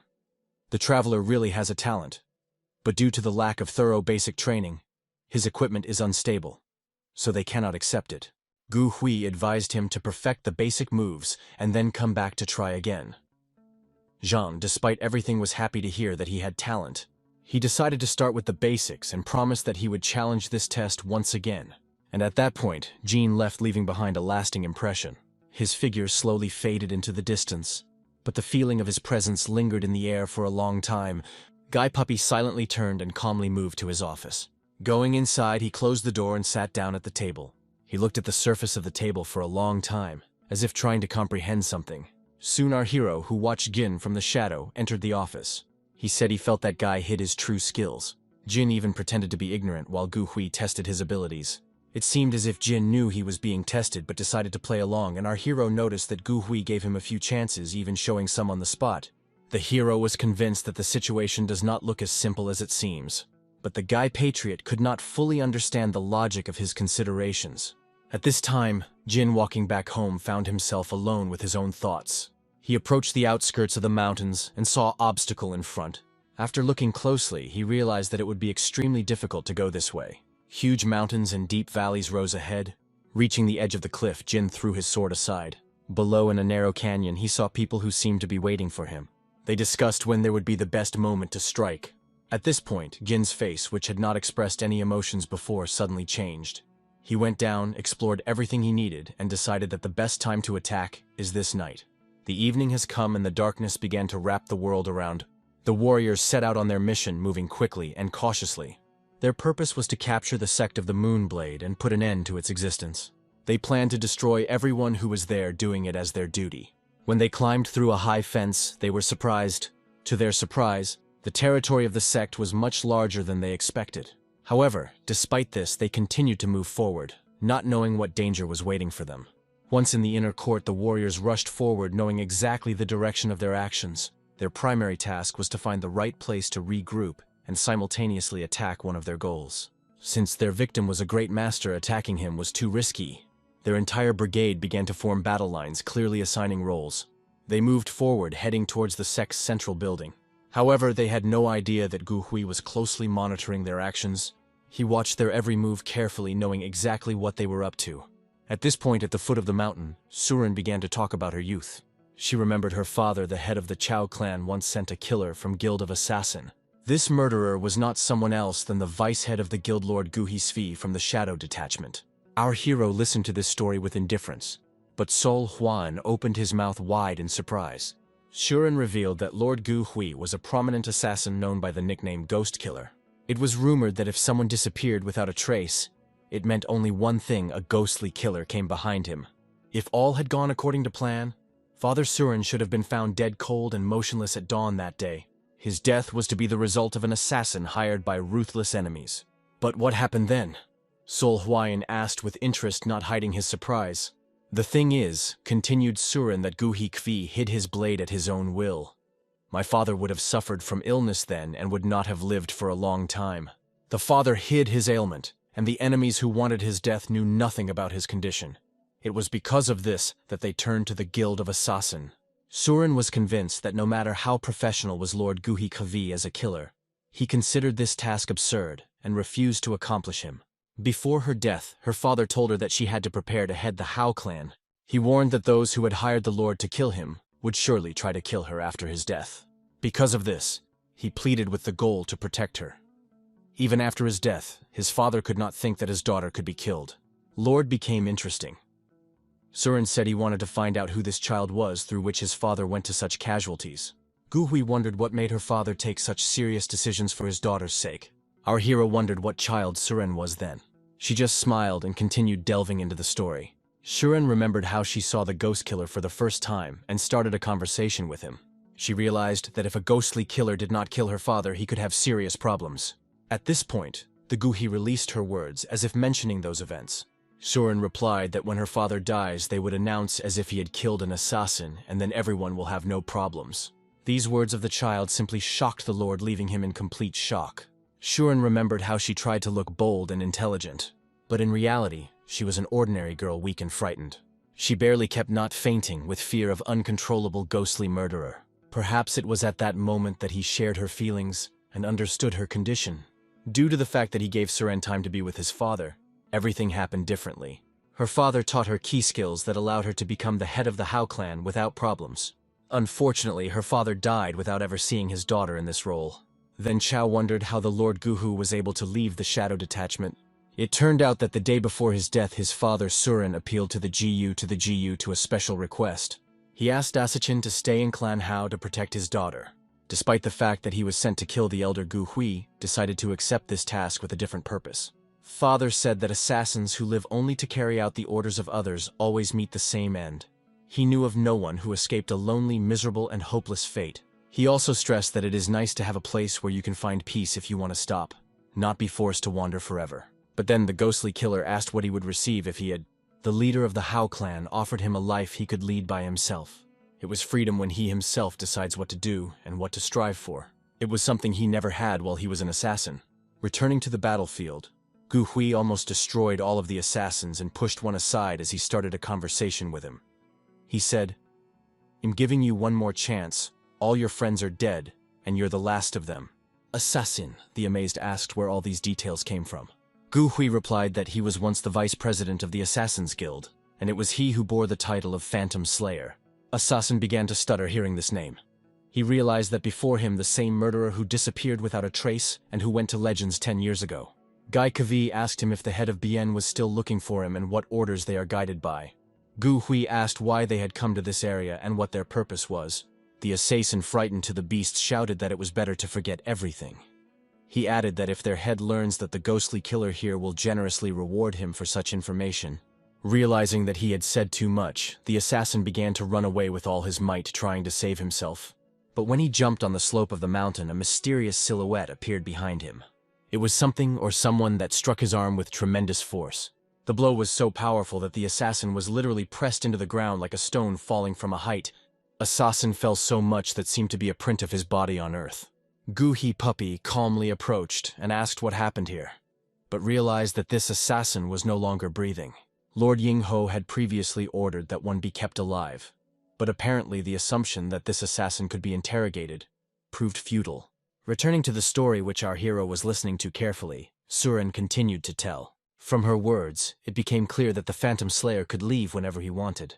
None of them, including Surin, would want to lose him, but she admitted that she could not influence his decision. Our hero, keeping his composure, declared that if the Phantom Killer was going to leave, then let him do it quickly. His indifference sounded rather rude, and everyone around noticed it. The next day, a heavenly demon arrived at the Moonblade sect. He was enthusiastic, but noticing that no one was meeting him, he felt a slight disappointment. Li Rian noticed that the boy had just arrived and immediately turned his attention to him. But the atmosphere was surprisingly suppressed, and the heavenly demon quickly realized that something serious happened here. Li Rian explained that a shaman and 5 more murderers from the Guild of Assassin have recently entered the sect. He also mentioned Jagan, who had overcome many difficulties, and expressed his joy that he was unscathed, even thanking him. Lee Ryan then asked if Jagan had returned to the Moonblade sect for good. But Jagan did not understand the question because he had only walked a little and now simply returned. All believed that Jagan went to the cult of Heavenly Demon and no longer return. However, he remained to end the supporters of the prosperous clan while he still restored his strength. Yingho asked how Jagan got Kai's sword. The Heavenly Demon, though not a great connoisseur of swords, said it was an exceptional blade. Even after he killed 200 people, the sword did not blink. He added that perhaps they were all weak because they fell from a single blow, as if a sword had cut through tofu. Because of this, he could not even determine which of them was the strongest. In his thoughts, Jagan thought that if the vice president of the prosperous clan did not have a Kai sword, then why he boasted so. Jagan said he spoke with a shaman on the road, who reported the invasion of shaman and assassin into their territory. At this point, the guide discussed with the audience how best to respond to it. Jagan lifted his mace full of joy. He didn't even think that he could return feeling as if it were a dream. Jagan suggested that it was probably the last chance given to him by heaven to recover through peaceful workouts and become stronger. Sol Kavan noticed that Lord Jagan had returned. She had been very distressed when she learned of his predicament, but was now greatly relieved to see that he was all right. Jagan was in training, waiting to be greeted by Lady Huayan. Then Jagan asked who was the woman behind the Sol Kavan. It was a rather strange person who stood out for his presence. It turned out that it was a mistress known as the Queen of Wolves. Jagan was surprised the Queen of Wolves is the one that is among the 12 strongest masters, but the woman just calmly asked Jagan if he really had the power. It confused him, and while Jagan was trying to understand without warning, she head-butted him right in the stomach. Jagan fell from a powerful blow like a puppet which was simply thrown away. The blow was so strong that Jagan almost lost consciousness. His mouth was full of saliva, and he was mentally asking himself if he should have come back here at all. The wolves only noted that Jagan has no endurance looking at him. Their conversation was interrupted by the guy who addressed the Lord passing, that she was calling the Heavenly Demon. Jagan watched it and decided to find out who they were looking for here. The answer was clear. The head of the Assassin's Guild was Bien. The Queen of Wolves described him as a wily, rat-like old man who was constantly dodging and throwing daggers. Biho believed that first it was necessary to find out who was the true target and customer of their death. Only then will they decide how to proceed. Yingho turned to Gu Hui, advising him to be careful. He emphasized that there is no need to rush, and even more so to mutilate without a good reason. In Ho, he mentioned that Suren was very worried about him, and therefore asked him not to risk it. The Phantom Slayer remained completely calm and did not react to the words. Suren, however, knew that it was better to keep quiet and not answer it because she didn't want to escalate the situation. But why wasn't Moonblade going with them? He was just too lazy to get up. As Gu Hui walked past Suren, he accidentally glanced at her. His attention was attracted by her insightful silhouette, which stood adamant. She looked in his eyes without the slightest surprise, as if he was sure that he would work out. Guy Puppies felt her powerful energy and encouraged continued his journey. That day, the bright sun replaced no less beautiful night. The soft glow of the moon enveloped everything around, creating a perfect atmosphere. Meanwhile, alarming news began in the territory of the Guild of the Murderers. All 5 elite assassins sent on the mission were eliminated. Their operation failed, and it was a major blow to the guild. The guild leader asked if their infiltration had been carefully prepared, as it still remained unconfirmed. Nor did they know if their agents had been exposed. The leader felt a strong premonition of trouble from the moment he accepted the task of that man from the 10,000 Gold Association. Despite the fact that 7 out of 10 missions took place in unfavorable conditions, the guild almost always successfully performed all the tasks. They remained another 10 elite and 20 high-wounded assassins who were waiting for orders. They were going to come up with the perfect plan to get that guy's head this time. But suddenly the silence was broken by an unexpected sound. One of the assassins whistled into an alarming whistle, warning of danger. But a stone flying at an incredible speed hit him right in the head. The blow knocked down assassin with a whistle, and he flew down to the abyss. It was the Queen of the Wolves. Her well-timed throw of the stone hit him right in the eyeball. The Heavenly Demon understood that it was already too late. All the assassins headed in their direction, and it would take them very little time to reach their target. The Phantom Slayer assumed he even knew where their leader would try to escape from, but he was sure that they would make it even there. Suddenly, the Sky Demon noticed glowing daggers flying straight at them with incredible speed. They resembled arrows that cut through the air with flawless precision. Nevertheless, the Heavenly Demon unexpectedly felt relief that he knew how to avoid this threat.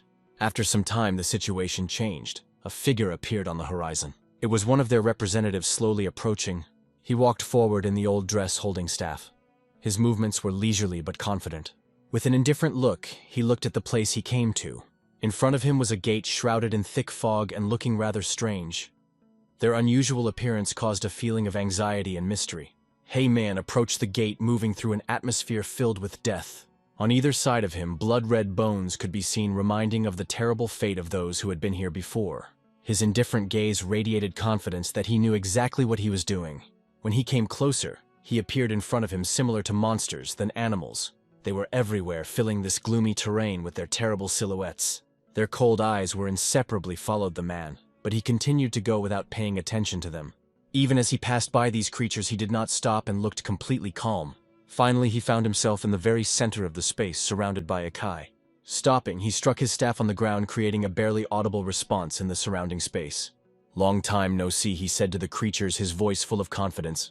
"He came as a messenger to Lord the Council of Hell." One of the Ikai have said, "So the prosperous clan is destroyed." The Green Forest Association group and the Blood Cult also suffered the same fate, he added. However, the man appealed to them to share the energy of the Ikai. In response, he was told that it was impossible. He began to explain that everything he did was for the sake of them, and Lord should have mercy because on his way to the goal, he risked his own life. He added that giving him the energy of the Ikai would not only help protect himself, but also ensure the completion of future tasks. But the Lord, pointing a finger at the man, declared that he had brought upon himself all the consequences of his actions. "Whatever these risks," Lord said, "they are the result of your stupid decisions, and it does not care at all." The man tried to justify himself by saying that he was impressed by their desire to throw Muram back into chaos, to distract the Celestials from something bigger. The man admitted that he had crossed the line, realizing that his actions had caused anger. He explained that if the Lord himself ordered him to act, it would look like a manifestation of fear of the inhabitants. His provocation still worked. The energy of the Ikai struck the man's body with insane force, filling him with supernatural power. One of the Ikai picked the man up and stated that he only spared him because his skills could be useful. But at the same time, he warned that he started talking too much, as if he considered himself to be someone important. The man, even struck by the monster's blow, replied that the Ikai would still regret it if he destroyed it. He explained that if he died, the spell would wear off, and the Celestials would know all their secrets, including the location of their hidden lair. The man added that even if they manage to survive and escape to the kingdom of Ikai, they will not receive the support of the cannibals, and then the preservation of power will become almost impossible. His words became a direct threat to Lord himself, but Lord just laughed even with his wound in his head and confessed that this truth was not worried at all. The Lord pulled the energy arrow out of the man's head, leaving him exhausted. The man fell to the ground, releasing his staff. The Lord was sure that the great plan would soon be completed, and once it did, the Celestials would no longer be able to interfere. Until then, he promised to find people who would quell the cannibals and maintain order. The Lord took the object that had been snatched from the man, holding it in his hand as a trophy. As a price for the gifted energy of the Ikai, the Lord took the man's eye, leaving him to suffer. The man, whose face was dripping with blood, only humbly thanked the Lord for his mercy. The bloody trace left by a man reminded what price he had to pay. He went, leaving a shadow of pain, but at the same time reaching his goal. He got what he came for, even though it cost him dearly. Of course, this man suspected that when their plans are realized, they would eventually get rid of him. If it weren't for his protective spell, he would have died a long time ago. He realized that without him, he wouldn't even be able to hide in this world, let alone participate in grandiose plans. This high-dimensional scumbag, the man thought as he pondered the Ikai that used him. He was convinced that he would do everything to keep him under control and not allow him to think or act on his own. At this point, events returned to assassin territory. Incredibly strong warriors attacked the assassins, wreaking havoc and destruction. They broke through the center, easily throwing their leader. Amidst the chaos, the heavenly demon stood as if standing out from the crowd, and with a mocking smile wanted to address his enemy. This scum is always hiding in the shadow, the heavenly demon thought. But though he did not try, the head of Bien was still noticeable. Bien did not understand why the heavenly demon decided to attack him.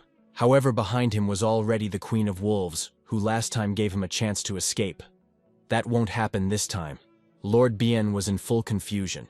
He could not understand what he had done, so that both attacked him. But here on the horizon, another warrior appeared. The Lord had hoped that their meeting would take place under different circumstances, but he heard the same painfully familiar voice. Before him stood the ghostly killer. The ghost killer, his own person, returned to meet Bien. But instead of the usual image, he declared, "The one you knew is no longer there." You have a completely different person in front of you. He announced, I am Gossip, the leader of the shadow detachment of the Hao clan. Bien could not understand why he called himself and what it means. Bien has been looking for him for more than 10 years, and now suddenly appearing the ghost killer declares to him what he thinks is a fool. Did you leave guild to become part of the Chao clan? How could you betray us? Bien shouted indignantly. But the Phantom Slayer didn't come here to listen to his complaints or make excuses. He appeared to save Bien from the inevitable death penalty that already awaited him. After completing the task, the Phantom Slayer returned to his leader and informed him of everything that had happened. The vice head of the 10,000 Gold Association, Han Jin Song, was going to kill our hero. But what made him take such a step? Gu Hui was shocked and confused when he heard this. But the truth was what it was.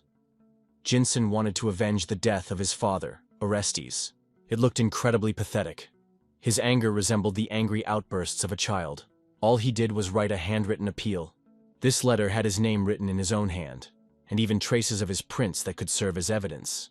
If they were provided, it would be impossible to deny it. It was a great job for our heroes. Everything was done in such a way that they didn't have to personally bring Jinsen here. Moonblade insisted that this issue be resolved through the Supreme Coalition. Shuren was convinced that if the vice head was taken away, it could have a little effect on their profit. After all, they rely on buyers who support the organization as water supports life. However, she still asked Gu Hui how his reunion with the Assassin Guild went since it had been over 10 years since they last met. They didn't even know if he was alive or dead. Gu Hui curtly replied that he was just thrown out. When Gu Hui spoke to the guild head, he coldly ordered him to leave and never come back. The chapter said that the very concept of saving life is absolutely wrong to Assassin. He acknowledged that Guy Kavi was the best murderer he knew, but now he became a shame for the guild. Before leaving, Gu Hui only said one thing: take care of yourself. Shuren wondered what it was like to be kicked out of the guild, but it was clear from his face that he had come to terms with it a long time ago and doesn't even regret it. At this moment, the Heavenly Demon was arguing with the Wolf Queen in the courtyard. They counted something, and the Wolf Queen called the number 87. The Heavenly Demon noted that she had said 57 before, so why did she suddenly add another 30 now? She counted and realized that the old bastard had missed 30. This scene looked very strange, and Sol Kavain was convinced that they counted the number of enemies that were destroyed in the Guild of Assassin, but as a result stopped on 7. The Heavenly Demon, joking, said that even if its calculations are generous, their accuracy exceeds any boundary, and called it a pathetic doe that should return to school. The Wolf Queen defiantly replied that she was born with a talent for arithmetic, and let the Sky Demon try to count how many times she could hit him in the head. I decided to intervene in their dispute because it all looked extremely fun. He joked that whoever gets hit more will train with him like hell today. Meanwhile, the events are transferred to a snowy area. Everything around was covered with a thick layer of snow. A mysterious fortress could be seen in the distance. The warriors who guarded the fortress noted that it was extremely cold today. They had to spend another week here in these harsh conditions. One of the warriors said he would be able to return home in 6 months, and his friends supported him so that he would not lose hope. If the strength of the Northern Sea Ice Palace suddenly weakens, they may return sooner. But the warrior believed that it was naive to think about returning home. If it was possible, it would have already happened. Suddenly he noticed something very strange in the distance. In the distance, a vague silhouette moving in their direction visible. The warriors realized that they may have called on their own, and now they need to act immediately. However, the silhouette did not resemble the person from the North Sea Ice Palace at all. So who was it? This creature looked extremely strange. It was difficult and uneven, as if it were inanimate, and was wrapped in something unclear. At that moment, the speed of the horses suddenly increased, and they rushed forward, leaving behind clouds of snow. The warriors, leaving their positions, rushed to the Moonblade sect looking for help. Their situation was critical, and they knew that they could not cope without support. One of the warriors who saw this creature was so shocked that he cried for almost a whole week, remembering the moment. He now lives near the 10,000 Gold Association and sleeps and eats well. But that was only after the events that happened almost a month ago. Between worrying about the Lord of the Association and looking after his son, the general was barely coping. Yingho believed that the warriors were not imprisoned, so that they could eat well and sleep in comfortable conditions. And yet he doubted perhaps it would be better to execute them, though it might seem reckless. Despite the fact that one of the soldiers had committed a serious crime, he was currently in prison. His hasty killing could cause a significant upheaval in trade relations. Yingho thought that perhaps the matter should have been settled with his son, who had no influence. But the general doubted whether he really came here to drink tea with him. He wanted to know the true purpose of the arrival of others. so he said that he immediately revealed his intentions. The general explained that he may already know foreign forces are constantly trying to penetrate and seize power in the Central Plains. Among these forces, the most problems bring the Ice Palace of the North Sea. In response to the threat, the Emperor sent 5,000 soldiers to the northern region to prevent a possible attack on the Central Plains. However, the advanced detachment located in the forefront was completely destroyed in one day. In HO, he suggested that it resembles a large-scale attack of the Ice Palace. The investigative group came to the same conclusion, but there was one.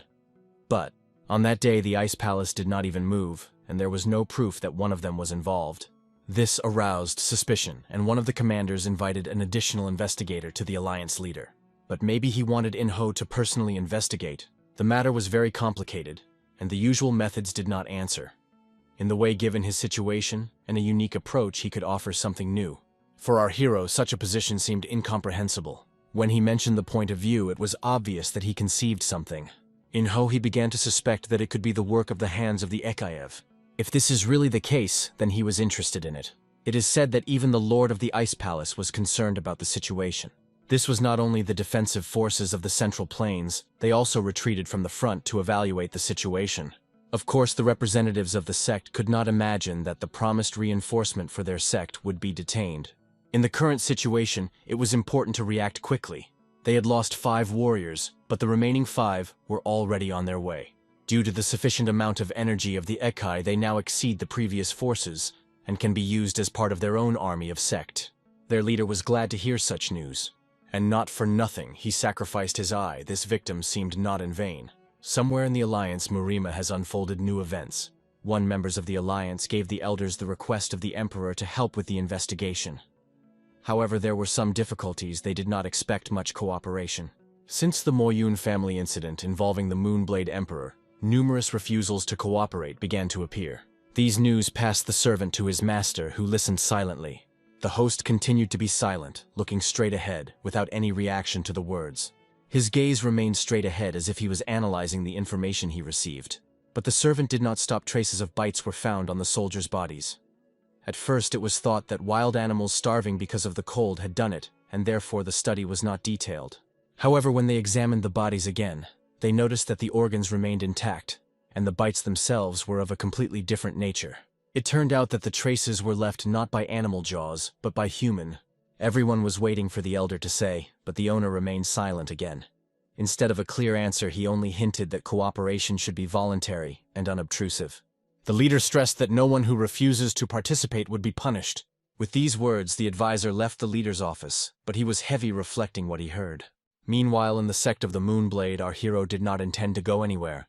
The Sky Demon decided to go on his own out of curiosity, even though this task was from the palace. He was convinced that an Ekai had appeared there. In fact, he hated when he was involved in such things, and even if the palace did not want to participate this time, he decided to act. Yingho only reacted silently to his words. Then with all his might he hit the wooden pillar that the heavenly demon was sitting on. In a matter of seconds, the heavenly demon, still in the lotus position, was on the ground with the pillar. One of them believed that if the heavenly demon went away, he would only be disturbed. And the goal needs to find new masters for the sect, so he was not going to go. Lee Ryan said that he has to inspect the new headquarters that the Supreme Coalition is building, so he is busy and can't go either. As a result, our hero had practically no partners left. Shuren asked why he didn't even ask her to go with him. Yingho hesitated but still decided to ask if she wanted to join. She answered with a categorical no, turning away from him offended. But Sol Huan enthusiastically wanted to join the trip. Yingho understood that the place they were going to was cold and desolate, and he couldn't guarantee what might happen there. But Sol Kvine explained that she is now able to stand up for herself, and noted that at any time her help could be necessary. In his mind, Yingho pondered whether he should take her with him. Nothing terrible will happen to him himself, but dangers may arise with her. A queen of wolves appeared on the horizon, who also stated that she was going to join the trip. The praise salt was glad. If the wolves are gone, it will be even better.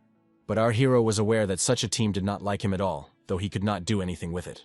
He thought whether it was worth escaping from these women and going to the task on their own. Meanwhile, in the snowy area in the middle of the field, stood a mysterious building. In this building, the situation related to the Yakai handiwork was being discussed. But does anyone really believe in their existence? Who else can interfere and destroy the goals of the detachment, so that even the reasons cannot be determined? Asked the audience. The situation was difficult, but rumors were unacceptable. However, the man in the bar insisted that it was not nonsense. The condition of the bodies that they brought as proof confirms it, he said. But his friend warned not to dissolve stupid rumors, because it could destroy the morality of the rest of the strength. Do you understand how much longer the Northern Defense Force will be able to hold back the front?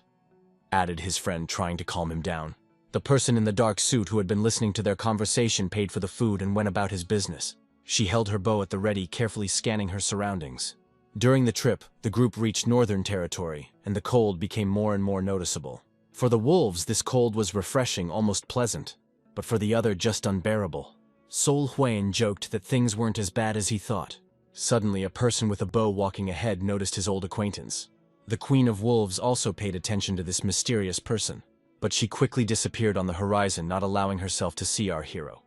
Meanwhile, dreamed of a warm place where you could have a snack. Their group stayed at a nearby inn, but the question arose who would pay for the food and drinks. Our hero noticed the same mysterious figure ahead. He did not look out of her eyes for a long time, trying to understand who it was.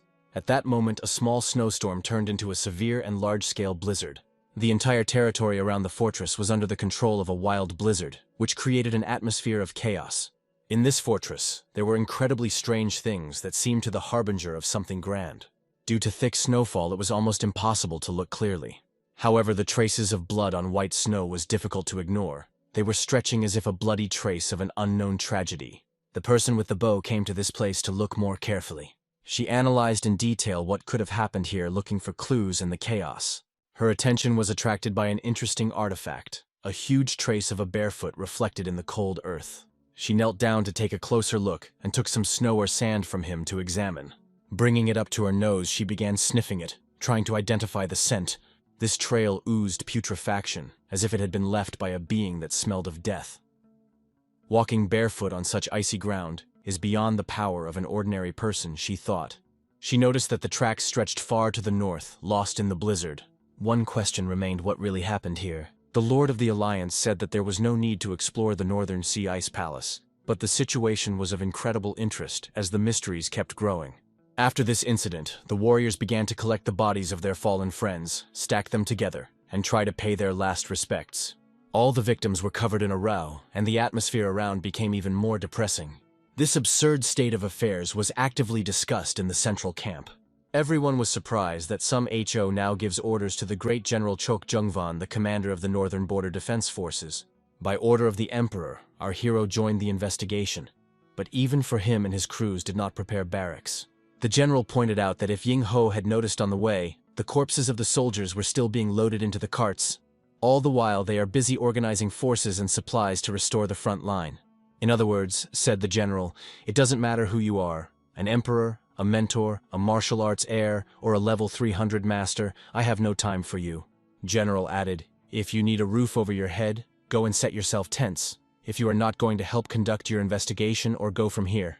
The general was annoyed by the masters because they only created a headache, asking and demanding, not understanding the importance of the moment. Therefore, he sent them away.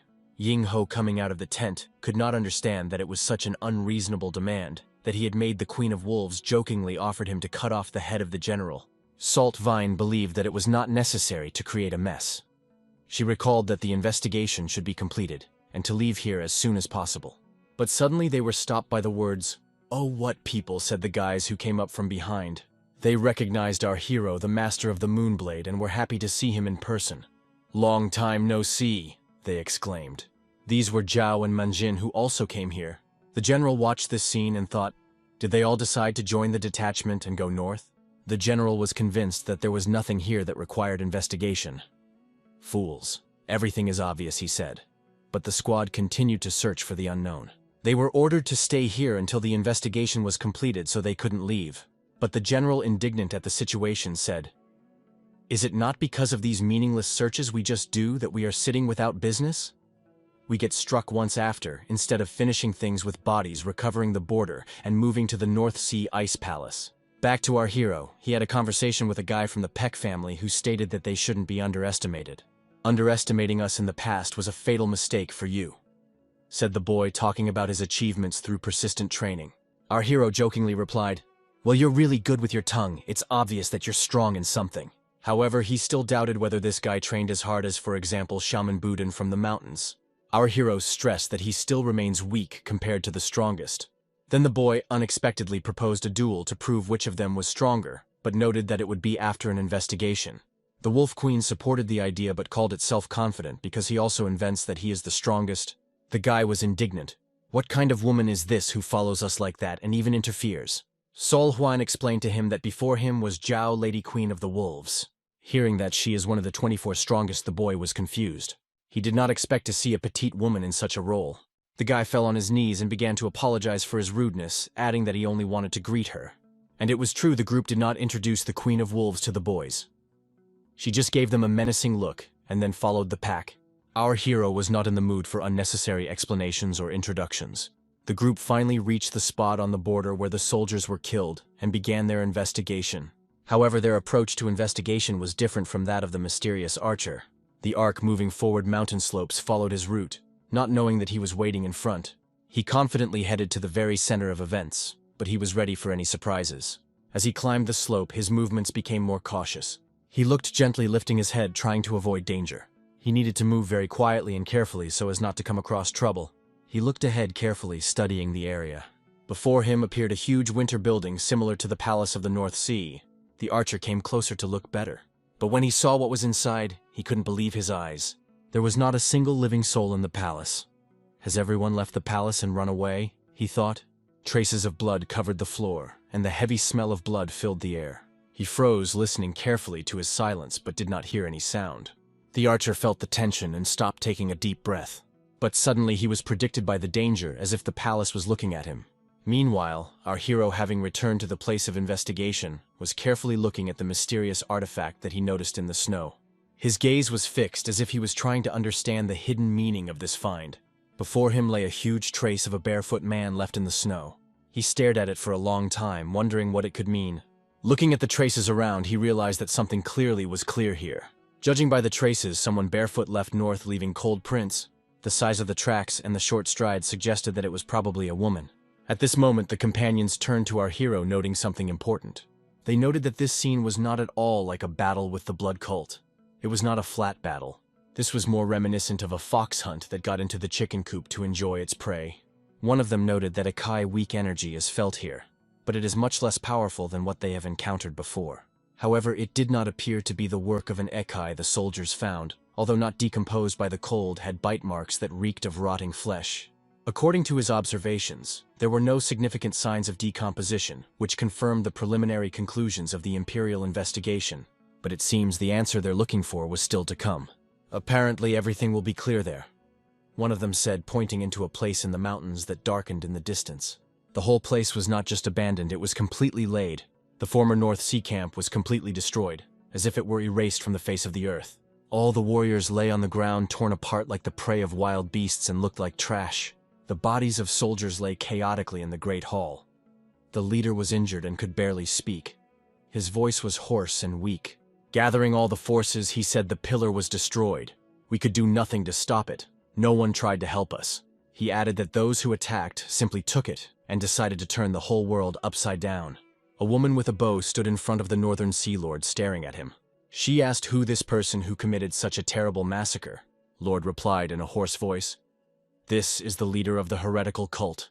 But the woman skeptically objected, "This is nonsense. This cult has been destroyed a long time ago." Grasping his teeth, Lord said, "The daughter is all in the father. But what you hate them does not mean that they do not exist." He added, "They say you see further for all, but what an irony. Even a place under a torch can be immersed in the dark." His words were tinged with sarcasm and bitterness. Suddenly, a mysterious creature attacked a woman with a bow, surprising her. She was confused and did not know how to respond to the attack. Meanwhile, our hero, along with his team, continued his movement forward. Mr. Jack was worried as he walked with them, not knowing what they would do when they faced the Lord of the Ice Palace. But I did not share his fears and asked, "Explain, why are you so afraid?"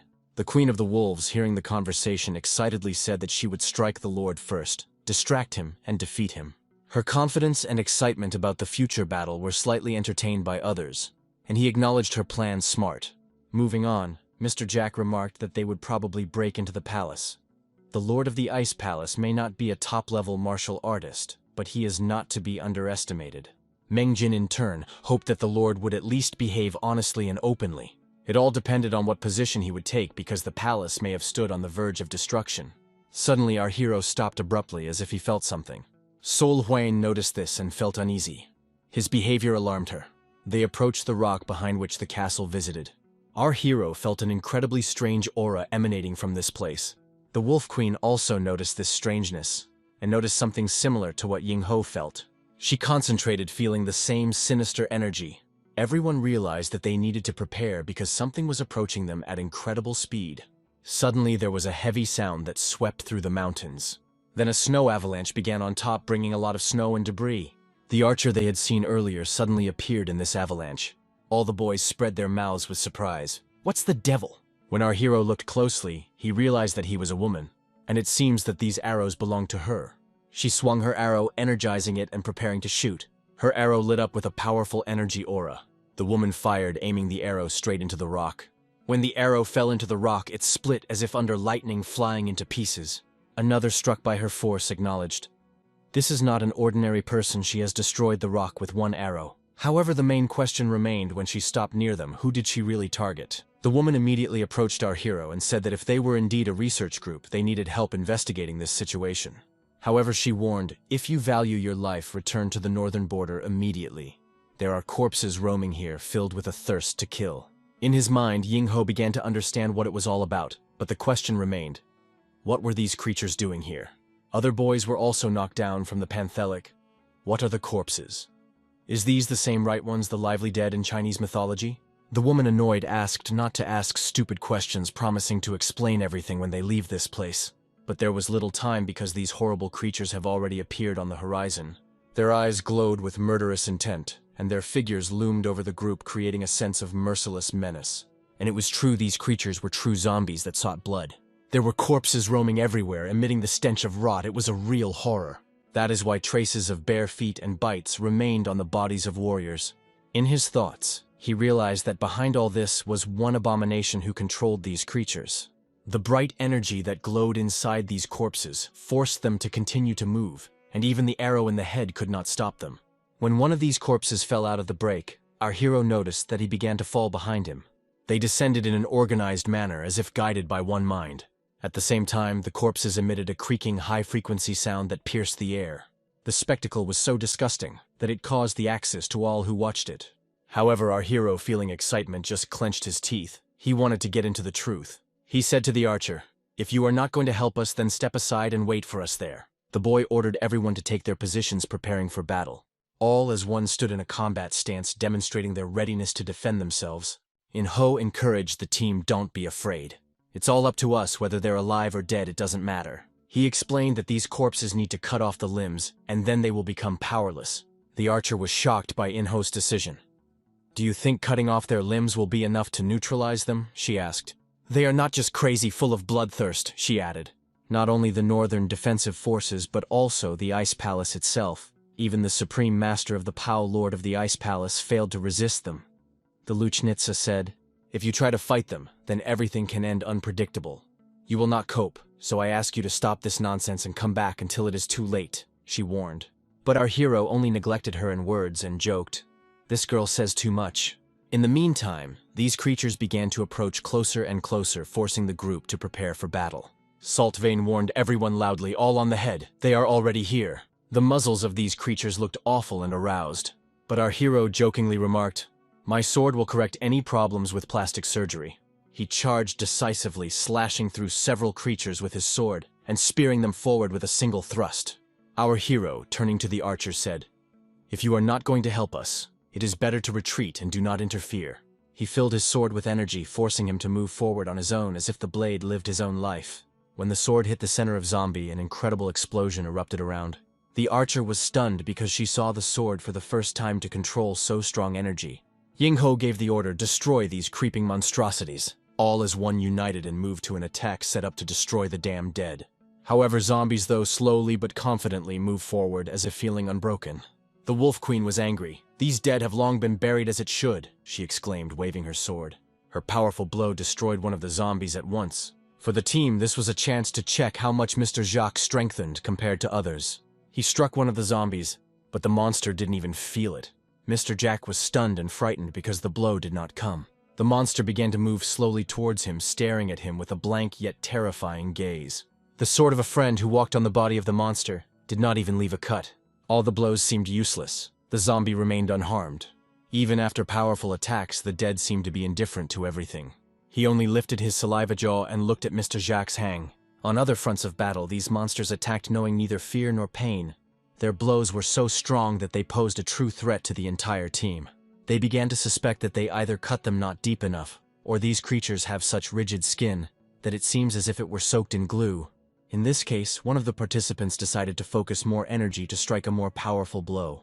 Menjin understood everything and began to concentrate to increase his attacks. In HO, I have not even moved in the battle with these monsters, but a real massacre was already unfolding around. The Queen of the Wolves sealed one of the zombies with all her might, but the zombie, although damage still reached for her with its rotten hand. It was disgusting. She knew that this zombie had long been dead, but her purpose was to make him die again. She crushed him with her powerful fists, delivering a devastating blow.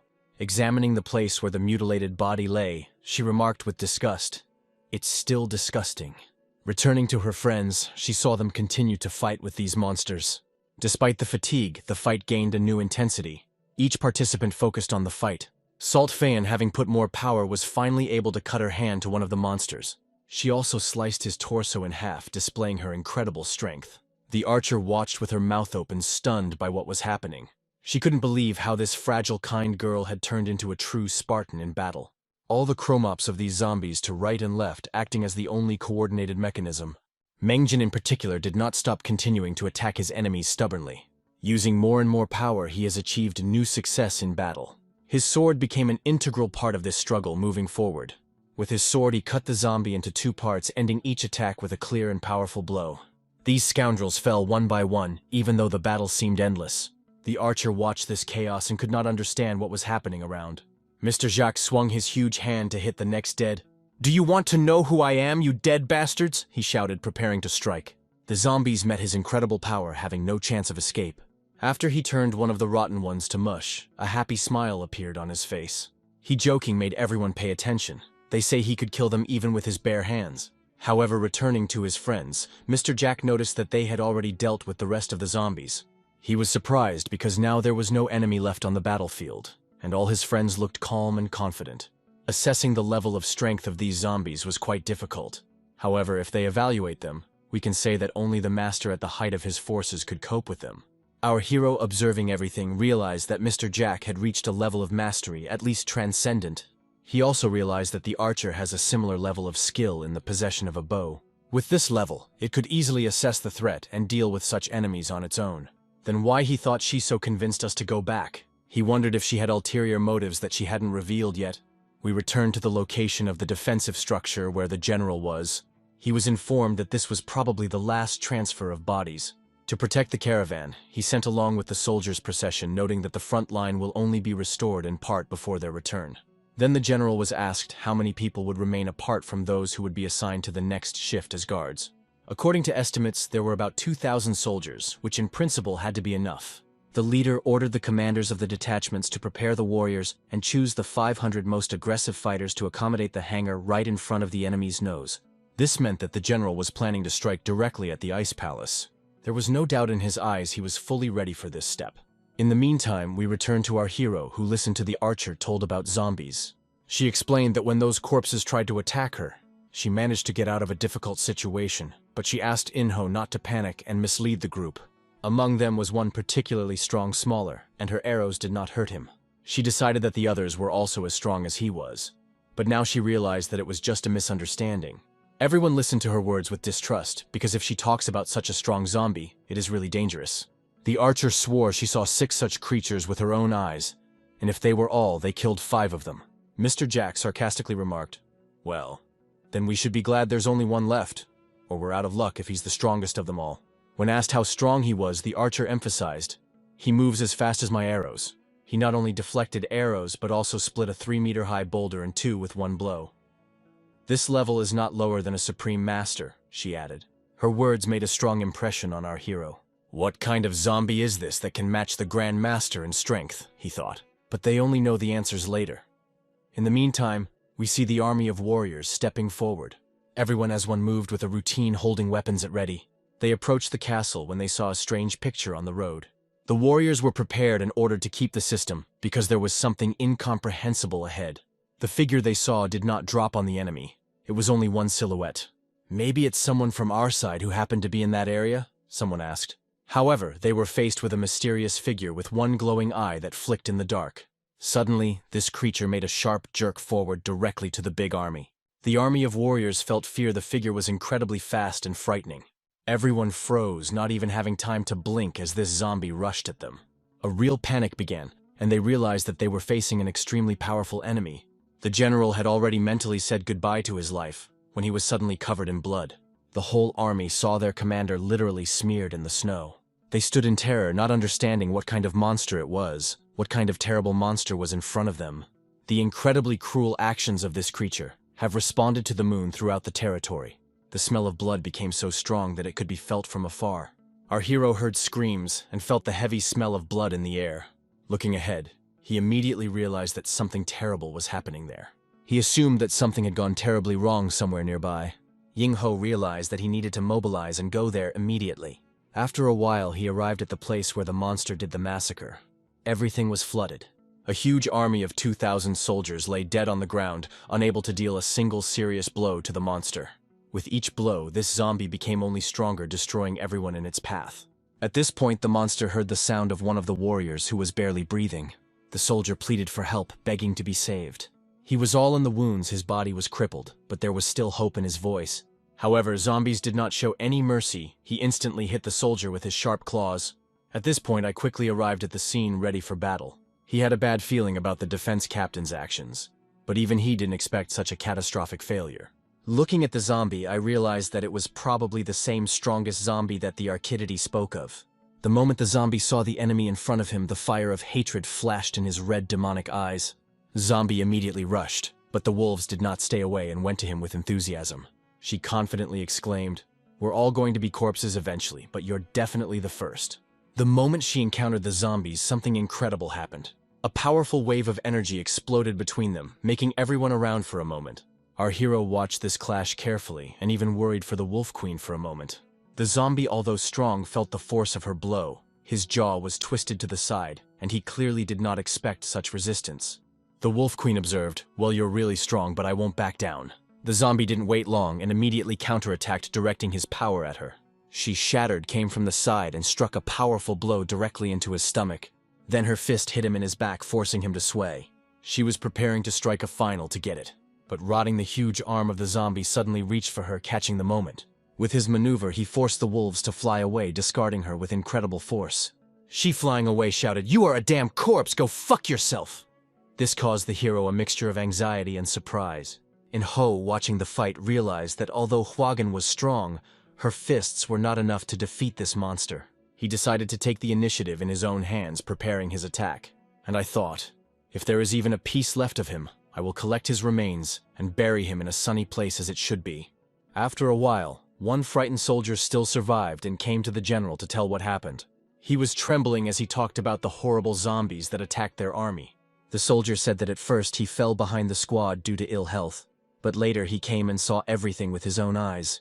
He described how zombies tore soldiers apart, biting and killing them one by one, all by a single zhangshi. The general looked at the soldier and did not believe his words, believing that the guy just lost his sense because of fear. "Do not succumb to these fabrications and tricks. No zombies exist," he said with adamant confidence. In his opinion, the only enemies were the warriors of the Northern Sea Ice Palace, who faced their spears and swords. The general ordered his soldiers to advance and attack, declaring, "Today we will end the years of conflict with the Ice Palace. In the meantime, we return to our hero." He talked about his teacher, who gave his sword a special name and considered him a sacred artifact. The master warned that this sword was never meant to be used in this world. However, this sword was now in the hands of the hero. The sword, which was to be passed on to future generations as a symbol of peace, now stood in front of a damn monster. Genshi, cold-blooded and ruthless, continued his attacks. Our hero, feeling the pressure of the situation, was filled with energy. His eyes shook a bright blue aura. He was about to use the three-blade technique, which cuts open the very heavens. His friends, along with the Ark, hurried after him, trying to catch up with the hero. They could not understand where he disappeared so quickly. and assumed that he may have gone south. Mr. Jacques, dissatisfied with his behavior, grunted. The more often I see it, the more he annoys me. How can he see and feel it all when I do not distinguish anything in this snowstorm? Salevian suggested that in the house lives in another world different from them, and this is what makes it unique. Myungjin agreed with her words, but Mr. Jack couldn't understand why Myungjin supported this opinion. The archer noticed that these guys were fully trusting. She wondered why, even after her warnings about the zombies, these people fearlessly charged into battle on his orders. But suddenly everyone stopped when an incredible beam of light appeared in the sky, cutting everything around. The only question that appeared in them: what happened to the sky? They did not have time to reach the scene, but saw a stunning sight. The storm suddenly subsided and the sky became bright blue. This incredible force was so impressive that even the wolves who were nearby felt her everywhere. She opened her mouth wide and said only one word, though. Yingho's blade was truly incredible. It did what one could only imagine. Controlling his breath, he carefully released his chakra and completed the equipment. After the blow, he calmly put the sword back into its scabbard. Soon his friends came running to him, asking, "What happened? Did you destroy him?" Sol Huayin looked around and was shocked by what she saw. There were many soldiers, but her attention was attracted by another. Mr. Jacques, looking at, could not believe his eyes. An incredibly deep chasm formed right in front of the hero, a huge pit that seemed bottomless. The Queen of Wolves. Seeing this, began to form a picture in her head of what had happened.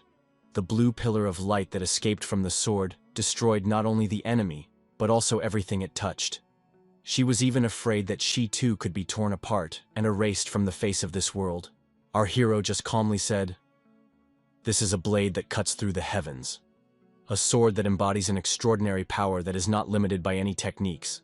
He explained that the aura emanating from the sword was raging, as if the entire heavenly world was merging into one, blinding with its brightness. That is why his teacher called this sword the blade that cuts the heavens. His teacher had warned him never to use this sword in the mortal world. Grasping his teeth, but with a smile, our hero was satisfied with himself. "Wouldn't it be a despair of this masterpiece if I didn't use it?" he said to himself. His friends standing nearby admired the sword in their hearts, but at the same time felt anxious. They couldn't help thinking how frightening Yingho's words were, and they doubted if he was even human.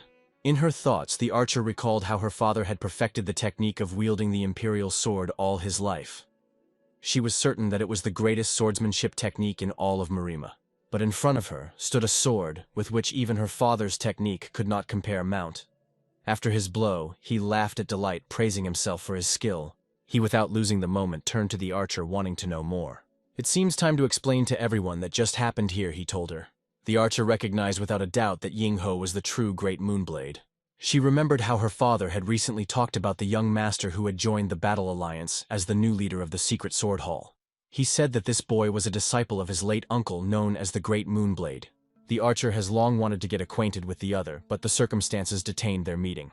Now she introduced, "My name is Gungwei. I am a daughter of Us, Hunjina, the leader of the Muram Combat Alliance." At that moment, Mongjin noticed how the archer's costume had been removed, revealing her true identity. Mr. Jack realized that he was one of the 24 great martial arts masters, and was shocked. Meanwhile, Sol Huayin noticed the bloody field around them. The wolves, noticing her reaction, said, "Get used to it if you want to become a sword queen." But even she was sad because she saw Yingho pointed out that Gungwei's father is the leader of the renegades. Gungwei confirmed this, noting that even before his death, his father called himself as a leader of the apostate. She proposed to continue the investigation to find out the truth. Considering the onslaught of Zhang Shi flooding everything with blood, Yingho speculated that perhaps the apostate sect, seemingly destroyed years ago, had regained its strength and returned to the Central Plains. He asked himself, could that shaman be the leader of the apostates? If that's true, then things are far from over. At this point, I turned his head away. Somewhere in the distance, he saw a mysterious silhouette, but suddenly the silhouette disappeared from the horizon, leaving more questions than answers. In the soul, it was cold. What the hell is it? Just what was it, he thought. Gungwei, noticing the change in his face, asked, "What happened? Why did you change so much?" But other, gathering himself in his hands, replied that he probably just played his imagination with him an evil joke. At this point, Sol Kavayan noticed something strange, and drew attention to everyone that there was a movement ahead. There was a huge army marching forward with confidence and determination. The general who led this army was ahead, confidently directing his troops. But when he saw what was ahead, his confidence disappeared. It became cold in the soul, and fear began to prevail. Others watching him from afar, he only sighed. This idiot a real cretin. How can it be so unreasonable to drive the whole army directly into the trap? His indignation grew because now he will have to talk to this person. What a coincidence they met with the general again, and the whole city around them turned into a field of corpses. The soldiers who followed the general lay dead. The general looked at Yingho suspiciously as if blaming him for what had happened. Yingho all this time was looking directly into his eyes with displeasure, not hiding his irritation. The general, looking at the situation around, needed a detailed explanation to understand what happened here. Yingho turned to Mungjin. "Did you bring what you need?" Mungjin showed the bag he was holding. Taking the bag, I returned to the general and with a cold expression said, "You can only put forward your demands, but you do not even understand priorities. Because of this, it is difficult to deal with you." Then he threw the bag into the hands of the general, forcing him to react.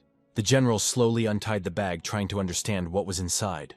But as soon as he untied the knot, a monstrous hand jumped out of the bag. This hand was huge, ugly, and still hot as if it had just been cut off. It was a zombie hand that exterminated the soldiers of the North Sea Ice Palace, which was attacking by these monuments. In ho-hoed, he grabbed the general by his neck and attracted his face close to his. He said to the general, "If you were quietly waiting for the investigation, all these soldiers would be alive. It is to blame for their death because of your ill-advised mobilization." I continued, coldly looking in his eyes. "Now you have to take responsibility for it. Otherwise I will fulfill the order of the emperor and take your head." These words were so scary that the general almost lost consciousness. After a while, we are transferred to the warrior sect. The Sky Demon was told about the zombies and clenched his teeth in anger. The Wolf Queen said they were 6 of them, and one of them was so strong that he could compare the force of Heavenly Demon. It was incredible. She noted that only the mounted blade was able to destroy this monster using the technique of 3 blades, which was a real demonstration of force. It is such a terrible technique of possessing a sword that even the Heavenly Demon would have died in a second failing with it. She added. The Heavenly Demon was impressed with the words of the Queen Wolves, feeling how scary. But perhaps through his tough workouts he was able to keep control over his instincts. Friends sitting at the table discussed events. They realized that even in such conditions their bodies were automatically adapted from aligned breathing to readiness for battle. The Heavenly Demon only thought that his training clothes prevents him from acting. Sol Huayan emphasized that they have a long way to go, so they should rest well while they can. She also advised to eat as much delicious food as possible to gain strength. Li Rian, hearing about the horrors, said that sometimes corpses come to life against the laws of nature. He noted that this is clearly the result of prohibited magic manipulations. Others became interested in, can we assume that this is a goal? Li Rian suggested that it may be the work of Kaldan, which uses it as a tool for his plans. To understand more, they needed to apply the art of scattering magic, but it will be very difficult. Li Rian also noted that the use of scattering art is much more complicated than the pronouncement of the spell itself, and there are no guarantees that it will work. Both Ho asked if they were sure to find out all this, because if the guy with a traitor, it would be much easier to deal with everything. Li Rian suggested that they go to Dorim because if their teacher helped, maybe they would get more useful information. However, Yingho remembered the formation and asked if it was okay. Li Rian replied that he had restored the formation yesterday, so you should not worry. Soon the Alliance received a report about zombies.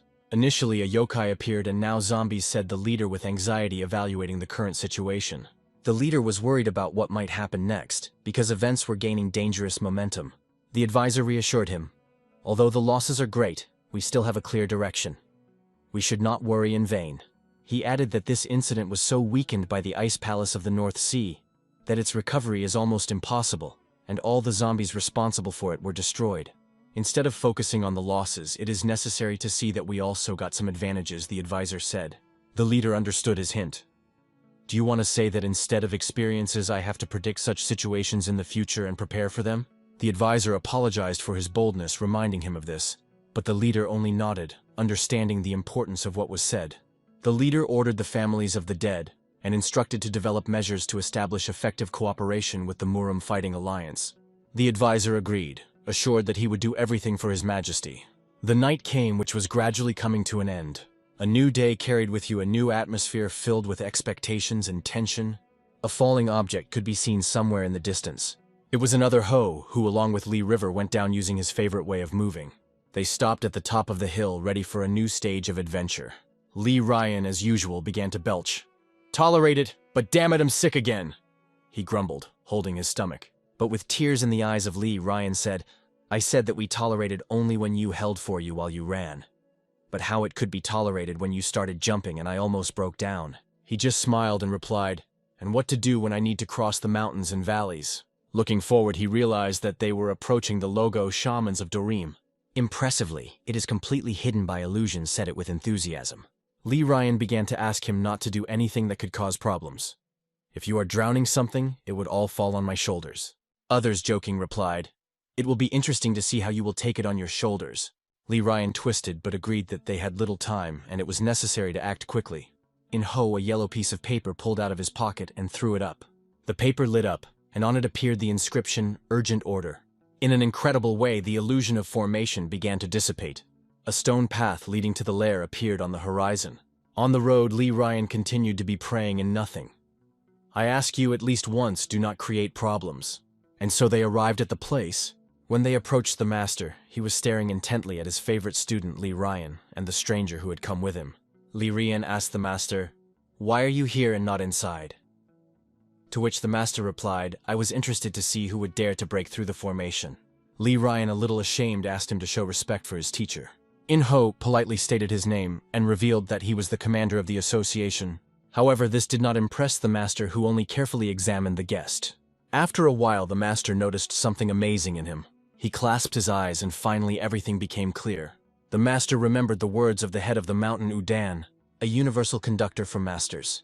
A great honor to meet him in this life. Rumors spread quickly across this mountain tree, and everyone started discussing events. People came up to Li Ryan asking, "Is it true that you fought a spider Akai with a human face?" Li Ryan confirmed, "Yes, that's right.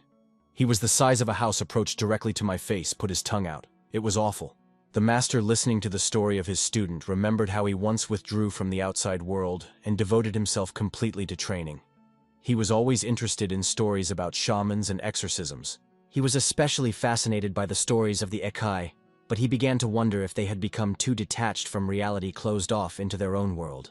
Yingho interjected, "There are even more evil Yakai in the world than this spider with a human face.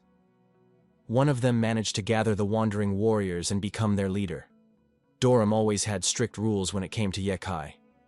But what you master are so isolated, not quite well." I said that he heard a majestic clan sheltered 2 Akai.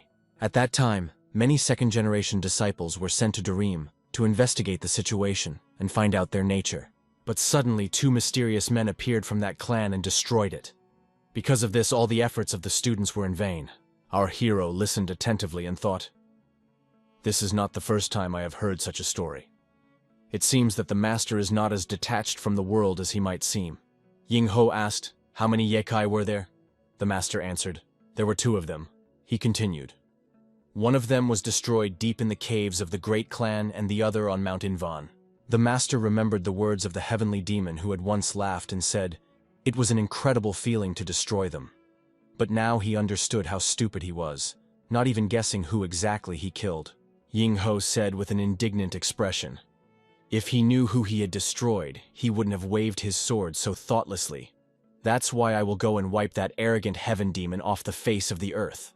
Meanwhile, Li Ryan, telling his story, continued to scare people.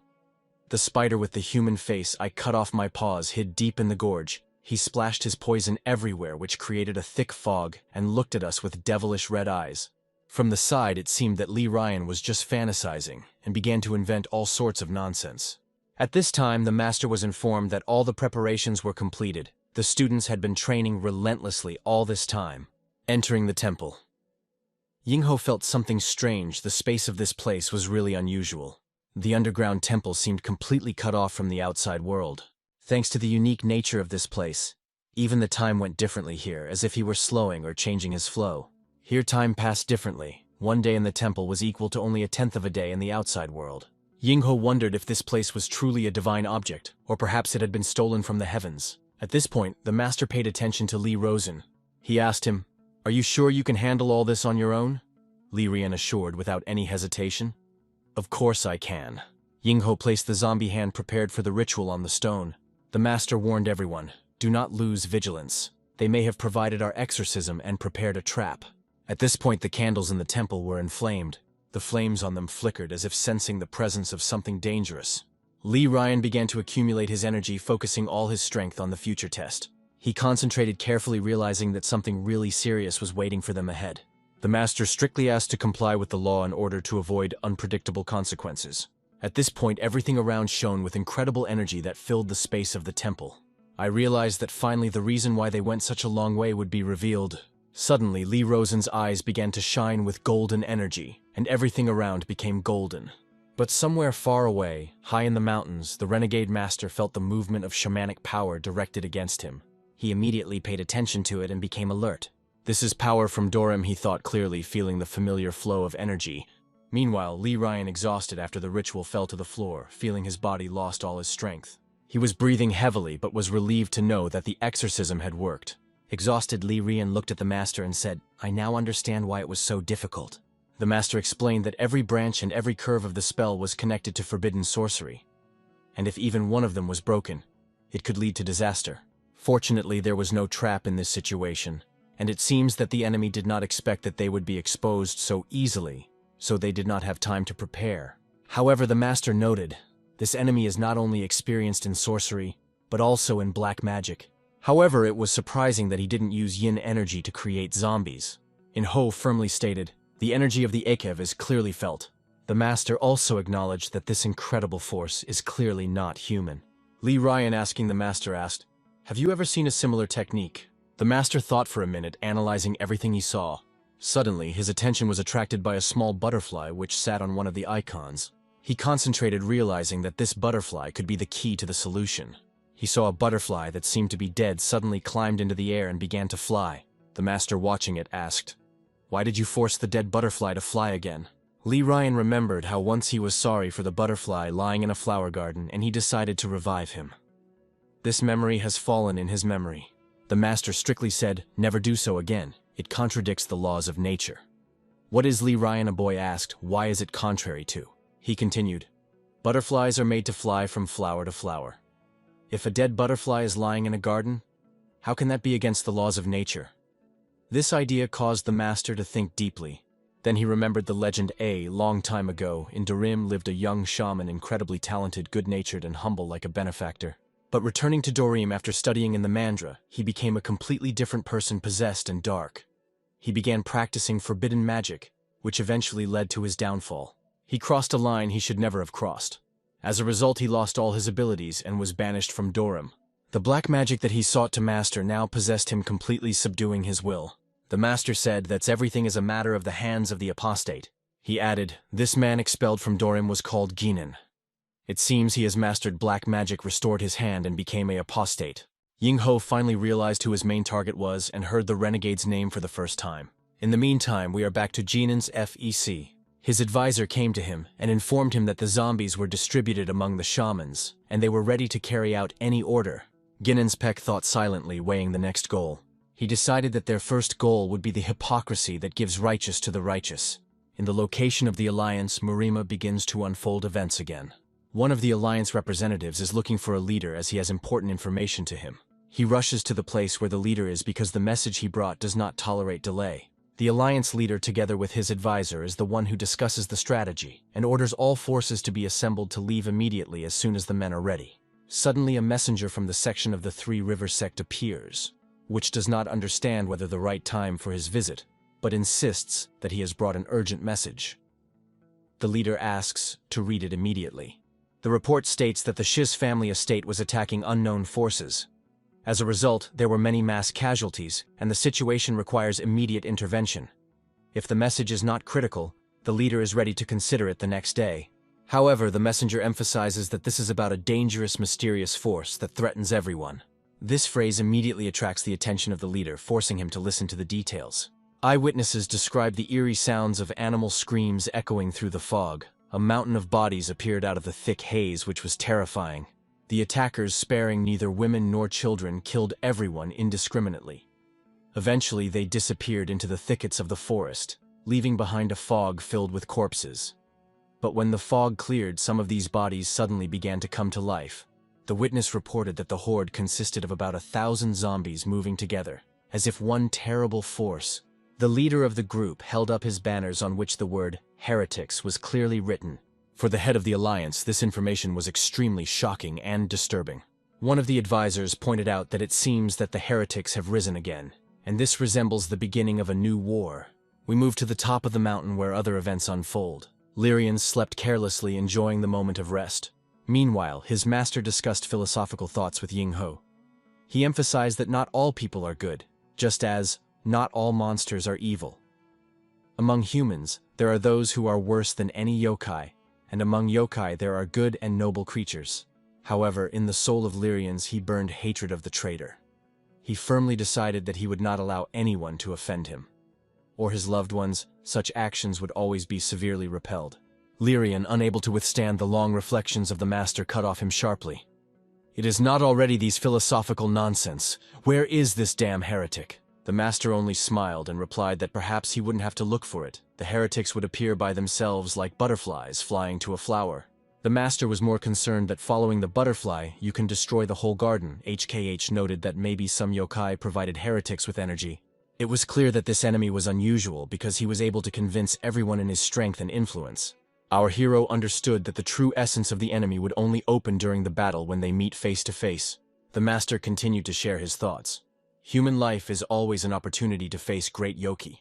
The hero was impressed by the master's words because they reminded him of his first meeting with Lyrian. On that day, Lyrian, calling him yokai, threw him all the mascots he had, and it confused Montong's elders. But are these actions Lyrian mean something? The master drew attention to this, but believed that what happened in the past no longer relevant. What matters is who you are now, and what choices you make in this life.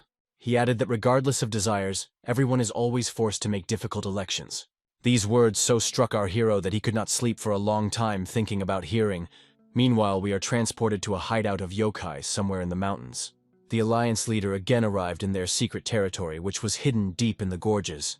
This place was carefully hidden according to complex magical formations.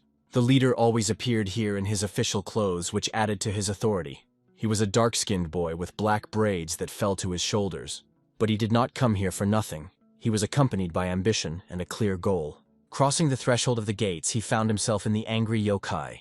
Yokai, seeing him, angrily declared, "I warned you not to come and look for me until I start chasing the apostate myself." But the leader calmly turned to the Lord of Wandering Souls, reminding him of the agreement they concluded. He asked directly if he had forgotten his promises. The yokai didn't immediately understand what was being said, but the old man warned him not to try to trick him. He emphasized that when they had agreed, he had promised not to interfere in this world while he was in the world of righteous combat. But now, why is he mobilizing heretics for aggression? Yokai became angry. "What nonsense will you like?" The man in the cloak continued that it is not necessary to pretend that he knew nothing. Heretics were fighting and turning a peaceful world into a bloody massacre. Yokai, angry, replied that he did not make such assumptions because they can have fatal consequences.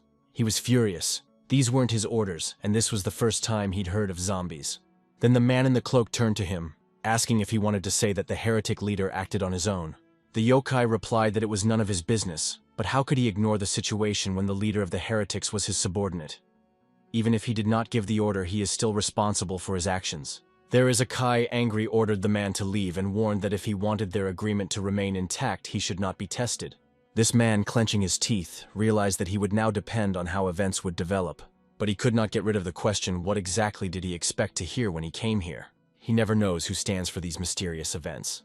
When the master left this place, he was covered by a strong feeling of nausea. A thick green liquid began to flow from the mouth. He remembered the words he had said to his daughter. The master of the Ice Palace is famous for his sharp tongue, and even when on the verge of death, it is better to be silent than to speak.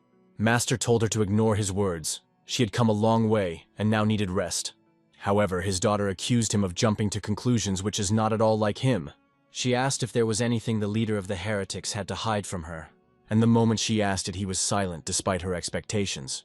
As he pondered this, he stood puking at the hideout gate, feeling the full weight of their energy. He made a decision to preserve the righteous martial world at any cost, even if it means great sacrifices. Maybe he will seem a coward and shameful. He will be accused of not being able to be a leader who could stand firm, but he makes every effort and works for it with all his heart. And he cannot allow him to be remembered as a father who died because of such injustice and evil. Guayan sect. This is where events that will change the course of the world of martial arts will unfold. He stood on the threshold, asking when the head of the Shadow Corps would finally return. In response, The girl calmly said that the head did not leave any message about her return. The man asked, as soon as he appeared, passed that he was looking for him by the head of the Alliance Museum. The best masters of the orthodox world of martial arts joined one by one to the ranks of the Alliance Muri. An alarming information appeared. The cult of apostate gathered the army of Janish, preparing an attack on Muse. At first, it seemed to her absurdity, but Jean and young Mr. Jeek immediately moved to Marima as soon as they learned. Talking about it, she sincerely hoped that the heavenly demon would not stay away and would not be silent. After all, the cult of the heavenly demon and the Alliance Murami had an unspoken agreement not to interfere with each other's affairs. This meant, even if they act as good intentions, it can be perceived as an image for the orthodox world. He confessed. Everything sounded exactly as his own strategists could say. He acknowledged that she was not mistaken. How to look, he would be tolerated here only through the lunar blade. The situation was confused, but once they are looking for a young gentleman, so everything is much worse than it seems. The guy added, if the unique was here and he would join himself, seeing with his own eyes the dark arts of Janish. Simply put, they had nothing left but to wait, hoping for his quick return. Elsewhere, the little one was screaming all over the world. His cry erupted even in the wind and mountains. He moved with the main character more precisely. He hung on his back, trembling with fear. He panicked because they flew very high, and he became unbearably scared of the thought of falling. Meanwhile, she sat at one of the mountain peaks, looking at the neclastic designer. In her memory, the scene floated again and again as he destroyed the monster without any hesitation. She clearly remembered how his eyes were burning. It was a clean, uncontrollable desire to win. He then made a real say, all thanks to the sword, which he whetted skillfully. And most surprisingly, he did not have a hint of fear even in the face of such a monster. What to say? He just smiled as if it were a regular walk. This memory did not leave her head, did not rest with either day or night. She thought of Ha-In, that he even had the same name. If it were not for his male appearance, it would be possible to think that he was only pretending to be a person. This is what she thought about it until she suddenly saw something in the sky. What she saw made her immediately jump off the rock, and then he hid, a burden under a stone, trying not to give himself. Recently, so many inhabitants appeared on Earth that only a fool would not notice. There is clearly something wrong. They were caught or killed by the immortal or tortured to death. Especially the damn monkey. In any case, the fate of all is one, the inevitable death. Let them not try to avoid it. He was well aware of, he should be convinced of it personally, and without any doubt. It was for this purpose that he went on the road, without hesitation for a moment. Meanwhile, in the combat union, Murami has rushed a completely different development of events. Only the appearance of this man forced everyone to tremble. That was the energy. At the late hour, many people gathered on the square. Everyone was waiting for something important. They were lined up in silent expectation to hear the words of only one person. The old man stood silently, contemplating everyone, and behind his back, someone began to report. The commander reported that the troops are ready to immediately regroup for the evacuation of the peasants, although it can cause suspicion of the enemy due to the emptying of the villages. Therefore, he advised, if they want to attack according to the plan, you need to act now. The head of the Alliance wanted to hear whether there was any news from the head of the Shadow Corps, but in response he heard only one thing. No information has yet been received. It was difficult for him to understand what was holding him back. Perhaps the fear of making a mistake? In any case, it was too difficult to give orders. However, the man firmly stated that it is not time to hesitate or doubt the correctness of action. The head understood it perfectly. Now he will have neither doubt nor regrets for his elections. To everyone who, risky life, answered my call, I, as the head of the Alliance Muse, express my sincere respect. We need to leave in the past images, disputes, and opposite beliefs that have divided us before. The moment has come to unite again, to protect the honor of the orthodox world of martial arts. Our enemy will try to break us with lies, tear it with claws and fangs, sowing chaos and fear. But we trained tirelessly for the sake of this moment, and now their evil will fall like autumn leaves in the wind. Listening to the speech of the head, Lord from the house, a gentleman with Hebe, confidently confirmed his readiness. Others also proclaimed him. They will kill every enemy and not allow them to step into the central plains. At this time, meeting with the monster, the protagonist turned to her without fear. He called her an arrogant freak and promised to track and destroy whatever it was. Somewhere near the ground, a common frog had jumped, as if not noticing the danger. But for the next moment, a huge, disgusting paw of this creature came. The monster confidently stepped forward, leaving traces full of destruction. Suddenly, a few more monsters began to appear behind her fog behind her, and within a few seconds, hundreds of the same monsters began to emerge from the fog. All the sky and the earth were in them. Although they glowed white, these creatures were more like real zombies. One of the warriors, finding nothing in the fog, said that it became too quiet. He reported that since then, 2 hours ago, they had passed through that tree. Everything was evaporated. They raised the flag high so that even the poorest could see it and have time to prepare. Deciding that it was time to greet the enemy, the leader ordered another layer of thick fog. At the same moment, some heavy construction was lowered directly to the ground. And in his soul, he only wanted the leader of Murim, whom he considered a hypocrite, was also here. And it was he who stood in front of all this horrible army, one against the many. In the hands of the head of the alliance, Musimus held a sword firmly. He was ready for anything. So far, only an impenetrable fog that was hiding the enemy was in front of his eyes. But suddenly the fog came out, and asked if he was indeed the leader of the alliance Moor. With a cold, unwavering look on his face, he answered clearly, yes. But the figure was confidently approaching, step by step, as if testing him. The head of the alliance was no longer in doubt. This creature is a threat, and is exactly the enemy. One of the men said that the cult leader asked to pass on his personal message. Turning to the head of the alliance Muti, he said, remove your hypocritical mask and open the truth, and we will go without a shedding of blood. But the head asked, their goal is to humiliate it again as it was ever? The answer was calm. This is not humiliation. To recognize the truth yourself is less cowardly than to hear it from the enemy. The cult leader guarantees you this mercy before death. To correct the mistakes of the past is his personal mission, and he is obliged to fulfill it to the end. In response, the head of the alliance told to convey, today is your destruction is only the beginning. The one who conveyed the words was not frightened. He just agreed and did not retreat.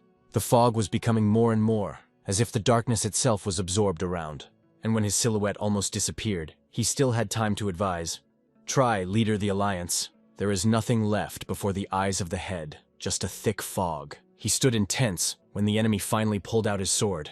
And the same, it will pierce his disgusting true nature, which was hidden according to the words. Meanwhile, the zombies did not stop.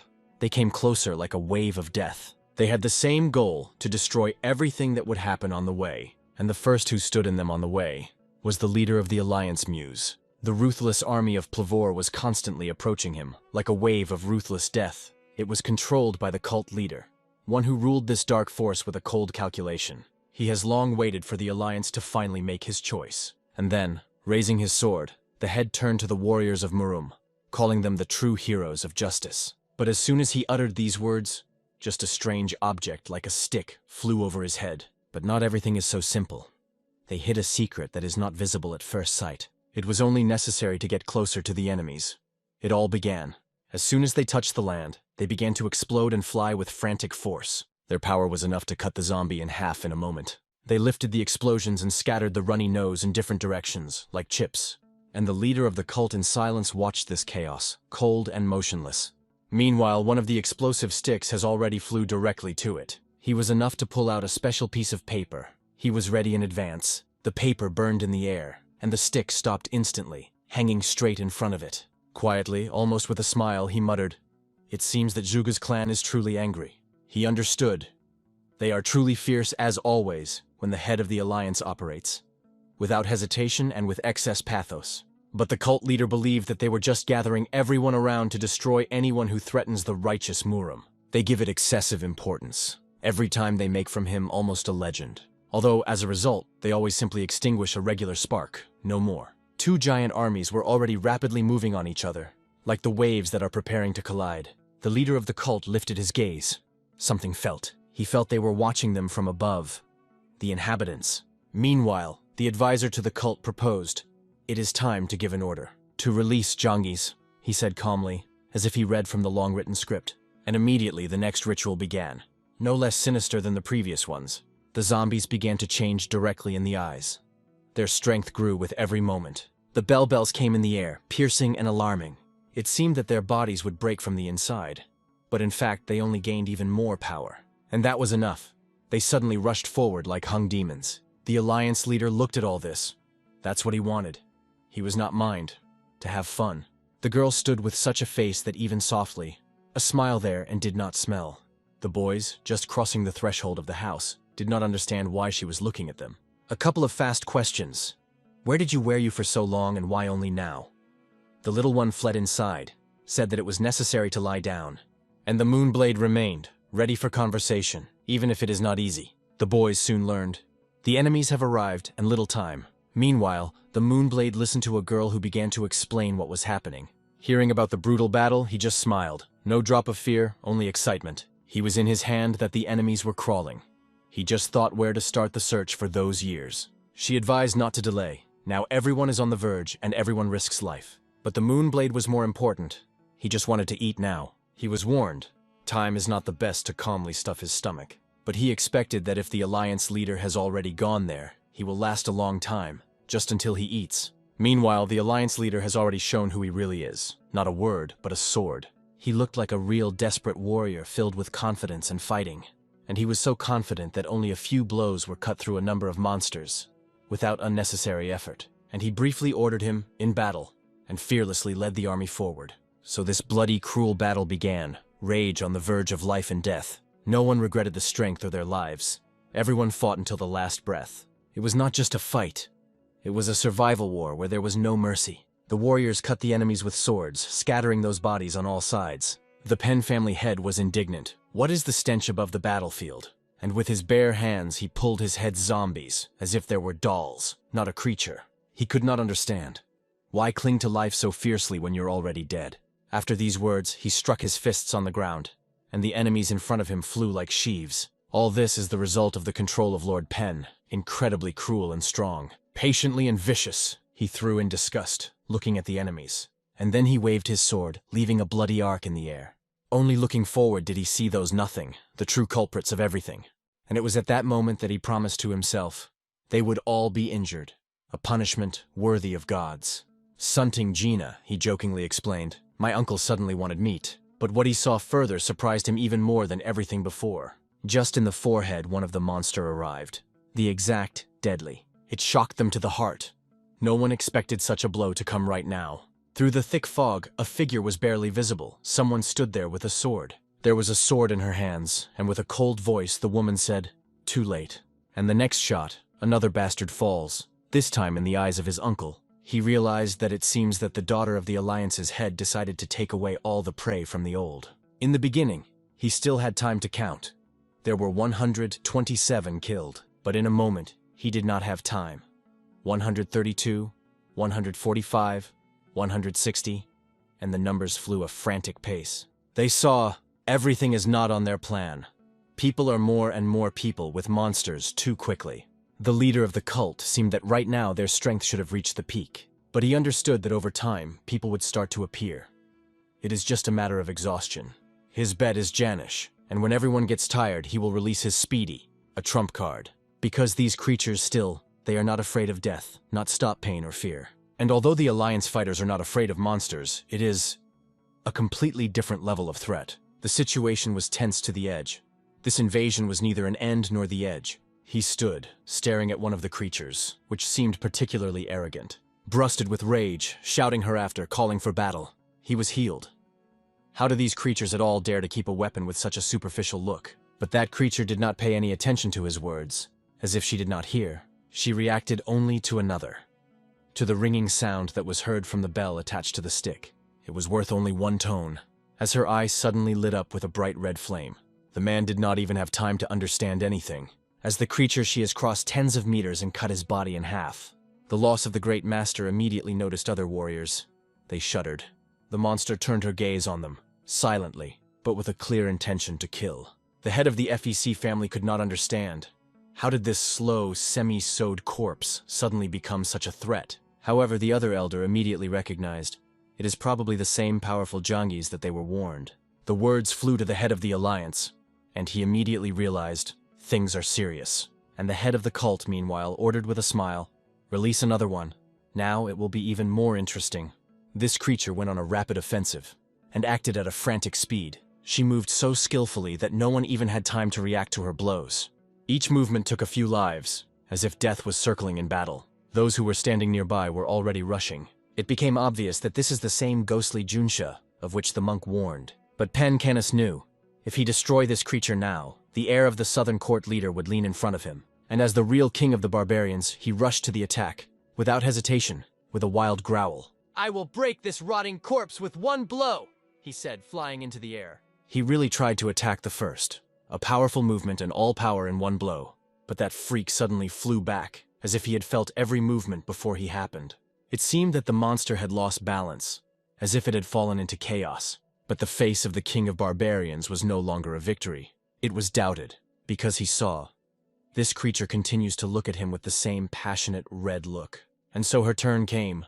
The monster rushed to the attack, with the fury that tore the air. Even the barbarian king was forced to admit that the speed of this creature was simply incredible. And so, when the saber of the monster was almost touched by King Barbarian's, someone saved him. It was the Alliance leader. He appeared in the last moment, like a wall between life and death. He stood in front of the creature, closing the king of the barbarians with his sword, taking a blow on himself. "Lord Penn, leave it to me," he said calmly, not looking away from the enemy. Of course, Penn did not want it. His blood was still burning from battle, but he could not refuse the Alliance leader. He had to take a step back. And now the head of the Alliance remained one-on-one with this terrible creature. The place where their battle took place was visible even from afar, as the center of the storm. The bell of the metal came like lightnings that face in the air, and so much of his glory was, now he was forced to admit, this creature is much more powerful than told about it. What did these bastards do to create such a monster? He had in his head. And yet, how many more like this creature walk on the earth? If he wants to reduce losses, he should end her as soon as possible. Without spending time, the Alliance leader instantly went on the offensive. The determination shone in her eyes. Already the first blow he cut this creature in half. Half a body flew to the side. But even after that, she began to rise slowly. Like death, which does not want to die. She did not even pay attention to a deep wound. She rose silently, as if nothing had happened. But the Alliance leader was not one of those who stops after one blow. His gaze, posture, every movement, everything said, this fight is not over. He activated the form of the Imperial Sword, the true art of the battle of his clan. The monster could not understand this.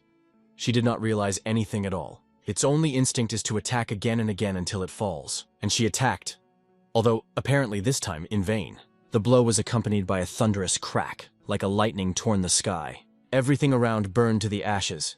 The flash destroyed everything within a few meters. Everyone who saw it was understood. It was a form of Imperial sword. The king of barbarians only roamed. To use such force against a regular troop, too high. But this ordinary corpse just fought like a real demon. Because ordinary people could not stand, and now another. Another monster, this time with a huge axe. She cut everything in her way. And when she appeared, all the soldiers were immediately ordered, maximum vigilance. Watching all this, the cat thought, it's too brazen. How do they dare to waste their power for such nonsense? All these people will just die without even getting prey. He understood perfectly. The inhabitants were watching, and it would be impossible to grab it now. He suggested that the other cat wait a little, then they would kill him. But he just asked not to worry, brother, because he knew for sure that person would do everything to survive, and just will not die. It was, of course, about the leader of the cult. It was all about this conversation. At this time, he stood near the battlefield, and something strange began to feel. His gaze turned to two cats. They had something too familiar. And suddenly he realized, it is not a fox. It's cats. And it seems that the Lord of the Wandering Spirits is angry with him. It seemed to him that he was persecuted with the blunt openness, even under the watchful look of the heavenly gods. Then he heard, the losses among Junsha increased, and the course of the battle could change in the near future. But in response, the cult leader said, I can no longer be here to see this moment. He said goodbye, and asked his companion to stay and continue to bear his duty. He just nodded. He was glad to do it, because above all he wanted the cult leader to reach the goal he sought. And as soon as the leader went, his deputy gave a brutal order, to release all the monsters and destroy every warrior without exception. In the air, a sharp bell came. It was beaten to which bells were attached. The monsters came to life, and with a hoarse roar they rushed forward as if hell had opened. Meanwhile, a huge abyss opened before the Alliance leader, as the boundary between the worlds. His powerful attack left only her weapon from the monster. The body disappeared without a trace, but suddenly someone appeared behind his back, someone who could ask what was happening. The enemy began to attack fierce. The line of defense cracks. The battlefield turned into a real massacre. He received a full report. The situation is critical, and another incredibly strong bastard appeared among enemies. But the Alliance leader still did not understand whether the formation of Luohan could conquer this monster. And suddenly, sound, metal. The blade stretched from the ground, giving a sign.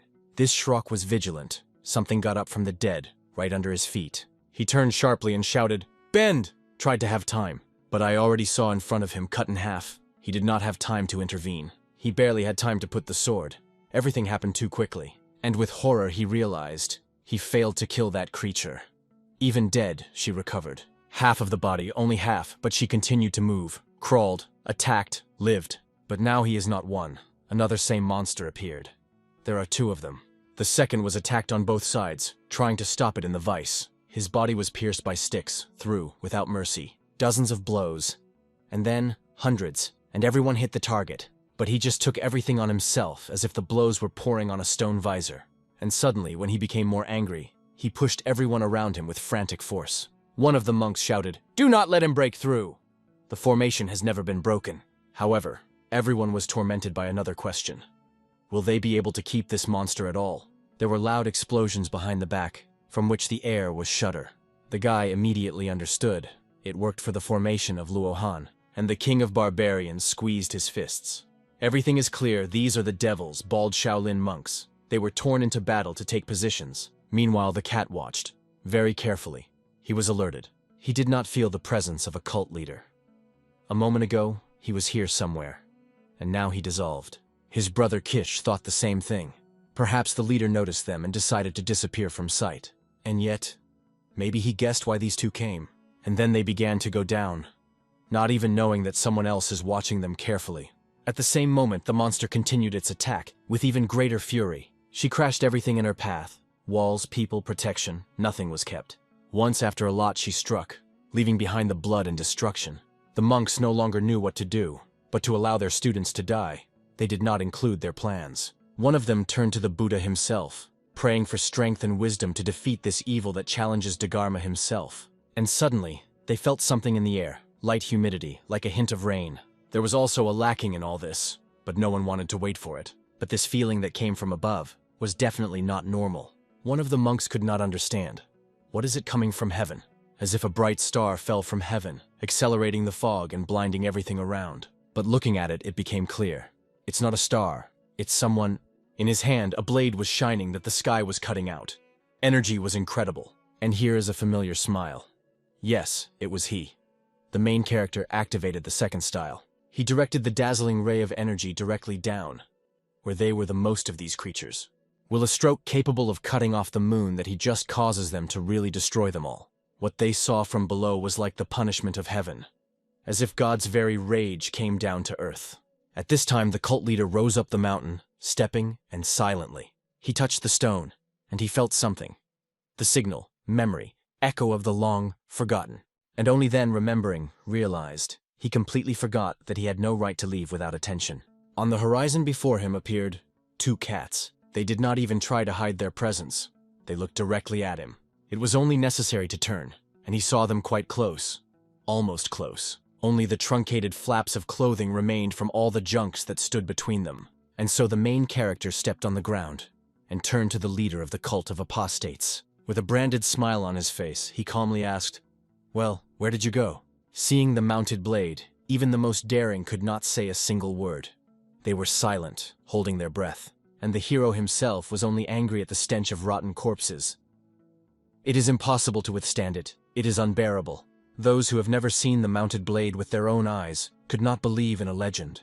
He brought the whole family moon to the limit of destruction. But everyone who was here knew. He really killed that monster with one blow. One that even the famous Shaolin formation of Luo Han could not overcome. Two came to him immediately, asking why he only appeared now. The Moonblade only shrugged. If you can't handle it after all your workouts, it is better to die. He was informed that many have already died, and the rest were on the verge of exhaustion. I'm indifferent. I came only for one, to deal with the leader of the worship of the apostate. But he took two, in a good way of combat comrades. These two immediately froze in anticipation. Who did he bring with him? Is it? And at the same moment, the two already flew to the battlefield. Their appearance, to put it mildly, stunned everyone. And on the faces it was a pure shock. The Moonblade tried to warn. Does he realize what chaos will rise in the righteous sects because of the very presence of the heavenly demon? But he was indifferent. It will be chaos or not if it becomes a problem. Well, just killing everyone who will interfere. That is why he said, "Relax, don't worry." In the meantime, his comrades began to release everything he had accumulated inside. All his unbridled desire is the desire to kill every enemy that will happen on the way. And at this moment, the bastard finally realized he kneel in the shit, and he was no longer. There is almost nothing left of all the ugly. The battlefield covered only the shadows of the defeat. The bodies are torn, the heads are scattered on the ground, like the fragments of broken horror. And those monsters that remain whole will soon turn into a pile of shade. And do not forget the Alliance leader is now angry at least anyone. But when his back stands behind his back, he, as a leader, is a little embarrassed to show his own weakness. But the Moonblade just waved his hand. Don't be shy. Just give you that neither Mrs. Kagan nor a heavenly demon. They have no hidden intentions. They only came to fight the ugly. After these words, he addressed the Alliance leader sincerely, almost in a friendly one. I do not know if you have something to tell me as a leader, but I want to ask you about something. When this battle is over, find me. There is something important that you have to know. At first, the Moonblade did not answer anything, just looked silently. And then he just nodded and said quietly, "Great." And he began the rise without looking. At that moment, the Alliance leader on the lips had already appeared blood, but the eyes remained clear. And despite everything, he started laughing. He laughed, because even now he was not going to give up. He did not have that in the plans. When my time comes, I will go myself. But if you try to make me leave this place, you will have to kill me still. The cult leader threw.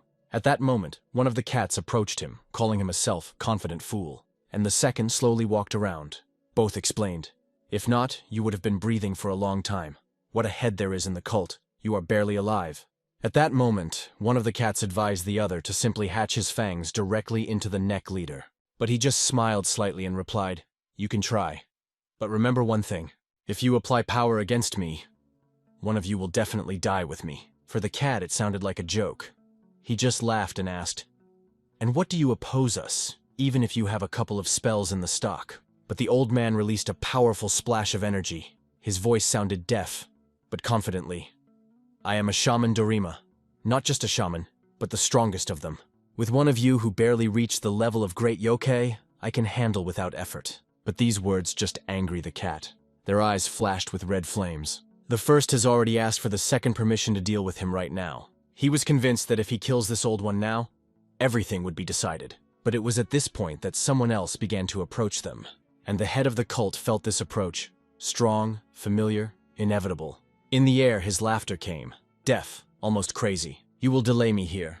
And because of this, the situation can be even worse. Although you seem to be clear." He added, "Perhaps you will not be able to kill me, because the one who really came to end me." And indeed, it was quite close. The Moonblade. He finally paid attention to Kosha Yokai. The look became prickly. At first there were spiders and rats, and now, even the kittens appeared. Through the lunar blade without hiding the irony. He spoke it directly to them, and did not even finish the phrase, as if hinting he was already enough. "Looking at how easy you talk to Yokaya, I think there is no need. Isn't it, the head of the cult, Peck Jean?" He immediately understood. The mounted blade visited Dorima and learned more than it should. But the hero was not going to delay. "This time you won't run away. I will chase after you to the edge of the world, until I completely destroy." In response, Hell, Janan tried to send Yokaev on him. "You will continue to stand, watching the mortal threatening to kill me?" The annoyed cats were immediately rushed forward. The insult was obvious. They believed that the simple mortal had no right to interfere in the affairs of their levels. "You can thank the inhabitants. Only thanks to them your corpse, at least, will remain whole," one of Yokaev threw. But the Moonblade just laughed. "Well, little cats, let us play." And without a second, he activated the technique. A real blow of the Moonblade with all the power of glitter. The face of the head of the cult was skewed, like a fried dumplings, just removed from oil. From the wave that came out of the attack, it was rejected far back, like a leaf in a storm. This old freak still had the strength to get back on his feet, as if his stubborn anger did not allow him to finally fall. However, he even acknowledged he was too self-confident and underestimated his opponent. But at the same moment, he feels the cold of the blade near his neck and hears the words, "By the way, about meanness, you are far from innocent." Upon learning of Drim that you used the sorcery and energy of yokai to create Jiangsh, I noticed one detail that no one saw anymore. The yokai's energy is intertwined with the aura of the leader of the blood cult, the same one who wanted to kill the young emperor and get in his place. The same power is in the curse of these creatures. After that, I had a whole avalanche of questions that did not rest me. If this energy was in the cult leader, where is it from you? If you got it from yokai, who is he really and where is he hiding now? He acts alone. Is it just part of a greater conspiracy? Maybe he manages someone? Maybe it's one of those I suspect, and I'm afraid to be right. Listening to everything, the old man suddenly laughed, loudly, almost crazy. He replied, I thought I was destroyed by self-confidence, but a real mistake is that I went to the skewers sect to find you. After that, the leader of the cult turned his head and asked the young man standing behind, Who are you really that? In no hurry to answer, the Moonblade boldly stated that he did not learn anything in Dorim. Even the elder and the student was instantly scattered, and added, to explain something to those who will not survive. A waste of time. He advised, either confess everything and die quickly, from one accurate blow, or silent further and slowly, in torment that he never knew. The cult leader has not yet spent all the trumps. He had something really dangerous about the stock. Suddenly, after the back of the Moonblade, he said coldly, Where and how to die, you decide yourself. The Moonblade did not expect such. It was completely out of its prediction, and clearly knocked out of the track. It was not important for the cult leader who was in front of him, if the opponent is not even able to distinguish the illusion from reality. And only now did the Moonblade realize, what stands next to it is only an illusory spell. He got into a real trap. Everything looked too realistic to immediately notice the replacement, but in the next moment the trap scattered on many debris. The illusion disappeared as suddenly as it appeared. It seems that the cult leader really knows how to bring the Moonblade to the border. Beats in the weakest places. However, he warned that it is not necessary to think that only the Moonblade is annoyed here. And suddenly he jumped high up, instinctively, as if anticipating something dangerous. His anticipation did not let down. Just under his feet was about to rise an explosion. Finally, the cat, which was nearby, began to show his true face, mysterious and not innocent at all. He was surprised that the echo for the ordinary man moves extremely quickly, and it was at this point that the cult leader rushed to flee sharply, as if he felt that he was losing control. His hand, which he covered his eye, began to turn black rapidly. Something clearly got out of control. Nevertheless, he felt gratitude to the Moonblade. Only thanks to him managed to avoid fights with those dangerous cats. Even without direct contact with the sword, his body responded. It was clear that he had not yet completely recovered. Already at a safe distance, he turned and saw a giant explosion behind. In his thoughts, there was confidence. You just need to continue to believe in his own power. Once he will break out of the cocoon and reach heights that are unattainable for others. And it was at this point that the blue leaf was slightly lowered in the air.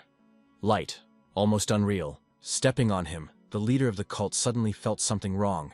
Intuition shouted about the danger, and at the same moment, fear pierced his body. Everything became unnaturally quiet. He was transferred to the dark, where there was nothing around, neither light nor sounds, only a solid void. He immediately mentioned the newcomer from Dorim, and his heart squeezed from suspicion. Alien words sounded that as if they had made their mind through his consciousness, causing cramps and distortions on the face. Last time, he managed to avoid conflict due to confusion, but now everything will be quite different, without any leisure. The space around it began to change. Everything around became a yellow, almost acid shade. The leader of the cult fell on his knees, murmuring the curses. Fatigue, anger, and powerlessness mixed into a single emotion. Finally, he pulled out his hidden trump card, the one who kept the stock for a long time, waiting for the right moment. Breaking the ban, he released the energy that immediately began to destroy the yellow barrier that jumped it. A familiar, cunning smile appears on his face again, the one that always appears when the plan begins to work. Small did not expect such a development at all. Everything went at all in his scenario. Meanwhile, another grueling, cruel fight continues in another place. Tension is vibrating in the air. The Moonblade has not yet decided on the final strategy, but instinctively entered the battle. One of the cats is seriously injured. Blood flows from his eye, and the shoulder is cut with deep cuts. Moving between the mountain ranges, opponents rush to each other at incredible speed without stopping for a moment. The sword shines in the hands of the Moonblade, while the cat tries to get it with sharp, ominous claws. But he has no idea who really stands in front of him, how strong his enemy is. He does not realize who this calm guy is actually. Strength and riddle are hidden behind his face. Once devouring human meat, the cat became almost invulnerable, and even his skin was difficult to pierce. He once chose victims himself, but the times have changed. Now everything is different, and for the sake of retribution will be treated as he once treated others. Hearing this, the cat finally begins to guess who he is dealing with. His heart shrinks against anxious anticipation. In the head of the cat was thought that perhaps yokai before him. But even with that, he did not retreat. On the contrary, he set up for a cruel battle. And here both opponents rushed forward, attacking at the same time on both sides. The rage mixed with the rage. In response, the mounted blade produces the technique of the blade that cuts the sky. 3 deadly blows at once. The attack of the moonblade tore the space. Everything around the dazzling outbreak of clearing the clear sky was illuminated. One cat almost flew into microscopic particles, as if his body just ceased to exist. The second was fortunate. His wool flew on all sides, leaving only a shadow from his former power. At this point, the moonblade felt a real pleasure. A wave of strength passed through his whole body. The space around it was impossible to see. Everything flooded a blue glow that blocked reality. In a few minutes, when the light went out, a giant ditch appeared on the battlefield, like a failure in the earth. The moonblade stood on the wreckage, looking down. Everything was reminiscent of the field after the disaster. Although there was a weak hope, he understood. The reason is not in cats. Everything is much more serious. His instincts suggested that this aura belongs to the creature much stronger than those two. Not one who became strong because of cannibalism, but to those who from the very beginning was great yokai. Realizing this, it became clear. The situation is on the verge of catastrophe. Everything goes too bad. Even among the mighty yokai, there are those who stand above others. If this is capable of managing cats, even a few strokes of the technique of 9 celestial swords may not stop it. And yet, perhaps 2 together are able to at least restrain it. There is a chance, though scanty. That is why the moonblade decided.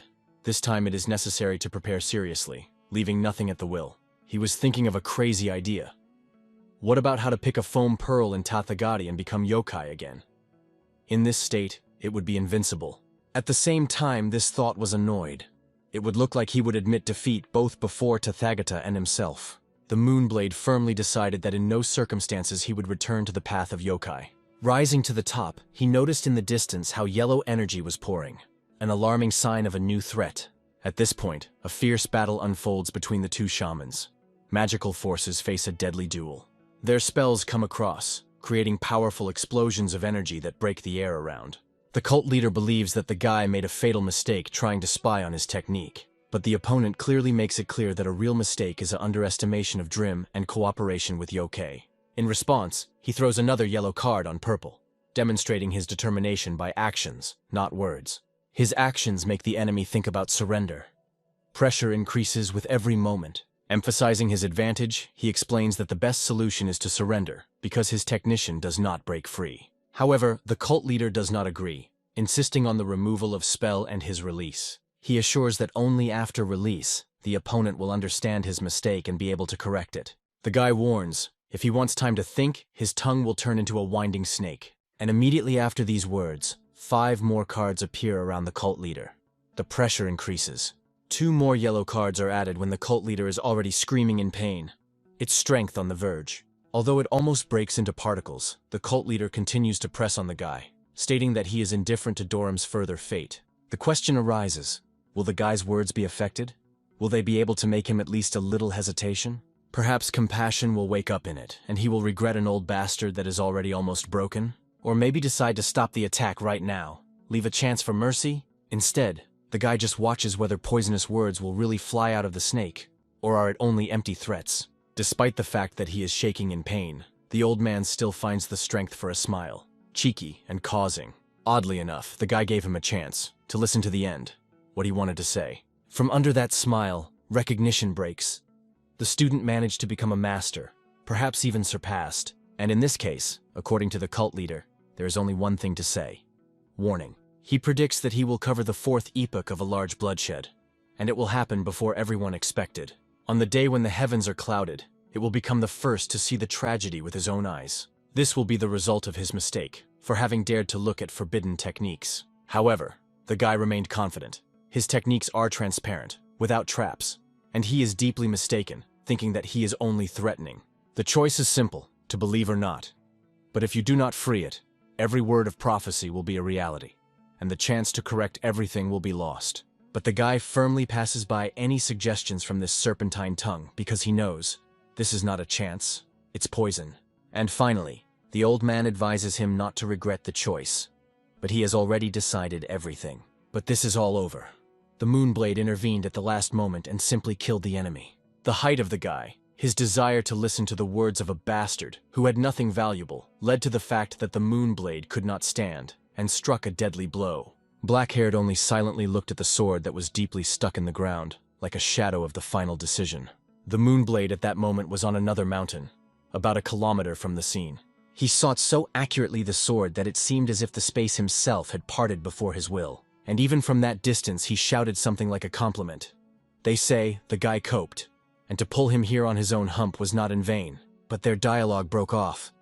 During the conversation, the mounted blade did not expect that again that familiar cat smell would appear. The guy, without standing, appeared and shouted, warning him of danger. Hearing the familiar voice, the Moonblade turned quickly, trying to navigate, but it was too late. The enemy struck and shook his body. Before he retreated, he had time to call the Moonblade a miserable man. The breathing of the blade froze for a moment. The air around became heavy, and as if frozen in time. It has passed some time. The guy was sitting on a stone, as if heaped, thoughtful, as if she were cut out of the stone. His face was sad. The pain of the loss was deeply sown in the view that was not given away from the ground. The old man approached him and, looking at him, asked, "Why did he sit here as if he were trying to become a stone? If you become a stone, then at least beautiful. Rounded, smooth, not curve and scratch. It would be great if the sunlight reflected from the water surface fell directly on it." Then the guy confessed to his master, the words of the head of the cult, and still give the moon in his head. He began to assume that he may not have been heard, or not quite a lie, but the master remained a realist. At such times when a tile is flying from the roof, people are already shouting, "Oh no, it is destroyed!" The guy tried to deny. They say, not everything is as bad as it seems at first glance. But as soon as he said it, the stone flew directly into his forehead. The master did not intend to harm, he just wanted to show enough drama. All are laid out in full to keep your balance. If you can't cheer, do not burden your sour look at least. To this the guy replied that he did not communicate with anyone, and the master himself clings to him from boredom. In response, a few more pebbles flew, to finally bring to life. Meanwhile, the body of the Moonblade lay motionless, on the mattress, just on the floor. It was bandaged, and the eyes were firmly closed as if it were still far away. Fortunately, he survived, and it was at this moment that his eyes finally opened. It still has strength. It is enough to get out of bed a little, and he had to get up as he heard. The doctor said that you survived. Your wounds were deadly. You just were not destined to die in that battle. Your body was almost broken in two. The bodies of heretics and Jiangs were gathered by the imperial troops and burned on the border. After honoring the dead, the Alliance staged a 3-day celebration in honor of victory. In addition, the Lord of the Supreme Coalition is currently in Dryman business, so you should not worry. The Moonblade listened to the guy silently, but only one thought was spinning in his head. The last memory before he suffered a fatal wound. In his eyes, the moment of blow broke out. The very moment that he almost stopped his life, and as he immediately discharged into the cursed cats, without any chance of salvation. He did not leave the opponent even the slightest opportunity to survive. Everything was decided in one blow. The cat's head flew into two halves, the terrifying finale of his agony. But it was after that that the Moonblade saw something else. Something that was remembered even deeper. In his mind then, his face clearly flashed. And now, lying down, he returns to that moment again. This memory does not leave him now. He clearly sees it in front of him. Turning to the boy, he calls him by the name, Lee Ryan. Lee Ryan was silent. He didn't know where to start, but he hoped that it was the Moonblade that would explain everything. After all, he stood at the next top, watching all that was happening. He clearly saw the 3-century yokai approach the wounded body of the Moonblade. Silent, slow, inevitable. And he realized that it was the first time they met. It was the first time he consciously decided to trust yokai, to make a choice that changed everything. This is what he spoke with the Moonblade now. He opened the truth that remained in the shadows for a long time. From the Moonblade, Lee Ryan learned the name of that yokai, Gomgak. And then the Moonblade began to tell the story from his past, since the time he was Yoki. Gomgak was one of his followers. Meanwhile, the master stood in front of a massive entrance to the dungeon, waiting for the gate to open. He inhaled the aroma of the benefit and seemed to be immersed in peace before a new threat. Finally, the heavy gates were slowly opened, leaving the old silence down. A man with a faith in his hands calmly entered the dungeon, step by step, focused. Flavor that burned outside and inside had the same length. It meant that time now flows evenly on both sides. Not as before. They were able to make sure that the barrier has not disappeared. so its power remained stable. The man suggested that the situation is similar to the events of 20 years ago, when time was also briefly equal. The master, listening to all the conclusions, only sighed, in silence, that the story is repeated again. Just in case, he asked to review the old records and magazines. You need to find out who went and went out. Meanwhile, Yokai, covered in rage, crushed a giant stone in front of him. In every blow there was a feeling of loss. He was in anger because the shaman died, and his death awakened something dark and ruthless in Yokai. 3-handed Yokai reported that during an attempt to grab a shaman, a martial art master joined the battle. The shaman of Dorima was trapped and applied the spell of self-destruction, trying to take the cats with him. But in the middle of the story, Lord sharply grabbed him by his neck with his own tail. Without warning, without regret. Yokai gasped, trying to explain something, pleaded with Lord Kaveja. However, Lord was interested in another. How he managed to survive and return alive from such hell. The smell of blood and cats coming from him immediately made it clear. He did not just observe. He participated in the slaughterhouse. He almost breathed, he explained. There were inhabitants nearby. If they noticed the presence of cats, it would all end with a catastrophe for Lord. Now even go outside and breathe in fresh air is dangerous. Fear is pouring everywhere. Children say more often that they see a mortal, even those who have never been met before. And now, when the shaman is dead, a place that has been at least a safety area can turn into a new threat. However, this is not the worst. The most pressing problem is the only opportunity to remove the last seal now has disappeared. Everyone tried to reassure themselves with the hope that Lord would find another way. Somewhere in his condition hidden signs of a spare plan. One of them appealed to Lord, reporting that the immortal were squeezing them stronger. He blamed the dead shaman of stupidity and wanted to find out if there was some other way to remove the seal. Lord replied briefly, that shaman was the last who had the ability to remove the seal, and now everything was lost. But he continued to insist. He emphasized that from the very beginning he was near the Lord, and deserved a chance to know the truth. With the closed teeth, Lord warned him to choose the words more carefully, because the next sentence can be the last. It seemed as if he hinted, if there is no answer, then he may lose support, and no longer will remain nearby. He did not have time to register how the tail of Lord broke sharply from the place and lightning flew to him. The next moment, his face was already blowing into the ground. Lord was pushing his head to the floor. He threw himself angrily. Do not dare so lightly lift his head and open his mouth, Bun. Lord recalled. Once he was the first to betray, turning away from him and bowing his head in front of the fox. Do not forget this. The Bunvun began to assure Lord that he was sorry for his act, and would never betray or doubt. After these words, the Lord replied coldly, now it was a little more difficult to remove the seal, that's all. Then he addressed all those present. If someone else doubts, just go. The fate may smile, and they will be able to return to the Yokev world. Or conversely, stay in the world of people and fix everything. But Lord immediately added, there is one but that he wants to say right now. If they stay with him, then 3 worlds win together. Immortal will become toys for them, and human flesh, a delicacy at any moment. Meanwhile, we return to the place where the mounted blade is. Lee understood with confidence. His suspicions were correct from the outset. Even when they caught a spider with a human face, the Moonblade seemed to read about him in Dana. And now, states that he was once the ruler of Yokayev. It sounded like a bad joke. The idea of how fun was to laugh at him, she brought to rage. The feeling of humiliation simply smoked from the inside. The Moonblade, already dressed, asked him whether it was all that he should say about the widow obsession. Lee only asked the Moonblade to stop to be angry and not to bend the nose. We need to wear what they give. Already on the street, he was met by a master, calmly, as if waiting for him. Seeing him, the master made a compliment. The form of Dorima is very good. But the moonshine seemed like it was simply cabbage. The master was more interested in the condition of his body. The Moonblade replied that it was still hurting, and began to doubt whether the treatment was effective enough. Lee intervened, reminding that the Moonblade would have at least a little respect. After all, he was only thanks to the teacher. But the master only waved his hand, asking not to pay attention to the words of Lee Rosen. He understood that he still stands only because of the sympathy of the Moonblade. The guy did not understand what sympathy was about, and immediately asked what he was in mind. For excessive curiosity, instantly received a stone on the head. The educational response of the master. Then the master, the simpler language, explained, first you need to learn respect. After that, they went to a more cozy place, away from other people's eyes. There, the Moonblade asked the master to ask. He needed help. When it comes to salvation of the world, the master was ready to do everything in his power. However, the Moonblade noted that the question of salvation will only become relevant when the world is really saved. In the meantime, I asked to borrow an underground room. He wanted to use it for training, to become stronger. It was the only place where he could improve without attracting extra attention. Despite all the arguments, the mounted blade heard the refusal.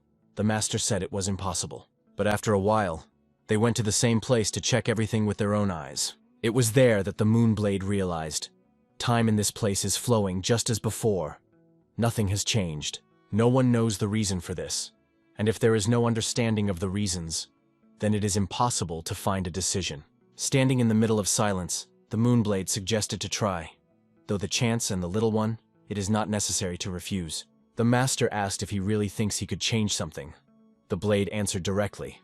There is no guarantee, but it is worth trying. After all, he has knowledge that ordinary people do not have, and perhaps they will help. At that moment, someone else appeared, and told the master a few important words that made him think. After that, the master turned to the Moonblade and asked him to go out, to see everything with his own eyes. Lee Ryan stood on the street, with a staff in his hands, concentrated and tense. He was approaching the fox, but it was not an ordinary fox, but a three-tailed one. As soon as he took another step forward, Lee struck with force on the ground, and immediately warned, "If the fox does not want every bone in his body to be broken, it is better not to move on." These words sounded clearly and without jokes. He was ready for battle. And after that, Lee recalled the case when the Moonblade was unconscious. A situation in which there was no other choice but to trust the baldness. At the top, shrouded in thick fog, there was a tense silence. Something invisibly moved from the mountains. The man stood still, staring at the silhouette of yokai, who appeared before him. Although he saw a monster in front of him, the inner feeling suggested, it is another, something deeper than just yokai. Instead of fear or joy, he was covered by a strange, difficult feeling that he could not explain. The baldness was shone with a bright, unearthly light, like the lights that were burning from the inside. The next moment, the figure of the fox turned into a guy with a tricky and wide smile on his face. And immediately in the legs there was a tension. Emotions pierced the body like a lightning. Suddenly the cold blade touched the guy's neck. The sword flashed near the throat. He did not understand what the Lord wanted, why he threatened him with his weapon. But the Lord said calmly, "Such a creature is not a place among people." However, the guy did not leave it unanswered. He also had words. He recalled that he saved their lives, and instead became alien, rejected, as if it did not mean anything. These words have made you think. Perhaps that is how true feelings look. To young Lee, Rosin Lord asked to calm himself down and not act in a hurry. He explained that they are not the enemy, but the one who carries another truth. After that, Ho went to talk to the fox that he was eagerly waiting for him. He was happy to see the mistress again. It was 300 years since the last meeting. He joked with a light smile. "Do you know why you ask? Was it so daring?" Little confessed that he watched him from the moment he destroyed Yokai Spider. He seemed too skillful to man. But just in case he began to follow him secretly and everywhere until the Lord ordered him to stop. Recently, during a campaign to the northern border, he felt clearly someone followed him from afar. And it was really he, the same annoying baby who constantly fastened around. The guy confessed that he was watching that day, because he wanted to look like him, even getting into the mess. But Lord did not want to listen to the fables. He was only interested in clear explanations. However, the guy evaded. They say, everything is too difficult, and now he is in a very delicate position. But for the hostess, such excuses were nothing, only a futile chatter. Clicking on him a little, the Lord made it finally talk. And then, through the bitterness in his voice, the guy told, in the world of yokai the uprising broke out.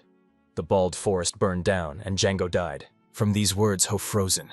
For a moment I even forgot how to breathe. Without saying a word, he slowly rose. Something has changed in it. It was only later that Ho violated the silence. Who led this bloody uprising in the world of Yokaiev? Meanwhile, the mysterious yokai rapidly raced mountain slopes, like a storm that cuts air. Starting from one speech to another, he lightly overcame obstacles. His speed was just crazy. His eyes did not have time to follow the movement. The eyes were burning with red flames like a demon thirsty for destruction. It was about him that Li Ayan told him. About it, a giant monkey with bloody eyes and a sword that cut his body with silver. He is obsessed with human flesh, incredibly insidious, even immortal. It will get into the world of people. The end will come. Lord mentioned how he had repeatedly warned him. If it were not for the promise of Tathagati, it would have been killed for a long time. Then he threw it so deeply underground that he had never had to rise again. But now everything becomes clear. This monster has returned, and now in the human world. Because of this, it is necessary to rethink the events and prepare for the disaster. Otherwise, the tragedy will happen again. The old man advised first to restore strength. Without this about the struggle, it is not possible to think. But Ho only smiled cheerfully and asked to bring the pumpkin. A crooked, dried, nasty, but that. The old man did not understand. Why of all things the poke? What is this meaning? If he was hungry, he could just ask for food, not chewing this miracle. At the same time, Von Hu did not stop. He raced through the landscapes at the speed of the hurricane. And finally, the mountains that stood in front of him, as if the wall between the worlds. In the heart of the mountain is a deep crack, as if it were followed by a sword that fled the rock in half. It was there that Von Hu slowed down a little, as if he had felt something important in this place. And in a moment he found himself in front of the giant gateway standing like a border between the worlds. Standing in front of the gate, he mentioned the blunt bear. Did he think he would not be able to open these damaged doors? After all, he was determined to open the second castle, and then the latter, leaving nothing unproven. He wanted to personally prove that he was stronger than that damn bastard. In the meantime, the holes did not give him rest. Everything was spinning around the words of the little one. He said that it would appear about 150 years after the Lord Ink left the world of Yokaev. And in fact, he became a giant monster from his former thin creature. Von Hu was accused of betrayal. They say he joined people for immortality, leaving Yokaev without freedom, and Chang Ho would go the same way. The leaders of other clans who still disliked the Ho supported Won, only reinforcing his provocation, despite the warning of Chang Ho not to believe in those words. But instead of restraint, they put forward almost an ultimatum to pass the throne of it. Brother Chang Ho categorically refused. As a result, the leaders proclaimed it to the new king and raised the uprising. Chancho tried to stop them, but eventually died from his claws. Others thought it was his defeat that he was too weak. He remembered how Chancho once said that he would be honored to serve and support peace in the Yokaev world for 1,000 years. Thanks to these words, Lord was able to entrust him to the throne and go quietly. The flow of thoughts interrupted Lee. Appeared with the pumpkin as they asked. Although our at first, he said, he asked even more ugly. He eventually waved his hand. He would come down. At this time, the fox, jumping on the rocks, went down to the foot of the mountain. He was a little upset, saved the life of everyone, and he did not even thank him, though he recognized him. Although he remembered, Ho has never praised before, therefore no wonder. In addition, in the conversation, he clearly stated that he was not going to tell how and why he got into the world of people, and the little one accused of unnecessary chats about the past, which is not interested in anyone. And finally, he just quit. If you have nothing to say, you can go. In the meantime, Ho decided that he should take care of the shaman's pranks without delaying the issue. Finally, he suddenly asked if he had a younger brother. He remembered that Ingak was called. Hearing the name, Ho immediately asked, "Is he still alive?" And when he heard that his brother was safe, he sighed deeply, as if the stone fell from his soul. Despite the statement that he was indifferent, the Lord could not hide the truth. The smile of the little one showed, "It is far from." With a warmer heart and lighter thoughts, he continued the way forward. In the meantime, H was thinking about a new threat. It was already in the human world, and it could not be ignored. It is he who stands for everything. The cult of blood, the fall of the clan, the abduction of the princess. All the traces lead to this crazy monkey. And it seems that this is not the end, it thought again. But what is its goal? What are the immortals doing? Lord could not solve it yet. One thing was clear. If it is already in place in the world of people, then the threat arose long before its degeneration. He understood that all this was made possible by the inaction of the immortal. They neglect responsibilities only. You can say directly, lazy, self-righteous bastards. Meanwhile, the tick lay before him. Still, as if waiting for her time.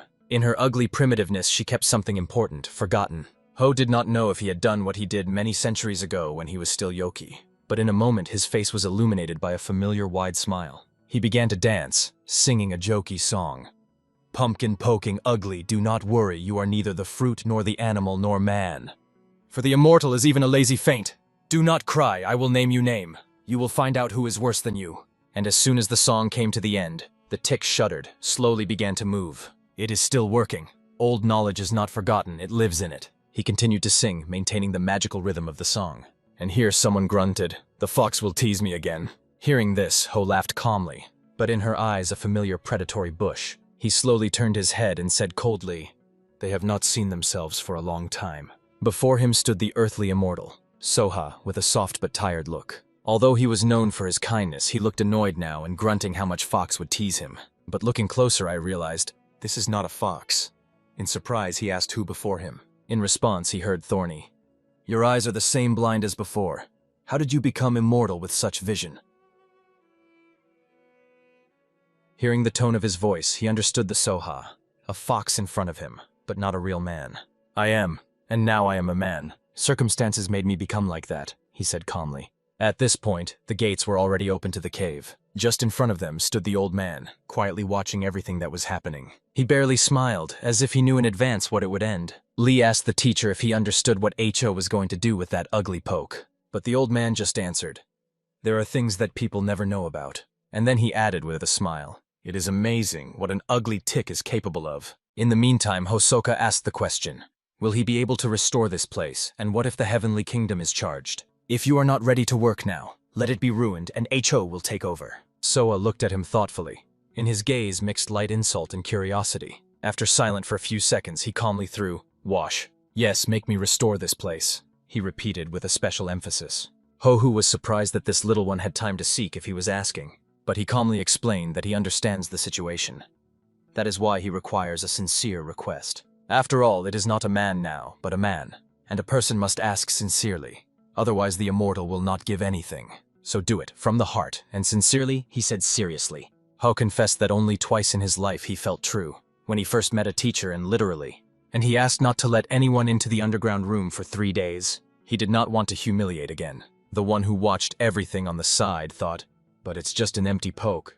But Ho wanted to clarify another thing, the mantle. And what is it at all? A mold or a dried cucumber? Leaning to the teacher Lee, he whispered, "This guy has annoyed me lately. Please." The old man seriously replied, "To save the world, I'll do everything I need." But the said he sounded with irony. The old man simply pushed the little one. Time passed. It has been a quiet evening time. The guy returned to his room. His father recalled, "I am your father. After all that happened, you could at least talk to me."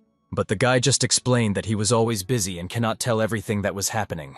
Like, because he is such an outstanding son, everything around turns too quickly. The father turned and saw the things of his son, covered with dirt and red spots. Everything was red in red. It looks like it was real blood. He immediately asked Ho how his wounds, are they not too serious? At that moment, he just pulled his belt on the belt, as if nothing had happened. And, barely smiling, he called his wounds a trifle. They say during the training it was more painful. In a moment, the guy stood in the yard, ready for the next step forward. The father only asked for one thing, wherever he was to keep himself. The guy with a warm smile answered briefly. Yes, his father. He promised to protect himself, and moved forward without looking back. The gate, which led to the well-known sect, was ahead. Even late at night, someone in the yard continued their workout. The girl was constantly working out. Every movement was accurate and focused. Its level of fencing has already reached a striking force, a true talent. Her technique was perfect. Every movement was impressed with grace and accuracy. But suddenly she stopped. Someone addressed her. "You didn't sleep or just woke up early?" Hearing a familiar voice to Pain, the girl shone sincerely with a smile. And all because a young host stood in the gate, alive and smiling. She heard that he was seriously injured, so she immediately approached and asked if everything was fine now. But Ho waved his hand slightly. "It is not a wound, but a simple scratch. Nothing serious." However, the girl did not believe, pointed her finger and said, "I heard that you were injured here." Looking at him from the bottom up, the girl asked again, "Are you fine?" The young mistress became tickling. The whole body got out of this strange, even annoying feeling. No matter how strong the warrior, but women's care and flap, that's what he was really afraid of. The next morning, the guy stood in the yard, getting ready for a new day.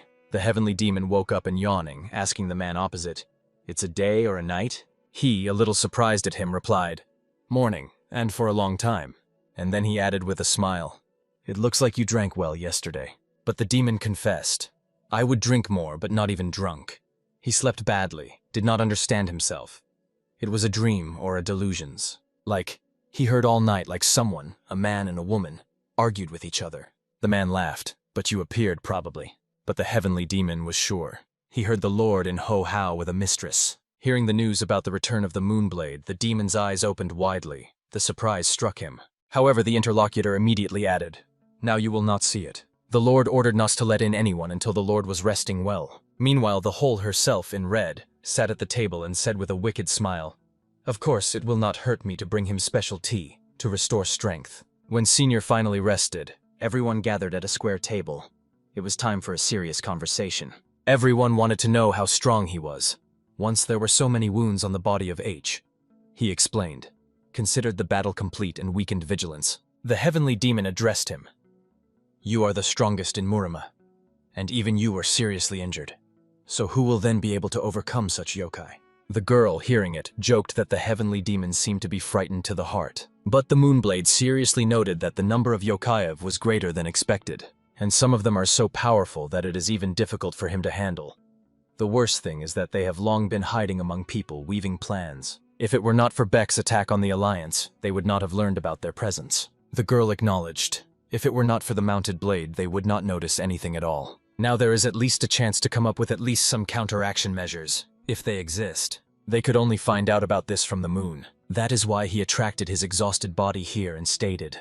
From that day, no one would have to sleep carelessly. He recalled how the boundary between the world of people and yokai was clear, but then penetration on both sides often happened and carried a bunch of problems. Even in those days, heaven rarely interfered, but later they realized that yokai's activity was the cause of many troubles, and began to control them. This, of course, was angry with Yokaev. Images have accumulated in heaven for decades. When the situation came out of control, the inhabitants finally got the swords, but it was not easy to curb the fierce of all Yokaev. It was then that the great sage created special wooden dolls. They were sent into the world of people to hold back the Yokaev. At first glance, they seemed innocent, like toys. One of them was even established here as a means of defense. The Moonblade explained that it is a wooden doll of a great sage, a dock. And although it looks simple, really very fast, cruel, and can use vile techniques, it is better to be ready for it. The heavenly demon with a smile stated that it is enough to check it in action. He was curious about how fast and dirty this toy with heavenly spychore. Such a fighting mood is exactly what the moon was liked. Finally, the moment came. The Lord activated the doll. He ordered her to protect this place from Yokaev and help the masters in improving the technicians. Before that, the Soha noted, Domahaxes obey only the orders of the old man. Without it, it's just a wooden figure. But Lord hoped to find at least some way to activate it on its own. True, Soka smiled brazenly and threw, "Make me again." And it turned out that now this wooden doll will have to be pleased. But the Moonblade did not intend to humiliate, instead reached out to reconciliation. He believed that it would be enough to show sincerity. In response, the doll's hand suddenly reached for him. Yes, this symbolic gesture is enough to demonstrate mutual acceptance. All the students were frozen. They saw the doll moving. This is a real heavenly artifact. This cannot be imagined. Incredible became reality. And the Moonblade just thought, well, not so I am a stubborn old man. But suddenly the doll waved her hands and flew into the air with a frantic force. The land under it shuddered, and she broke away and disappeared over her heads. It flew a few tens of meters in height, like a thunderous jump, and it was there that in the air was grouped into a fighting rack. The next moment, the doll changed the shape, turning into a new terrifying figure. Landing, she became original again, but no longer looked as innocent. In the eyes of the students, she became a real horror, ruthless and supernatural. Then the Moonblade addressed everyone. "Now you understand what you are about to be with?" Meanwhile, there was a Medjin master in his room, occupied by his own thoughts. A boy came to him.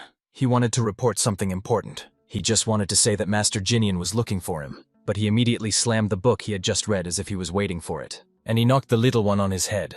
They say, from this it was necessary to start. However, he asked a little later, surprised, "What about Yokaev's cave?" The guy said, "When the Moonblade was in those region, he left a pill in the cave, a gift from a doctor." Now Gray asked to pick up those pillies and deliver Manton's elders, the leader of the clan Darima. But the guy didn't understand. Why leave such valuables in that dangerous cave? However, he realized, such a master, like a mounted blade, would not be done by accident. So there was a deep meaning. Such an answer did not need unnecessary questions. Everything became clear without words. The pilli were left because they were needed there.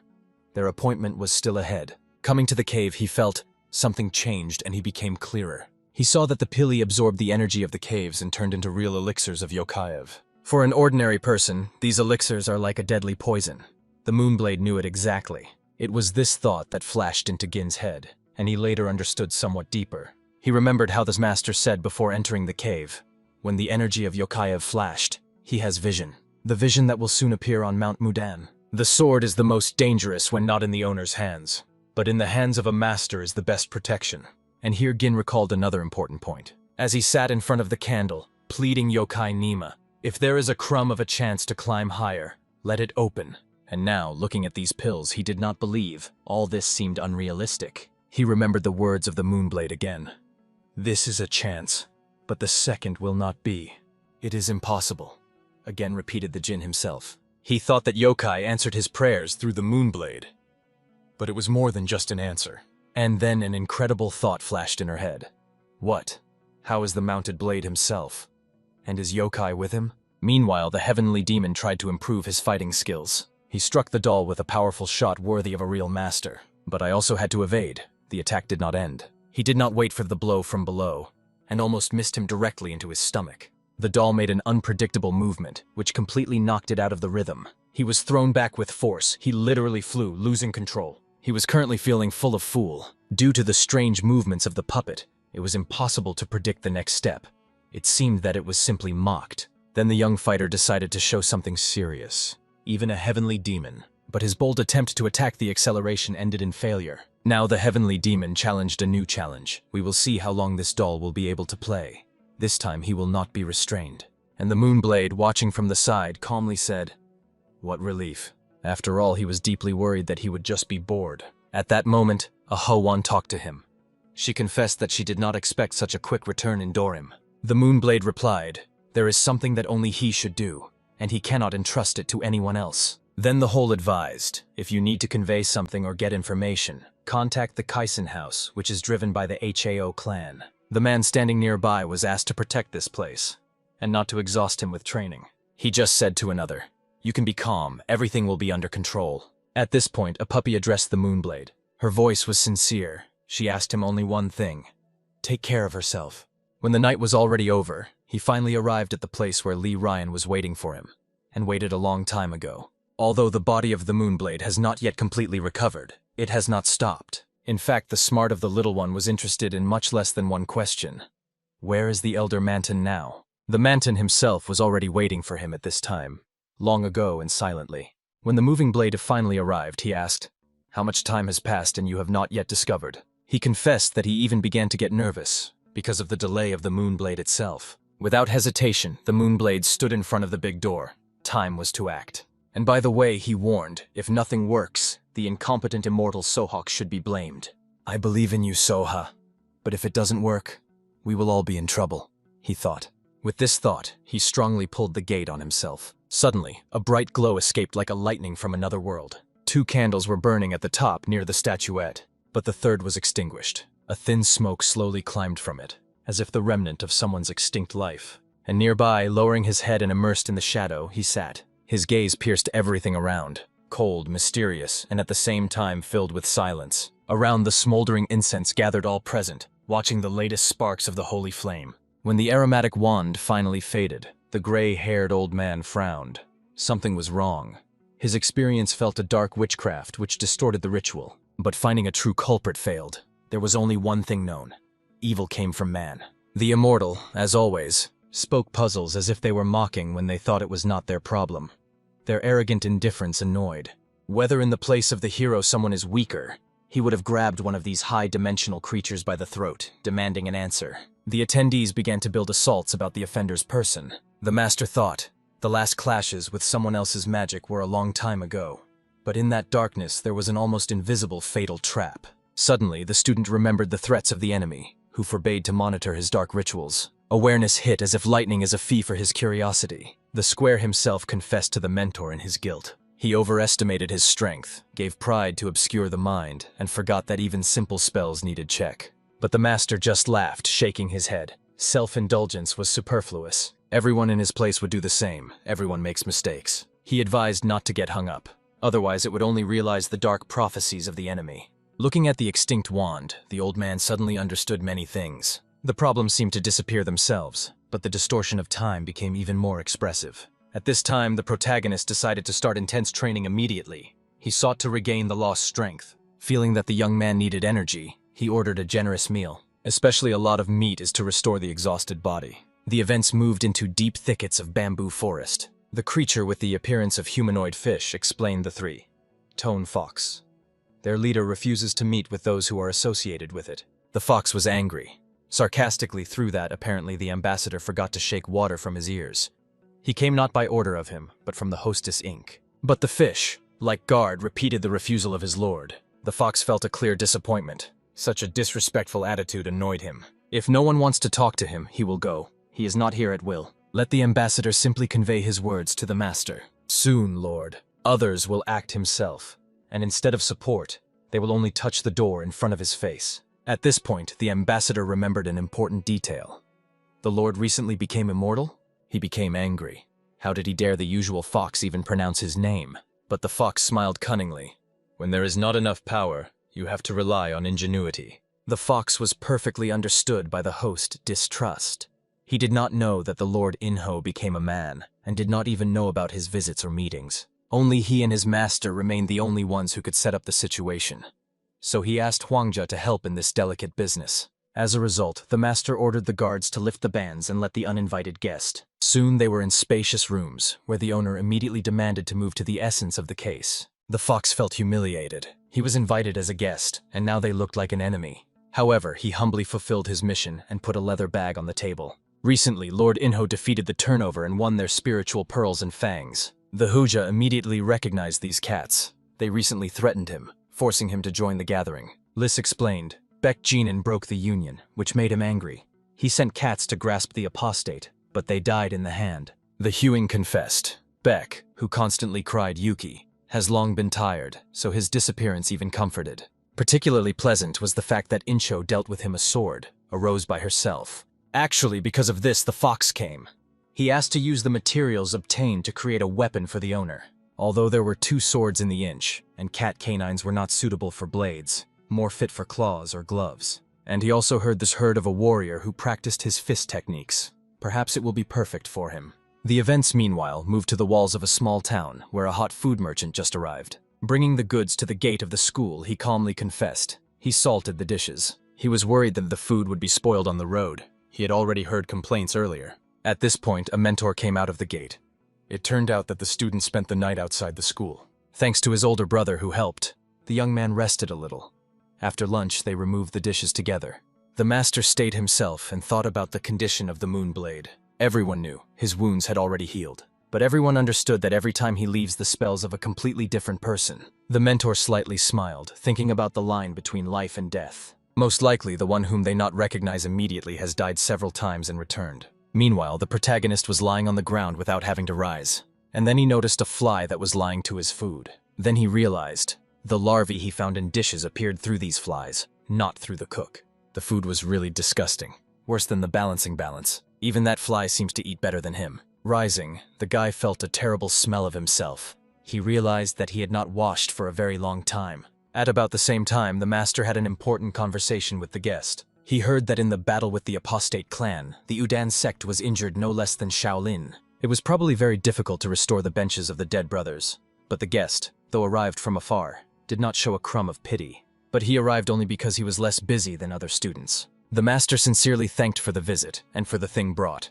The case concerned the seal, so time was crucial. In the meantime, he offered a tired guest a cup of hot tea. Drinking the first sip, the new moon finally dared to ask a question that has long been disturbed by his thoughts. The old man asked to bring a box. It stored a mysterious pill. So he already guessed that she was associated with a creature named Ainz, and now wants to know more? The gray mentor laughed because he understood perfectly what the language was about. He explained, not sure whether it is related to the kind of Aisan, but he knows exactly. We are talking about Ikai, who was named. The great demon traveling in 3 worlds frightened even the immortal. 9-tailed Ikai, once known as Aisan. The fox was shocked. Even the name remained unchanged. He sincerely thanked the master, because he finally received the answer that he sought for so long. And I realized the Moonblade is an Yingho. At the same time, the main character completed his meditation. The 3-century fox returned to his companion, who frankly believed that he was only kicking. But Lysina was dissatisfied. He serves the eyes and ears of his leader, not walking out of work. The wolf looked extremely annoyed. The immortal combed the whole region, checked every stone, but somehow the fox went unnoticed. In addition, this time it smelled of iron and alcohol. Last time, Chona and Sinano, as if he hid the human smell. But Lis calmly pair, if he in visors. Let him become the nose of the leader. Let it wander out and do not cling to the little things. Such conversations are only annoyed. When the baldness already wanted to leave, the huge wolf grabbed him and knocked it on the ground. The gray predator was February. His arrogance was annoyed to rabies. You say as if you do not understand that our leader is thinking. His anger escaped. You're not so strong to unite with the immortal and stay alive. You may have consulted people in general. Since he began to justify the leader's plans, everything has become too suspicious. There are too many matches. At this point, another creature joined them, the snake. She said coldly, "You will see everything soon." Now that the last petals fell, the fox had to execute the order of his leader. Everyone understood. The decision was wise and inevitable. The wolf calmly explained, "If the leader of the Alliance Muri does not appear in the evening to confirm the treaty, it will be considered betrayal, and he will be executed without hesitation." The Lycina had to go immediately and pass the order. Their people should bring the head of the Alliance leader. After that, the Trivost will no longer have to deal with these troubles, as he expressed himself. Of course, the fox demanded that the wolf calm down. Everything he said sounded like an absurd. After all, he never breaks his master's plans. But the wolf did not listen to him.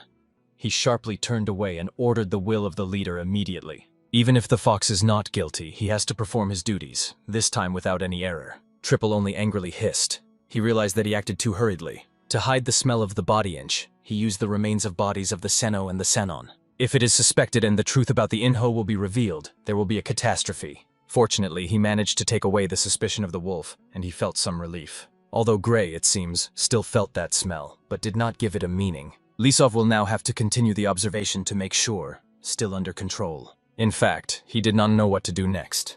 After all, comrades want him to kill the leader of the Alliance Muri. Honestly, he was indifferent to what would happen to the person. But if he now executes the order, the suspicions will only intensify. And if the Muri leader perish, it does not forgive this. Meanwhile, two representatives of mighty schools were talking to the luxurious palace. They understood that the enemy could accuse them of destroying the cult of apostates to make their demands. However, any claims based on the existence of this cult will be meaningless. Whatever these requirements, the old master has already made his final decision. He was not going to concede. However, he still took a little time to think carefully. His interlocutor did not understand. It is a time to prepare for the battle or to tell the courage to tell all the Moonblade? But the old man reminded that if the decision is made, it makes no sense to delay. His friend agreed. It is time to inform all the Moonblade, because when the preparation begins, there will be no time. This was really the smartest option. However, the old man confessed. He heard that the mounted blade is now on a business trip, but he should return soon. As soon as he returns, he will tell him everything in person. After that, the head of the school came out into the fresh air to calm down a little. But suddenly, behind his back, he heard steps. Considering that a friend approached him, he said calmly that he could not fall asleep that night and just decided to stroll. But in front of him was not a friend, but a three-story fox who respect the Alliance Murim leader. The man was genuinely surprised, seeing the real Ikai. At first, the old man decided that the fox was a messenger of the monkeys, but he asked to speak quietly so that the extra ears were not heard. Lys explained that he had come by order of the leader, but at the same time contrary to his will. He did not have much time, so he asked to listen carefully to the end. Even if everything sounds incredibly, he asked not to interrupt or doubt the end of the story. After all, this also applies to the leader himself.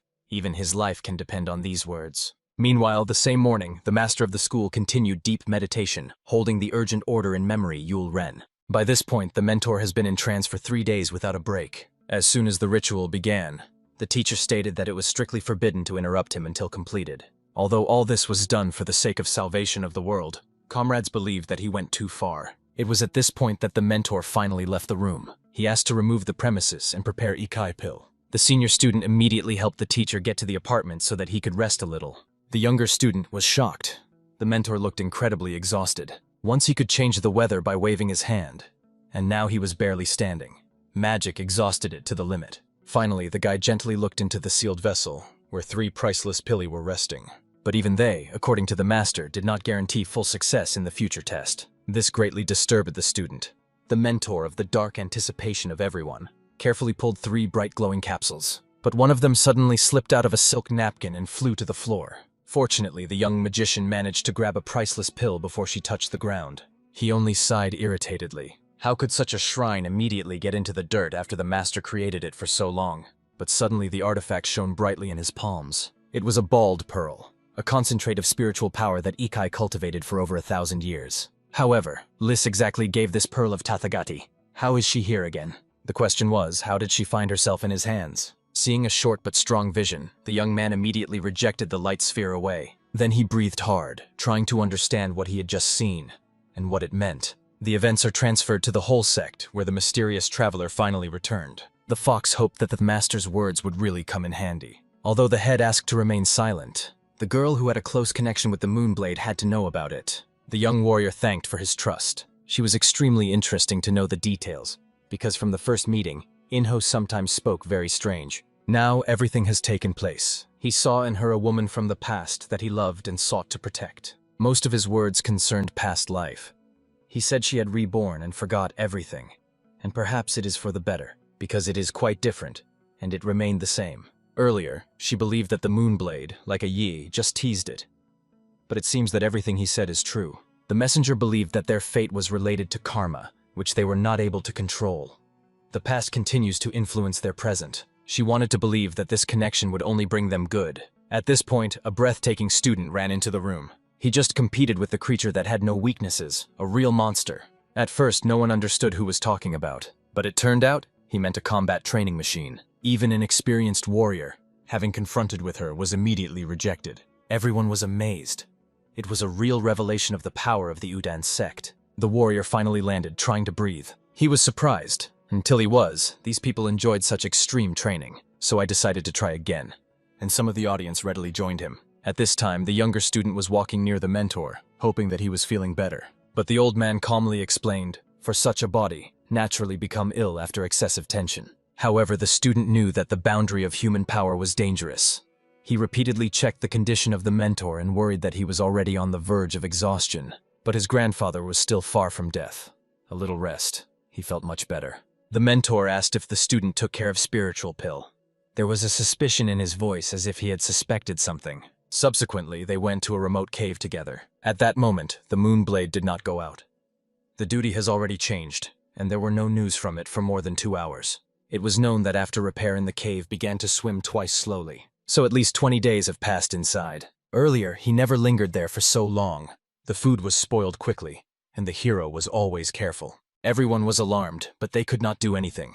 The warrior forbade to go, though curiosity and tortured everyone. At this point, the mentor recalled an excerpt from the treatises of Master Dharma. When you reach a certain level of enlightenment, the feeling of hunger disappears. Even a few days without food do not cause discomfort. The body is in a state of complete equilibrium. The student immediately understood the hint. The Moonblade achieved such enlightenment, and it was at this moment that the cave door slowly opened. Seeing the face of the warrior, the master became convinced. His assumptions were confirmed. The Moonblade has reached the border between life and death. Having come out after a long solitude, he immediately went to order himself. The old man with joy noticed that the hero had changed. He used to resemble a wild beast, and now became like a real man. For him, the same spiritual pill of Akai was prepared. But the student reminded that the master almost died, creating these artifacts specifically for the hero. The Moonblade has sincerely appreciated their efforts, although doubts still tapped his soul. He decided to check, and is he really able to use this power safely? The master explained that the question is not whether he can use it, but in the fact that he temporarily draws the force he had in the past. The mentor believed that the hero would be prudent, but this power is the former part of his essence. Stoyati pred spokusuju budavashko. If he begins to grasp and cannot let go, then he risks turning into a bloodthirsty Ekai. The Moonblade realized that when the energy of the pill is gone, you cannot try to keep it. Він пообіцяв пам'ятати про це, дивлячись на мішечок з артефактами. He was already going to go, as suddenly he was stopped by his younger brother. He jokingly said that the end of the world has not yet come, so there is nowhere to hurry. And the boy wanted to ask a few questions of the Moonblade. Perhaps in the past he also had a spiritual core when he was a lot. And the young man was right. Listen Yatkov bead was named because of this artifact. But he worried that the beads had long been destroyed. She probably disappeared with Ikai's body. However, when thought, the Moonblade understood. The main question has not yet been heard. Namely, is it likely that Busina is not destroyed? The hero knew perfectly. If it really was, Tathagata would have to know about it better. After all, it was he who once gave his fox bead. But instead of answering, the mounted blade suggested that the boy find a way to meet this creature. And he warned, if there are rumors about the new appearance of the Ekai, do not be frightened. Probably they just hide from him. Having played the hero with his eyes, the young man wondered, why should a thing like Busina be in Tathagat? Meanwhile, an unknown traveler appears in the mountain caves. In a narrow split, the guy found a cube with handles and a fox image. He then approached the massive gates, near which a giant beast was dozing. The monster immediately woke up, noticing a living man, a young stranger. The guy remembered how he recently trampled him as if he were a pathetic dog. But now the monster lay powerless, exhausted. Anger only intensified. How could the so-called King of Ekaev bring himself to such a state because of his own impatience? But instead of repentance, the beast roared, demanding human flesh for reinforcement. The guy had no desire to fulfill this requirement. On the contrary, he dreamed to break the monster's skull. But even this would not be enough to quench his rage. And yet he gave him meat, just because he did not want to waste the efforts put in this monster. He did not even hope that he would handle. Eke himself did not understand since the boy became so arrogant. Due to the change of appearance, he rapped. But he recalled. He looked after the monster because of fear. Now he had only half a month, and during this time the beast had to recover and destroy the seal. The monster was surprised. The owner is alive and healthy but still worried because of the immortal. Why hurry? But a stranger is used to acting, even if it leads to fatigue. Especially given the Ekai in the world of demons who still consider a monkey their king. In addition, the gorilla has been suspicious lately, and the martial arts master suddenly appeared in different places. The monkey calmly noted, Dorima shamans have always been a lamp, but hardly pose a real threat, like the master himself. It was expected that the alliance leader would soon fall. His death will cause chaos among the followers and get well about them. But it was not about the leader. The owner remembered the one who destroyed his previous body, the Moonblade.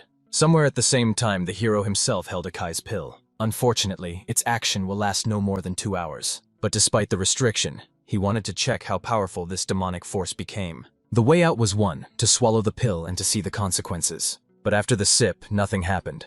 The hero decided to wait. It may take time. When the minutes passed and the result was not, he suspected that the old man just cheated him.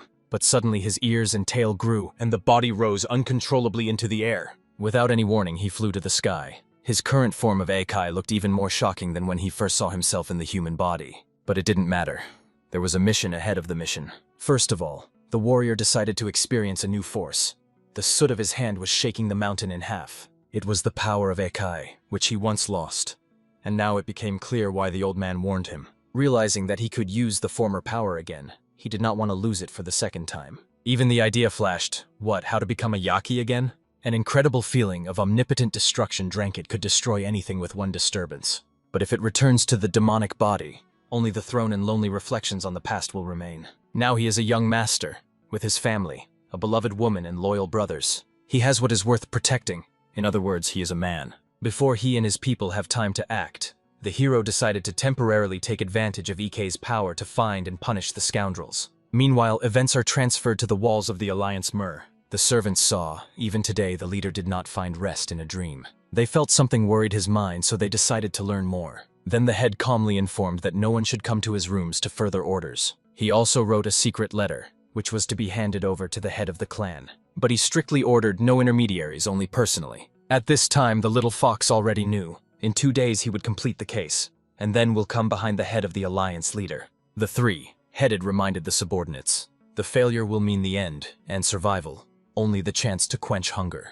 The secret letter still reached the addressee. The assistant noticed on his face anxiety and tried to find out what was in the message. However, in response he heard silence. The order was not to disclose the content before the events of the events. The head of the alliance forbade to talk about it until everything happens. The servant did not know whether the alarming events were related to the letter, but recently the leader suffered from insomnia and did not recognize anyone. At this point, several Ekaev raced through the forest, feeling strange, alarming energy. At first it seemed like a fox, but the source moved too quickly, so they could not determine who it was. Although they did not understand who they were dealing with, their duty was to stop it. Suddenly, one of them struck a powerful lightning discharge. The one they did not notice was the main character himself. Smiling, he pressed Ekai to the ground and demanded to say where he hid. Soon the action of the Pilus ended.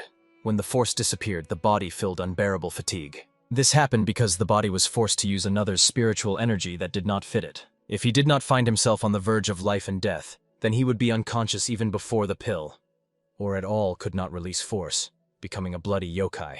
Looking at the demons dissolved in the air, the hero realized all these creatures were only an average level, those whom he would overcome without the power of the spirit, although not the most dangerous, and 15 Ekai is a rarity in the world of people. But now it's not a wonder, because he knew, a Dammit is already here. And as soon as the warrior joined this territory, demons appeared one by one. This is not an accident. Weak creatures are always hidden for the stronger. And as soon as he asked about him, they were silent immediately. Fear and silence were given everything. The answer was read without words. So the big hunt was really nearby. He may have watched him. Without wasting time, the hero swallowed another pill. There were 2 more hours ahead to find the main enemy, but he believed 1 would be enough. At the same time, a special detachment arrived in the alliance. It was a secret reconnaissance under the guidance of the deputy leader of the Kleinok detachment. They had to report about the remnants of the heretical sect. Everyone understood that keeping such a group costs crazy money. This is only possible through connection with the clan of the Heavenly General. However, it was not possible to meet with the leader. He ordered no one yesterday. However, the captain insisted that the report should be transferred in person. In the meantime, his people were asked to be temporarily placed in the alliance. At this point, the leader himself was in deep meditation next to his blade. The hero, meanwhile, fought with invisible snakes that absorbed his spiritual power. If these creatures were released by someone intentionally, so someone wanted to explore the terrain.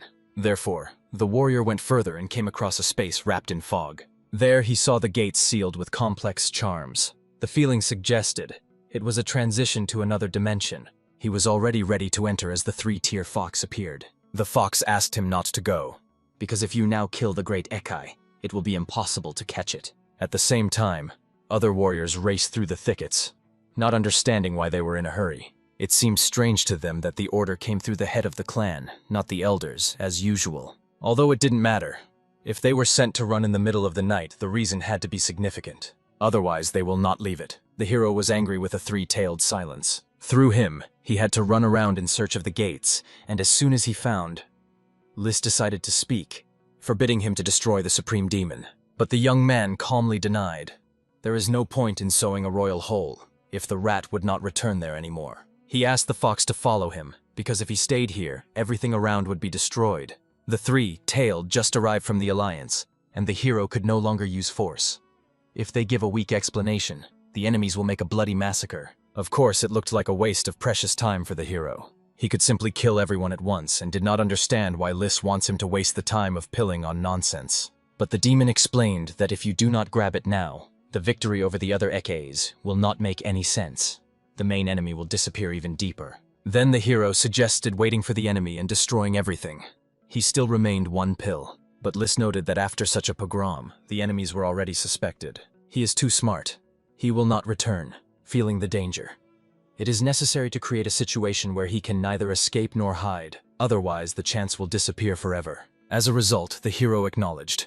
The baldness clearly has a plan, so he decided to listen to him to the end. Meanwhile, the alliance leader Mermay was armed with his sword. He understood. The enemies came to his soul and decided to end it as soon as possible. Recently, Lys mentioned the hero that it was the alliance leader who can answer the need for a way to do it. And the hero remembered.